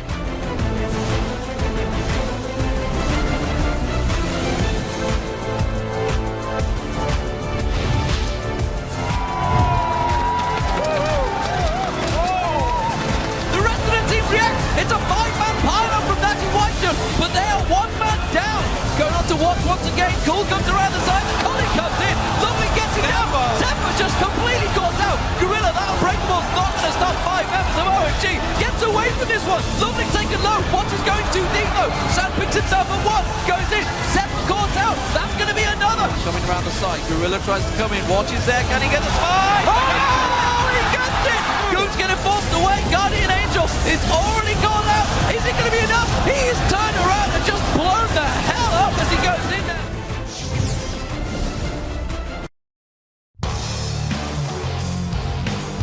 사실 얼라이언스 상대로 퍼펙트 게임을 당했을 때 좀 저희 팀 전체적으로 충격이 좀 컸어요. 그래서 좀 얘기를 더 많이 했던 것 같아요. 그 연습보다는 일단 얘기를 하고 어떻게 풀어가야 할지를 좀 얘기를 많이 했던 것 같아요. 약간 이겨야 된다는 부담감이 더 클 것 같아요. Welcome back to the 2014 League of Legends World Championship, as I'm joined here by Zero from Starhorn Royal Club. After that impressive victory yesterday. First up, Zero, yesterday after losing 2 games in a row, knowing that Uzi is down and you can't communicate with him that well, how did you overcome that moment? 어제 경기 때 2연패한 후에 우지 선수가 이제 많이 멘탈적으로 힘들어한 게 보였었는데 이제 언어가 틀린 상황에서 어떻게 그 상황을 극복하셨나요? 일단 그때 우지 선수만이 아니라 팀 전체가 멘탈이 나갔는데 우지 선수하고 팀원 전체가 서로 믿고 있기 때문에 그렇게 다시 5경기 때 좋은 모습을 보여준 것 같아요. Like even though we don't speak the same language, like we just have this trust and we have this great team chemistry. So I think as a team we overcome that hard time. Definitely. What a victory. What did it mean for you to be able to put on that performance in front of what is your home crowd here in Korea? 이렇게 홈 관중과 한국 관중 앞에서 좋은 경기력을 보여주는 그 소감이 어떠신가요? 일단 제가 한국에서는 되게 안 좋은 경기력만 보였는데 중국 가서 되게 놀라운 실력을 가지고 이렇게 롤드컵이라는 무대에서 제 실력을 재평가받을 수 있는 기회를 갖게 돼서 되게 기뻐요. So when I was playing Korea before, I wasn't that good, but after I went to China, I think I improved a lot, and I'm really glad that I'm able to show that performance in front of the home crowd. Well, you'll be able to show more in the semi-final. After what you've seen here from OMG, how much more dangerous do you think they are with Cloud in their lineup? 지금 OMG 팀의 경기력을 봤을 때 클라우드 선수가 합류한 뒤로 많이 달라진 것 같은데요. 어떻게 클라우드 선수 합류한 뒤로 더 위협적인 팀이 된 것 같나요? 일단은 클라우드가 합류한 것도 되게 도움이 된다고 생각하는데 제가 볼 때는 고고잉 선수가 워낙 잘하고 더 좋은 실력을 보여주고 있기 때문에 OMG가 이렇게 유리하게 이길 수 있는 것 같아요. I agree that OMG improved a lot after Cloud joined the team, but I think Gogoing is actually the actual key player, and because of his really good performance, I think OMG is playing really well. All right, well, thank you very much, Zero, giving the props there to Gogoing. And as for us, we're going to dive straight into Game 3 with our casters. Thank you very much, Shock. So far, we have seen OMG absolutely come out and stun NaJin White Shield in 2 straight games. They've swept the series with a win here. It would put them in the semi-finals against Starhorn Royal Club, and of course, that would be another epic all-China clash. Yeah. They've faced them twice in the playoffs this summer already, and came out 3-2 in both occasions. What a semi-final that would be. We've already got a fantastic semi-final set up, but this is a best of 5. This is a best of 5. Yeah, could have 3 and more. NaJin White Shield have come back from 2-0 deficits before. And they're going to change up their pick and ban phase for sure. I mean, you're not going to go in first pick to Z again. Well, you never know. Unless maybe they ban something like the Janna pick here. I don't know what the plan will be, but I'm expecting them to change it up. Yeah, I think they should change it up again too. But the problem is, the first time they changed it up, it was a really knee-jerk reaction change that they made. They're like, oh, we just got beat by Aurelia and Lee Sin. Let's ban out Aurelia and Lee Sin. Yeah, and give Rise. And we're not even going to first pick either one of those. We take that instead. It's reacting in a best of 5. But just so you ban Aurelia and you give him Rise, which you would have picked anyway. You have to get to the root cause. They're just like one step down. They're like, okay, that problem is solved. Right. I mean, we're going to have to see what they were ban here. They are on blue side, so we'll have first pick. I think one thing we're seeing here is actually OMG have a much better advantage than NaJin White Shield in pick and bans because they have a bigger champion pool overall. Looks like it so far, at least. I mean, especially Cool in the mid lane with the Jace pick we saw before. Massive champion pool, going in the top lane as well. Aurelia again, straight at him. Now this time, Shield, if they do it again and Rise is still up, they're gonna you definitely expect the first pick for them. They will. So it has to be banned out by OMG. Props to San. San was considered the weakest member of this team coming into Worlds. He's drawn a Lucian ban. This is not the first time we've seen it in quarterfinals. We can forget Dada. Dada's not on the team anymore. Well, he is. He's still a sub. But complete reactionary bans from NaJin White Shield this time. Completely. And now, OMG, Lee Sin is open. They're going to ban Rise, surely. Good. Oh. Okay, nice. So they actually leave the Sin open. And They're they going to give get the Rise. I think it Rise here. This. Okay. So we have the same deal again where this Aurelia ban technically doesn't matter because the Rise pickup coming in for OMG. But what they did with the very last ban here was what White Shield didn't want to do in the last game. Leave both Rise and Lee Sin open. They get one, and you get one for yourself. And it's like, you ban my Lucian, I'll steal your Corki. See what Zephyr comes up with. Will it be the Twitch now? It kind of gives them all of the control of the mid game here because it's any other AD carrier will be so hard pressed to match up against Corki for that mid game. Would have to be a Twitch. Get the blade and then start looking around for the picks here if they want to have some mid game power themselves on the side of White Shield. So I really like the Corki pickup. I like the Lucians from OMG saying we want to make sure we can control early mid game. We don't want to let White Shield just slowly get into late game with some late game scaling comp here, and that's why they've been focusing so much on mid game AD carries. To be fair to White Shield here, having Lee Sin on watch is really big for them. Of course. His performance, when he was performing really well in the gauntlet, he was on Lee Sin. He had a lot of good games with Lee Sin, and if you focus the Rise early and they can keep that Rise down, then it might not turn out so bad for them. Gogoing not on a carry champion this time around, though. Going with the tank, so it's going to be about that team fight, and they have matched the Trinity Force build path at least. That's true. So they get the Trinity Force, which will be very good for this mid game, but Maokai for save is not a pick I expected to see him play. It's been banned in every single game by White Shield before this pick here. They left it open. OMG wanted the Rise pick instead. I wonder how Save is going to perform on a tank now. Well, the thing is, they were team fighting so much last game without a team fight team. Now, that's definitely the change. Now they've got a team fight team. So even though he hasn't used it before, you can see the direction that they're going with. And this is a very clear game plan this time around. They've got the Maokai, Peel for the Kog'Maw. Great team fighting here. Okay, Janna's pick this time around will keep, again, like you said, that mid-game spike is going to be huge for OMG, and it's what worked out in Singapore for every team, honestly, involved in that one.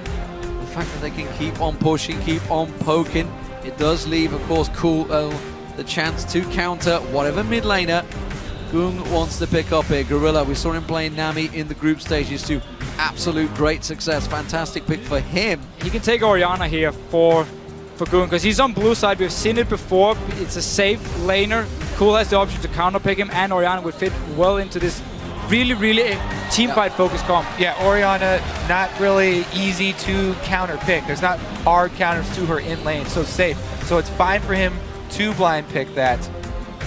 Is he going to go Ari? Is he going to try and pick something to... They have Janna and they have Corki, so they have decent poke, and they could go Jace again. Pick, though. Jace is banned away, though, so they have to look for something else. And it's not like we see him playing Zeref. Normally, that's not champion we've seen Cole play, so Ari will probably be the expected one, so you have even more mid-game power with the Corki pick. You have the Kha'Zix as well. For the pick potential between the two, the single target damage, and you have the Rune Prison Zed from in Rise. Full team fight. Yeah, I would prefer Ari. Yeah, this goes back to pick and bans last game, except the places are swapped here. Yeah, we see OMG when Zed is open, they don't early pick it. Like, it's not like a top priority pick for them. They wait for the very last pick with the Zed, which is why it was so strange in the last 2 games that White Shield early picked Zed. Okay, they're going to rely on splitting up these team fights then. The double assassin here, going to be pretty big for OMG. Can they work around this very solid team fight of Shield? Yeah, so I feel like the reason they don't go Ari here is because they would get outscaled going into like the big late game team fights, and that would be a bit scary for them. And instead saying we take Zed. Now we actually want to try and split it up a little bit and start split pushing around, but OMG is not a team who normally favors split pushing at all. They always look to team fight. I wonder how Cool is going to play this Zed.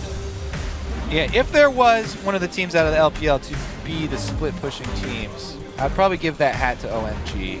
Well, Royal Club, I would say, would be probably the main split pushing team. And then OMG, again, what they do Gogoing especially is always he's going to push out the wave, and then he's going to like TP down or run down and like flank around and join the fight and help everyone else. Like the kill participation for OMG, every single member is above 70%, I believe it was, because they do things as a unit, as a team. That's true. Now they have to split it up and start going 1-3-1. Well, we'll see how it works out for them. We did question, of course, coming into this match, whether they were going to change things up, go towards that Orianna in the mid lane, get that big clump, that defense, and get Zephyr going, because he's not been involved, really, in these last few matches. So, you guys at home, which team do you think has the edge for these match? With these lineups, of course, locked in. Tweet us at LOL Esports and use the hashtag NWSWin or hashtag OMGWin, and we'll highlight your votes in the game. Remember, OMG, they are 2-0 up right now. Can they be the only team to make a clean sweep here? And it would be a shocker, that's for sure, because a lot of people, myself included, had NaJin White Shield down to take a fairly simple victory here, but OMG, they really have turned up to play in this quarterfinals. Can they make it to Seoul? Can they reach the semi-finals for that epic clash once again with Starhorn Royal Club? We will find out. Level 1 plays have been fairly testy between the teams in the last 2 matches. Nobody gaining too many big advantage other than OMG, of course, in that opening start. But with Gorilla on Nami, it's a risk. You can't blindly face check into those bushes. And Goong has decided to go with the barrier on Orianna instead of the exhaust. Now, exhaust is better in those team fights, but he will have a lot of shields to make sure that he doesn't get 100%ed or dove if Lovelink plus Cool decide to pressure him early. And we had the analyst that's talking about how Gorilla wasn't on one of his main champions. Now he got a Nami, most played champion in summer, and we've seen it already here at Worlds. Oh yeah, he's insane. Yeah, really good Nami games. Lane switches coming in. You can see it's Corki heading top. San, along with Cloud, are making the move. How they're going to react to it. It's going to be a 5-man invade, actually. OMG all going in. Right. You do see Watch was up here around the mid lane, so he was ready to react to this one. He is going to get spotted. He's going to pass straight by a ward that OMG have. So we'll see whether this is an even trade or whether OMG just want to ward it out. So they are going to go for the lane swap, it looks like here. It looks like they're going to group the wave as well to try and get it pushing against them. Well, they're pinging it. Watch wants San to go for is it. in position. I mean, so they already warded the buffs here. Yep. Which means they're basically just going to trade buffs, because there's the ward to spot if White Shield was starting a 3 buff on their own blue side here. So therefore, the warded it can now take red buff and go in there. Both duo laners holding the lane there as well. You just saw, of course, Gorilla holding it up. San did the exact same. OMG are going to go for that invade. But just like last game, Save is sticking around in this top lane. He's got those saplings. He can sneak in a couple of last hits if he lands them right. And it will be tricky to keep him away from that experience, but he's got to be careful he doesn't get dove early on. Yeah, he's got to have that timer in his head. He had it last time. Back out before they get pushed in. Yeah, they might circling around him here. They're making sure he doesn't get away this time. They have him trapped. Uh-oh, Save in trouble. Teleport, going away, he's going to the tower. Is he going to get interrupted? It is! That's going to cancel it! He's got flash available, but this is brilliantly controlled, and that was gifted across the Gogoing. And this right here is why you normally don't stand under your tower in these lane swaps when you know the enemy team has 4 members on the top side of the map, because it is so easy for them to just walk up and dive you. We saw Gorilla recall from the bottom lane to try and come up and help him, but that was just way too late. He should never stand there. That's why people are running with the junglers in the start, farming before they start going out into these lanes. Man, Cloud really earning his spot here too. Really good sub in right there. Able to stop the stop the teleport as well as tank the turret. Cleanly executed dive that does earn Gogoing his tier. Now he'll be stacking up pretty happily down there versus Zephyr. Yeah. Inside 4 minutes to get the tier, very happy with that. Absolutely worked out wonderful. Easy, son. Goes into the last shadow. Not sure if he wanted to do that or not. Gogoing, making him pay. Cloud warding out the red buff back off, giving vision, spotting out where the watch comes looking for any of these ganks in his mid lane, and actually a bit of an invade from OMG here. They're going to try and catch Watch out. Or are they going straight back? Yeah, they're going to try and catch him out. At least get some deep wards first so you can start spotting the junglers. They have to go down bottom lane and push out the wave here because Gogoing is very far up the lane. There's 2 members. So Room Prison down. That's get going to catch the tower there. Void spot, so that will bounce in. That's all they needed. Yeah. Basically, they want to have to wave into the tower to reset it so Zephyr couldn't freeze it. And they might look for more fights. Oh, Aqua Prison catches on Gogoing. Have they got the damage? He flashes away. The exhaust will be enough. Zephyr will get himself. No! It's a Gorilla. That's not key to kill though, nonetheless. It is a kill, and Gogoing had such a great start down this bottom lane, getting a lot of farm. San now getting caught out. Save pushing in towards him with a Twisted Advance and Sapling Toss. That will take him lower than he expected, and he's forced away as well. So basically have these like one-on-ones now in this side lane. Top lane is getting some farm. Gogoing though, didn't flash the bubble, and therefore Gorilla could set up nicely. Top lane is shoved up pretty far though. Save still has his flash, but the jungle and support roam here already headed up there. He's got to have a feeling about this because they haven't seen jungle or support in quite a long time. Save's instincts do tell him to back off to safety. The ward gives him the vision. Now he has the vision. I think he's just sapling tossed into the bush before he backs away. Still hasn't backed though. Maybe expecting, is he going to get support come in time? I'm not sure. I don't think they're going to dive in that quick yet. He's going to back away. Gogoing is enjoying his time down this bottom lane. Cool caught out. Aqua Prison on him. Watch is going to come through. It's only the jungler and support though that are laying down the damage because Goong had gone back to 5, but got to be happy with that. That will force him back early. Gorilla being very aggressive this time around. But setting up some good bubbles, applying a lot of pressure onto OMG here and actually even it out in goal almost. Tell a lie, still 5 on the goal, but at least got a kill down this bottom lane onto Gogoing. And so far in this lane swap, there's been the dive in top lane. Save, he might be in trouble again. Lovely saw Save go past. They had that ward in the lane. This is going to be another dive. He's got flash available still. I'm not sure if this is going to work out quite as successfully for OMG. Well, it was early, but they didn't follow through on it. They're just instead going to churn down that turret, and the minion wave is going to get cleared out. Save will have the support of Watch by the next time this wave pushes in. Meanwhile, Gorilla again, down this bottom lane. Zephyr can handle himself in this one-on-one. They don't get to the 9 if I'm from Gogoing, but it means Gorilla can roam around the map and join in for these fights here. Safe. Ooh, tower push catching on him. Look, in trouble. Kick comes through. Watch, not quite close enough. Didn't go for the flash. Hasn't got level 6, so he couldn't do the kick. But as you mentioned, Zephyr is quite confident on the bottom lane. Gogoing struggling. Well, he's a Rise, though, getting a lot of farm early on here, so he's actually pretty happy so far because he's getting the solo lane experience, even though it is a lane swap. And he's getting chunked down, he's out of regeneration, but his teleport's coming back up. So even though Zephyr has this lane constantly shoved and he's doing a good job harassing under turret, Gogoing has the tier, at least he's stacking up his mana and getting those last hits. Yeah, the fact Zephyr keeps pushing in the lane is even better for Gogoing. Yes, your tower will take a lot of damage, but you will be there. He can never zone you away from the minions. And you get all the experience, you get all the farm you need. Go back now, you have teleport ready. Just rejoin, get a cannon minion. Well, that was a red buff steal by Watch. Came around, got in there. Teleport being used by Gogoing to get back down the bottom lane, clear that out. As you mentioned, still stacking out. But we're seeing considerably more aggression from NaJin White Shield. Gorilla especially looking a lot more confident on his Nami. Now White also have teleport advantage now, and with the dual lane showing top this early on, they're already calling save down to the dragon area. To the mid lane area, maybe they go for something here. Deep ward again placed in the red side jungle here of OMG to protect save further. Looks like it's going to be Sam going back for his first buy. Expect the Phage to be coming out there. Max off. Phage, oh, we went with the Sheen actually.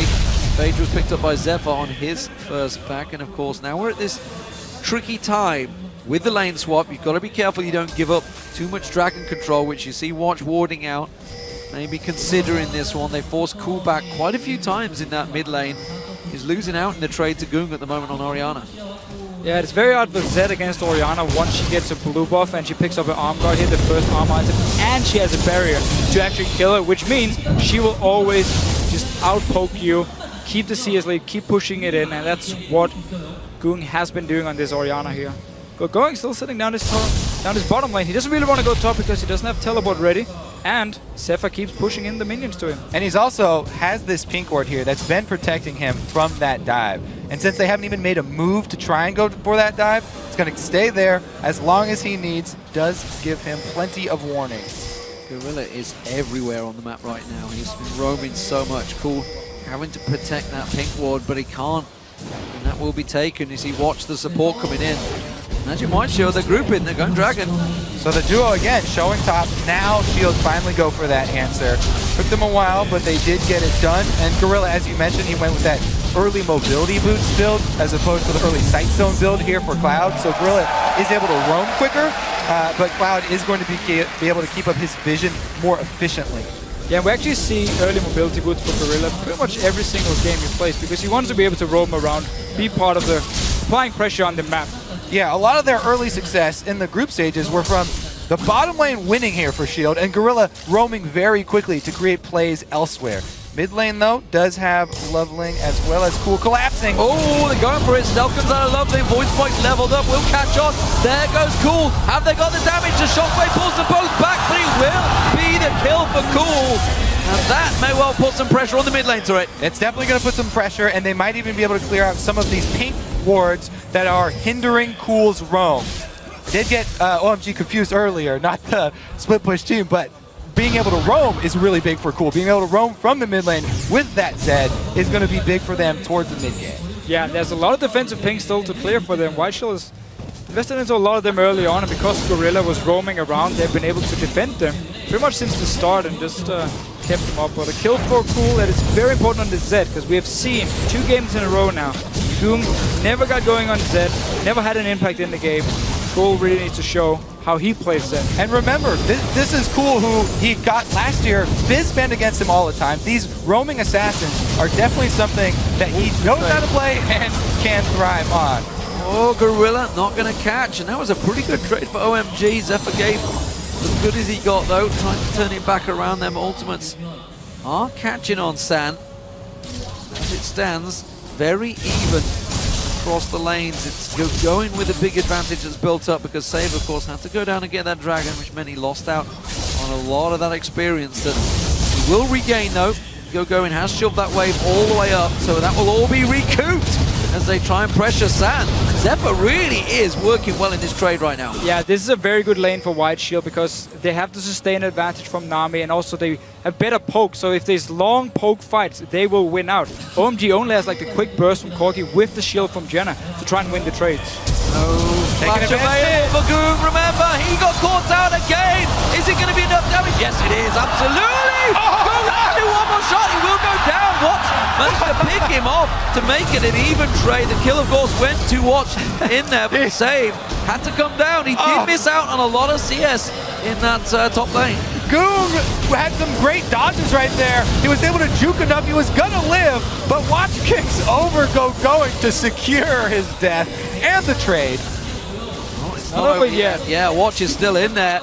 We see that Loveling is sitting around the side. He's going to face check in. Flanking in. Watch gets the vision. Teleport comes around. The slow on Watch. In comes Gogoing around the side. He's going down. And OMG once again begin to turn the screws in the early game. Another great teleport from Gogoing. Another kill is going to give them control of mid lane. They could shove in on this. 3 kills this early on Rise. Again. Stop giving him this champion, guys. If you do want to give him the rise and you have the lane swap, why don't you just put your focus on denying him the farm in bottom lane? They didn't even attempt that dive. Exactly. His peak ward lasted so long. So last time around, he got the Rod of Ages fairly early on. He didn't go for the tier early, but he's had the tier since pre-minute 4. That's stacking out well. Rod of Ages almost completed.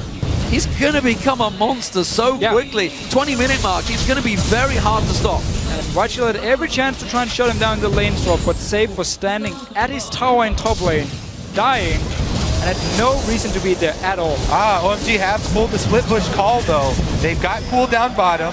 He's already got his Cutlass plus the Brutalizer, and he does have pressure on the turret. Not very good ward coverage though to keep that up. So this minion wave will probably get cleaned up.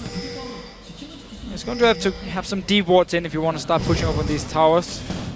And White Shield, I mean, every time they see Cool in the bottom side of the map or the top side, they can group up at least with 4 members in this mid lane and just keep Save in the side lane to try and prevent the push. And when he has teleport ready, he can always join in for the fights, and if he starts sieging down towers, Orianna is such a good pick for it. The thing is, with OMG, with having so much aggression, Gogoing drawing so much attention, Cool drawing so much attention, the weakness was always Sand in the early game. Once he made the late game, once he got to the team fight, his position was never in doubt. And again, he's getting all the free time in the world, sitting in mid lane. Everybody's going down to Cool. Everybody's looking at Gogoing. They're making the plays, and he's just sitting there, pumping out the shots. He's going to build up the rockets. The Triforce is well on its way of being complete. And again, the mid-game spike that we've been talking about in the pick and ban phase is going to be huge for OMG again. Zephyr's not exactly a huge lane bully either. So both of them, they're like, okay, we'll both get source to our mid-game, both get our Trinity Forces, and pull the team fights. We really have to watch Save in the team fights on this Maokai, though. As we said, hasn't picked it. They ban it out all the time. However, my confidence in his team fighting ability is definitely there. Yeah, I mean, for sure. We just have to see how he performs as a tank and not a carry type in this game here. And Sand is going to love this game because his job is basically to sit in mid lane and wave clear forever while his side lanes will Gogoing. And Cool does all the work. Remember back to the days, though, of Save with Shyvana split pushing, getting super, super beefy. Right now, he's definitely at a CS deficit, though. Could get to that point with Maokai. London not quite so sneaky, stood on a ward in that bush. They haven't swept it out just yet.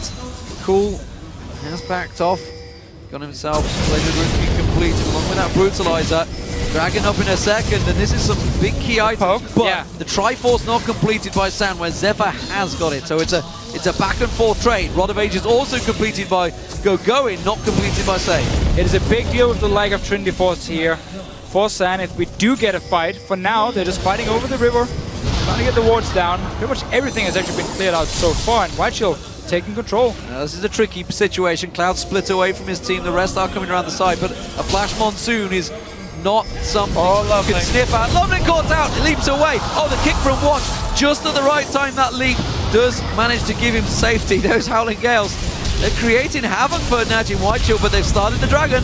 Yeah, and you don't want your Diana to be on the other side. You need him to be with your team. He's trying to get through the river here. What? Yeah, you really can't do that. I don't think they should be fighting either. They need to back away from this one safe. Trying to get the Twisted Advance down. They will take the Dragon, and that keeps NaJin White Shield close in gold. So OMG realized, first of all, our support is on the wrong side here, so he won't be able to help us. We don't have our Trinity Force completed on our AD carry yet, and the Z pick for a potential team fight would make it a bit risky, so decided to not go for it. which is a smart move and very different compared to what I've seen in LPL from time to time, where it's, oh, is the dragon up? Let's go fight. Here they actually say, we're in a bad position, let's just back away. Saves walking straight into a trap here. Cool's ready to pounce as he's going. Can they lock on towards him? Zephyr is with them on the side there, but it's a trap that NaJin White Shield were ready for.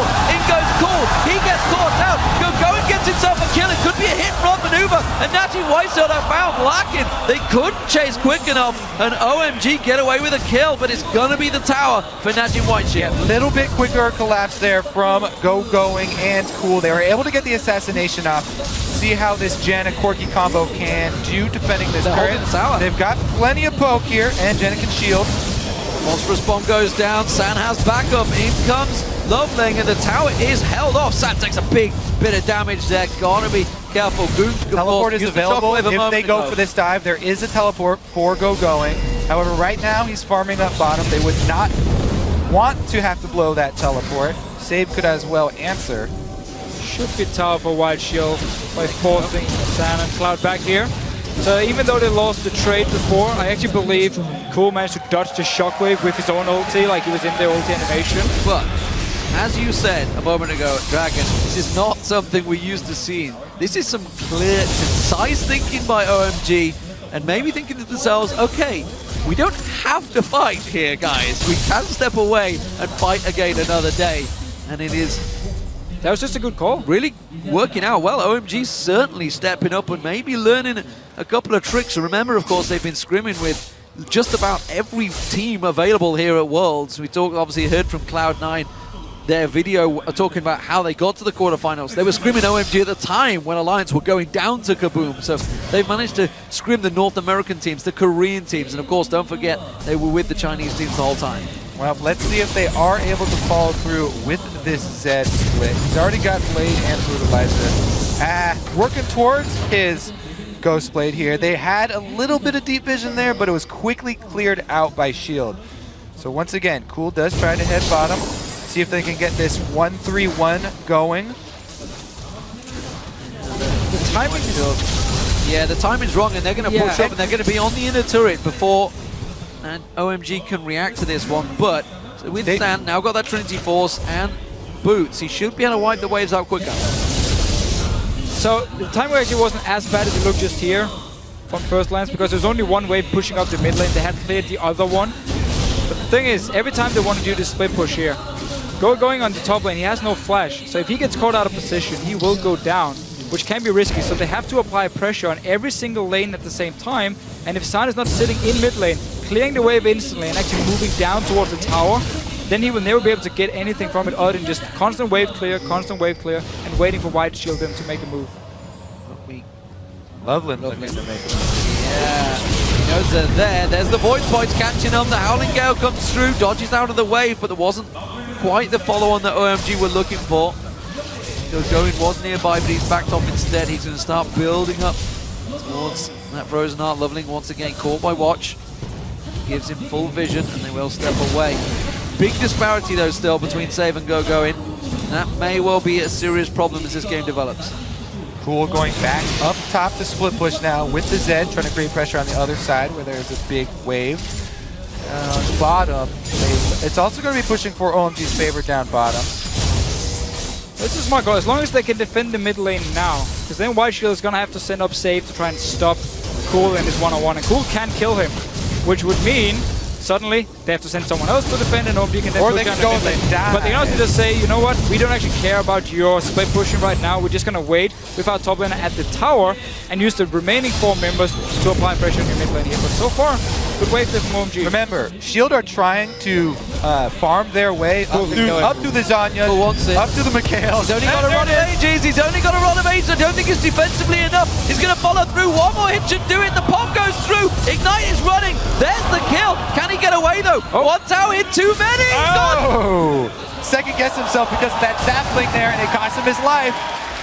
Still though, this was under the tower here, and I'm not sure if Cool had a chance to actually jump back to his ulti.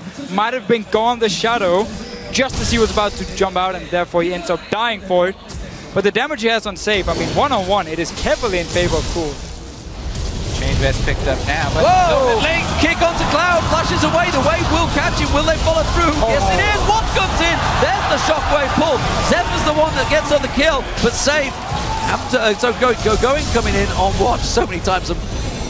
Mixed up on the rises, but OMG, it's only a support down, but 20 seconds till Dragon will give them the vision. Cool's on the way though. Oh, Loveling, don't walk into that trap. He gets clever.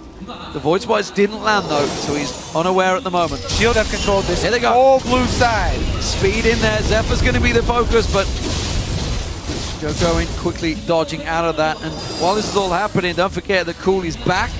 He's split pushing down the bottom, clearing the waves. NaJin White Shield's chance to strike is gone. It was a good setup though by Watch here, because Loveling was back in base and he saw the chance that to go in and get a kill onto Cloud and then followed up himself after the flash. But just couldn't really get any objectives from it. Dragon is live. Dragon is up and Gorilla's ultimate is down, remember, because he used that wave a moment ago to catch out Cloud, which could be crucial, but OMG are not really making too many moves for it. Now they're heading in there. Gogoing's going to head off Save. They both have the teleport. It's going to be Save heading back to base.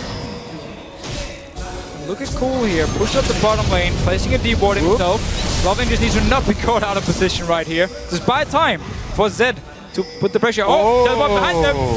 Deep ward. They didn't see it. Let's see how Salve reacts to this one. He's going to find Cloud first. Sand manages to get away. Monsoon from Cloud puts Save into no man's land. Gogoing teleports in. They go and turn on towards Save. They're going to blow everything towards him. Cool's flanking around the backside. He's trying to look for a pick offer here. He's going to try and find one, but NaJin White Shield, they group up. They have to stay strong. They have to stay as a bundle. But they're taking a hell of a lot of damage. They're getting spanked right now. Whoa! Oh, went way too deep in there. Cool's caught out. The exhaust used on him. Have they got enough? What a great knock up there. Cool tries to get away, but Gogoing gets pulled in by the shockwave. And NaJin White Shield, they have to disengage now. But San, he wants to make the kill. Goog caught out and goes down. And OMG once again come out on top. 6 kills now on Gogoing, and they're going to get the Dragon, plus they have control of mid. OMG getting 2 objectives after. Going for the Dragon and the tower at the same time. Risky stuff. Watch looking. He wants to try and steal, or he could just go straight for the kill for Cloud. Will back away. There's the mid turret. There's the Dragon going down. They don't need no smite. They got Gogoing. That's all they need. And he takes it down. And that was actually, so White Shield wanted to set up the teleport behind OMG here. That was teleport home guard. We're just going to see it. There's no wards for OMG, so they have no idea what's actually happening. All right, so first off, Cloud here gonna split them up. He gets Save on the other side, so Maokai doesn't reduce damage for anybody else, and he's by himself, basically taking damage while the rest of the team's not dealing any. And then this 3-man squad backs up. Here's the cool part, where OMG poke really, really hard. They corral Sword here, and they don't let them out. Loveling from the bottom, Cool from the top, and the giant big one from Sand coming in to hit. This part was just Loveling trying to force the fight, allowing Cool to get in. Exhaust timer, he waits out in the bush, then gets back into the fight when Gogoing is there. The pillar of OMG's team fight here, Gogoing, holding on to this one, and they continue this chase because they have the confidence. The Rune Prison coming back up. And Gogoing, you saw it there. He flashed in, ulted, and caught all 5 of them. That giant burst of damage that he has tucked up his sleeve. Let's not forget, that tier is almost fully stacked. But NaJin White Shield reacting, trying to put some pressure back on towards that. They're not going without a fight, but again, they find themselves in this 4,000 gold deficit. Cool splitting, and Shield haven't had an answer here. Cool's going to get a turret right here, pretty much uncontested. He can keep going. Save looks very lost. He just walked top lane, realized he had to be bottom lane to try and clear it, and recalled and lost the tower. Save has not improved his items since they had that last duel, and now, of course, Cool has picked up more. He's looking to flank around. They're trying to find a pick here. Blade active there, Ghost Blade active just to get in position. He's going for Watch. He's going to find him. Can Watch get away? There's the kick going in. Is it enough damage? Yes, it is. He goes down. They find the pick. And again, they make it count. The minions come in. They can keep pushing this mid. OMG out-splitting Shield, out-team-fighting Shield, controlling them so well. And now they're going to siege them. They've got pressure on all 3 lanes. They're controlling side lanes better than Shield. They're pretty much doing everything better at this point. It is all working in their favor. Cool coming round. He takes a tower hit. Didn't want that one, but Save pushes round. They just flank around and say thank you very much. We'll push in on the inner. Gorilla and Goom trying to do what they can, but OMG come in and strip the jungle of every little minion available and then move back in for the tower. Might be going for Goong here. Gorilla as well, using Loveling and his spikes to try and stone them away. No, Bubble on to Gogoing. Bubble got out. Is it enough? Gogoing goes down. Now they can turn it around. Sam's going to get focused on. Doesn't land the twisted advance. The tower didn't quite go down. It's on the last hit. This is a risky game that OMG are playing. Remember, Baron is still available and there's no vision. Shutdown went to Zephyr there. That is crucial for Shield. Huge influx of money for Kog'Maw, their main carry, the center of their team fight for Shield. This is their hope. San is sticking too close. He's all alone. Does not choose to go for it. As you mentioned, he was all alone. Could easily have twisted advance on towards him, but instead backs away. Cool is finding himself a target. He's going for Zephyr, but save's coming. Oh, he just got all that money. Everyone's collapsing for him, though. Realize it. Oh, Cool. He's committed at He's this point. committed. He's going for it. Is he going to get it? That's the question. Is there enough? Oh, he's got the kill. He can get it out now. Can he get out? They're going to chase on towards him. Gorilla comes around. Aqua Prison has to be sidestepped. Oh, he doesn't quite get out of it. He went just as it came through. But has it left them exposed to anything that OMG could try and get? They're going to push on save. They're going in. Gorilla's going to get caught out. There's the phosphorus prop. Dodgy's back around there. What comes around? This is the skirmish game that OMG loves so much. Sam's got to be careful. Is it a 4-on-1 now? They pulled him in. In comes Gogoing though. Here goes Goog. Gogoing gets himself in there. Goog's the focus. There's going to be Sam going down. Have they got enough damage? This is a tricky fight for OMG. But again, Gogoing has so much damage. He just tanks them for days. Watts gets flanked out. One more shot. Loveling gets in. Gets the reset. Jumps back around. Save in trouble. He's going down. The Aqua Piston's not going to be enough to save. Oh, he got the kill. He's got Gorilla as well. And OMG clean up with a 4-for-1 fight. They are going to be singing Gogoing's praises for a long time here. Jenna Speed should be able to get them out. wow. I mean, again, 2 games in a row, you give him highs, and he is absolutely insane. I mean, this is the best top laner in China. Such a superstar. He's also the captain. He's making most of the calls for the team as well. He's been on team for such a long time. I'm not even sure what to say. I mean, he's just... he definitely deserves it. You could tell your story about his jawline and how impressive it is as well. I'm jealous, man. I am jealous. I don't know. You got a pretty good jawline going. I'm nothing compared to Gogoing. Let's see if he can pull more than the blue steel out, because this play, OMG, as we said at the start, one-man shockwave, this is their fight. This is a 4-on-4 fight. Shield focused everything trying to take down the Corki carry, but they didn't have anything left for Rise. And White Shield's comp here, they need Zephyr to be there to deal the damage, because when you use a one-man shockwave on Goong, you have a Maokai and a Lee Sin, that is 0 damage left. So once Rise joins, he's just gonna clean up. Zephyr needs that QSS now, fast. It's Shield who have abandoned their solo lane carry style, and OMG who have gone with the split push style here. Working out definitely in their favor. Zephyr now with the team though, and he does have at least his Blade and Trinity Force. We even see Cool, he got Last Whisper now, which means if Save will ever want to stop him in split push again, it's going to get horrible. It's going to look terrible. It's going to look bad. I mean, Cool is going to destroy him. Dragon is up. So Goong has to land the perfect shockwave, the one that counts the numero uno of all shockwaves to keep them in this matchup. 6,000 gold differential. Dragon fighting going down. What gets in? He gets himself another smite steal. It is the one saving grace that NaJin White Shield have had throughout this series. Watch has been on point with those smites. And that could be their road back to this. Remember, Shield do have a very good late game here. They do, as long as they can get team fights in the late game, they are looking very, very strong. I'm looking towards the Baron because down his bottom lane, Cool is splitting, Save has teleport ready, going down to try and defend the tower. Save's built up some armor, but he's definitely going to have to stay under the turret. Yeah, Last Whisper's been picked up by Cool since the last time they dueled. Level 17 Cool right now. Something we know of Cool is he's not going to back down from a fight. Instead, they're going to flank around and try and shove in the waves. Look at this, they're collapsing, they're trying to move up, they're going to find Cool. Look at Zephyr. Just around the corner. they all took the safe route through the jungle this time. Not a lot of vision left around Baron though.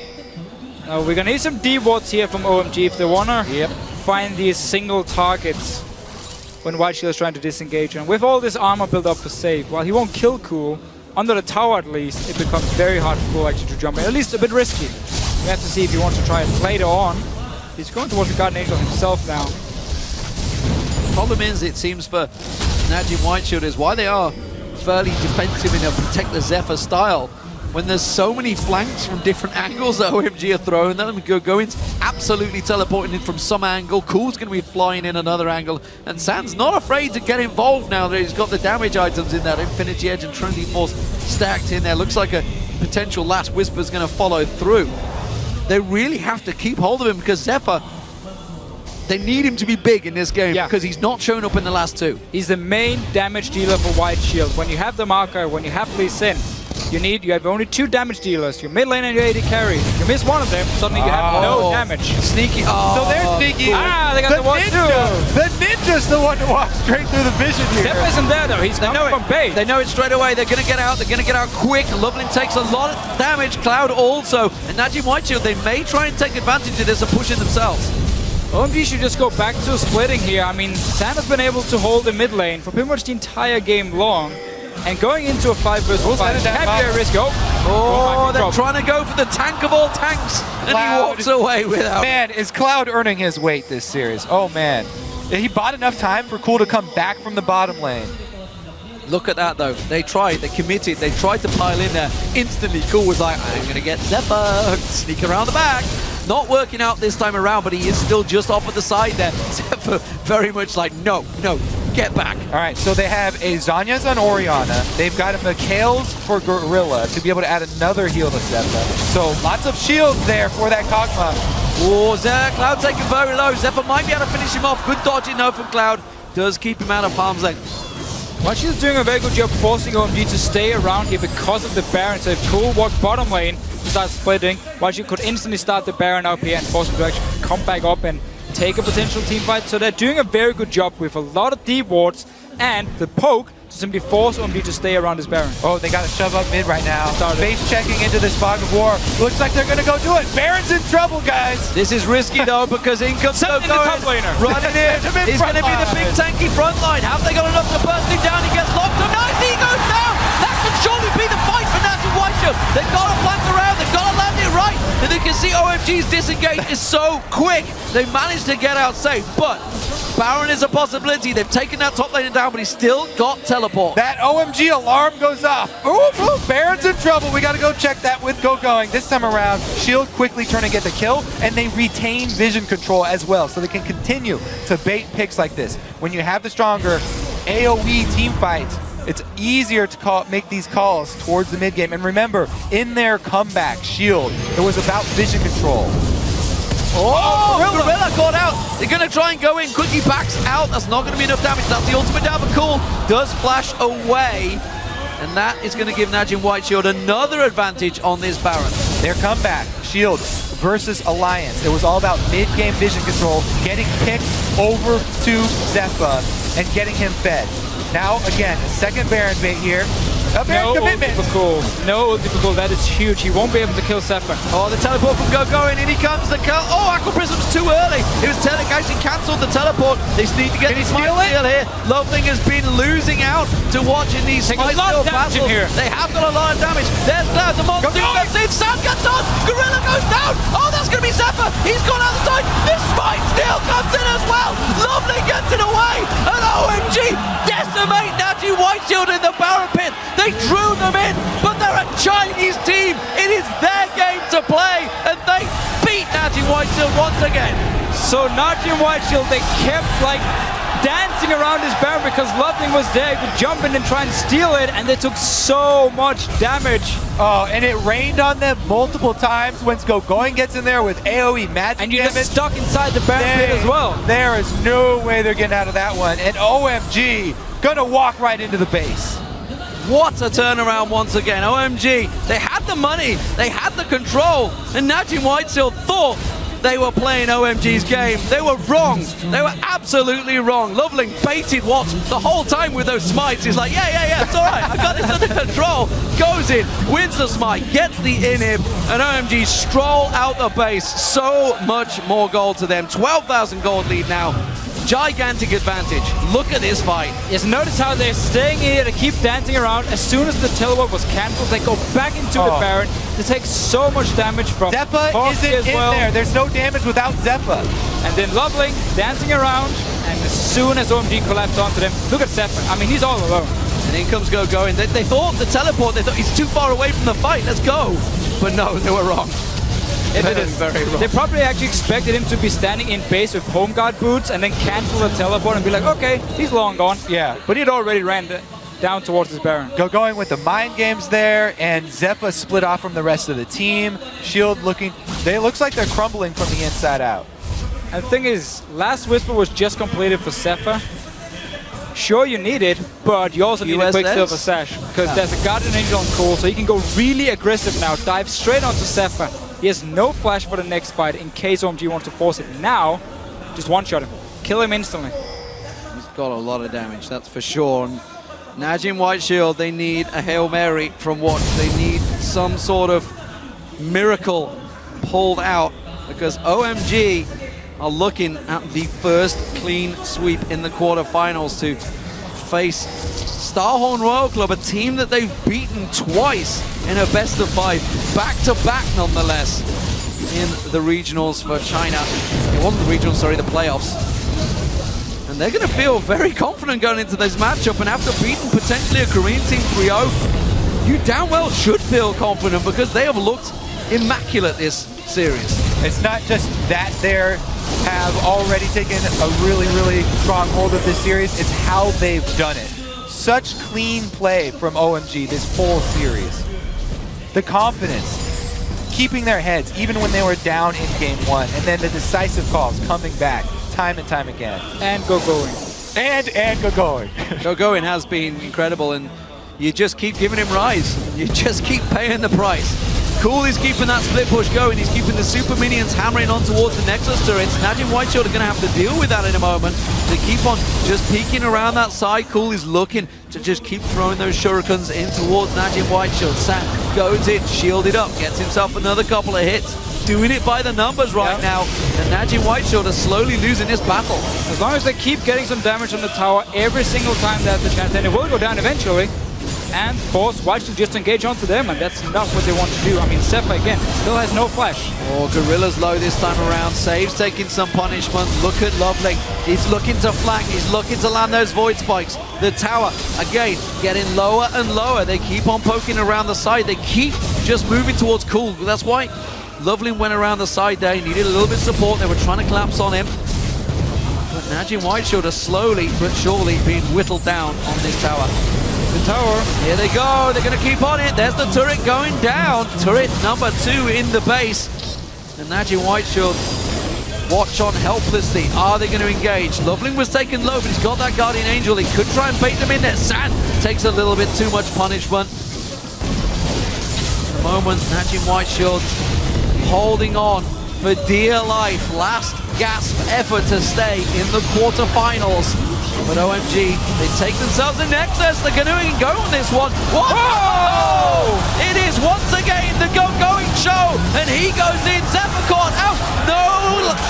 QSS, not going to be enough. Doesn't matter, doesn't care. It's Gogoing that gets himself safe. OMG chants come out and ring around in Korea as they take down the Nexus turret. They turn on Zephyr. They take down Zephyr. Goo pulls them in, but it's not enough. It's going to be a 3-0 clean sweep, ladies and gentlemen. OMG have done it and taken down NaJin White Shield in the quarterfinals.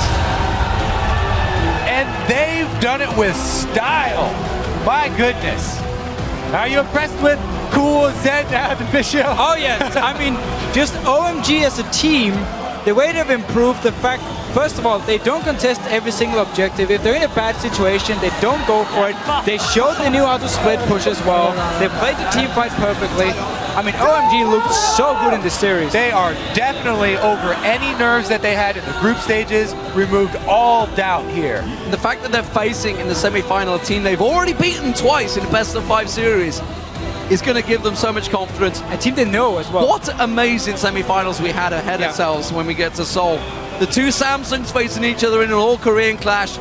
OMG and Starhorn Royal Club in an all-China clash. It's going to be a Korea-China semi-world final once again, just like last year.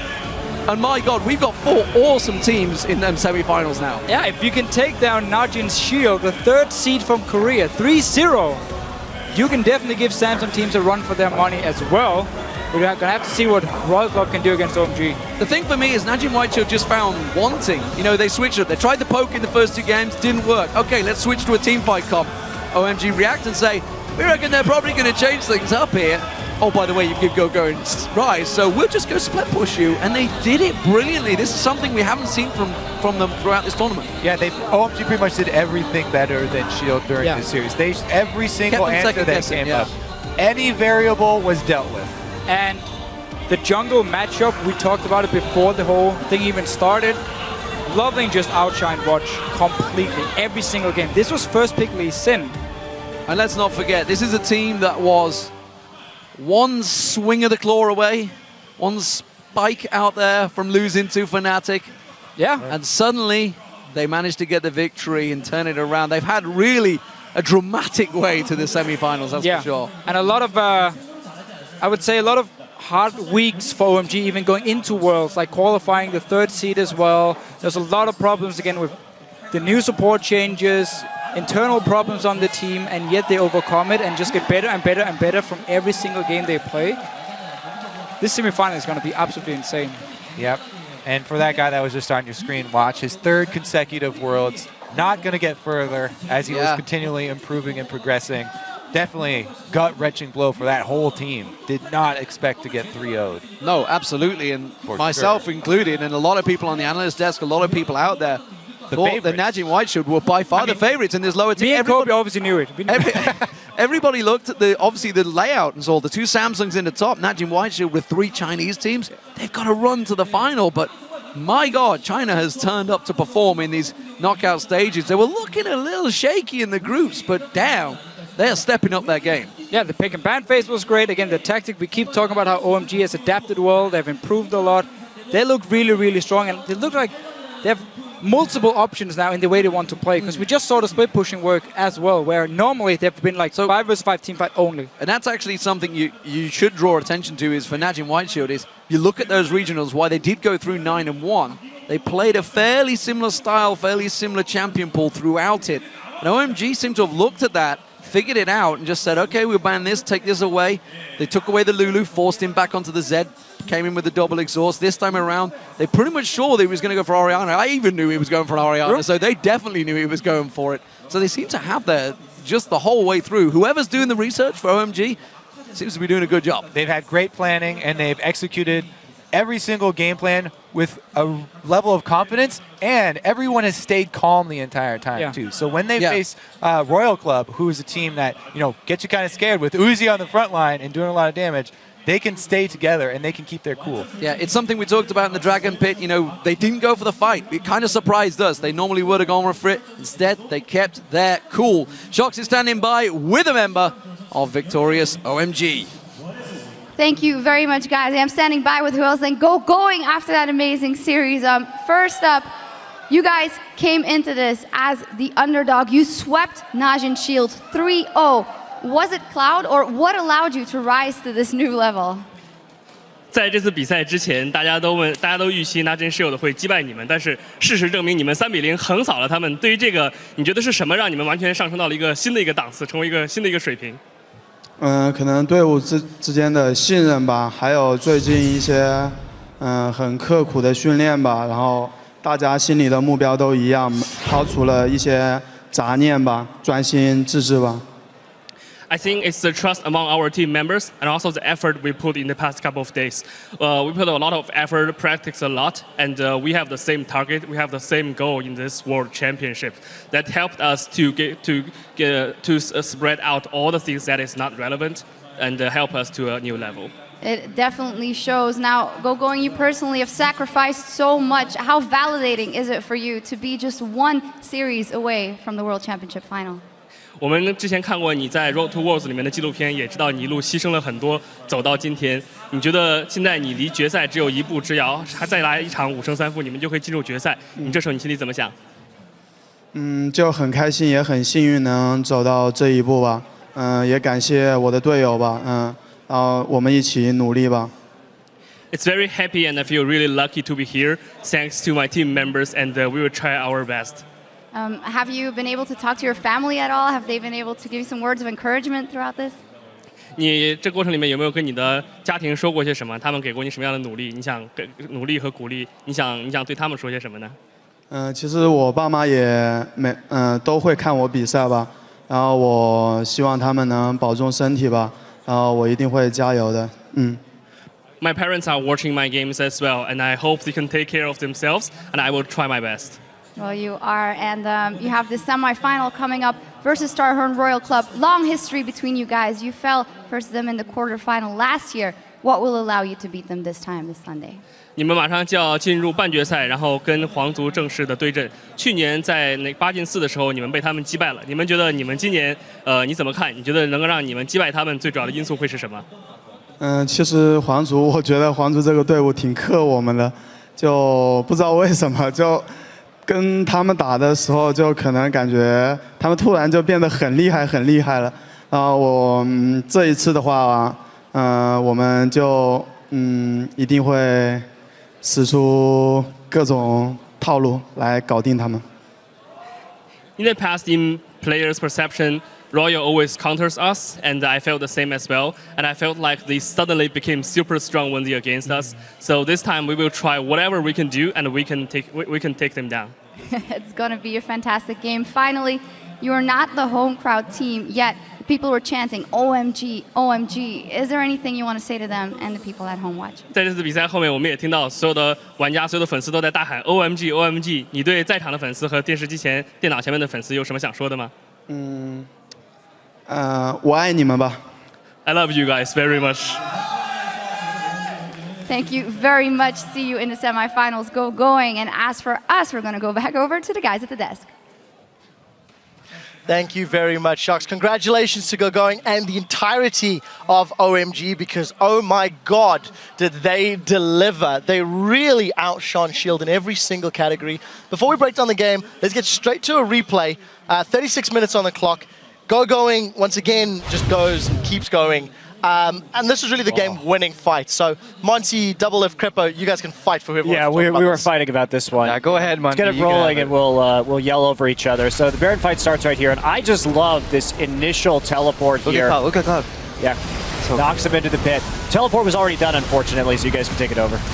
Zephyr actually flashed like completely away from his team, which didn't allow them to peel for her. Like you could tell Goong was really confused. He died without even ulting because Zephyr died so quickly, flashing the wrong way.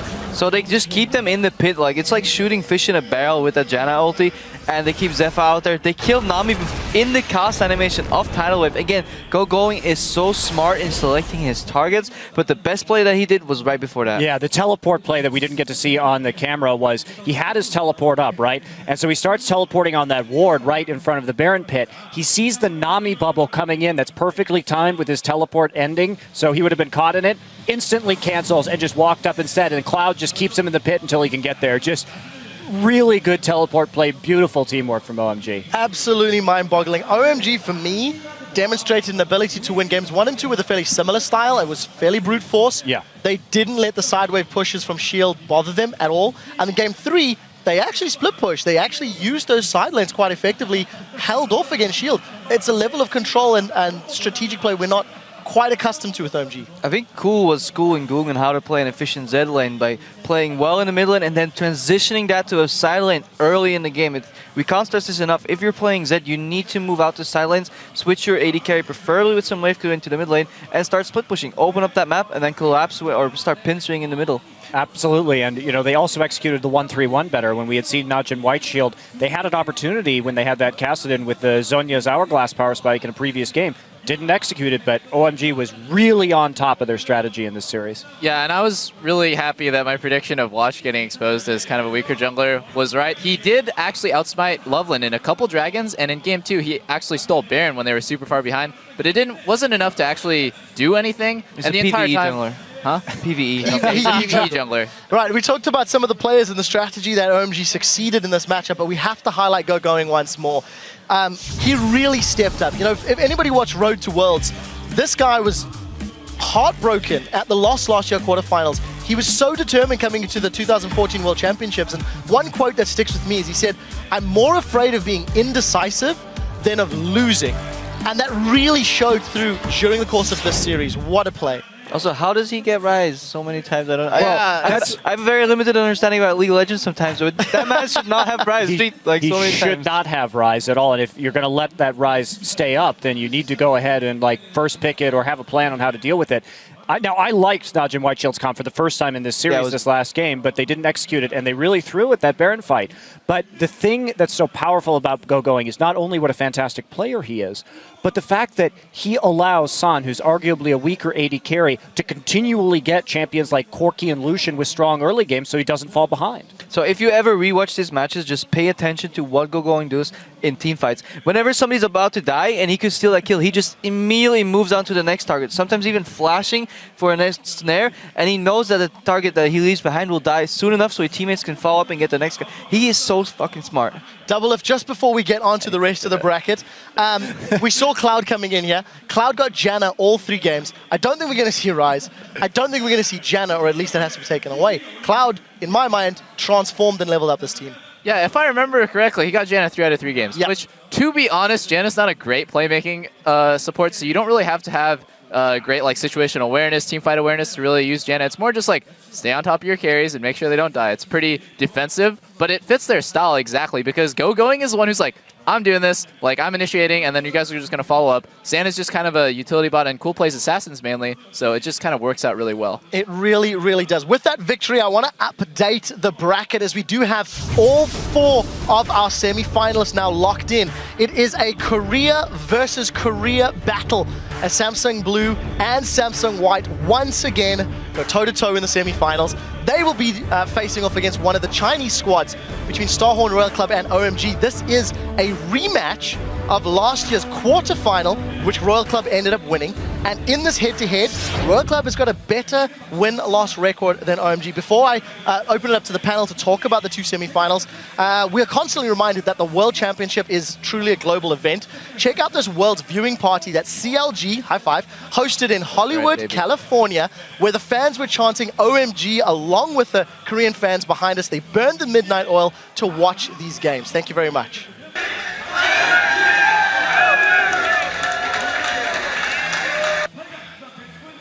Yeah, I mean, Peter, you can now have your job as a professional party planner instead of... oh boy, dude, I'm the life of the party.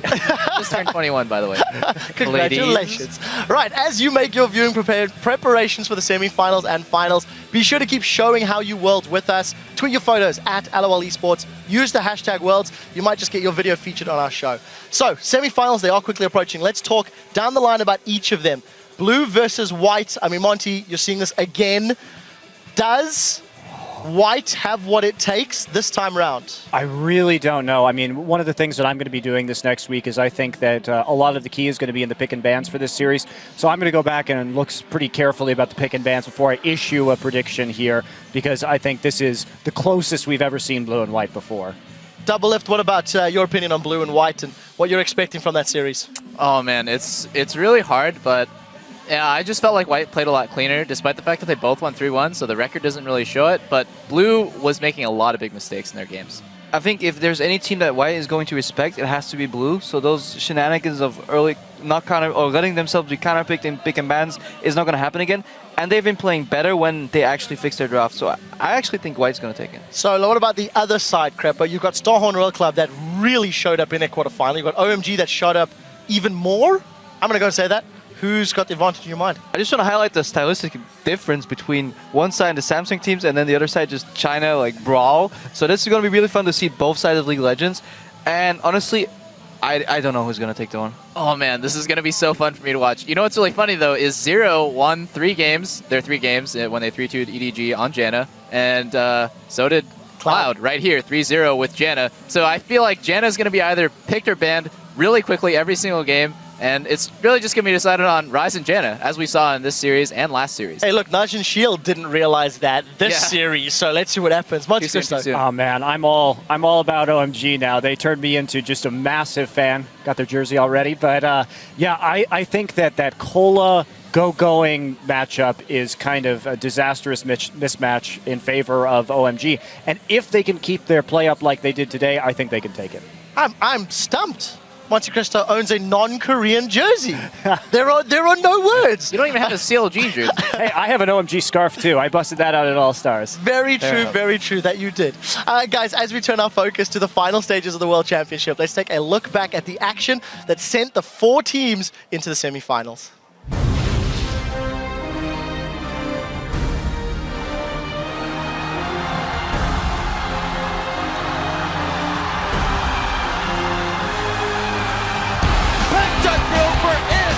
White will take down Team Solomon in the quarterfinals. Samsung Blue of hell Blue victorious. Just like their sister team, they will now face each other in the semi-final.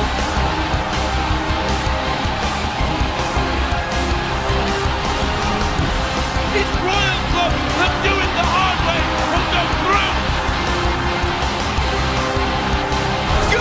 It just gets ripped apart by OMG. OMG have done it and taken down NaJin White Shield. The 2014 World Championship keeps delivering. We had fantastic group stages. We've had fantastic quarterfinals. And as a reminder, the semifinals will be taking place at the Olympic Gymnastics Arena in Seoul, Korea. This coming Saturday, October 11th, at 10 a.m. Central European Summer Time, which is 1 a.m. Pacific. Be sure to tune in.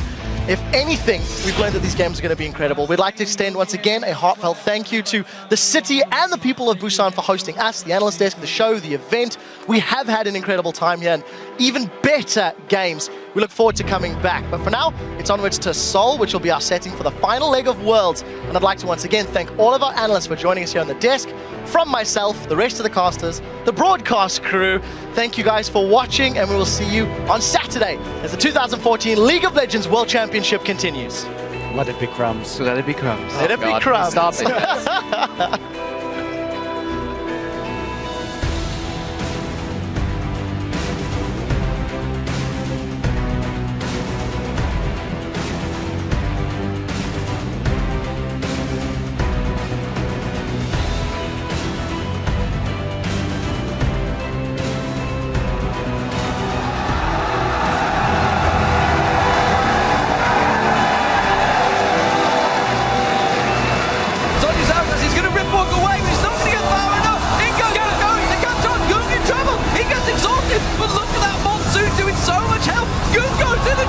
Ripped apart by OMG, and OMG will take game 1.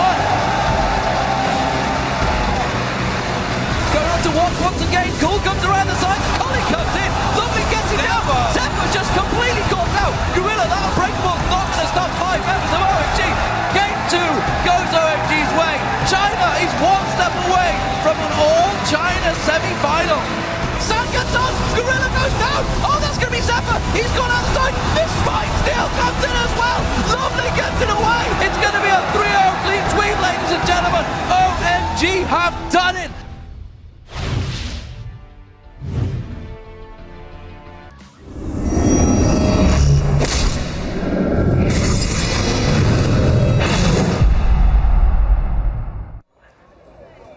What's up, everybody? Welcome to Seoul, South Korea. We're here in Olympic Park, home to the 1988 Summer Olympics, and this weekend, the 2014 World Championship semifinals. Today, we sit down with Pawn and Uzi to talk about their road to the finals. Yeah, plus we have All Chat, the Penta, World Trivia, and a last hit from the Prophet. So don't go AFK, because the 2014 World Championship semifinals preview show goes live right now.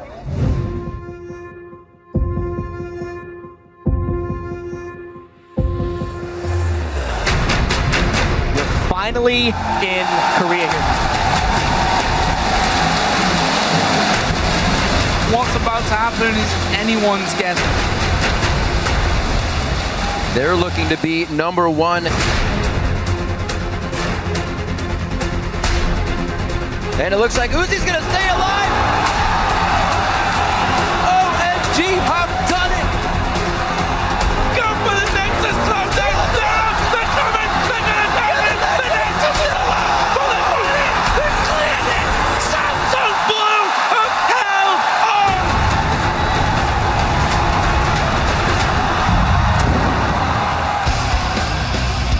Well, Welcome to the World's Preview Show. We're inside the Olympic Gymnastics Arena in Seoul, Korea, which will be the setting for the 2014 League of Legends semi-finals. I am Trevor Quickshot Henry, along with the crew of this World's Preview Show, starting with shoutcaster and analyzer, Mr. David Freak Turley. Next up, the evil genius's finger snapper, Mitch Crepo Forspils, the man who picks up everything twice, Yuliang Double Lift Ping, and of course, on-game netcaster and Korean aficionado, Christopher Monty Cristo Michaels. Guys, thank you for being here. Welcome to Seoul, except for Monty, in which case, welcome home. Hey, thanks. It's good to be back. Well, the crew behind us are finishing up the preparations for this final knockout stage. So let's take a look at what lies ahead this weekend. The first semi-final matchup takes place on Saturday and features the Korean clash between two teams from the same organization, Samsung White versus Samsung Blue. And then on Sunday, it's a revenge rematch between the Chinese teams when Starhorn Royal Club faces OMG. Royal Club knocked OMG out of the World Championship last year in the quarterfinals, and now they meet again in the semis. Yeah, and just a note, the teams in the two matches flipped a coin to determine starting sides last week in Busan. Samsung Blue and Starhorn Royal Club won those tosses, so they get to choose which sides they start on in games 1, 3, and 5. Both teams have chosen blue sides for all 3 games. Their opponents also had the choice of their side in games 2 and 4 and also opted for blue. Right, so they're just going to go back and forth throughout the matches. And of course, those games will start at 10 a.m. Central European Summer Time, which is 1 a.m. Pacific on both Saturday and Sunday. So set your alarms or just visit the website for all the details. You can also head over to watch.lowworldesports.com and check out the games in 15 different languages, along with real-time stats and tweets from pros for a triple buff viewing experience. That's definitely how I prefer to watch the stream when I do. We've got a lot of ground to cover, so let's get right to it. Our first semi-final match features a clash of Koreans and a family feud as Samsung White takes on Samsung Blue. Samsung White entered the quarterfinals as the number 2 team from Korea, but as we have been saying throughout Worlds, they have looked more like the number 1 team. They faced the number 1 North American LCS squad, TSM, in a best of 5 that most people expected White to dominate. And after the 2 quick victories from games 1 and 2, it kind of looked like that thriller that most people were expecting. But the North Americans actually made it a bit more of a difficult trip. TSM pushed back in game 3, pressured all the lanes, and finally won a game against the Korean squad for the first time in the team's history. But of course, White responded rather nicely in game 4. Imp picked up his second pentakill at Worlds, and by the end of that game, Imp had 10 kills, Pawn had 9 kills, and the Koreans had earned that trip into the semifinals. Yeah, and in last week's second quarterfinal series, Samsung Blue faced the number 2 North American team, Cloud9. After a stunning upset by Cloud9 in game 1, Blue responded in the next 2 games, shutting down High's Mission Impossible and controlling the map. By the end of game 3, they looked like they had fully recovered from C9's initial victory and were ready to head into the semifinals. But in game 4, Cloud9 proved they wouldn't go down without a fight, which led to one of the most exciting moments of the quarterfinals. 32 minutes in, gigantic gold lead for Samsung Blue, but C9 got picks on Adade, Deft, and Acorn at the same time. They pushed into Blue's base and brought the Nexus down to 30% health before Samsung Blue fully respawned, killed the rest of C9's members, and then pushed all the way back across the map into the base and secured their spot in the semifinals. Yeah, incredibly exciting end to this series, and with that game 4 win, the number 1 team from Korea now faces their most difficult test yet at Worlds, Samsung White, a team they've had the upper hand against during the season. Monty, which matchup are you looking at in this series, and what's going to be the key focus? I think you have to talk about the AD carries in this series. Of course, both Imp and Deft have put out standout performances, and really, they're kind of each of them is kind of the quintessence of their team's style. We have Deft, who's put out games with over 50% of his team's damage to champions. We've had Imp with his big flashy pentakills, his big playmaking ability on champions like Twitch. And so we have that very strong lane presence with Imp, and we have that very strong team fight presence with Deft. So a little bit of a kind of opposite ends of the spectrum. Yeah, and coming into quarters, it was really like everyone expected Imp and Deft to have very different playstyles, but it seems like they have a lot more similar than people gave them credit for to begin with. Imp struggled against Wild Turtle just like Deft struggled against Sneaky. They're both signature champions. The champion that they have the highest proficiency on seems to be Twitch. They both explode in team fights, but yeah, they had kind of a weak laning phase in the quarters. So yeah, they're a lot more similar than I had expected. And for me, with the AD carries being a bit similar, the matchup I care about a little bit more is the jungle matchup there between Dandy and Spirit. Dandy, for the last 18 months, has been probably the best jungler in the world. He's one of the big stars of Samsung White, incredible player overall. He will get in your mind, he will counter jungle you, and he's incredible, and he's been at the top of his game for pretty much forever. Spirit, though, hasn't been part of that conversation, I think, until very recently. I think he's had a killer tournament so far, especially in the quarterfinals against C9. I think he can not only dethrone Dandy and maybe take the spot as best jungler in the world, but also he can single-handedly win his team the game, because Samsung Blue, if they get any kind of lead at 20 minutes, 90% of the time, they just win the game from that. And if for once in his life, basically, Spirit can beat up on Dandy, this is Samsung Blue's series. Do you agree with that, Double F? I know we were talking about these two junglers off air. Care to chime in? Yeah, so I think jungle is a really great position to carry from, and Dandy and Spirit just kind of embody that so well. They control the pace of the game, and especially from the jungle position, as soon as you get a lead, you can impact the map instantly. Whereas if you're winning mid lane or bottom lane, it kind of takes a while for you to snowball that roam. You have to set up vision, you have to come back to lane with more items, but these guys just know exactly instantly. They'll pressure the map and control it. See, we've been talking a lot about matchups so far, but I want to take a broader look at the game and talk about picks and bans. If we see how White lost their match against TSM, that was basically them becoming overconfident in pick and ban phase. While if you look at Blue, their mistakes were more gameplay related, and they actually had a solid draft phase. So I'm looking forward to how this plays out, as well as the fact that they're sister teams, so they know each other for a while already.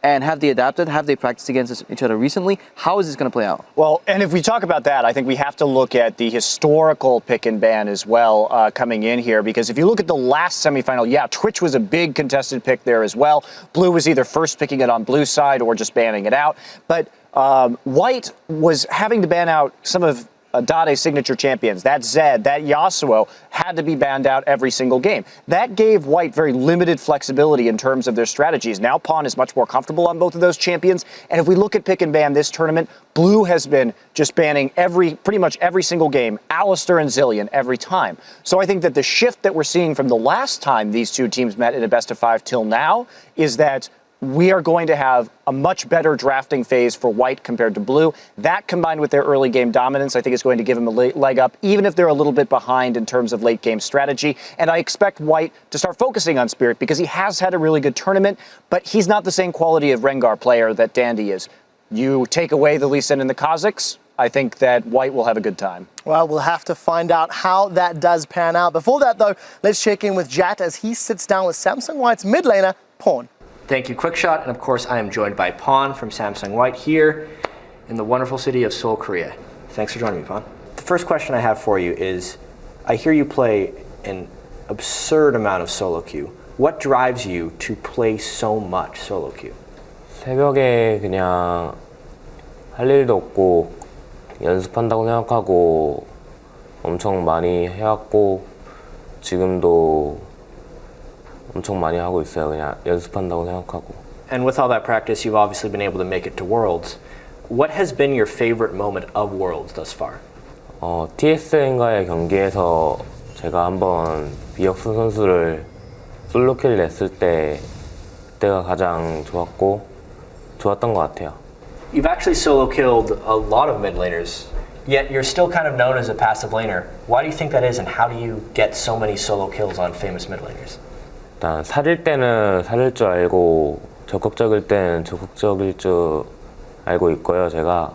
그리고 솔로킬을 여러 번 딴 거는 운이 좀 따랐던 것도 있는 것 같아요. Yeah, very humble, actually. And now you guys actually have to face Samsung Blue, really the only team that's been able to beat Samsung White for the past very long time. Why have you guys not been able to take down Samsung Blue? 형제팀이기 때문에 내전은 언제나 결과가 모르는 거잖아요. 그래서 승패를 알 수 없어서 저희가 많이 졌던 것 같고 이번에는 저희가 엄청 많이 연습해서 블루팀을 좀 쉽게 이길 수 있을 것 같아요. And your opponent in that Samsung Blue match will be Dade, the player you actually took the place of on Samsung White. What is it like playing against Dade knowing you're on his former team?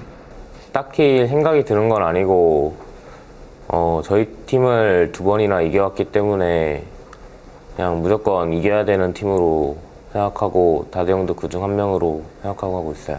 Knowing that the only team you've lost to in the past 6 months plus is Samsung Blue, if you were able to beat them in the semifinals, what do you think your chances are of winning the entire World Championship?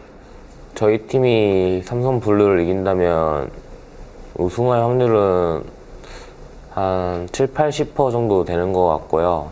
Thank you very much, Pon. It's been a pleasure talking to you. But for now, let's send it back to QuickShot and the guys for more on Saturday's series. Thank you very much, Jat. Looking forward to seeing those two do battle in the mid lane. Now we've broken down the matchup and heard from one of the players it doesn't really take a prophet to know what is coming next. Guys, I'm going to ask the panel for some predictions. Let's keep this fairly brief. Freak, who's going to win and why? I'm going to say Samsung White. I think they are kind of the strongest team here in this tournament. We've been talking about that a lot.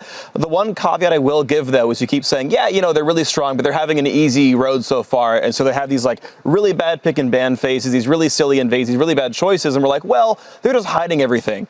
If they're actually, though, making these mistakes for real, then I'm concerned about these guys. As unlikely as that is, I mean, they failed last year, right? Absolutely. It could happen again. Big thoughts. Crepo. I think White actually is going to take this series 3-1, and it will be slightly convincing. I think they've had time to fix their problems, look at blue, analyze their mistakes, and just take the series. I'm actually secretly rooting for both teams. I'm a pretty big fan. It's going to be a fantastic and a really close series, but if I had to pick one, I would give White by just a hair.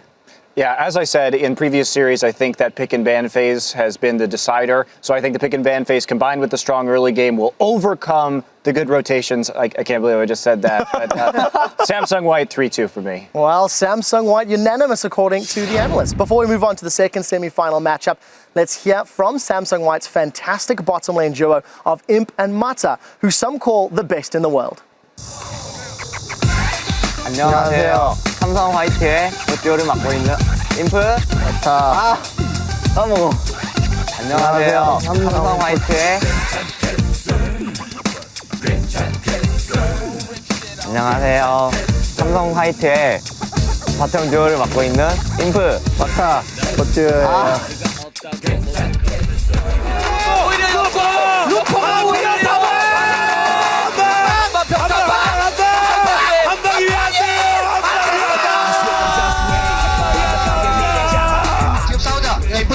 이거 안 해도 돼. 싸우자. 인프 그냥 와봐. 싸우자.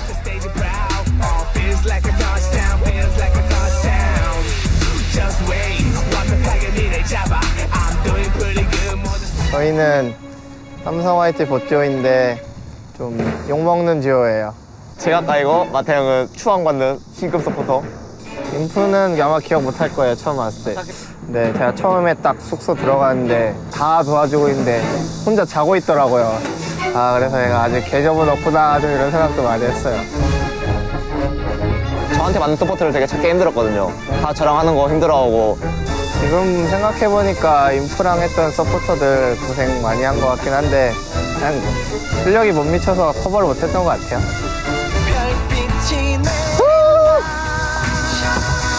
하나, 둘, 셋. 아, 언제부터 손발이 잘 맞았냐고요? 처음에는 손발 안 맞았어요. 지금도 안 맞아요. 예전 같은 경우에는 좀 공격적인 성향이어가지고 이 타이밍에는 좀 안 싸워줬으면 좋겠는데 하는 부분이 많거든요. 근데 요즘에는 좀 오히려 인프가 계산적이어가지고 제가 별말 안 해도 편하죠. 지금 저희가 엄청 오래 했잖아요, 듀오가. 지금 전 세계적으로 제일 오래 했을걸요? 1년 6개월. 4개월? 6개월이요. 약간 말 안 해도 서로 어떻게 할지 다 아는 그런. 실제로 봐야 하시는데, 이건.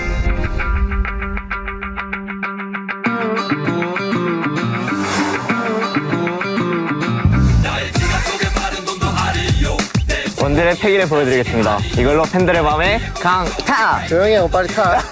잠깐만요. 하나, 둘, 셋! 이거 남이 같지 않아요, 남이? 예!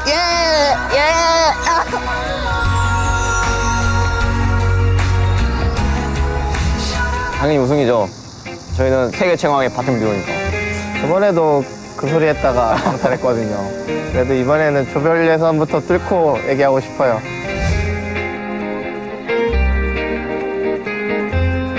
저 베인 해도 돼요? 왜 잘하잖아요, 저 베인. 인프 베인 하면은 세계 최고인데. 저 이시 하면 안 돼. 이시 잘하잖아요. 저 이시 잘해요. 어제 연습할 때 애쉬 안 좋다고 막 욕하던데. 팀도 속이는 치밀함. 승리의 비결이죠.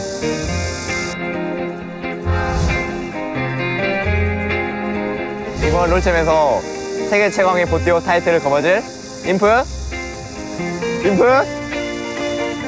해요. 인프 하트. 인프 마타 버티오 에어.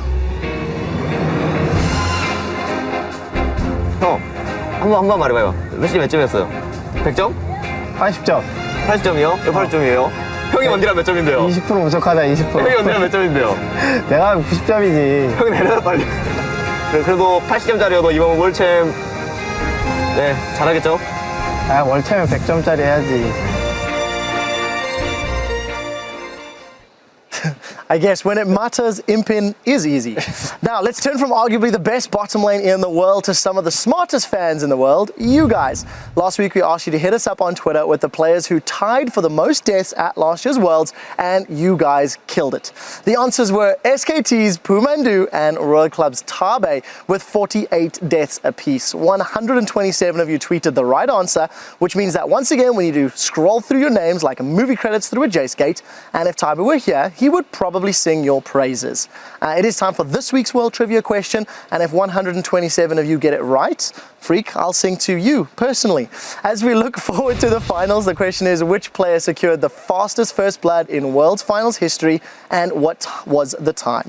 So be sure to hit us up at LOL Esports, use the hashtag Worlds Preview, and although with Quickshot making puns now and also promising to sing, we'll be lucky to even get 127 tweets at all, let alone 127 correct answers. But yeah, if you want to. We'll see. So to help cleanse your audible palate, we have a delightful treat for your ear holes as we listen in on one of the closest games in World's history. It's Cloud9 versus Samsung Blue, featuring the Nexus that wouldn't die, in this edition of World's All Chat. Can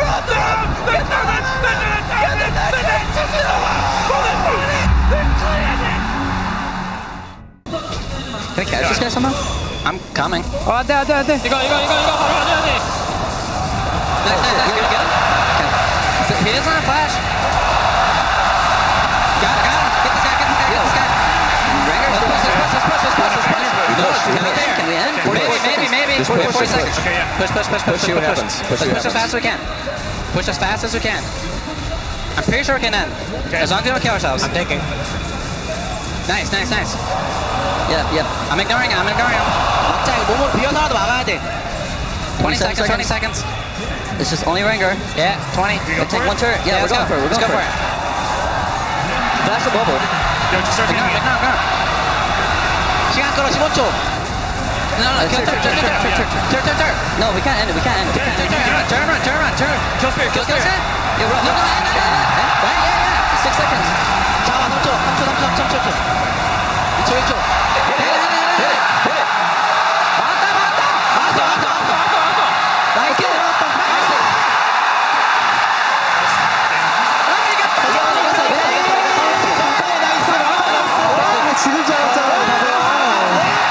That's a good try.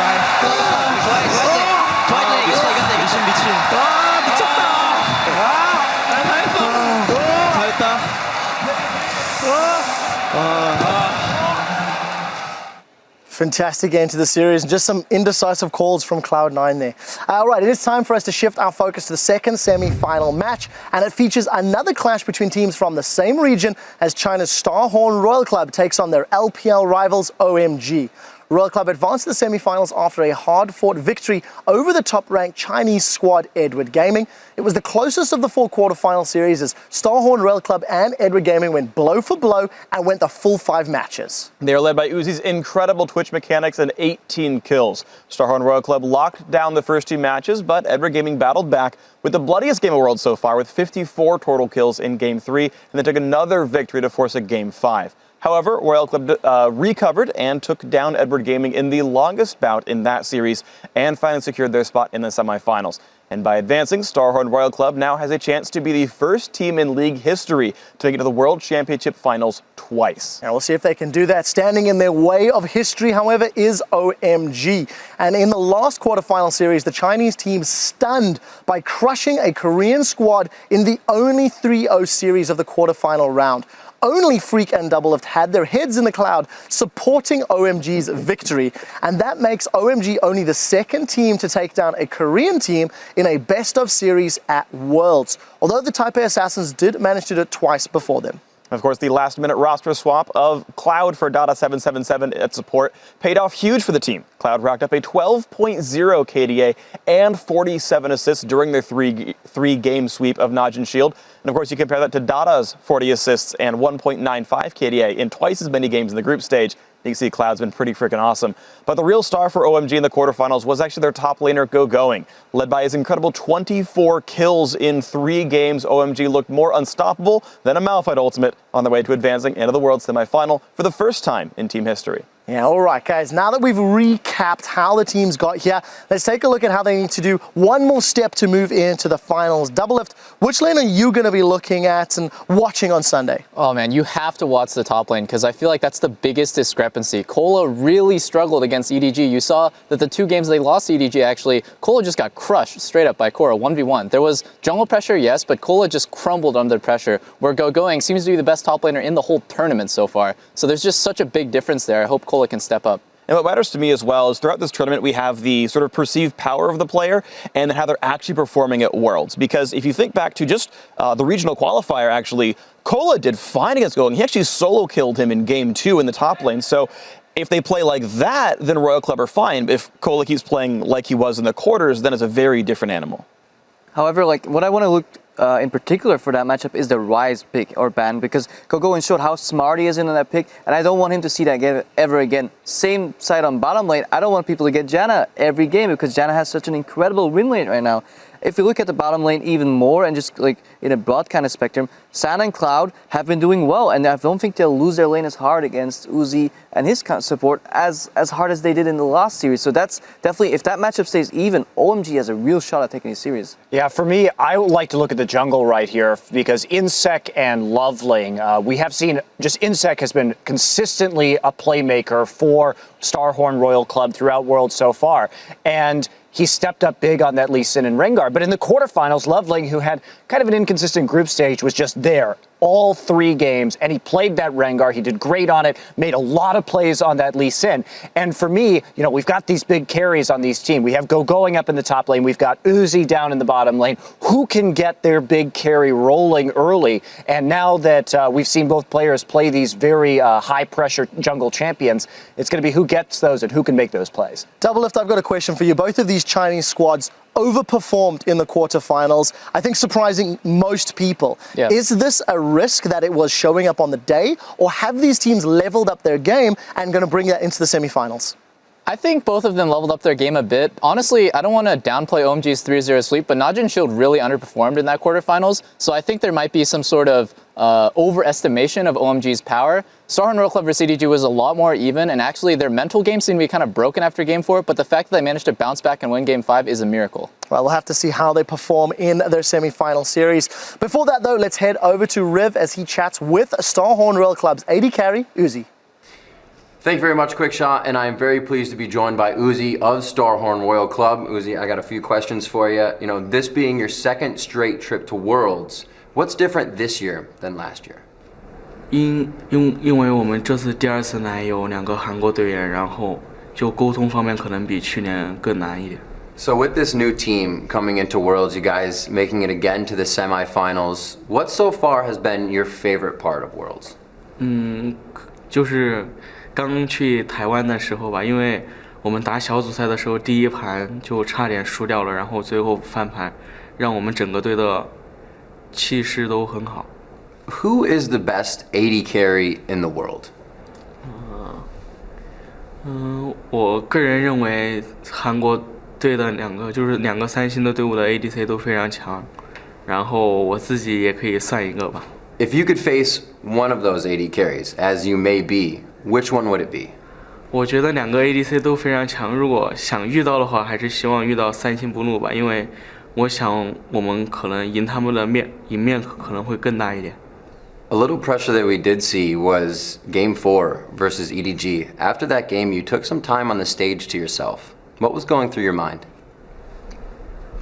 因为我当时，因为我们先赢了2盘，后面连续输了以后，我自己的心态可能有点问题吧，然后就坐在那里想了很久，就非常的不开心吧，因为当时因为在比赛中自己的心态没有调整好。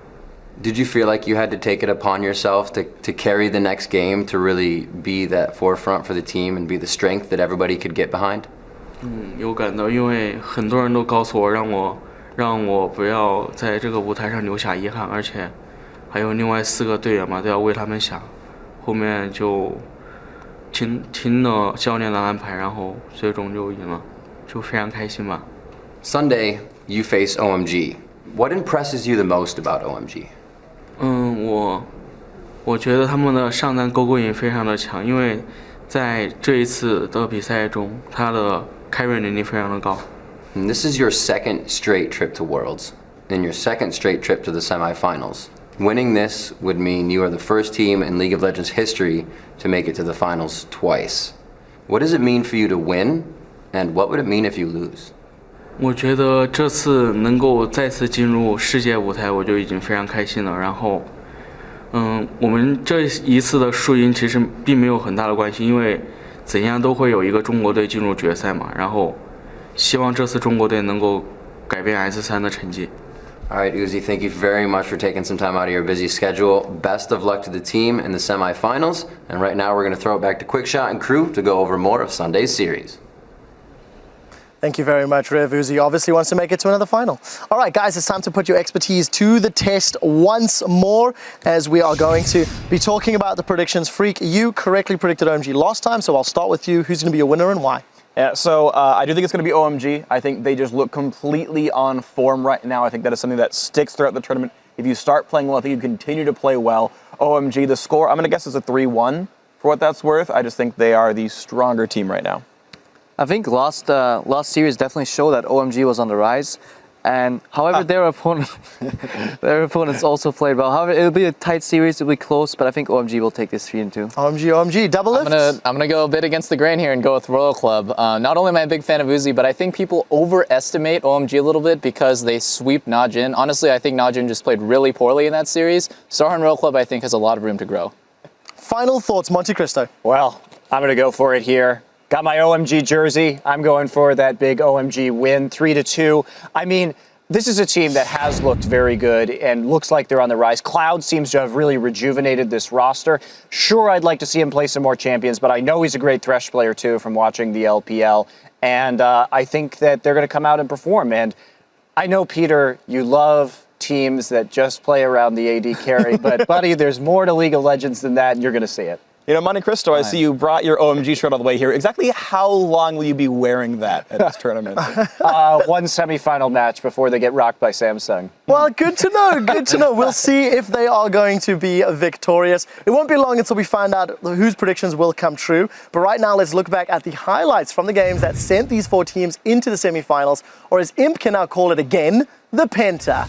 In the number 5 spot, we have Samsung White responding to TSM's first blood with a double kill. On a team solo mid, but White has acted on this as well. A great flash over from Lustboy, but that could feed Dade, or Pawn rather, exactly what he wants. Bjergsen's gonna get knocked away. Does they finalize the kill? The ignite's there, the exhaust only lasted so long. Mata with a godlike hook from over the wall to save Pawn's rear. Right in the jungle right there, Pawn juked Bjergsen. Number 4, Dyrus rides a lantern right into Imp. A little bit farther behind than they should, but only 2,000 gold against a comp like this can be bad. What a play! He gets the dodge though, but Dyrus is gonna be there. This is the lantern from Lostboy, and he times the drop. That is just beautiful. Nobody cares about this hook. It's all about stop. It's all that mattered.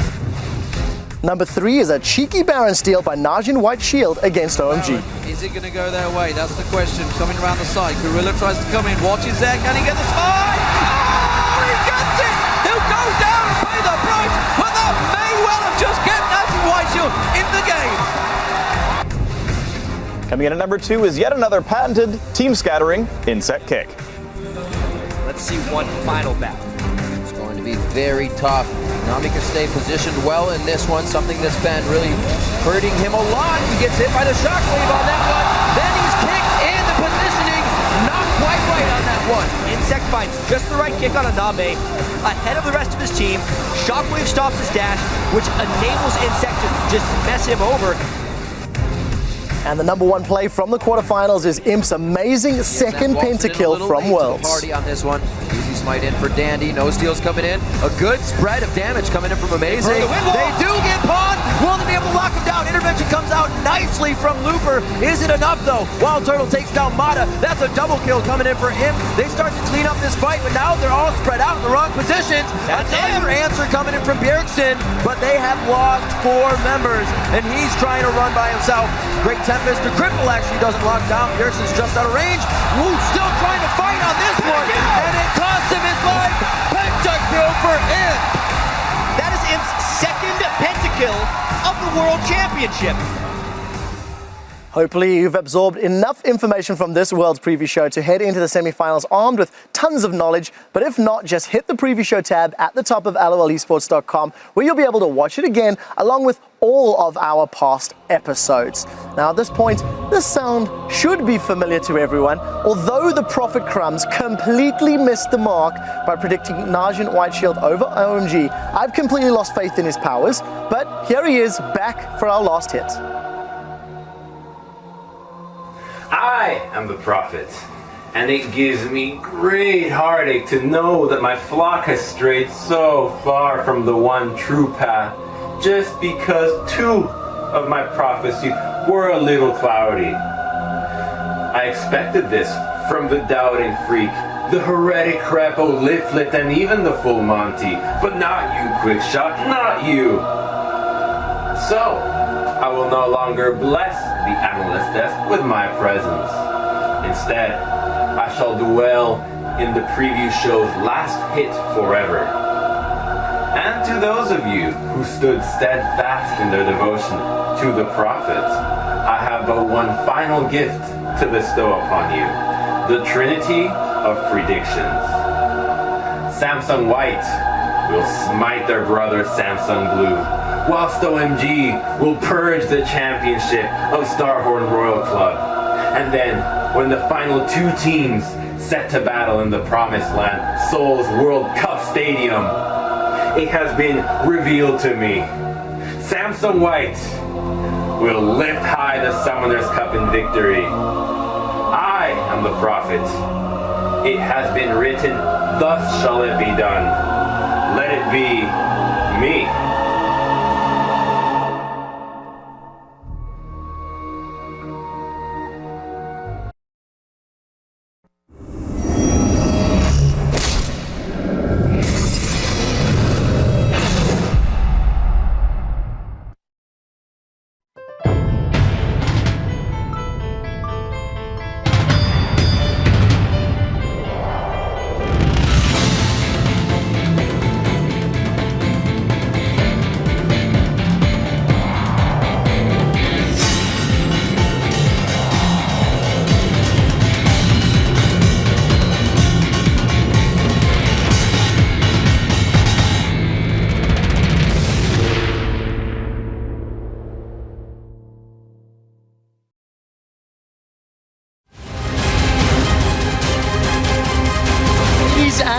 Gentlemen, the road to the Summoners Cup has taken us over 9,000 miles from Cologne to LA, Taipei, Singapore, Busan, and this week it's brought us to Seoul, South Korea.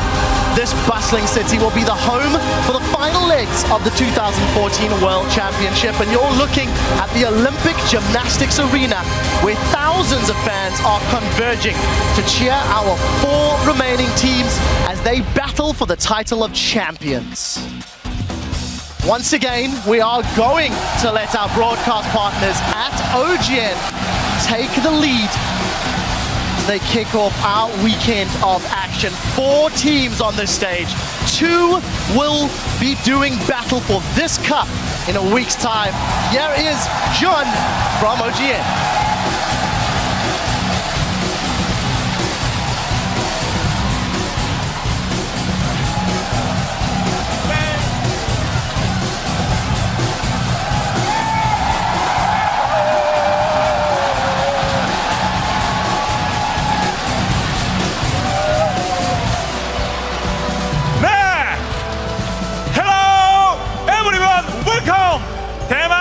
싱가포르 부산에 이어서 이곳은 서울, 자 서울 4강입니다.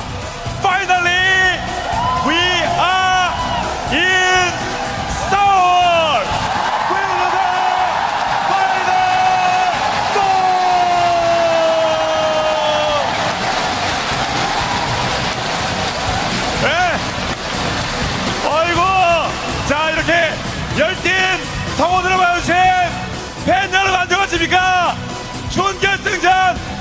파이널에 오신 여러분들 환영합니다.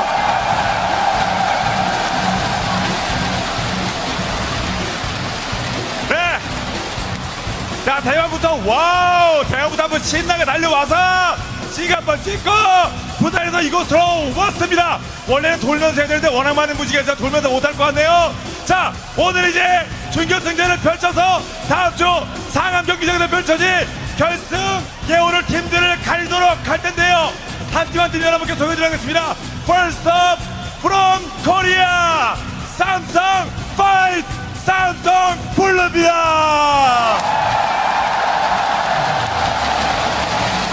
And next from China, 로얄 클럽 그리고 OMG입니다.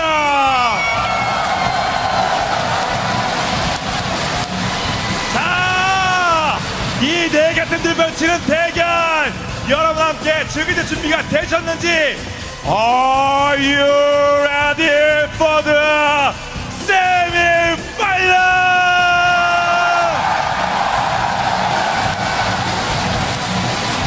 오케이 좋습니다.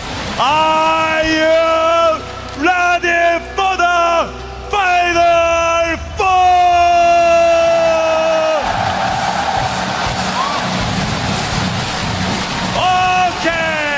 달려봅시다. Let the semi-finals begin.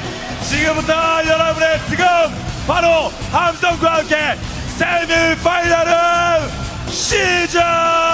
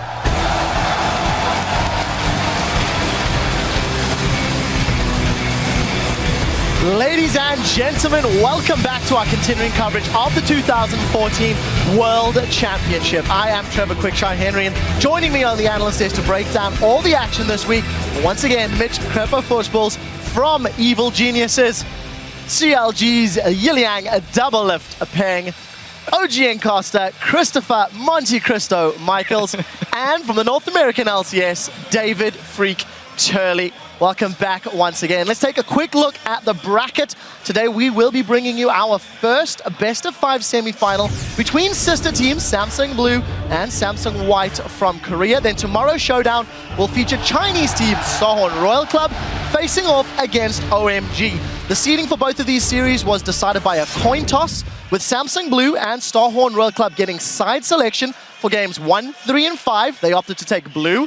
Their opponents chose blue side for games 2 and games 4. Before we jump into the semifinals, let's take a quick look back at the quarterfinals to see how our 4 teams made it to Seoul.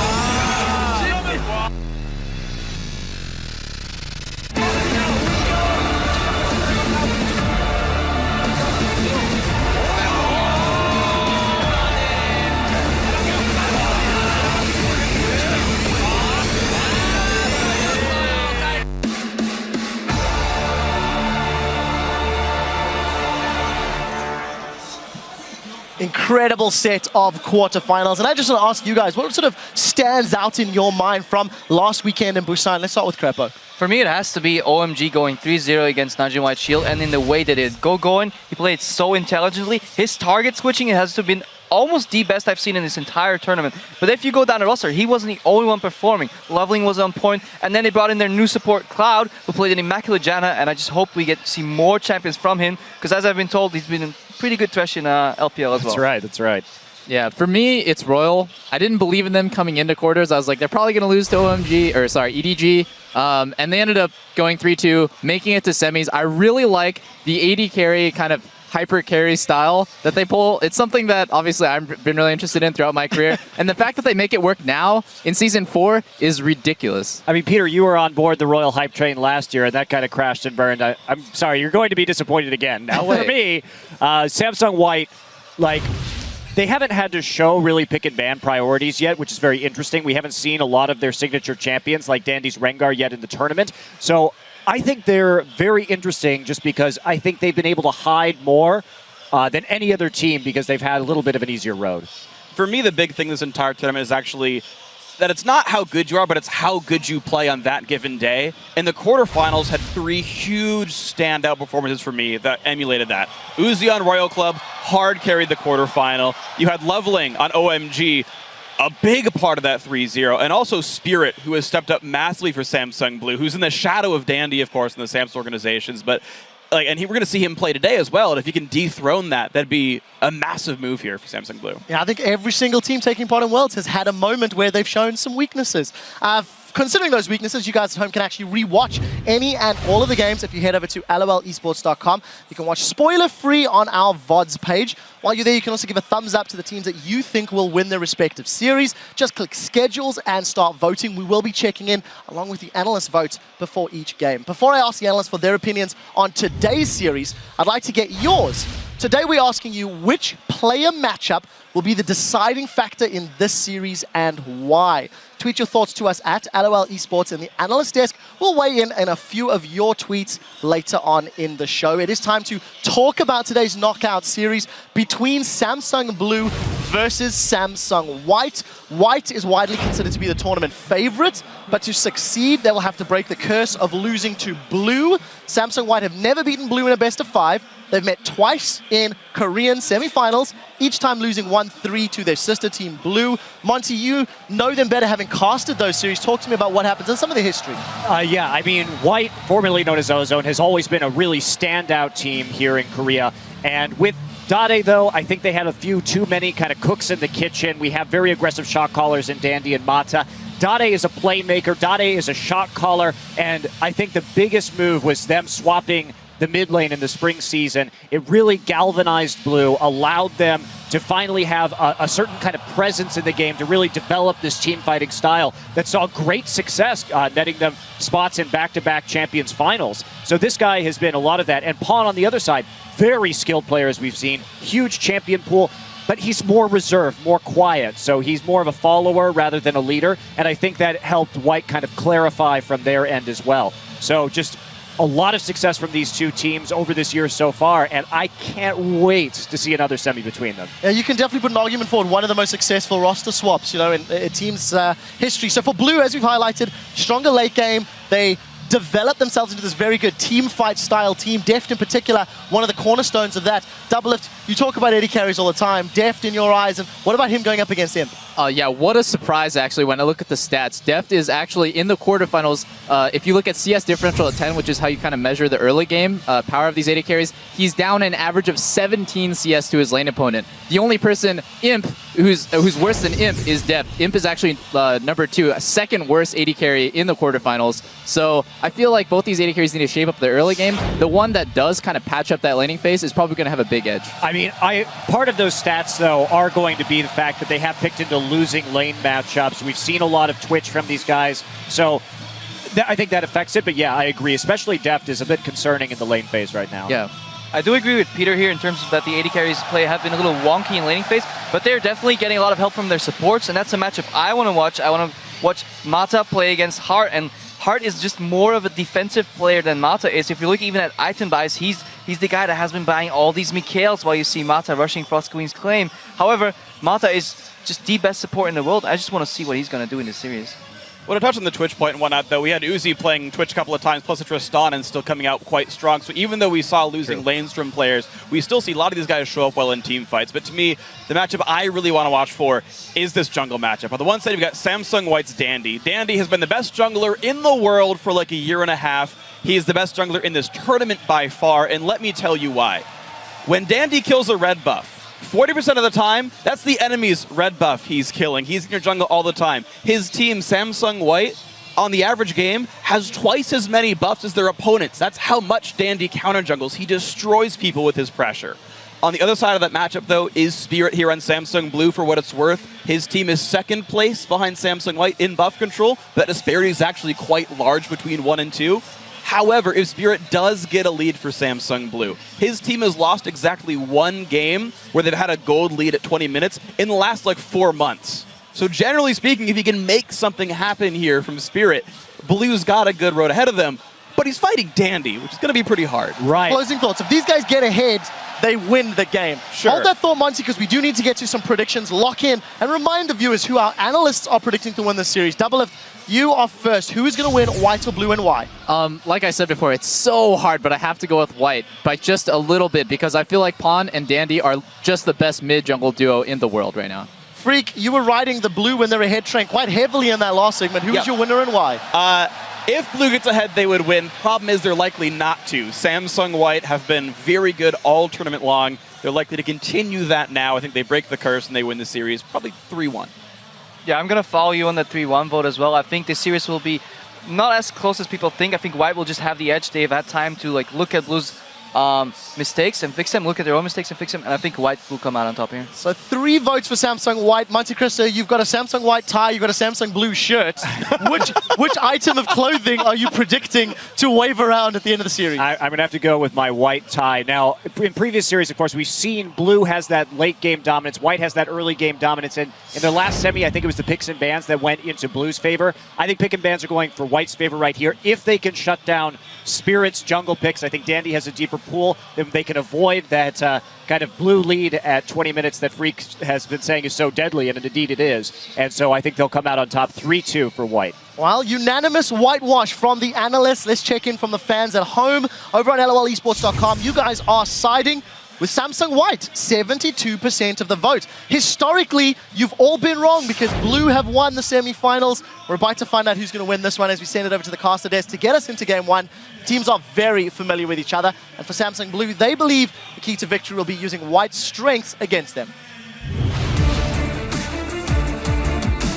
블루팀은 저희 팀한테만 전 세다고 생각하거든요. 다른 팀한테는 그렇게 완전 찍어 누르는 모습이 별로 없어서 저희는 아무래도 다른 팀들보다는 화이트 팀을 잘 알잖아요. 그러니까 최대한 이제 쟤네가 뭘 할 것이다 이거를 빨리 저희가 캐치를 해서 그거를 못하게 막고 대회 때랑 연습 때랑 거의 차이가 아예 없을 정도로 정말 모든 게임에 집중해서 잘하고요. 근데 또 단점이 그런 장점에 대한 단점이 하나 있는데 그 흐름을 한번 끊어주면은 맥없이 무너지는 살짝 그런 게 있어요. 다른 걸 준비해오면 어떡하지 이런 불안함과 그런 게 좀 더 크고 그리고 저희가 딱히 준비한 전략이 있다고는 말씀드리지 못하겠는데 저희는 그냥 화이트의 스타일을 고집해 나갈 것 같아요. One thing for sure, a lot up in the air in this match, and we're going to see what happens in just a few minutes. Hello, everyone. I'm Rivington Bism III, and joining me for our first semifinal series is Joshua Jat Leesman and Martin DeFiscio Lunga.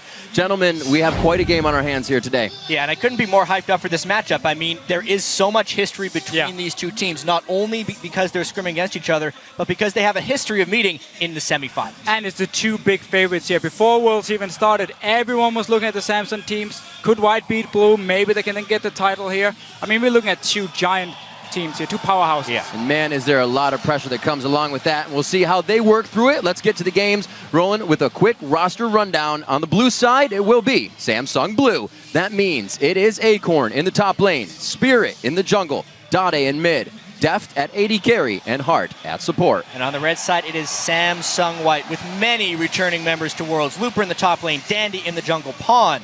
The somewhat new guy in the mid lane, AD carry is Imp, and support is Mata.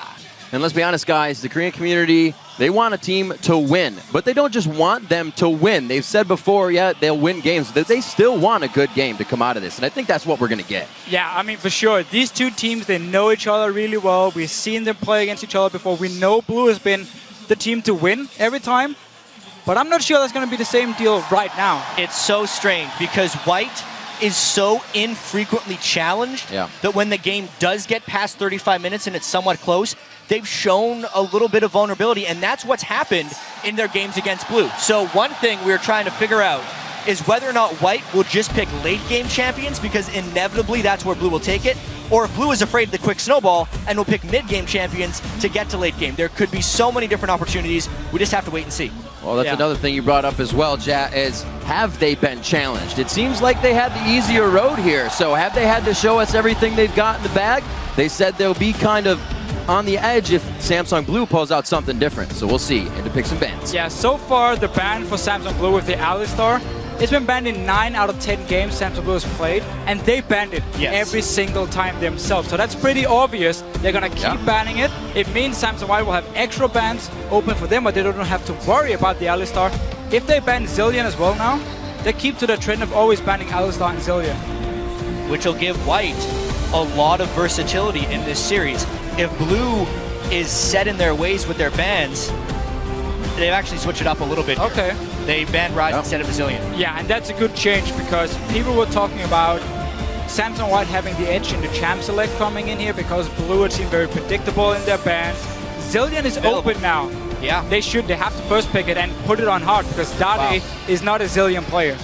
Not that we know of. Not what we know of. Obviously, they had a bit of time to practice. If we see Blue picking Zilean, it is 90% of the time going to hard.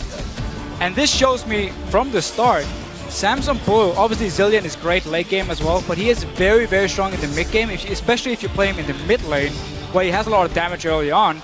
We might see Samsung Blue try and focus a bit more on this mid lane or mid game to try and make sure White doesn't get a big lead early on and just try and snowball out of control. And there is just so much going into this game of guesswork because White was yet to be challenged. Dandy is a legendary Rengar, but he hasn't had to bring it out at Worlds. Will he save it until this moment? We'll really get to see, maybe even in this first pick and ban phase, whether White was picking the stuff in group stage that they plan to use in semis, or if they've been saving it the whole time, and it looks like they've been saving it. Seems like a lot has been saved, and they kind of just say, you have a Zilean, but we'll be able to kill more people than you're able to save. What does this give for Spirit now to go through the jungle? He knows Dandy's going to try to find him and make his life a living hell. Lee Sin is open here for Spirit, his main pick. Also what we normally see from Dandy being logged in, especially if you look back at, again, quarterfinals, group stage. Dandy picked Rengar over Lee Sin. Wow. And now we can see Lee Sin and Yasuo coming in for Samsung Blue in the next rotation. They don't have to pick the jungle yet. And that is one of the best combos together, one of the best 2v2 combos, Lee Sin and Yasuo. And I mean, Acorn's Kale was absolutely out of this world when he played it in Champions. It's been nerfed a little bit, so we haven't seen as much dominance, but as far as Kale players at World, Acorn's got to be the best. And notice what you have already. You have Kale's ulti and Zilean's ulti. So whatever target Samsung White is jumping, double ultis to save him. And because you already have the Yasuo locked in, you can go Corki as an AD carry now, which is what Def loves, because you don't want to have too much physical, you don't want to have too much magic. That's why Corki fits in really well with a physical mid laner. And also Lee Sin is your last pick, and then Samsung Blue has an absolutely insane lineup. And I see a few things coming back at them from Samsung White here, however. Whenever I see a Zilean on the enemy team, I like the opponent to pick a lot of AoE damage, because Zilean, while he is good at preventing assassinations, is very poor against large amounts of damage in very chaotic team fights, because it doesn't matter if you resurrect one person when your whole team is dying. With Jace and Twitch locked in here from Samsung White, it's going to make Zilean's life a little bit harder. it really increases that potential to just zero somebody out immediately from out of the blue. No pun intended. We'll see the Janna being picked up here by Imp. A little more safety for Looper, as we were talking about. Dade, so far, he's got nobody else to help him on that Yasuo ult. So what is Blue going to put into their composition? I mean, already these team compositions are so divergent from what we've already seen. We talked about these teams having a dominant road so far into the semifinals. 20-3 is their combined record when we look at these two teams. And now that they're finally against each other, they're breaking everything out. Whoa! Everything. No way. Awesome. Absolutely awesome. Varus for more Chain CC, hopeful initiation, maybe trying to bypass that Janna pick. I'm a little bit blown away that we see it at this juncture. Yeah, I'm a little bit surprised, especially because Twitch can one-on-one a Varus really easily once he gets Blade completed. But you already have Kayle and Zilean to protect your AD carry, so you can pick an immobile AD carry and resurrect him in these fights here. But I wasn't expecting this pick. Maybe it's to counter the Jace poke a little bit. You have the Varus now with the long-range poke himself. And if anyone gets too close, if Rengar jumps in, what you can do is use the Varus ultimate to shoot on the team trying to follow and lock them down, and then just solo out the Rengar. What is going on here? Game 1 mind games, if you will, gentlemen. If one of these teams wins with this composition, I'm sure it could put the other one on edge just a little bit. Not seeing this, knowing that those picks are something that could come out huge here, this is crazy. Rip, how much were they hiding from us? Because we did extensive preparation on these picks and bans, making an A class, B class, C class for the champions we pick. Nowhere in there was there a Varus or an Akali for either of these teams, but here they are at semis at Worlds. Yeah, really, really surprised. We do see the team stick to their normal kind of playstyle. We have like the full team fight come from Samsung Blue, who are extremely strong in team fights. And you have so much pick potential, like skirmish potential from Samsung White. I mean, Akali, you have the Rengar, even Jace himself can one-on-one people here, so you have such a crazy skirmish pick come from Samsung White, and so much damage as well coming out just in a matter of a few seconds. So Blue with the Save Your Life composition, Kayle, Zilean in there trying to make sure Dade can make the plays and have Deft on the wings, become that late game carry, hopefully. And we just see the make your life miserable attack and poke composition from White. This is going to be absolutely amazing. We'll be checking in throughout the series to see who the fans think will be coming out ahead. So keep your real-time reactions too at LOL Esports. Use the hashtag SSBWin or SSWWin. We'll be checking that as we go throughout the game. This one is going to be amazing right out of the gate, I believe. We'll see if there's even swaps to be had. These guys are about to write a new story for us here in semifinals. And at this point, we just kind of have to reset our mind to what actually defines this matchup. Because so much of what these teams have done at Worlds thus far gets thrown out the window. However, the tendencies will remain somewhat true. If we look at the group stage, I'm going to look at Acorn in particular, because so much was made about how much damage Deft dealt and what a hyper carry he was, specifically on Twitch. Right. That 44% of his team's damage that he did in the group stages. In the semifinals, that fell substantially. Acorn actually did 26% of his team's damage as a top laner because they swapped their farm priorities. They kind of turned Acorn into a carry with some Rumble games. Now with Varus on Deft, that puts him in a much more supportive role from the AD carry position and puts a lot more pressure on Acorn to step up in this series. So I'm actually not expecting a lane swap unless it's initiated by White. A lot more poke focus from Deft here. He is normally known as one of the best AD carries in terms of positioning and skill shots, which obviously is going to be very important. He's got a lot of skill shots here. There's a lot of skill shots to work with. So in that case, it doesn't surprise me. He's the guy picking it up. Imp is normally the more straightforward AD carry, who's also wants to make these big plays on a champion like Twitch. Making those big plays. He feels like he's kind of lost that title as best ADC to Deft so far. Even with 2 pentakills in the tournament, he still feels like he can do better. So we'll see if he can get into that role without finding the overconfidence of last year that kind of put him on the back foot. Yeah, and there's so much on the line in this matchup. I mean, Samsung White twice now been knocked out of OGN by Samsung Blue, denied the final, denied the potential of getting the title. Imagine if they lose here again in the World Finals, or sorry, in the World Championship. Right. Getting denied going into the World Finals. Especially after picking Akali, right? Who expected Looper to play Akali? He's known as such a laid-back and passive top laner. The fact that he's breaking out Akali here against a Kayle Zilean, a lot of anti-assassination tools. Right. However, it's still a pretty squishy team, so he has some benefits of the Akali and some dangers of the Akali. A little bit of confusion here as far as the lane matchups initially go. Surprisingly, Deft and Hard show up in the top lane, and right away, Looper leaves.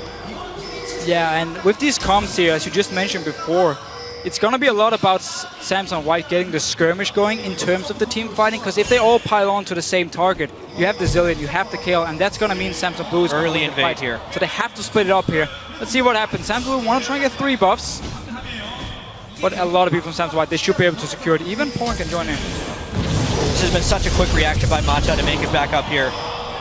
The fact that they had their AD carry support bottom and were still able to go up and defend Dandy is huge. Yeah, but because there's so many people from Samsung White on the top side of the map, Akon could now teleport down bottom side. Imp is left alone, he's only level 2 and he was fast pushing.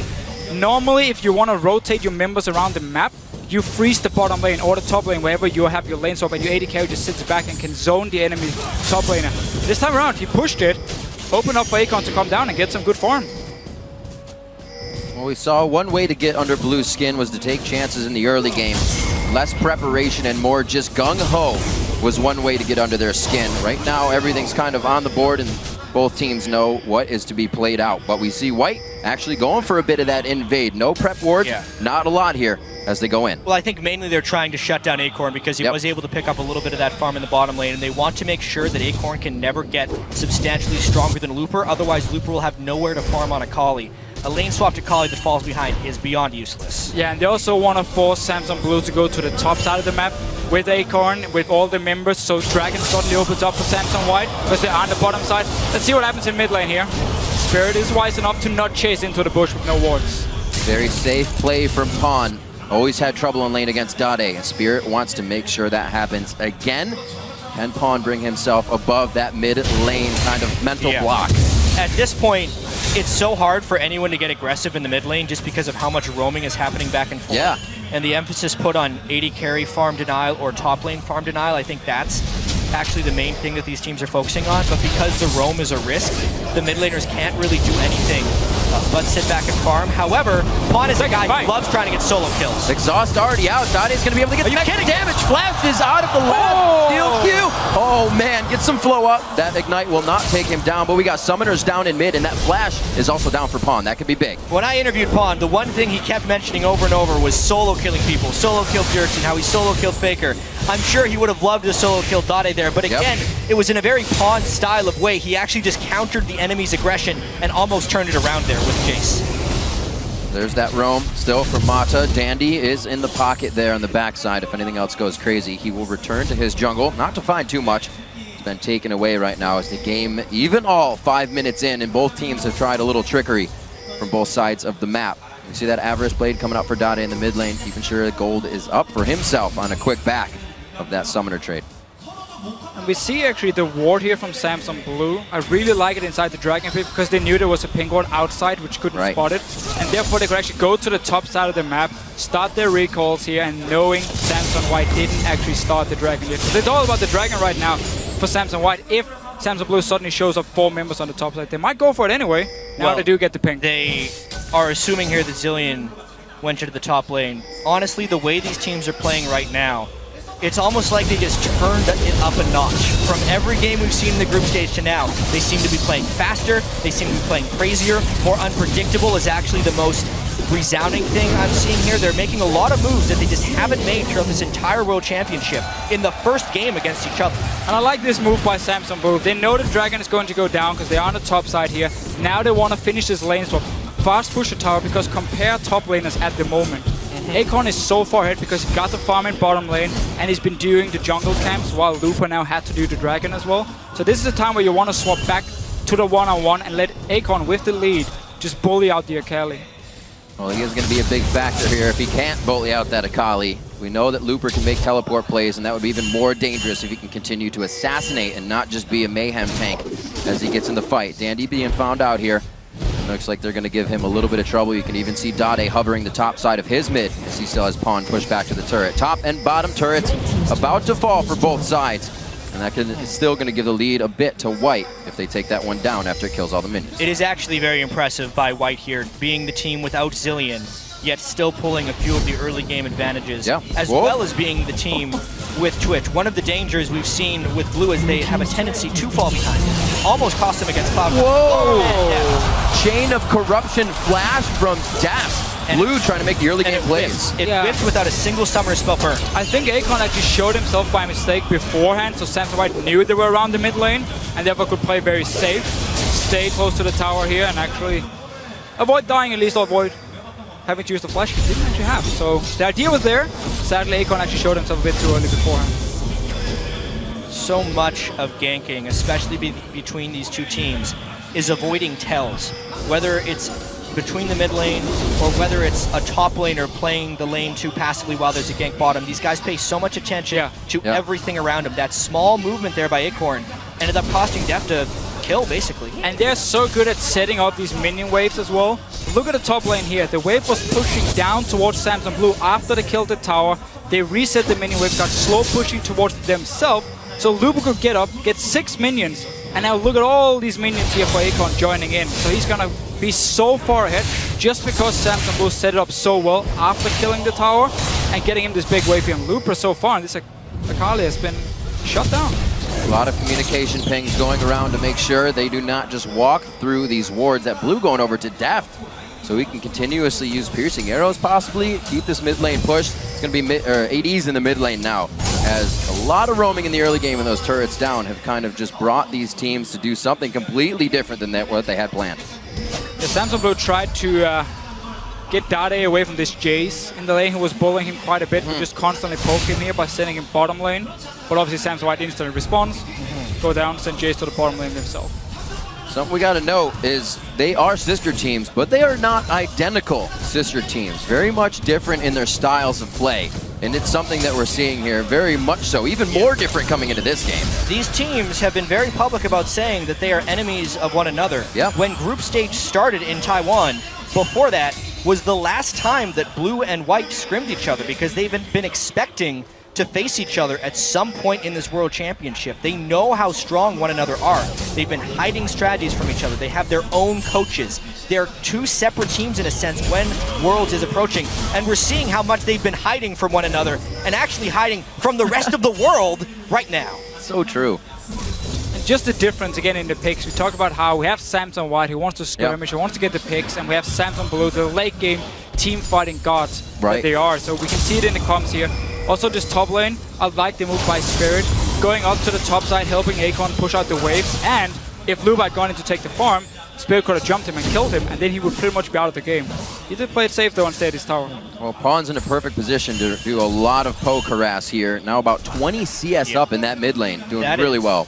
That is actually a remarkable lead by Pawn over Dade. Someone who, when Blue has had their historic success against White, Dade has made it out of many laning phases against Pawn with an advantage, because Pawn wasn't able to apply any shutdown or pressure to him. But in this game in particular, especially with all the gank attempts that Blue put into the mid lane onto Pawn, to avoid that and also push Dade back again and again is really impressive. The mid-game spike of Jace, if he hits this, will be very devastating.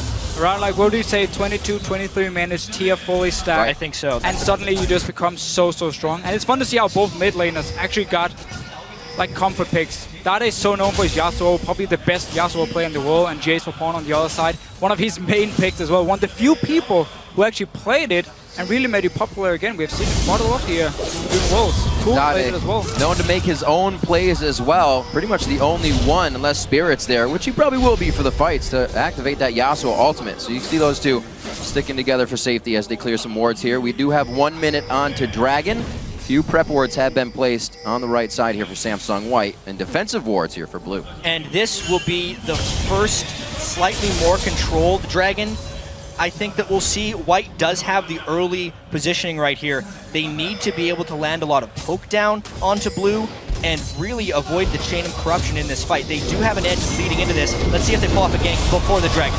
Oh, here come both. Teleport down. It's going to be right on top of each other. Dade gets what he wants. He is going to be out of the fight, and he also has the intervention on. Pawn almost goes down here, but he gets the brush control. Denies the vision. Oh no, Looper gets going, and that's going to be one for Dandy as well, and White starts things off 2-0. That's exactly the fight that White wanted to get there. They outnumbered them with the Janna roaming down a little bit earlier. The Kale ultimate was mistimed on Dade, and it reacts perfectly with the spawn of the Dragon. They had the ward control before then, which gave them the advantage in the fight because they knew the numbers advantage, and they turned it into a cute edge. And you have to respect the Jace pick here early on. There was so much damage coming from him compared to what Dade could do on this Yasuo pick here. In the end, Samson White, get the Dragon, get the picks. Pretty much perfect. The Akali, who was in problems before, got a kill and an assist as well.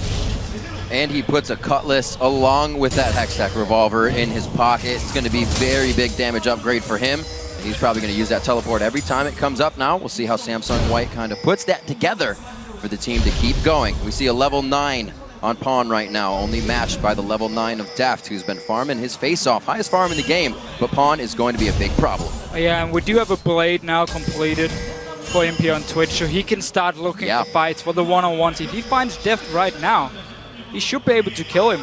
Oh. Well, now he's on a ward there by Dade. Oh, they're picking him. Do too much to Imp at the moment. I really do feel like Blue is in a whole heap of trouble right now. 3,000 down at 13 minutes is unfortunately typical for Samsung Blue. While they do have some comeback history against Samsung White, in Champion Summer there was actually a game where they were down 7,000 gold at 20 minutes and still came back to win. But that is so rare, and White has also improved heavily as a team since then. With Twitch on their side this time, the late game poke of Jace, and the late game assassination potential of Akali, I don't see the same type of late game comeback happening again. Therefore, Blue needs to play exceedingly well in the next 10 minutes or so to avoid losing control of this match. I want to agree, but I've seen Samsung White too many times be a bit over-aggressive, especially against Samsung Blue, who always managed to punish them and get back in the game anyway. True. So we have to see if they can control themselves, because the late game shotgun has been popping. Here's the assassination onto Deft. Oh, Deft could get hit. That is going to be the Zillion ulti, but he can take out Hart as well. This is going to be some big damage. Hart just gives that one up, thinking Deft would come up sooner, maybe? No, what was he doing? I'm not sure if he wanted to try and get in range and exhaust onto MP and just like walk back and forth in the end. He had flash up as well. That's what we see. Varus is vulnerable to Twitch openings, especially if he doesn't get a huge lead early. The fact they haven't made any plays with that chain of corruption is even more concerning here for Blue. White definitely trying to take a whole bunch of control here. And yes, Deficio, I agree that White has gotten overconfident, but that happens when you just stomp on everyone almost every single game. 100%. Putting the boot down one more time on this one. Alerted that Dandy is there. Red buff on him as well. So whoever gets tagged is probably going to be tagged for death. Dandy turned it out. A great heal coming from Mata to save Dandy. Another jump from Looper as he gets a kill. Can Dade and the rest of the team answer? Is there any rebuttal to these kills? Whoa. Not in range for the Yasuo. And Flash is out. Somehow he lives. And they're going to take down Spirit as well. Dade throws himself in the pan, and it's way too hot to get out alive. In between the turrets, Samsung White pulls a 3-for-0, baiting Blue into desperate plays because they know how far they're falling behind. It is just going from bad to worse. And Looper in this one-on-one he had with Acorn in the start, he goes in, forces the ulti, then he has his stealth, he has to sustain already, and just wait for the ulti to disappear, then jump, finish off Acorn here, and Samsung White. It looked aggressive, but they were definitely in control. And look at the goal lead. We are 15 minutes in. That is insane. Plays on plays. Let's see this one again, because it was a long fight considering. A few things baited Blue into overextending in a sense in this fight. It's the fact that the initial initiation by Samsung White was a little bit sloppy.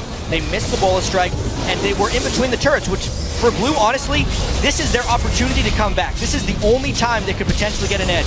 But Pawn rotated at the right moment. He arrived in the fight just at the right time.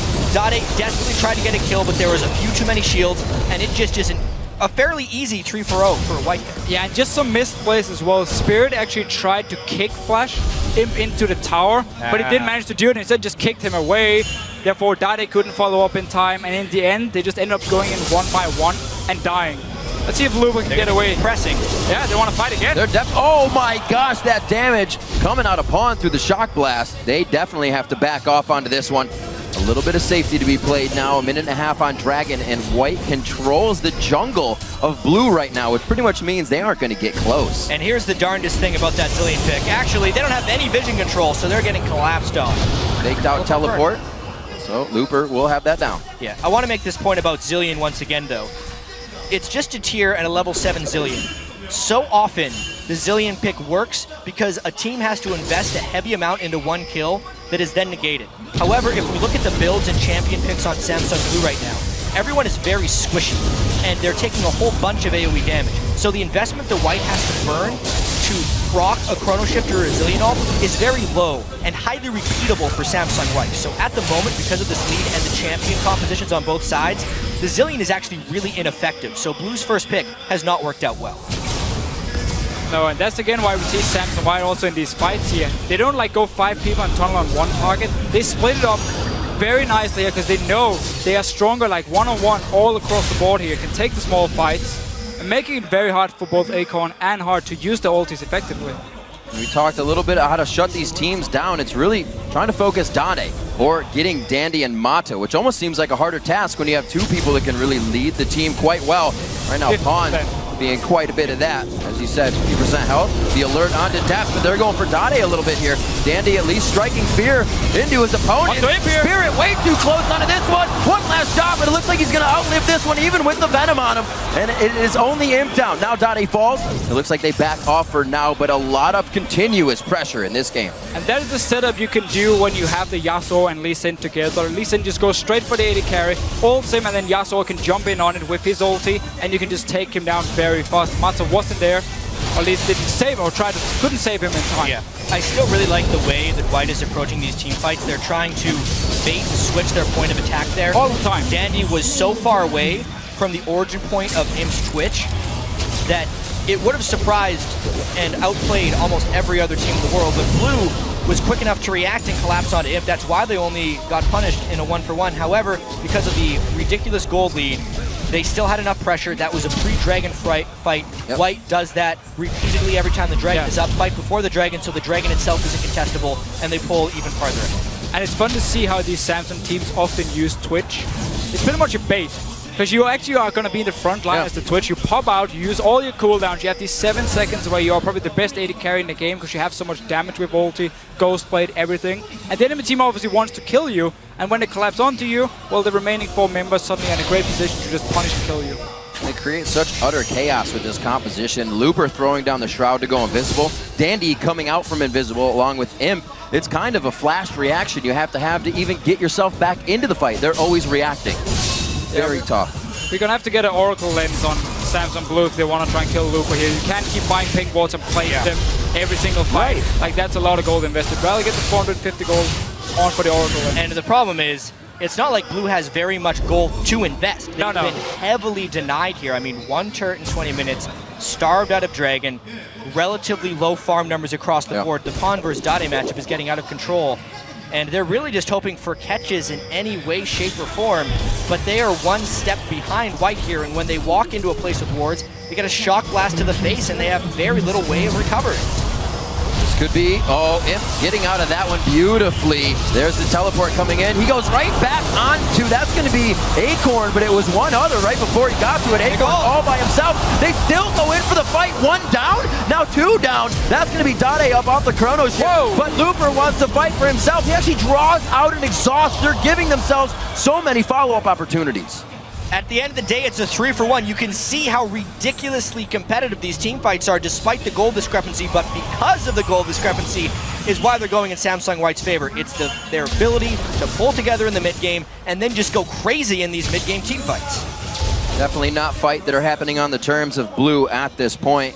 White is going very hard at everything now with an 10,000 gold lead as they're just about to hit 25. But it is items galore that they have finished so far, and we're going to see Looper trying to build up that Zhonya's now. The Ghost Blade finished up onto Imp, and Red Elixirs as well for Pawn for a little bit of edge on that damage. Yeah, Samsung White, they want to close out this game with the red potion here. They already have all the wards placed down. If you look at the minimap, it is pretty much all Samsung White at the moment. So they can set up a Baron fairly early on if they want to. Don't start it, just bait it, force Samsung Blue to come in and face check you and take the fight once again, because all you want to do is have them come and fight. An amazing amount of wards on the map right now for White. 4 counted for Blue across, and that is just so much vision White's able to use to get the fights they want, to poke from the fog of war. And it looks like they're going to be heading up towards that Baron side. Oh, Spirit recall on a pink ward. They know it's not going to White he's back in base. push whatever they want. It's made even easier by the fact that police Yeah. in steal isn't even a possibility. This is the game for White that just goes completely according to plan. None of the weaknesses are exposed here for Samsung White. They're a team that generally does this to pretty much everyone. They pull ahead by a huge amount of gold by the mid-game and then end it before it gets late. Blue needs to somehow find a better way of extending the game and not getting steamrolled like this. But honestly, no one's been able to prevent White from doing this to them all Worlds. Still trying to put those resources onto Deft as we have seen before. The blue buffs go to him, the red buffs are going to him, and it's the Infinity Edge onto Varus. We don't usually see that used for his poke lock, so he's got to get close to these fights where he's going to get assassinated, possibly just like this. If dodging out the Q, there is that wind wall, but Dade cannot force himself to pass it. He's got to back off here. At least he stays alive here. Yeah. Trying to kill him, use Ghostblade Blade. Having that ulti. freedom for White is so scary for Blue, though. That is one of the reasons Yasuo is a good pick against Twitch, because of the wind wall. You can block most of the ulti here, and Dade managed to stay alive. But Samsung White just needs to go back. 5 members once again. You have so many ways of engaging the fight. You have the Rengar, even the Twitch going in. Oh, Imp, be careful. There it is, a very nice Yasuo ult coming in. Dade's going to fall very fast. Deft putting out a bit of damage to take down Imp, but there's so much follow-up now that there's not much they can do. 3 for 1. White just does so much damage, it is impossible to stop this. Just throw me an ace. One on the Heart. Heart goes down. They even throw down the Randuins for the show. It's going to be a dead Zillion when he comes up. That's an ace, and they didn't even need him for it. And it's just insane how, go back to the start of the game, the Akali lost a lot of farm, was behind. Yeah. And then we have to fight in the bottom lane, which goes in favor of Samsung White. The Jace pick really paid off. Akali coming in with all her early game damage. And suddenly, 6-0-7 for Looper. We need to actually just kind of go back in time here because this game happened so quickly. 23 minutes. And this is honestly what Blue needs to start thinking about right now. Yeah. What happened and how do we prevent it from happening again? So much of it, I think, is just around Dandy's movement in the early game. He was unattacked. The lane swapping was wondrous by Samsung White. The way they were playing in between things, completely avoiding points of contention, getting Imp farmed up, getting Pawn ahead in the mid lane against Dade. That was one-on-one. Controlling Dragon. That was one-on-one. I mean, where does Blue actually go from here to try and come back in it? They almost have to completely retool their strategy. Well, if you want to pick the same comp, you cannot take that early game fight they took. That's why they closed the bottom lane. Now they're just getting killed left and right. But the fight they took in the bottom lane was so heavily in favor of Samsung White. If they didn't take the fight, gave up the Dragon, didn't give up any kills, they could have played more passive and tried to sit back and farm, because you have great wave clear on both the Varus and the kill together. So you could have played more passive. They didn't want to fight early on. Yeah, I mean, that fight one more time. They kill Imp immediately. However, in exposing themselves, they all die pretty much instantly. Looper Pawn Dandy is just an absurd amount of damage. And both Kale and Zillion wasn't there with the ulti. That's the only defense they have against all of this burst. And also the Akon just goes down without even using ulti. You can see Hart was saying, use your intervention. I'm going to save that for myself. It doesn't matter in the end. There's just way too much damage, almost nuclear, coming out of Samsung White right now. A lot of movement in the early game, as you guys are saying, just kind of sprung this for Samsung White. The roam of Mata with Dandy. That first kill he got, those were his Moby boots. He was off and running. They snowballed it so fast. They kept getting the fights. They went top lane between 2 towers. Yeah. Won another fight, and suddenly they were 5k gold ahead, and Samsung Blue was just way too far behind. They need to wait such a long time here, and we have a fight again.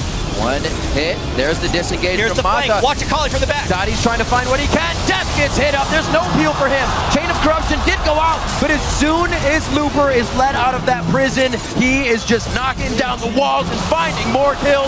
A double for him. Another ace for Samsung White. It's almost a 20,000 goal lead at 26 minutes. At this point, Blue has absolutely zero chance of winning this game. It's been like that for a while. The easiest ace yet. Dandy basically blew someone up by himself at the start of that fight. It started 3-5. It ended 5-0. 21-3 right now, gentlemen. 26 minutes in, a 20,000 gold lead. Absolutely crazy. Nothing we thought would come out of the board on the board in the first game, but Samsung White is making it a reality. Like you said, Jap, Blue's definitely going to have to think about game 2. A lot of comfort picks across the board for them. I'm not sure why this is happening. Yeah. Now at this point here, Samsung Blue, they have to try and get some global gold. They cannot just sit back anymore. Therefore, Samsung White gets a nice engage onto them. Dandy is already tanky. He has the Randu in his home, and he's so far ahead. And Imp just comes in. Do I manage to jump him? flash ulti from Mata, everyone stays alive. Beautiful. And this is what happened when you're about 20k gold ahead at 26 minutes. Yep. Yeah, even with the lead though, White's still playing these fights very well and by the book. The exhausts are on Yasuo at just the right time. They're still peeling for Twitch. They're still flanking for the squishy targets on the outside of the fight. White is completely prepared and ready to go here. Just constantly switching targets. It's beautiful to see the way to do it. Get the ulti, okay, go, next target. And just switch around. And the Janna pick, against Yasuo Lee Sin, against double melee champions, we can say, has really showed during World Championship how strong it can be to save your AD carry. We see now Pawn, a little bit of extra cash in the bank, putting a Essence Reaver down in his inventory as well, also with the blue buff. Why not? Yeah, more CDR. He should be around 40% right now with all of his stuff. And so we have seen Blue being slow starters to best of 5 in the past. I mean, their first game against Cloud9 was really slow. They got steamrolled by Cloud9, but this feels a little bit different. It's almost like White is really demoralizing them here. Blue hasn't been able to find catches in pretty much any situation. Every fight they thought was positive has turned negative. Oh my gosh! That was scary. Oh, I felt that one over here. Spirit tries to get out of this one. Somehow he started this fight with almost 10% HP. Looper is hit up, but he's got that. Zanya's finished. Dade gets poisoned to death with an extra hit coming in from Pawn. And these guys are just putting on a clinic with this composition right now. May or may not happen in game 2, but they will definitely have momentum here as they hit the Nexus turrets. 28.5 minutes into this game. Baron's up in 30 seconds if they even want to retreat back to get it, but I think they're going to put the nail in the coffin here. It has been an absolutely exquisite performance here by Samsung White. Nobody actually expected a 26,000 gold lead at 28 minutes in game 1 of the semifinals, but here we are. And that's 28:50 on the clock, 24-3. Samsung White takes game 1 of this best of 5. Yeah, and Jed, earlier today you were talking about how Samsung White against AHQ had this 19,000 goal lead in 20 minutes. We were pretty close in this game, and this is against Samsung Blue. It really shows how good Samsung White are and just snowballing the lead they do have. It's about how good they can be as well. Even if we look at the OGN season, their amount of kills over deaths in games they won was greater than every other team in the league. It's because before 35 minutes, this team is an absolute force. It's why everyone considered them and continues to consider them the best team in the world. They just haven't been able to get that OGN championship this year. They really need to be able to win that world championship to make it all worth it. If they can actually make it without ever getting tested, oh man. Yeah, I mean, that is scary. And for Samsung Blue in this game, because of the 2 fights in the early game where they were weaker, again, Twitch, when he gets his blade as well, is doing so much damage, they just fell too far behind. But we've seen that before, where they still came back. But this time, Samsung White, they didn't let go. They took the right team fights as well, going in like just the 20-minute mark, and never gave Samsung Blue a chance to come back. Talking with the coaches now, actually saw Spirit as the first one up out of the seats, as we usually have, and he does just that for the team. Kind of being that Spirit, what they need to keep going, and they are going to need some momentum coming into the second game. And they actually seem like they're in pretty good spirits, considering the absolute stomp that game was. But they know that it's a 5-game series. Absolutely. Right? They tried something different here. They also were probably fairly surprised by the Akali pick. Danny broke out Rengar for the first time in a long time. Wow. There are a lot of adjustments to make. And if past best of 5s are any example, Blue is really good at adjusting midway through a best of 5. So there's still a lot of legal edges. If we think about it, game 1 is the game you can actually try something in, right? You can get something out of the way, but what do they do? How much do you consider now? That Akali was huge. The Jace, does it get banned because the poke was so excessive coming into that game? There was so many things you have to focus on, or do you try to go for what you need and just kind of coordinate with the team? So it's very hard to look at the comps in this situation and say they lost because of this pick or because they had the Akali. It was more about the fact that the lane swap actually went fine for Samsung Blue in the case. Akali got shut down in terms of farm. Acorn were very far ahead. But then they basically just picked the wrong fights in the very early game, which went in favor of Samsung White because, first of all, that's a Jace pick who was so strong. Like the first levels, like it was 7 and 9, and then once you get this more mana as well, super scary pick. And that was enough to kind of snowball the game out of control, which simply made Samsung Blue their comp never got to do anything. And quite honestly, a lot of it had to do with the double stealth. Rengar plus Twitch always finding the right fight. And Akali when she wants. Or being able to turn around fights. Like, Blue post 20 minutes turns into a completely different team, right? They're this Yeah. really good animal when they get a couple turrets down on both sides and they're free to move around the map there. But honestly, in the first 20 minutes, they have a lot of vulnerabilities. Cloud9 almost exploited them, and boy, White blew them right open. And that's something we thought was going to happen, right? That Blue would kind of try and cut and get themselves more mid-game champions to try and hit White where they are the best. We'll see. Didn't really work out that time. They only got 28 minutes in, and White was already taken over by then. Right now, we're going to throw it to Quickshot and our analyst to take us through Samsung White's victory. Thank you very much, Riv. What a performance from Samsung White. Let's jump straight into it. Pull up the graphic. That will show us the two team compositions. We saw the Akali being pulled out. We saw Dandy on Rengar. We know why it's been banned so many times. And Deft pulling the Varus. I personally was concerned about double invincibility against single target assassins, but all fears I had have been taken away. So the first thing I want to talk about as an AD carry player and a big Varus aficionado is I do love the Varus pick. He is actually incredibly good mid-game. This is something the casters were talking about, is getting someone who can spike a bit earlier. And this would allow his team to siege, pick fights, and try to push an advantage and you know, do good things in the mid-game here. But on the other side, though, I love the Looper Akali pick. He played Singed last week. He played Akali now. I mean, how many times do you play against Akali in competitive? How prepared could Blue possibly be for this champion? And to be honest, it showed in this game. And just like you said about the Varus into Twitch, that's a really good matchup in lane. But it seems like Twitch is the champion that Deft and Imp have the highest proficiency on. It's actually their most played across this tournament as well. So the fact that he would give Imp his best champion means, okay, I can play this counter and I can win. Now that he's lost, what is he going to do moving forward? That's what I want to know. Yeah, I think that coming into this game, Blue expected, after not banning Zilean, to have White ban it out. But I think White really called their bluff, forcing that first pick Zilean, which allowed this very dangerous Twitch pick to go right over into White's hands.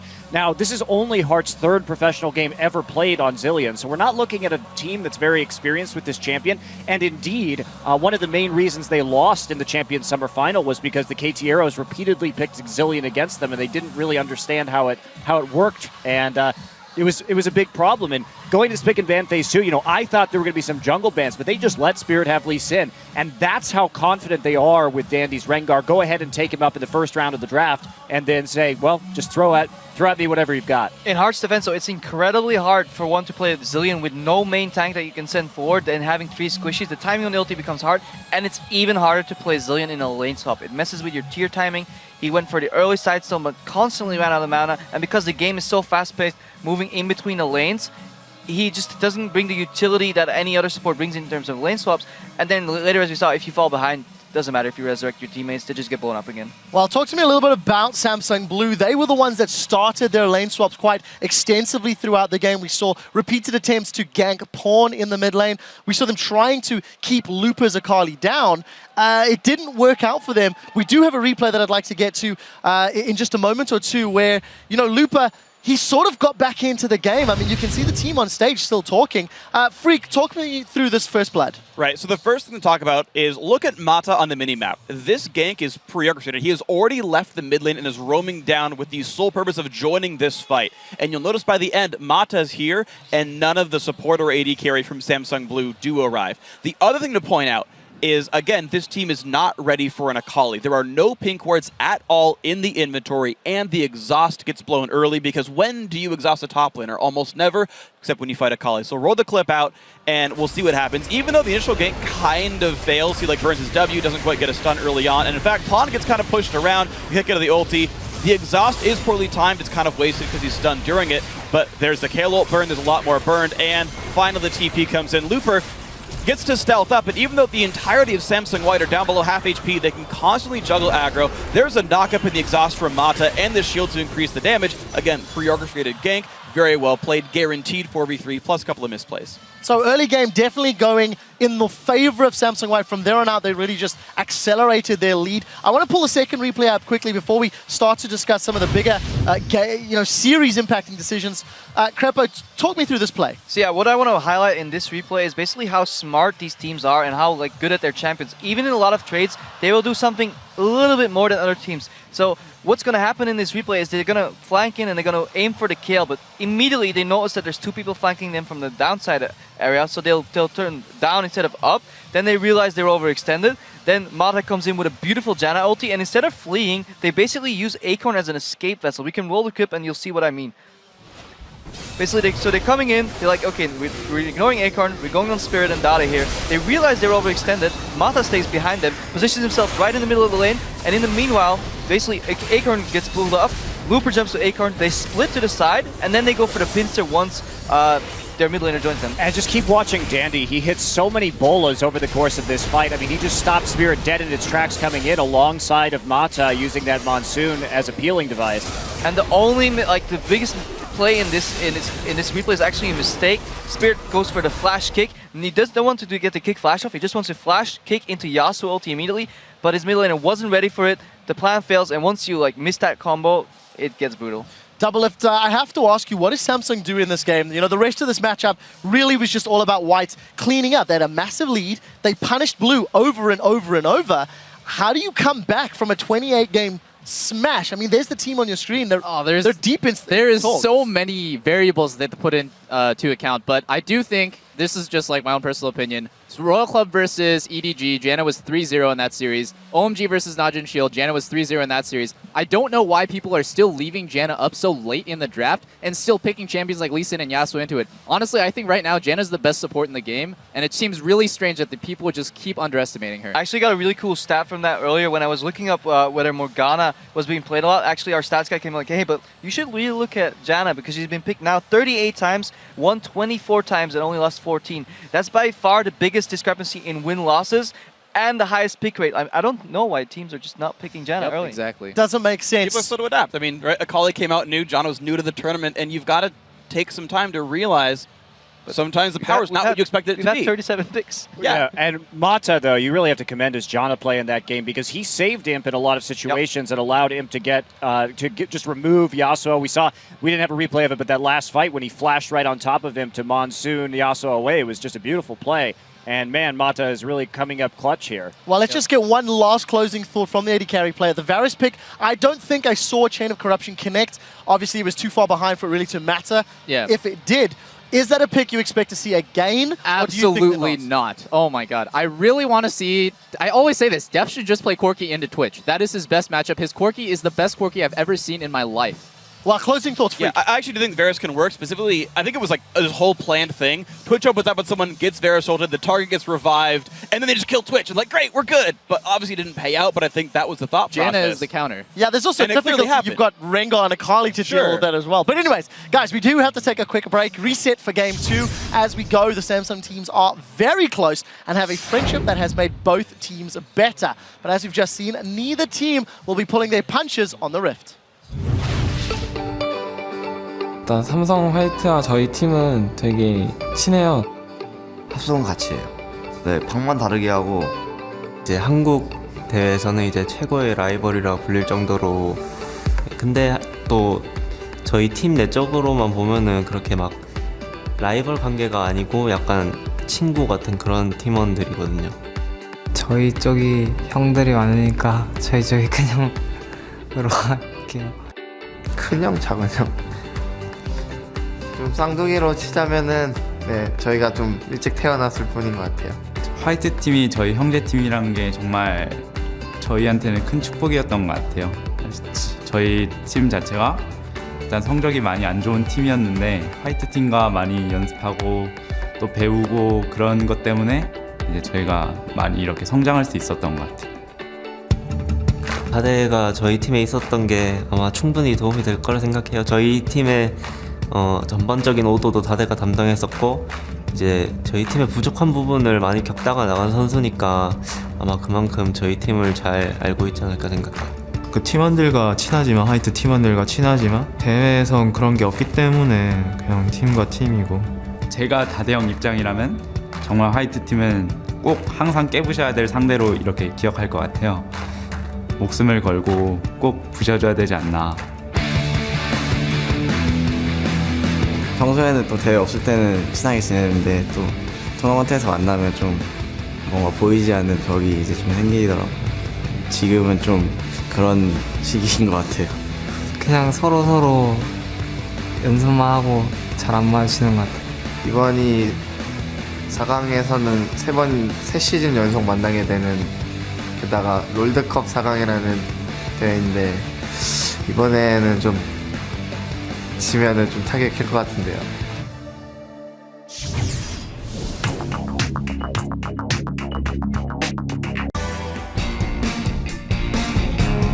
제가 작년까지만 해도 솔직히 이 롤드컵, 이 월드 챔피언십 큰 무대에 제가 설 수 있을 거라는 상상조차 하지 못했었는데 올해 이렇게 와서 딱 선수로 수많은 관중들의 환호, 연호 막 이렇게 다 받고 게임을 하다 보니까 정말 아 이건 진짜 내가 이 일을 시작하길 잘했구나 하면서 정말 감격스러운 순간들이었고 그리고 또 이제 4강은 더 많으신 관중분들이 오시는데 상상만 해도 진짜 너무 짜릿하네요.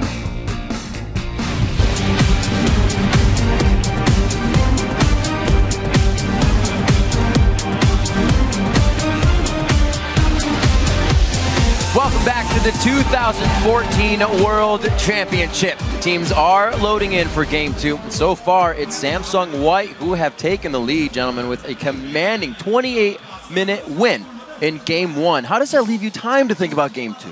I mean, we saw they were trying to use the most of their time in between games, doing their analysis and recap right on the stage just so they could get back in the next one, because there's a ton of things they have to change. Yeah, and the worst part now for Samsung Blue is you're looking at these picks like the Akali and you're like, should we ban it? Are we afraid of it? It just completely destroyed us. I feel like you have to be like, okay, it was one game. We can give Akali again if they wanted, or was it maybe just a one-trick pony they had for it in this case? I don't know. I don't feel like they have to ban it, but you definitely have to think about it, and that's the annoying part going into next pick and ban phase. Yeah, and the biggest thing I feel like is the versatility of Blue is already a little bit suspect, right? Throughout almost all of group stage and quarterfinals, they were the ones banning Alistair and Zillion. Yeah. They try and switch up one of those bans, and they were really heavily punished with that first pick Zillion, the way White came out.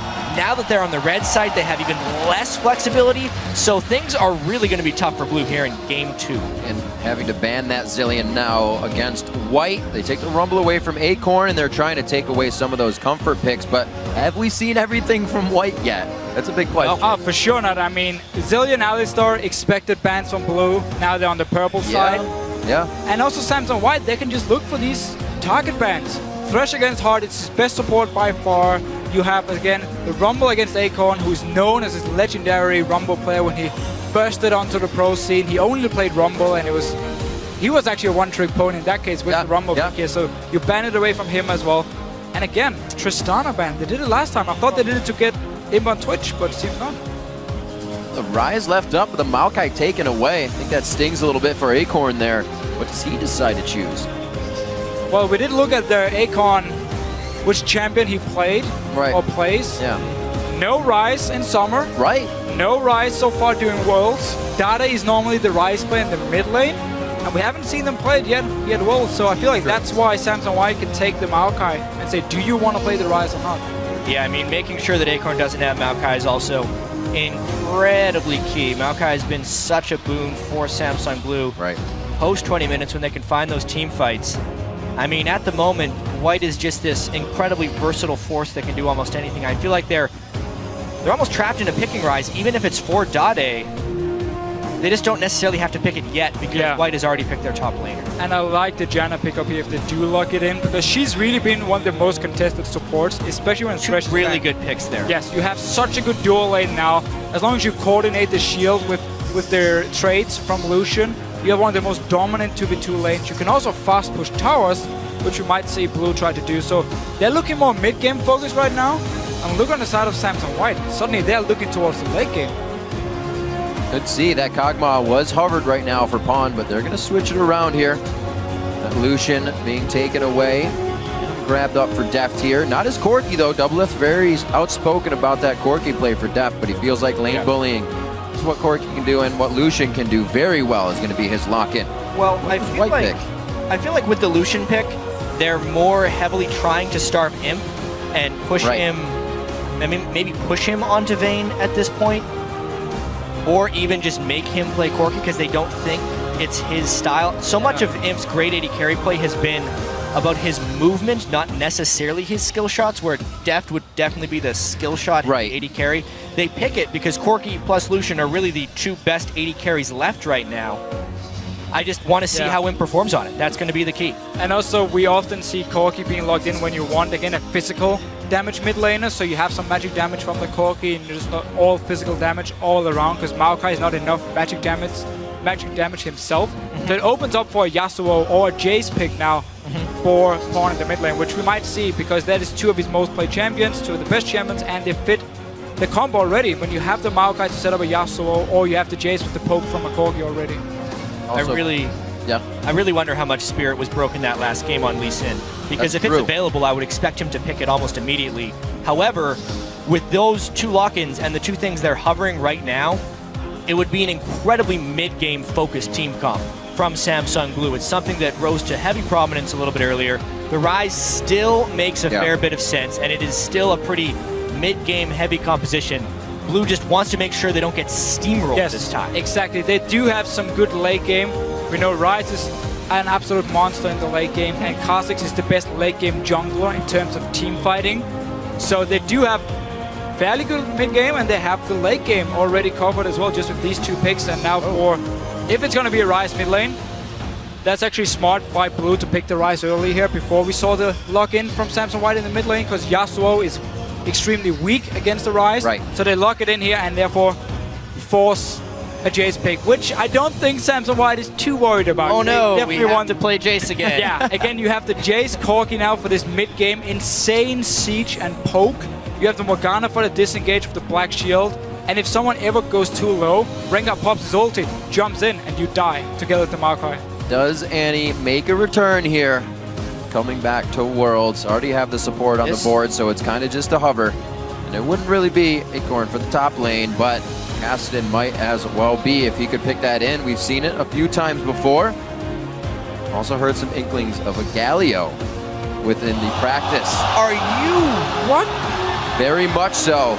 I can't remember who said it, so I probably shouldn't be saying it, but I heard there were a lot of kills that came from that Galio when they were messing around. Could it be the counter that everybody's looking for? This is going to be crazy. Here's the thing though, there's a lot of physical damage on the side of Samsung White. So it's not like you can just stack him on the Galio and become unkillable. I mean, the Jace is going to destroy you. The composition itself, doesn't really fit. So this is like Blue twice now. Getting a few things that they want, but more taking away the Lucian. They're almost putting themselves on the back foot here as they come into these games, trying to play like White to stop them, and it's almost not working. I mean, I'm really excited to see Galio. Oh, yeah, sure. But I'm really, really, really confused right now. I mean, so again, they do have this insane like AoE team fight combo. You have the Raj, you have Kha'Zix, get the reset, and Lucian with all his AoE damage as well. So you have a great wombo combo. Problem is, put a Black Shield on either the Jace or the Rumble or the Maokai, and they're going to stop the Galio ult instantly. Absolutely. I mean, they're picking it into a Black Shield, right? So if there's a priority target they want to ultimate, they can't necessarily do that. And they're bringing a big AoE circle ultimate with Janna. It's like you're picking... That synergy isn't actually not that great. And yes, you can do it together, against the Maokai, who puts his ulti up and says, oh, you want to do magic damage? Hello, I'm going to reduce a lot of it. Very tough stuff to do. Before the champs hit the rift, tell us who you think will come out on top. Tweet LOL Esports. Use the hashtag SSWWin or SSBWin. We'll be tallying up your votes shortly as we hop right into Game 2. A lot of hopping going to be done in this game. We got a Rengar. We got a Kha'Zix. Who's going to splat the bug or who's going to be taking down the cat? We got a trinket that Looper forgot to buy, so he had to jump back real quickly and grab it. He's probably also a little bit shocked. He sees Galio, he goes, what is this? What is life? I am still really shocked by this Galio pick. Yes, it's something they've been practicing, but is this just a hint of absurd desperation, or is this an ace in the hole for Samsung Blue? Varus didn't necessarily work. This is a whole other beast. Yeah, and so Galio can start a fight if he has Flash ready. The problem is, if the Flash is gone, how is Samsung Blue ever going to start the fight against a Jace and a Corki who's just going to completely destroy you in the mid-game with poke? We will have a little one-fight, though. White thinks getting in and making an impact is how it happens. They're able to get out of this one. The heal! That's the Dade. Hitting the Rise going early. That's going to be quick to a tier for him in the lane. And this is going to be a great start for Blue. So that was a very uncharacteristic move by Samsung White, invading there blind without much ward setup. But it's honestly something they've been doing more and more of throughout Worlds. When we were watching all the replays, we're thinking, this is very unlike White. They're making these strange risks. and we thought maybe they'd end up doing that against Blue because they were trying to catch them a little off guard. I don't think they needed to, but it's a style they've been adapting, and it costs them there. Level 1 tier, and you only had to use one flash and a ghost to actually get it here on the side of Samsung Blue. If we're looking at defensive summoners they might need in the lane. Oh man. They can be very, very happy now at this start. I mean, they're already... That is insane for Dada in mid lane. They're already a mid-game team. I'm still not sure how Galio fits into this mid-game. We're going to have to wait and see what they can do. But the other four make a whole lot of sense, and they're doing great so far here. With that gust, he definitely can make it around the map quite fast. We'll see if the teleport and the roams come in from him. He'll be helping Spirit a bit in the jungle, as we see both junglers milling about with each other right now, or with their top laners, I should say. Coming into this one, 2 exhausts on the side of White, which may help if Blue gets overpowered, because they're not bringing any exhaust to the table. They're ready to go all in and keep that fight. That will be dangerous if Dandy gets going. Yeah. But I do need to talk a little bit more about Galio. Yeah. Because it's been a while since we've gotten to talk about Galio. One thing that he will bring into the lane swap situation is a huge amount of ranged wave clear. Since they're going to be lacking it a little bit with Ryze, Galio is really, really hard to siege and dive. Obviously, because they're low on sustain, if they get hit by the siege, they hurt, but as far as actually diving, he is one of the best anti-dive tools ever. I remember before even the Season 1 World Championship, WCG 2010, Galio brought a summoner spell that no longer exists in Fortify, and they could not end the game. You could not finish or siege against the Galio. Maybe that has something to do with Blue's late game here, bringing that type of siege from the top lane. A shock blast here would hurt so badly. There it is, actually hits Acorn as well. Are they going to be able to get in? Danger. Dade's big. This is real danger. Dade is big. That's a kill. That was not good. A quick hit over. Acorn goes down. Dragon goes for Pawn. Pawn gets another one. What in the world is happening right now? They can turn it around. Clean it up. Dandy, they need to get out. One more hit to Heart. Heart's going to be up for a little bit. There's the twisted advance. Arcane smash. And it's going to come through for the kill. They will pick up. No. Looper. It's the auto attack coming in from Dade as he wastes the flash in mid lane. And we have Carnage to start off game 2. As bad as that was for Blue, losing the Dragon to Jace, which was a total disaster, what happened afterwards is still pretty good for Blue. They have double buffs after all that ends up happening. Really poor Dragon aggro swapping. Spirit didn't want to get low because he knew he had to smite, and no one else was in there to take the Dragon for him. They also didn't want to group for Shock Blast. Pawn with some really aggressive play, fantastic job picking up the double kills. But then the fight afterwards from White was a little bit ill-advised. Take what is given to you and don't try a little bit too hard. Deft gets the double buffs, Dade gets the double buffs, they both have them. They got 3 kills on the Ryze despite the Dragon going down, and they still have an early game edge. What amazing play to start this one off. Blue definitely wanted to get their hands dirty right off the bat, and they found it. White trying to come in. We have a 400 gold lead. That's about it as the lanes match up. Support's helping out the top laners, as it usually is in one of these little bit of swaps in early game Dragons. Clears the ward for Dandy. He gets that Dragon Death Brush out, and it looks like they're trying to set up a little bit of their own killer play here. And because Samsung White had all the members on the bottom side here fighting the Dragon, and Acorn went down so early, once he came back to life, top lane was being pushed in actually by Imp, so he could teleport up there. Notice how much farm he's already picked up just by getting there in the one-on-one lane. Even has Heart now to help him. If you want to go and contest the Dragon in the lane swap, you have to freeze the top lane. You cannot fast push it in, because then it opens up for the enemy top laner to go up there and just pick up all the farm and get extremely far ahead. So Imp should have been freezing the lane if they want to fight for Dragon. Yeah, and let me tell you, Acorn's farm's not going to slow down here. Galio is really, really good at farming. When we used to see him a little bit in the mid lane as well. 300 CS was usually hit pretty early on in the game. And as a top laner here, who has been hot and cold as far as his ability to pick up farm, as far as Acorn is concerned, is going to be hot this game on Galio. Dade already with that catalyst. It's going to be almost impossible to push him out of lane with the regen he's going to be getting. With all that action, we do see good wards placed in by White. 2 deep pink wards, at least 1 deep pink ward and a regular sight ward here to try and stop anything else Spirit can bring to the table. Right now he's down 10 CS. Dandy's trying to stay in the jungle, get himself going so he can start to impact the lanes. And this is going to be such a scary mid-game now for Samsung Blue, because Ryze is going to get a very early Rod of Ages.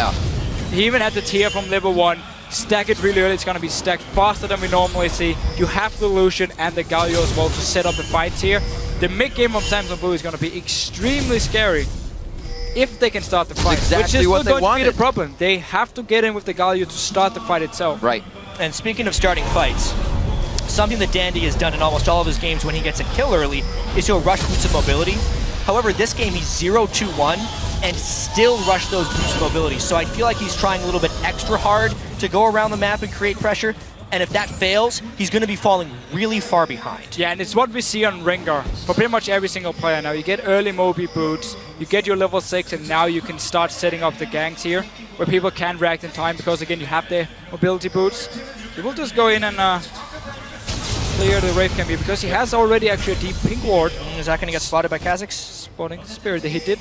Hang on it, he got it. Really good. Usually, that ward, or sometimes that ward, can last almost the entire game, and I've seen it shut down so many junglers until 15-20 minutes into the game. Spirit checking that brush was really clutch. If you're a jungler out there and you're in your own jungle, just because it's a second or two, always check that brush, because if pink ward's there, it ruins your ganks. It's always good. Good rule of thumb. Yeah. Always consider your scene, right? If you are look around. Any player, when you walk in the bush, look at your character, if there's a pink ward. We see it too many times, even in professional games, where people just keep walking around it.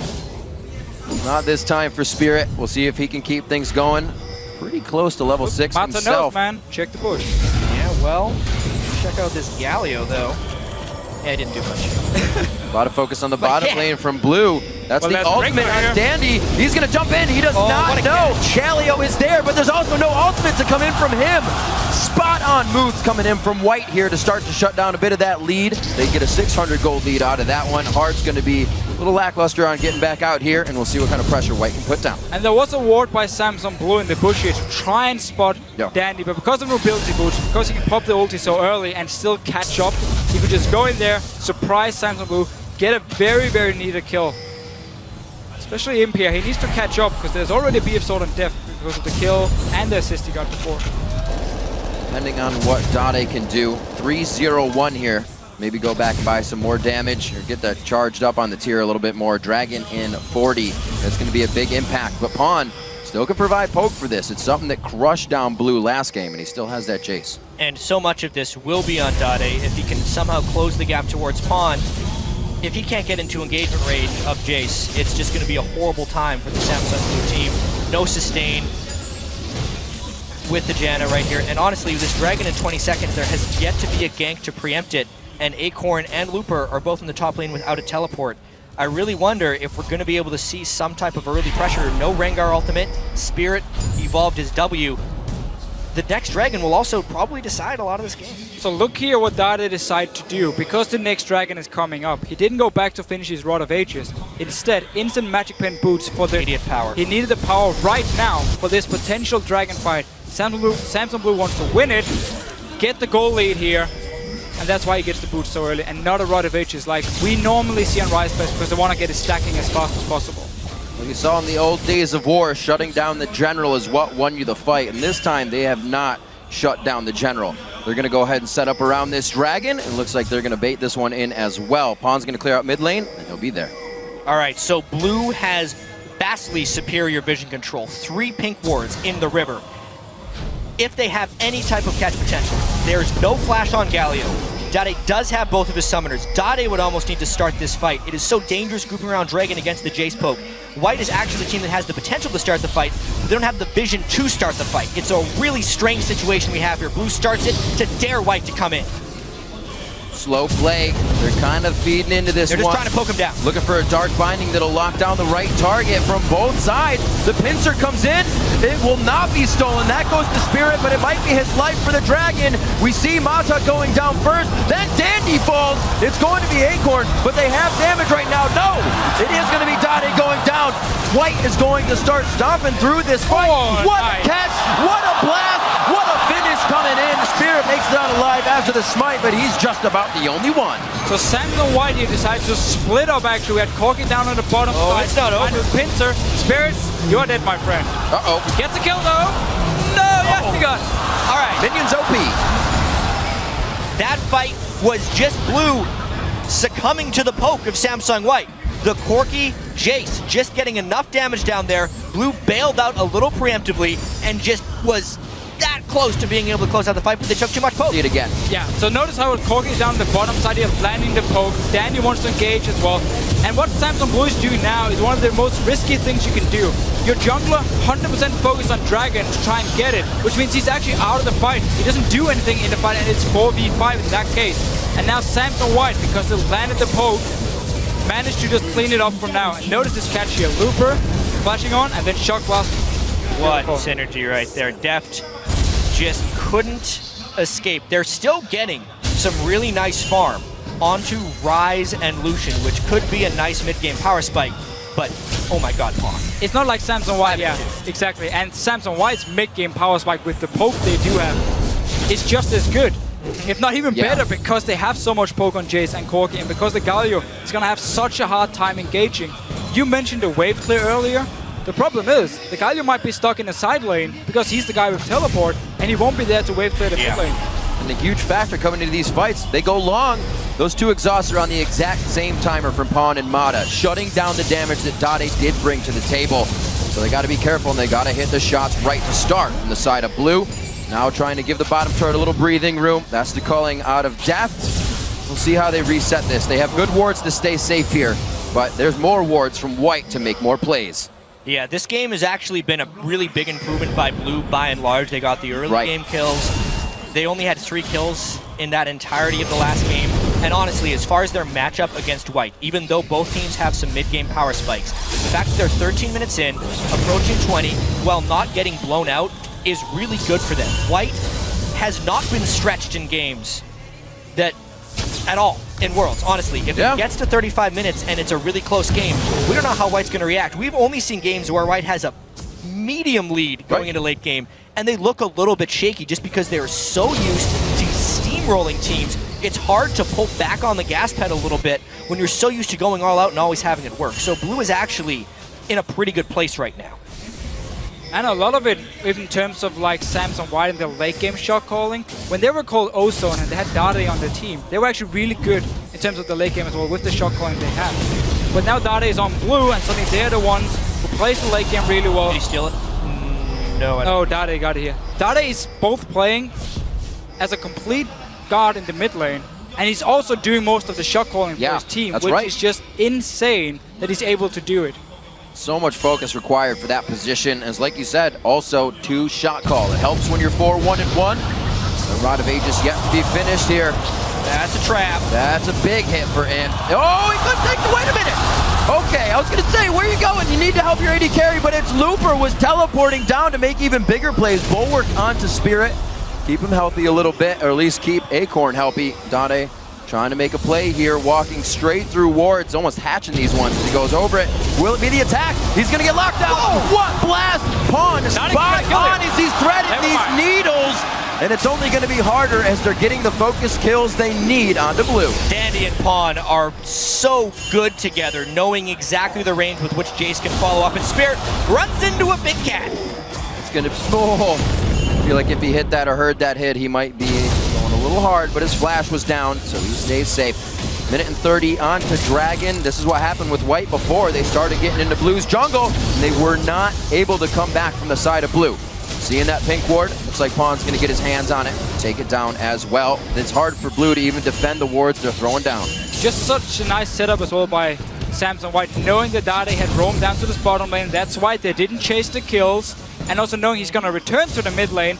And then he was just sitting ready, popped the ulti, got onto him, shock blast as well, and then he could just finish the job here. So just a very nice setup as a team all around, not even over chasing in the bottom lane. And White is farming up some incredibly large players here. Looper is going to be a huge problem on Maokai, specifically come the next Dragon fight. It doesn't look like Blue has enough damage to deal with Looper at all. They've lost the top turret. They need to get vision control around Dragon again. Somehow Blue would have to control Dragon with wards and avoid the poke if they want to avoid falling farther and farther behind. But it's going to be so difficult knowing that Dandy can strike from anywhere and knowing that the Pawn poke is so great. And Blue buff right now helping to charge up that man. Oh, one more shot from him. Spirit in a bad spot right now, but they see Depth coming in. Culling comes out, the exhaust on Spirit coming back into the fight, keeps him out, keeps the rest of the team kind of wondering. Chaos out of the lanes, White has more time to run free. Once again, Dandy looking for Dade. Oh, that's still damage that Dade has. Dandy not really sure what was going to happen there, but he definitely took about 75% of his HP. Dade there is a total lifesaver as far as Dragon is concerned. Getting Dandy that low will just absorb a lot of the pressure that the rest of the team was giving there. Cool little setup though. Dandy running in, he throws his E at the Wolf Camp to get the 5 stacks for the next one to be the snare. And there's even 2 ping wards too, so he didn't know where Dade exactly was, he just knew he was nearby. Ended up actually face checking him and taking a lot of damage, falls back to base. He will have ulti for next fight. Give Dandy Rengar and he will find a way into your jungle without you knowing, especially when White has the lead and they can start putting these wards down. Already see a bit of a movement down towards the bottom side. A nice binding, Soul Shackles. That was a nice hit. Monsoon's not going to do enough. That'll be a last few shots. Can he hit it? It's going to be a bit. Oh, he doesn't even want to try. Wants to solidify it with Flash. Kill secured. Because Samson White know they can now go Dragon, 5 members. Imp didn't want to try and hit the Rocketeer. Just use the Flash, get your kill. Still have Valkyrie. Exactly, and go straight onto this Dragon here. For Samson Blue has to fight. Acorn is not even level 11. The control from White is just too great right now. They're starting to do the same thing to Blue that they did in game 1. They are catching them in so many positions. They are controlling the vision of the map, and they're just winning a lot of the skirmishes because they start the fights and they end the fights properly. Winning a lot, now 2 and 3 on those Dragons, and that one was pretty uncontested as they went into it, which is not spelling good things for Blue. They definitely have to wait this one out.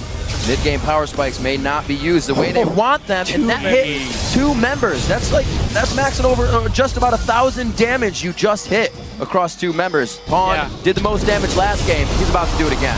Yep. Oh! Spirit. Your jungle is not your jungle, says Samsung White. They're going to try to take it back here. They said you got to pay rent if you're going to stay. Idol of Duran goes down. They are not able to get too much off of that, but they do get a kill over to Dade. Still the fight continues. Pawn comes in with the jump. That just looks like he is going to chew everything up. One more hit. The double kill for Pawn as he gets a kill on Dade and Acorn, and he just gets bigger and bigger. 7-2-4. And this has been the story of the series here for Samsung Blue. They are a little bit out of sync.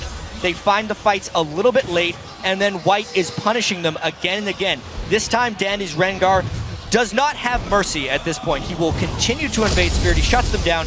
Acorn ulted the air, which really hurt them for the follow-up fight, and Pawn punished. Kind of useless after all has been used already for him. And this Jace pick, they cannot afford to give Samson White Jace again. He's too good in these early mid-games fights we see. The poke he can do as well, the setup you can do with the Rengar where you snare a target and land the shock blast. Every single time we have a fight, and Jace is part of it, it just goes so heavily in favor of Samson White. This obviously is the Spirit going down very early because Samson White is controlling the jungle, knowing they want to come in and contest it. It's a dead target. That is a dead target. Acorn needed to save his ultimate for later on in this fight. Obviously, look at hindsight is 2020. He gets so much poke down that even when he jumped in, if Acorn had his ultimate, he would have just been taunting himself into his own doom. It's been a very ineffective Galio pick in so many ways. Yeah. But, I mean, we saw that into the Jace and into the Black Shield. Yeah. It's really hard for Acorn to pull off positive plays. Almost feels like Samson Blue is trying to force new picks to surprise Samson White in the way, like the Varus last game we saw it here where they wanted him to play Twitch to ban Tristana and then get the Varus they send Yasuo to try and just immobile AD carry, land the ultis, kill him instantly. But there was a Janna which destroyed everything. And now you have a Galio pick against the Jace mid lane who's just gonna destroy you. Speaking of that Janna as well, during that replay, Heart actually went down. So now 0, 6, and 8, they're just feeding themselves that much more on the side of Samsung White. Acorn thinks he's safe to 1v1, but Dandy's always everywhere. Nobody is safe on Samsung Blue right now at any point. When we do a replay, a player dies. When they go to check a war, a player dies. It's 18 kills in 20 minutes. It's almost the same pace that White had in game 1. They are completely picking apart Blue in every facet of the game. This is the fastest I've probably ever seen a team play. The way Samsung White is moving around the map, the way they're finding catches. It is absolutely almost too fast to follow with everything they're doing. Could be a Soul Shackles for Mata. He's getting in the right spot. Looper knows he can just put himself out in the front as a tank right now. That he is. The Black Shield goes down. They lock down Spirit so he can't even get close with a smite. Another Baron in 2 games. This one for White again. And it looks like Deft is just doing what he can in the bottom lane, trying to soak up the resources as usual and be big for the late game. Yeah, so we're back in the same situation. Samsung Blue just needs to try and get whatever goal they can on the map. I mean, being it give up a Baron just to get a tower in the bottom lane, you pretty much have to take the trade because you are just falling so far behind. There's, again, so many engaged options for Samsung White here just to force the fights. Rengar and Jace needs to be taken away from Samsung White next game. Yeah. But Samsung Blue is banning the Alistar every single game. We have no more bans left. Right. And the Zillion. And you probably don't want to give him Twitch. And they've been banning Trist. There was just a little bit too much on Samsung Blue's plate right here. And it was a red flag coming into this pick and ban versatility. But besides that, it's not like Samsung White is just picking these ridiculously strong team compositions and completely outclassing them. They're also just playing way better. For sure. 100%. Every single skirmish we see goes in favor of Samsung White. If we ignore the early game part with their first blood for Dade and the Dragon, which even actually went over to Samsung White itself. Ever since that, every single skirmish, 2 games in a row now, heavily in favor of Samsung White. Well, we can see Blue trying to set up just a little bit and get something in their favor, but poked out every time. They don't even have enough sweepers to clear all of these wards right now. It's a 0 sustain team outside of a Janna ultimate into mid-game. Oh my gosh. There is no way they can stand there and take hits. This is the perfect moment for Samsung White to group when you have Trinity Force completed on your AD carry, on your Corki, you have the Magic Pen as well, and your tier is fully stacked on Jace. You can just add in a BF Sword and a Last Whisper as well, and you can just start completely destroying people from max range. And there's no way they can ever get onto you. There's no flash yet for Acorn. He needs a few more seconds before it's ready. And he will even need to have to flank around them. And Samsung White is just going to place wards on the side to see him coming. The thing that is so great about Samsung White is their ability to close games, to completely crush opponents once they have a small advantage. They don't let teams get to the late game. They don't let any of their weaknesses show. They are compensating for them so well. Blue picked what they thought was a superior mid-game team with a little bit of a late-game edge. White is not giving them a chance to even reach those power points, and it's arguable who would even have the better late-game team once it gets there. Another uncontested Dragon, as it should be. You don't really want to fight a Baroned up Samsung White, 10,000 gold in the lead right now. They're just trying to clear what they can. Righteous Gust by Acorn so he can get back to some lanes, get some farm in. You see the pings on the pink wards. They say we need to start shutting down that vision, but it's just going to move farther and farther into your base. They're getting the waves pushed up. We saw Dandy pushing the bottom wave as well, so that's going to be trouble in a little bit here for Samsung Blue. A lot to consider for them. So much on their plate. It's really a question, how well can they multitask coming up here, because they're going to have so much to work for. Yeah, and they've been using Deft now just to go between the lanes and try and get towers for some global gold, which isn't too bad. I mean, the Baron itself was going to be pretty much impossible for Blue to fight over because they were so far behind. Also why we see their static shift and attack speed on the boots for Deft, simply just to take down towers and push waves as fast as possible, where we often see Infinity Edge into Ghostblade instead if you want to fight. That Muramana already finished up for Pawn. He's had it for quite a while. We do see finally coming out for Dade. That tier was about 50 stacks lower when Pawn hit his Muramana. He's had it for quite a while, and the blue buff has always been circling him. He is ready to keep these fights going. The wards they have allow them to do all their damage from the fog and just have Dandy come in to tear people apart with the rest of the team. And I think there's no reason for them to deviate from that plan for these next sieges. They still have an exposed middle turret in the middle lane. Not even talking about the base yet. They can just poke and prod and destroy these turrets. They even have some flank poke coming in. Wave clear is easy. At this point, Blue is very low on options. I wouldn't be too surprised if they tried a desperation fight to come back. One of the problems without having that teleport, but Acorn being here, is he has to walk up to this fight. He's got to hit one of those smites off his Q and see if he can get himself in for an ultimate. Right now, it could be locked out by a Twisted Advance to calling the only thing used, but that's Dandy. He wants to be going in on this one.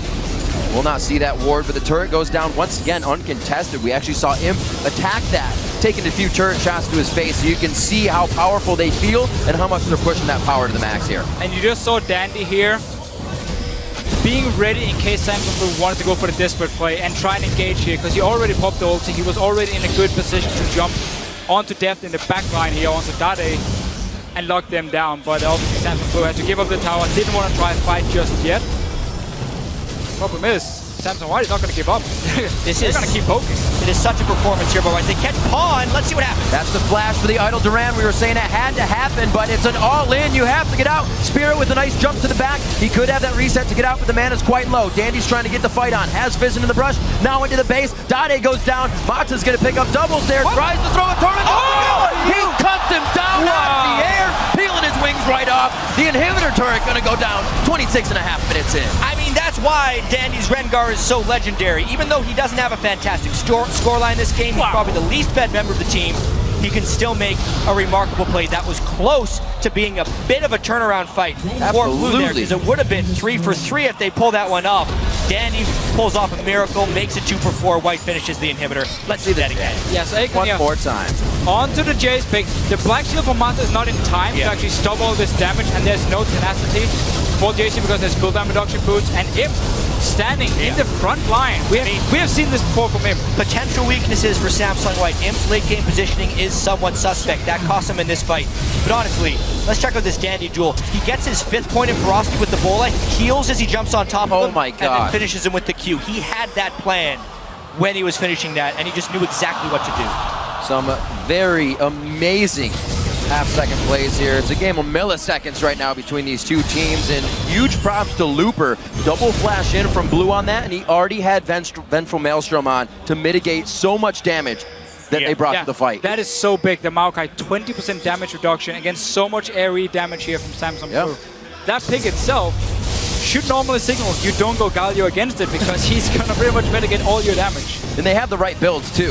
That lock into the Iron Solari, bringing in the magic resistance. The Mikhails for anybody that's dangerous. And 2 of them. So if you're spread apart, you're still getting it. Because we've seen these fights on either edge of the map right now, on our screen rather. And they're just going all out. They are bypassing the Galio counter dive. I mean, with a catch on to Pawn, Looper walked right through it because he has so much itemization to shield him from that pain, and the Baron is up, the vision control is not there, the poke and catch potential from White is. Rengar is very scary in the jungle, and Blue is scared. You can say that again. Just remember again, the magic resist buff you do get, it is unique, so it's only you only get the 20 magic resist from the Locket here, but it's simply because if they split up the fight, they have it twice now. There it is again. The Barons that they usually get, and that they will get one more time. Jumping in on a Spirit. Who does he want though? Looks like he's gonna get Spirit, because he's the one that stays close after Deft uses Relentless Pursuit. The chase is on, and we were talking about these long fights. It's Blue trying to run home now. Run for the hills on this one, and White's gonna get what they want. They don't have too much mid, so it's all about the bottom lane right now. They are running for their lives, but even if they manage to retreat here, there is no way they can defend their turrets successfully. White in total control. And man, I just went back on my screen just to see Dandy's engage here from the Baron. Right. He jumps in with his ulti. He knows that Spirit is going to jump away. So what he does, instead of trying to follow him, instantly he steps into the bush just next to him. So he gets to jump himself and follows him over. Like, you cannot give that guy Rengar. And don't give them Jace either. You can't give him a lot of things, unfortunately. However, there's only 3 bans in League of Legends, and Blue would need about 15 at this point with how well they're playing. Their champion pools really do seem limitless. They haven't been challenged at Worlds. That's the thing we were wondering coming into this. They were playing so many different things. What are they hiding? Still don't know. Because everything they were they've hiding done the Rengar, works. but now it's here. Everything they have done works. For them to go that far without showing the Rengar, having different things to play, has been absolutely amazing. We see Worlds become this amalgamation of strategies, because you can't just come in playing what you played throughout the year. Everybody plays differently. Think about it. You're Samsung White's coach. This takes some guts. Your jungler's best champion in Dandy. Let's not play it until semifinals. Right? Walking into all these games, just having the confidence you can play with your second best jungler. Pawn hardly played Jace, but it is probably his best champion here at Worlds based on what we're seeing. Imp as well. Doesn't even break out Corki pretty much at all, and it looks great. Here's the Rengar jump. Look at this, how he just steps up into the bush because he knows Spirit is going to jump away. He doesn't want to try and follow him by just running. That is just, it looks very simple, but it's such a fast reaction, and just knowing your champion. The fact you just instantly, into the bush, jump. Yeah, he has pretty fast reactions. I mean, we saw his heal while Spirit was jumping over his head, getting the heal before he could deal damage. And it really is what Riv said earlier. Split second, even millisecond decisions that White is just pulling off here. against Blue. And now with the 17,000 gold lead, even if they're a little bit slow on their decisions, I still think they win these fights. Once again, not needing a minion wave to just go at the turret, forcefully throwing them off, but now they have the minion wave, so it becomes that much easier. They're really just getting the advantage with everything they do. The wave control we talked about before, very much so coming into play as they're about to get a huge one towards that bottom lane with super minions coming in. All the focus here on the top, and Spirit down to half. One shock blast. Yeah, we're gonna need an all or nothing fight here for Samsung Blue. They do have all the summoners ready. They have the ultis. Can Akon actually get an engage here?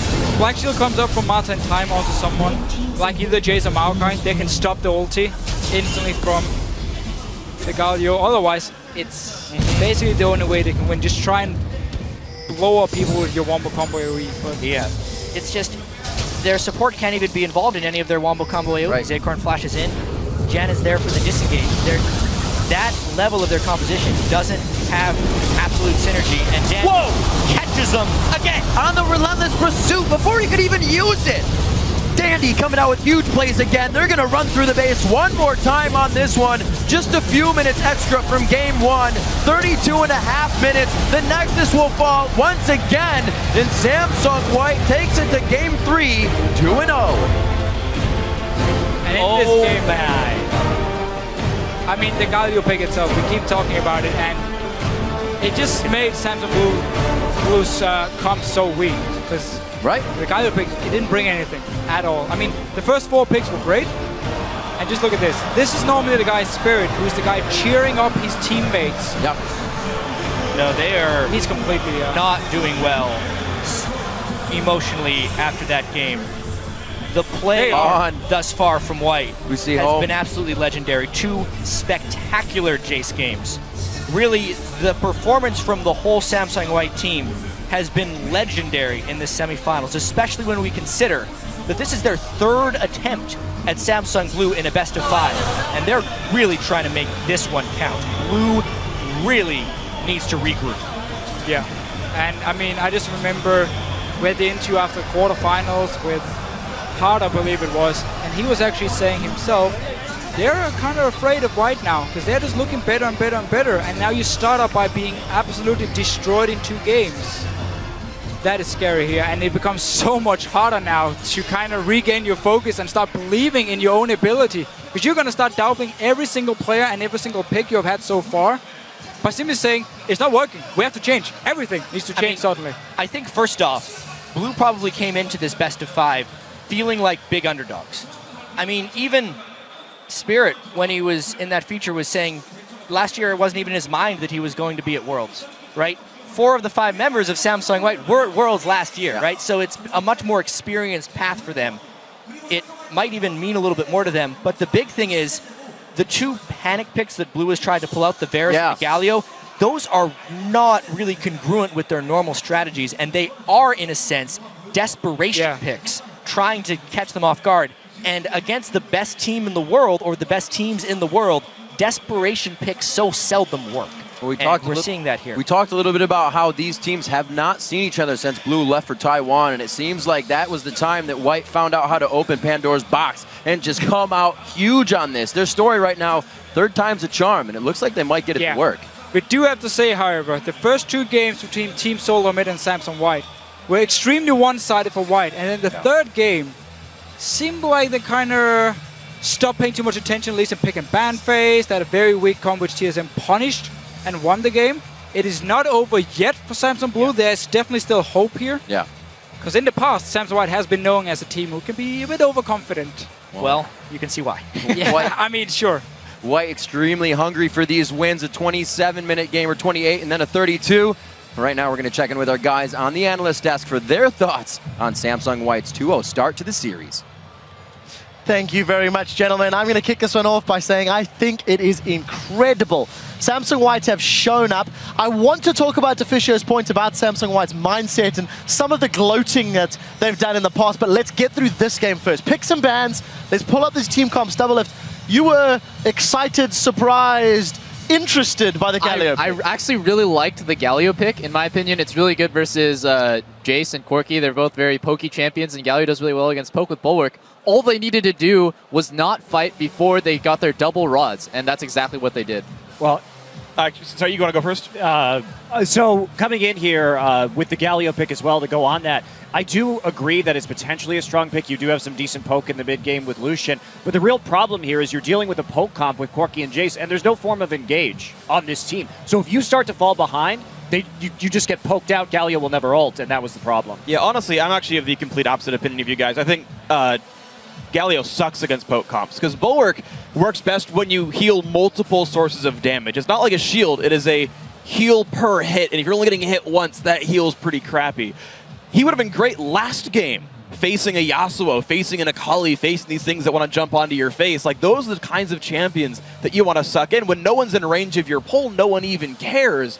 And even still, what I liked, and I talked about this in the last game, how Blue did not react well to Akali, and they didn't have pink wards, they weren't ready for the teleport. Samsung White was ready for Galio. They actually played the fights around Galio incredibly well, and that was what was actually even more impressive to me, was their kind of counterplay. Yeah, if you're going to have that Galio pick, the idea has to be to get that Rise AoE off and start getting the Kha'Zix resets rolling, but I totally agree with you. Without a form of primary engage, it just doesn't work here. Right. Let's talk a little bit more about some of the in-game decisions. The picks and bans, Samsung White definitely showing they seem to have an advantage. They feel like they have significantly more threats all the way down their line. Let's pull up the first replay.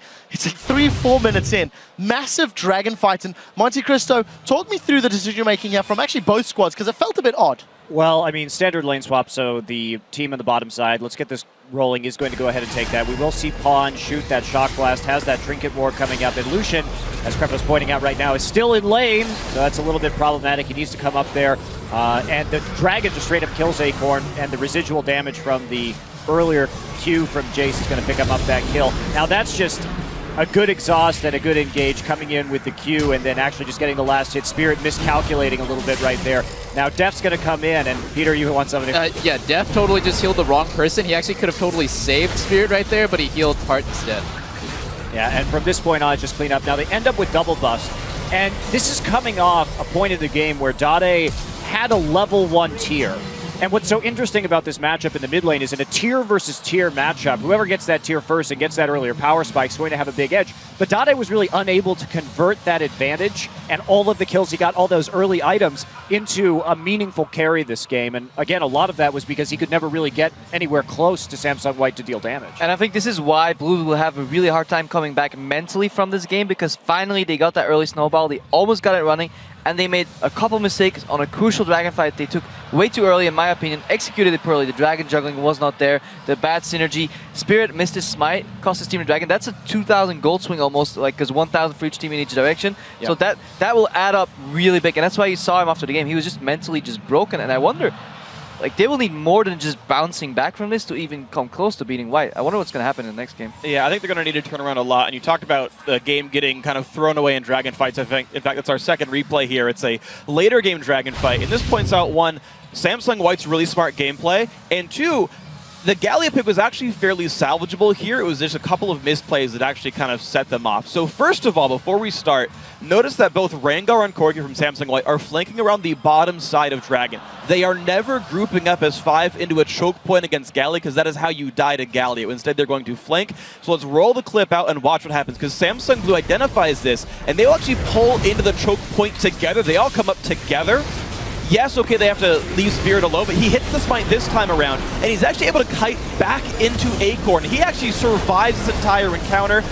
Good moves by Dade. He actually pushes away Dandy. And at this point right here, a good Galio ult sucks the team in, and this fight starts out Dragon and a 2-for-1 in Samsung Blue's favor. Here's the misplay. Dade says, come in, let's fight Imp.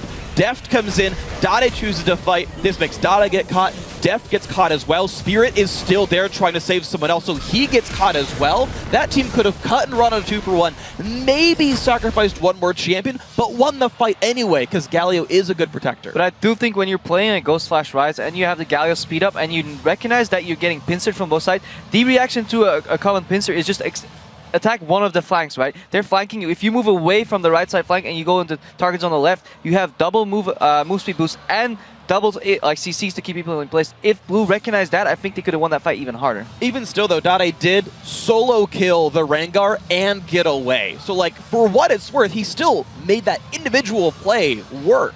But the thing is he used his ult too early right there, and yeah, he killed the Rengar, but he used his ult, and then he didn't have the ult when they grouped in the choke. And for me, if he had had that AoE there, maybe that fight would have gone differently. So I think that was a bit of a mistiming on the Ryze ult. The fact that that team is even willing to make such aggressive plays when they have a double snowballing. They're running double Rod of Ages comp, and both their AD carry and mid had just recently gotten double buffs from the last dragon. So I feel like they just needed to, I don't know, wait for their comp to outscale like they should, and I don't know, it's just really strange for them to force that fight right Let me ask a question quickly, because we could talk about this game very long, but it's 2-0 in favor of Samsung White.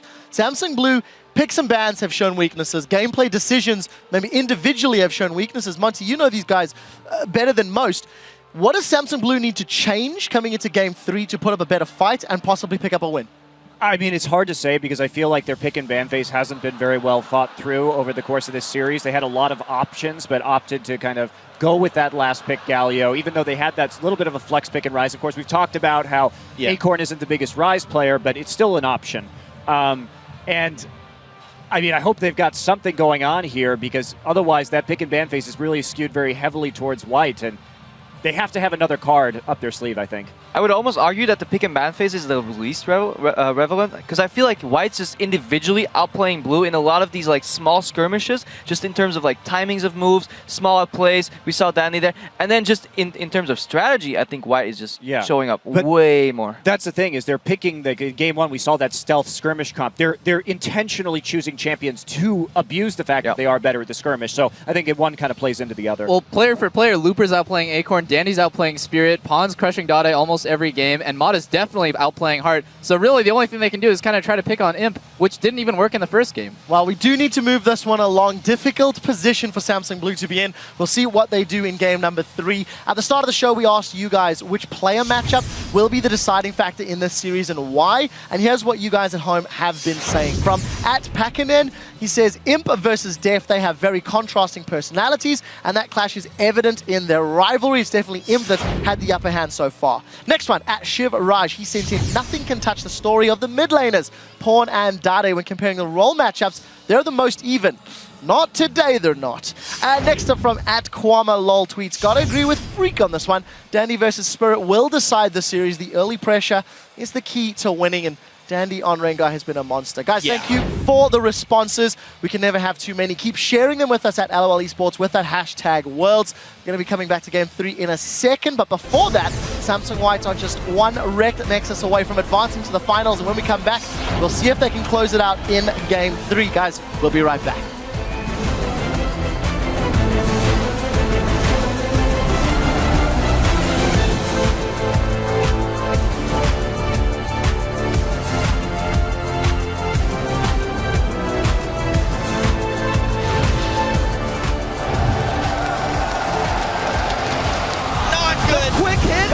Acorn goes down! Dragon goes to Pawn! Pawn gets another one! What in the world is happening right now? We see Mata going down first, then Dandy falls. It's going to be Acorn, but they have damage right now. No! It is going to be Dade going down. Dandy's trying to get the fight on. Has Fizz into the brush, now into the base. Dade goes down. Mata's going to pick up doubles there. Tries to throw a torment. Oh! He cuts him down out of the air!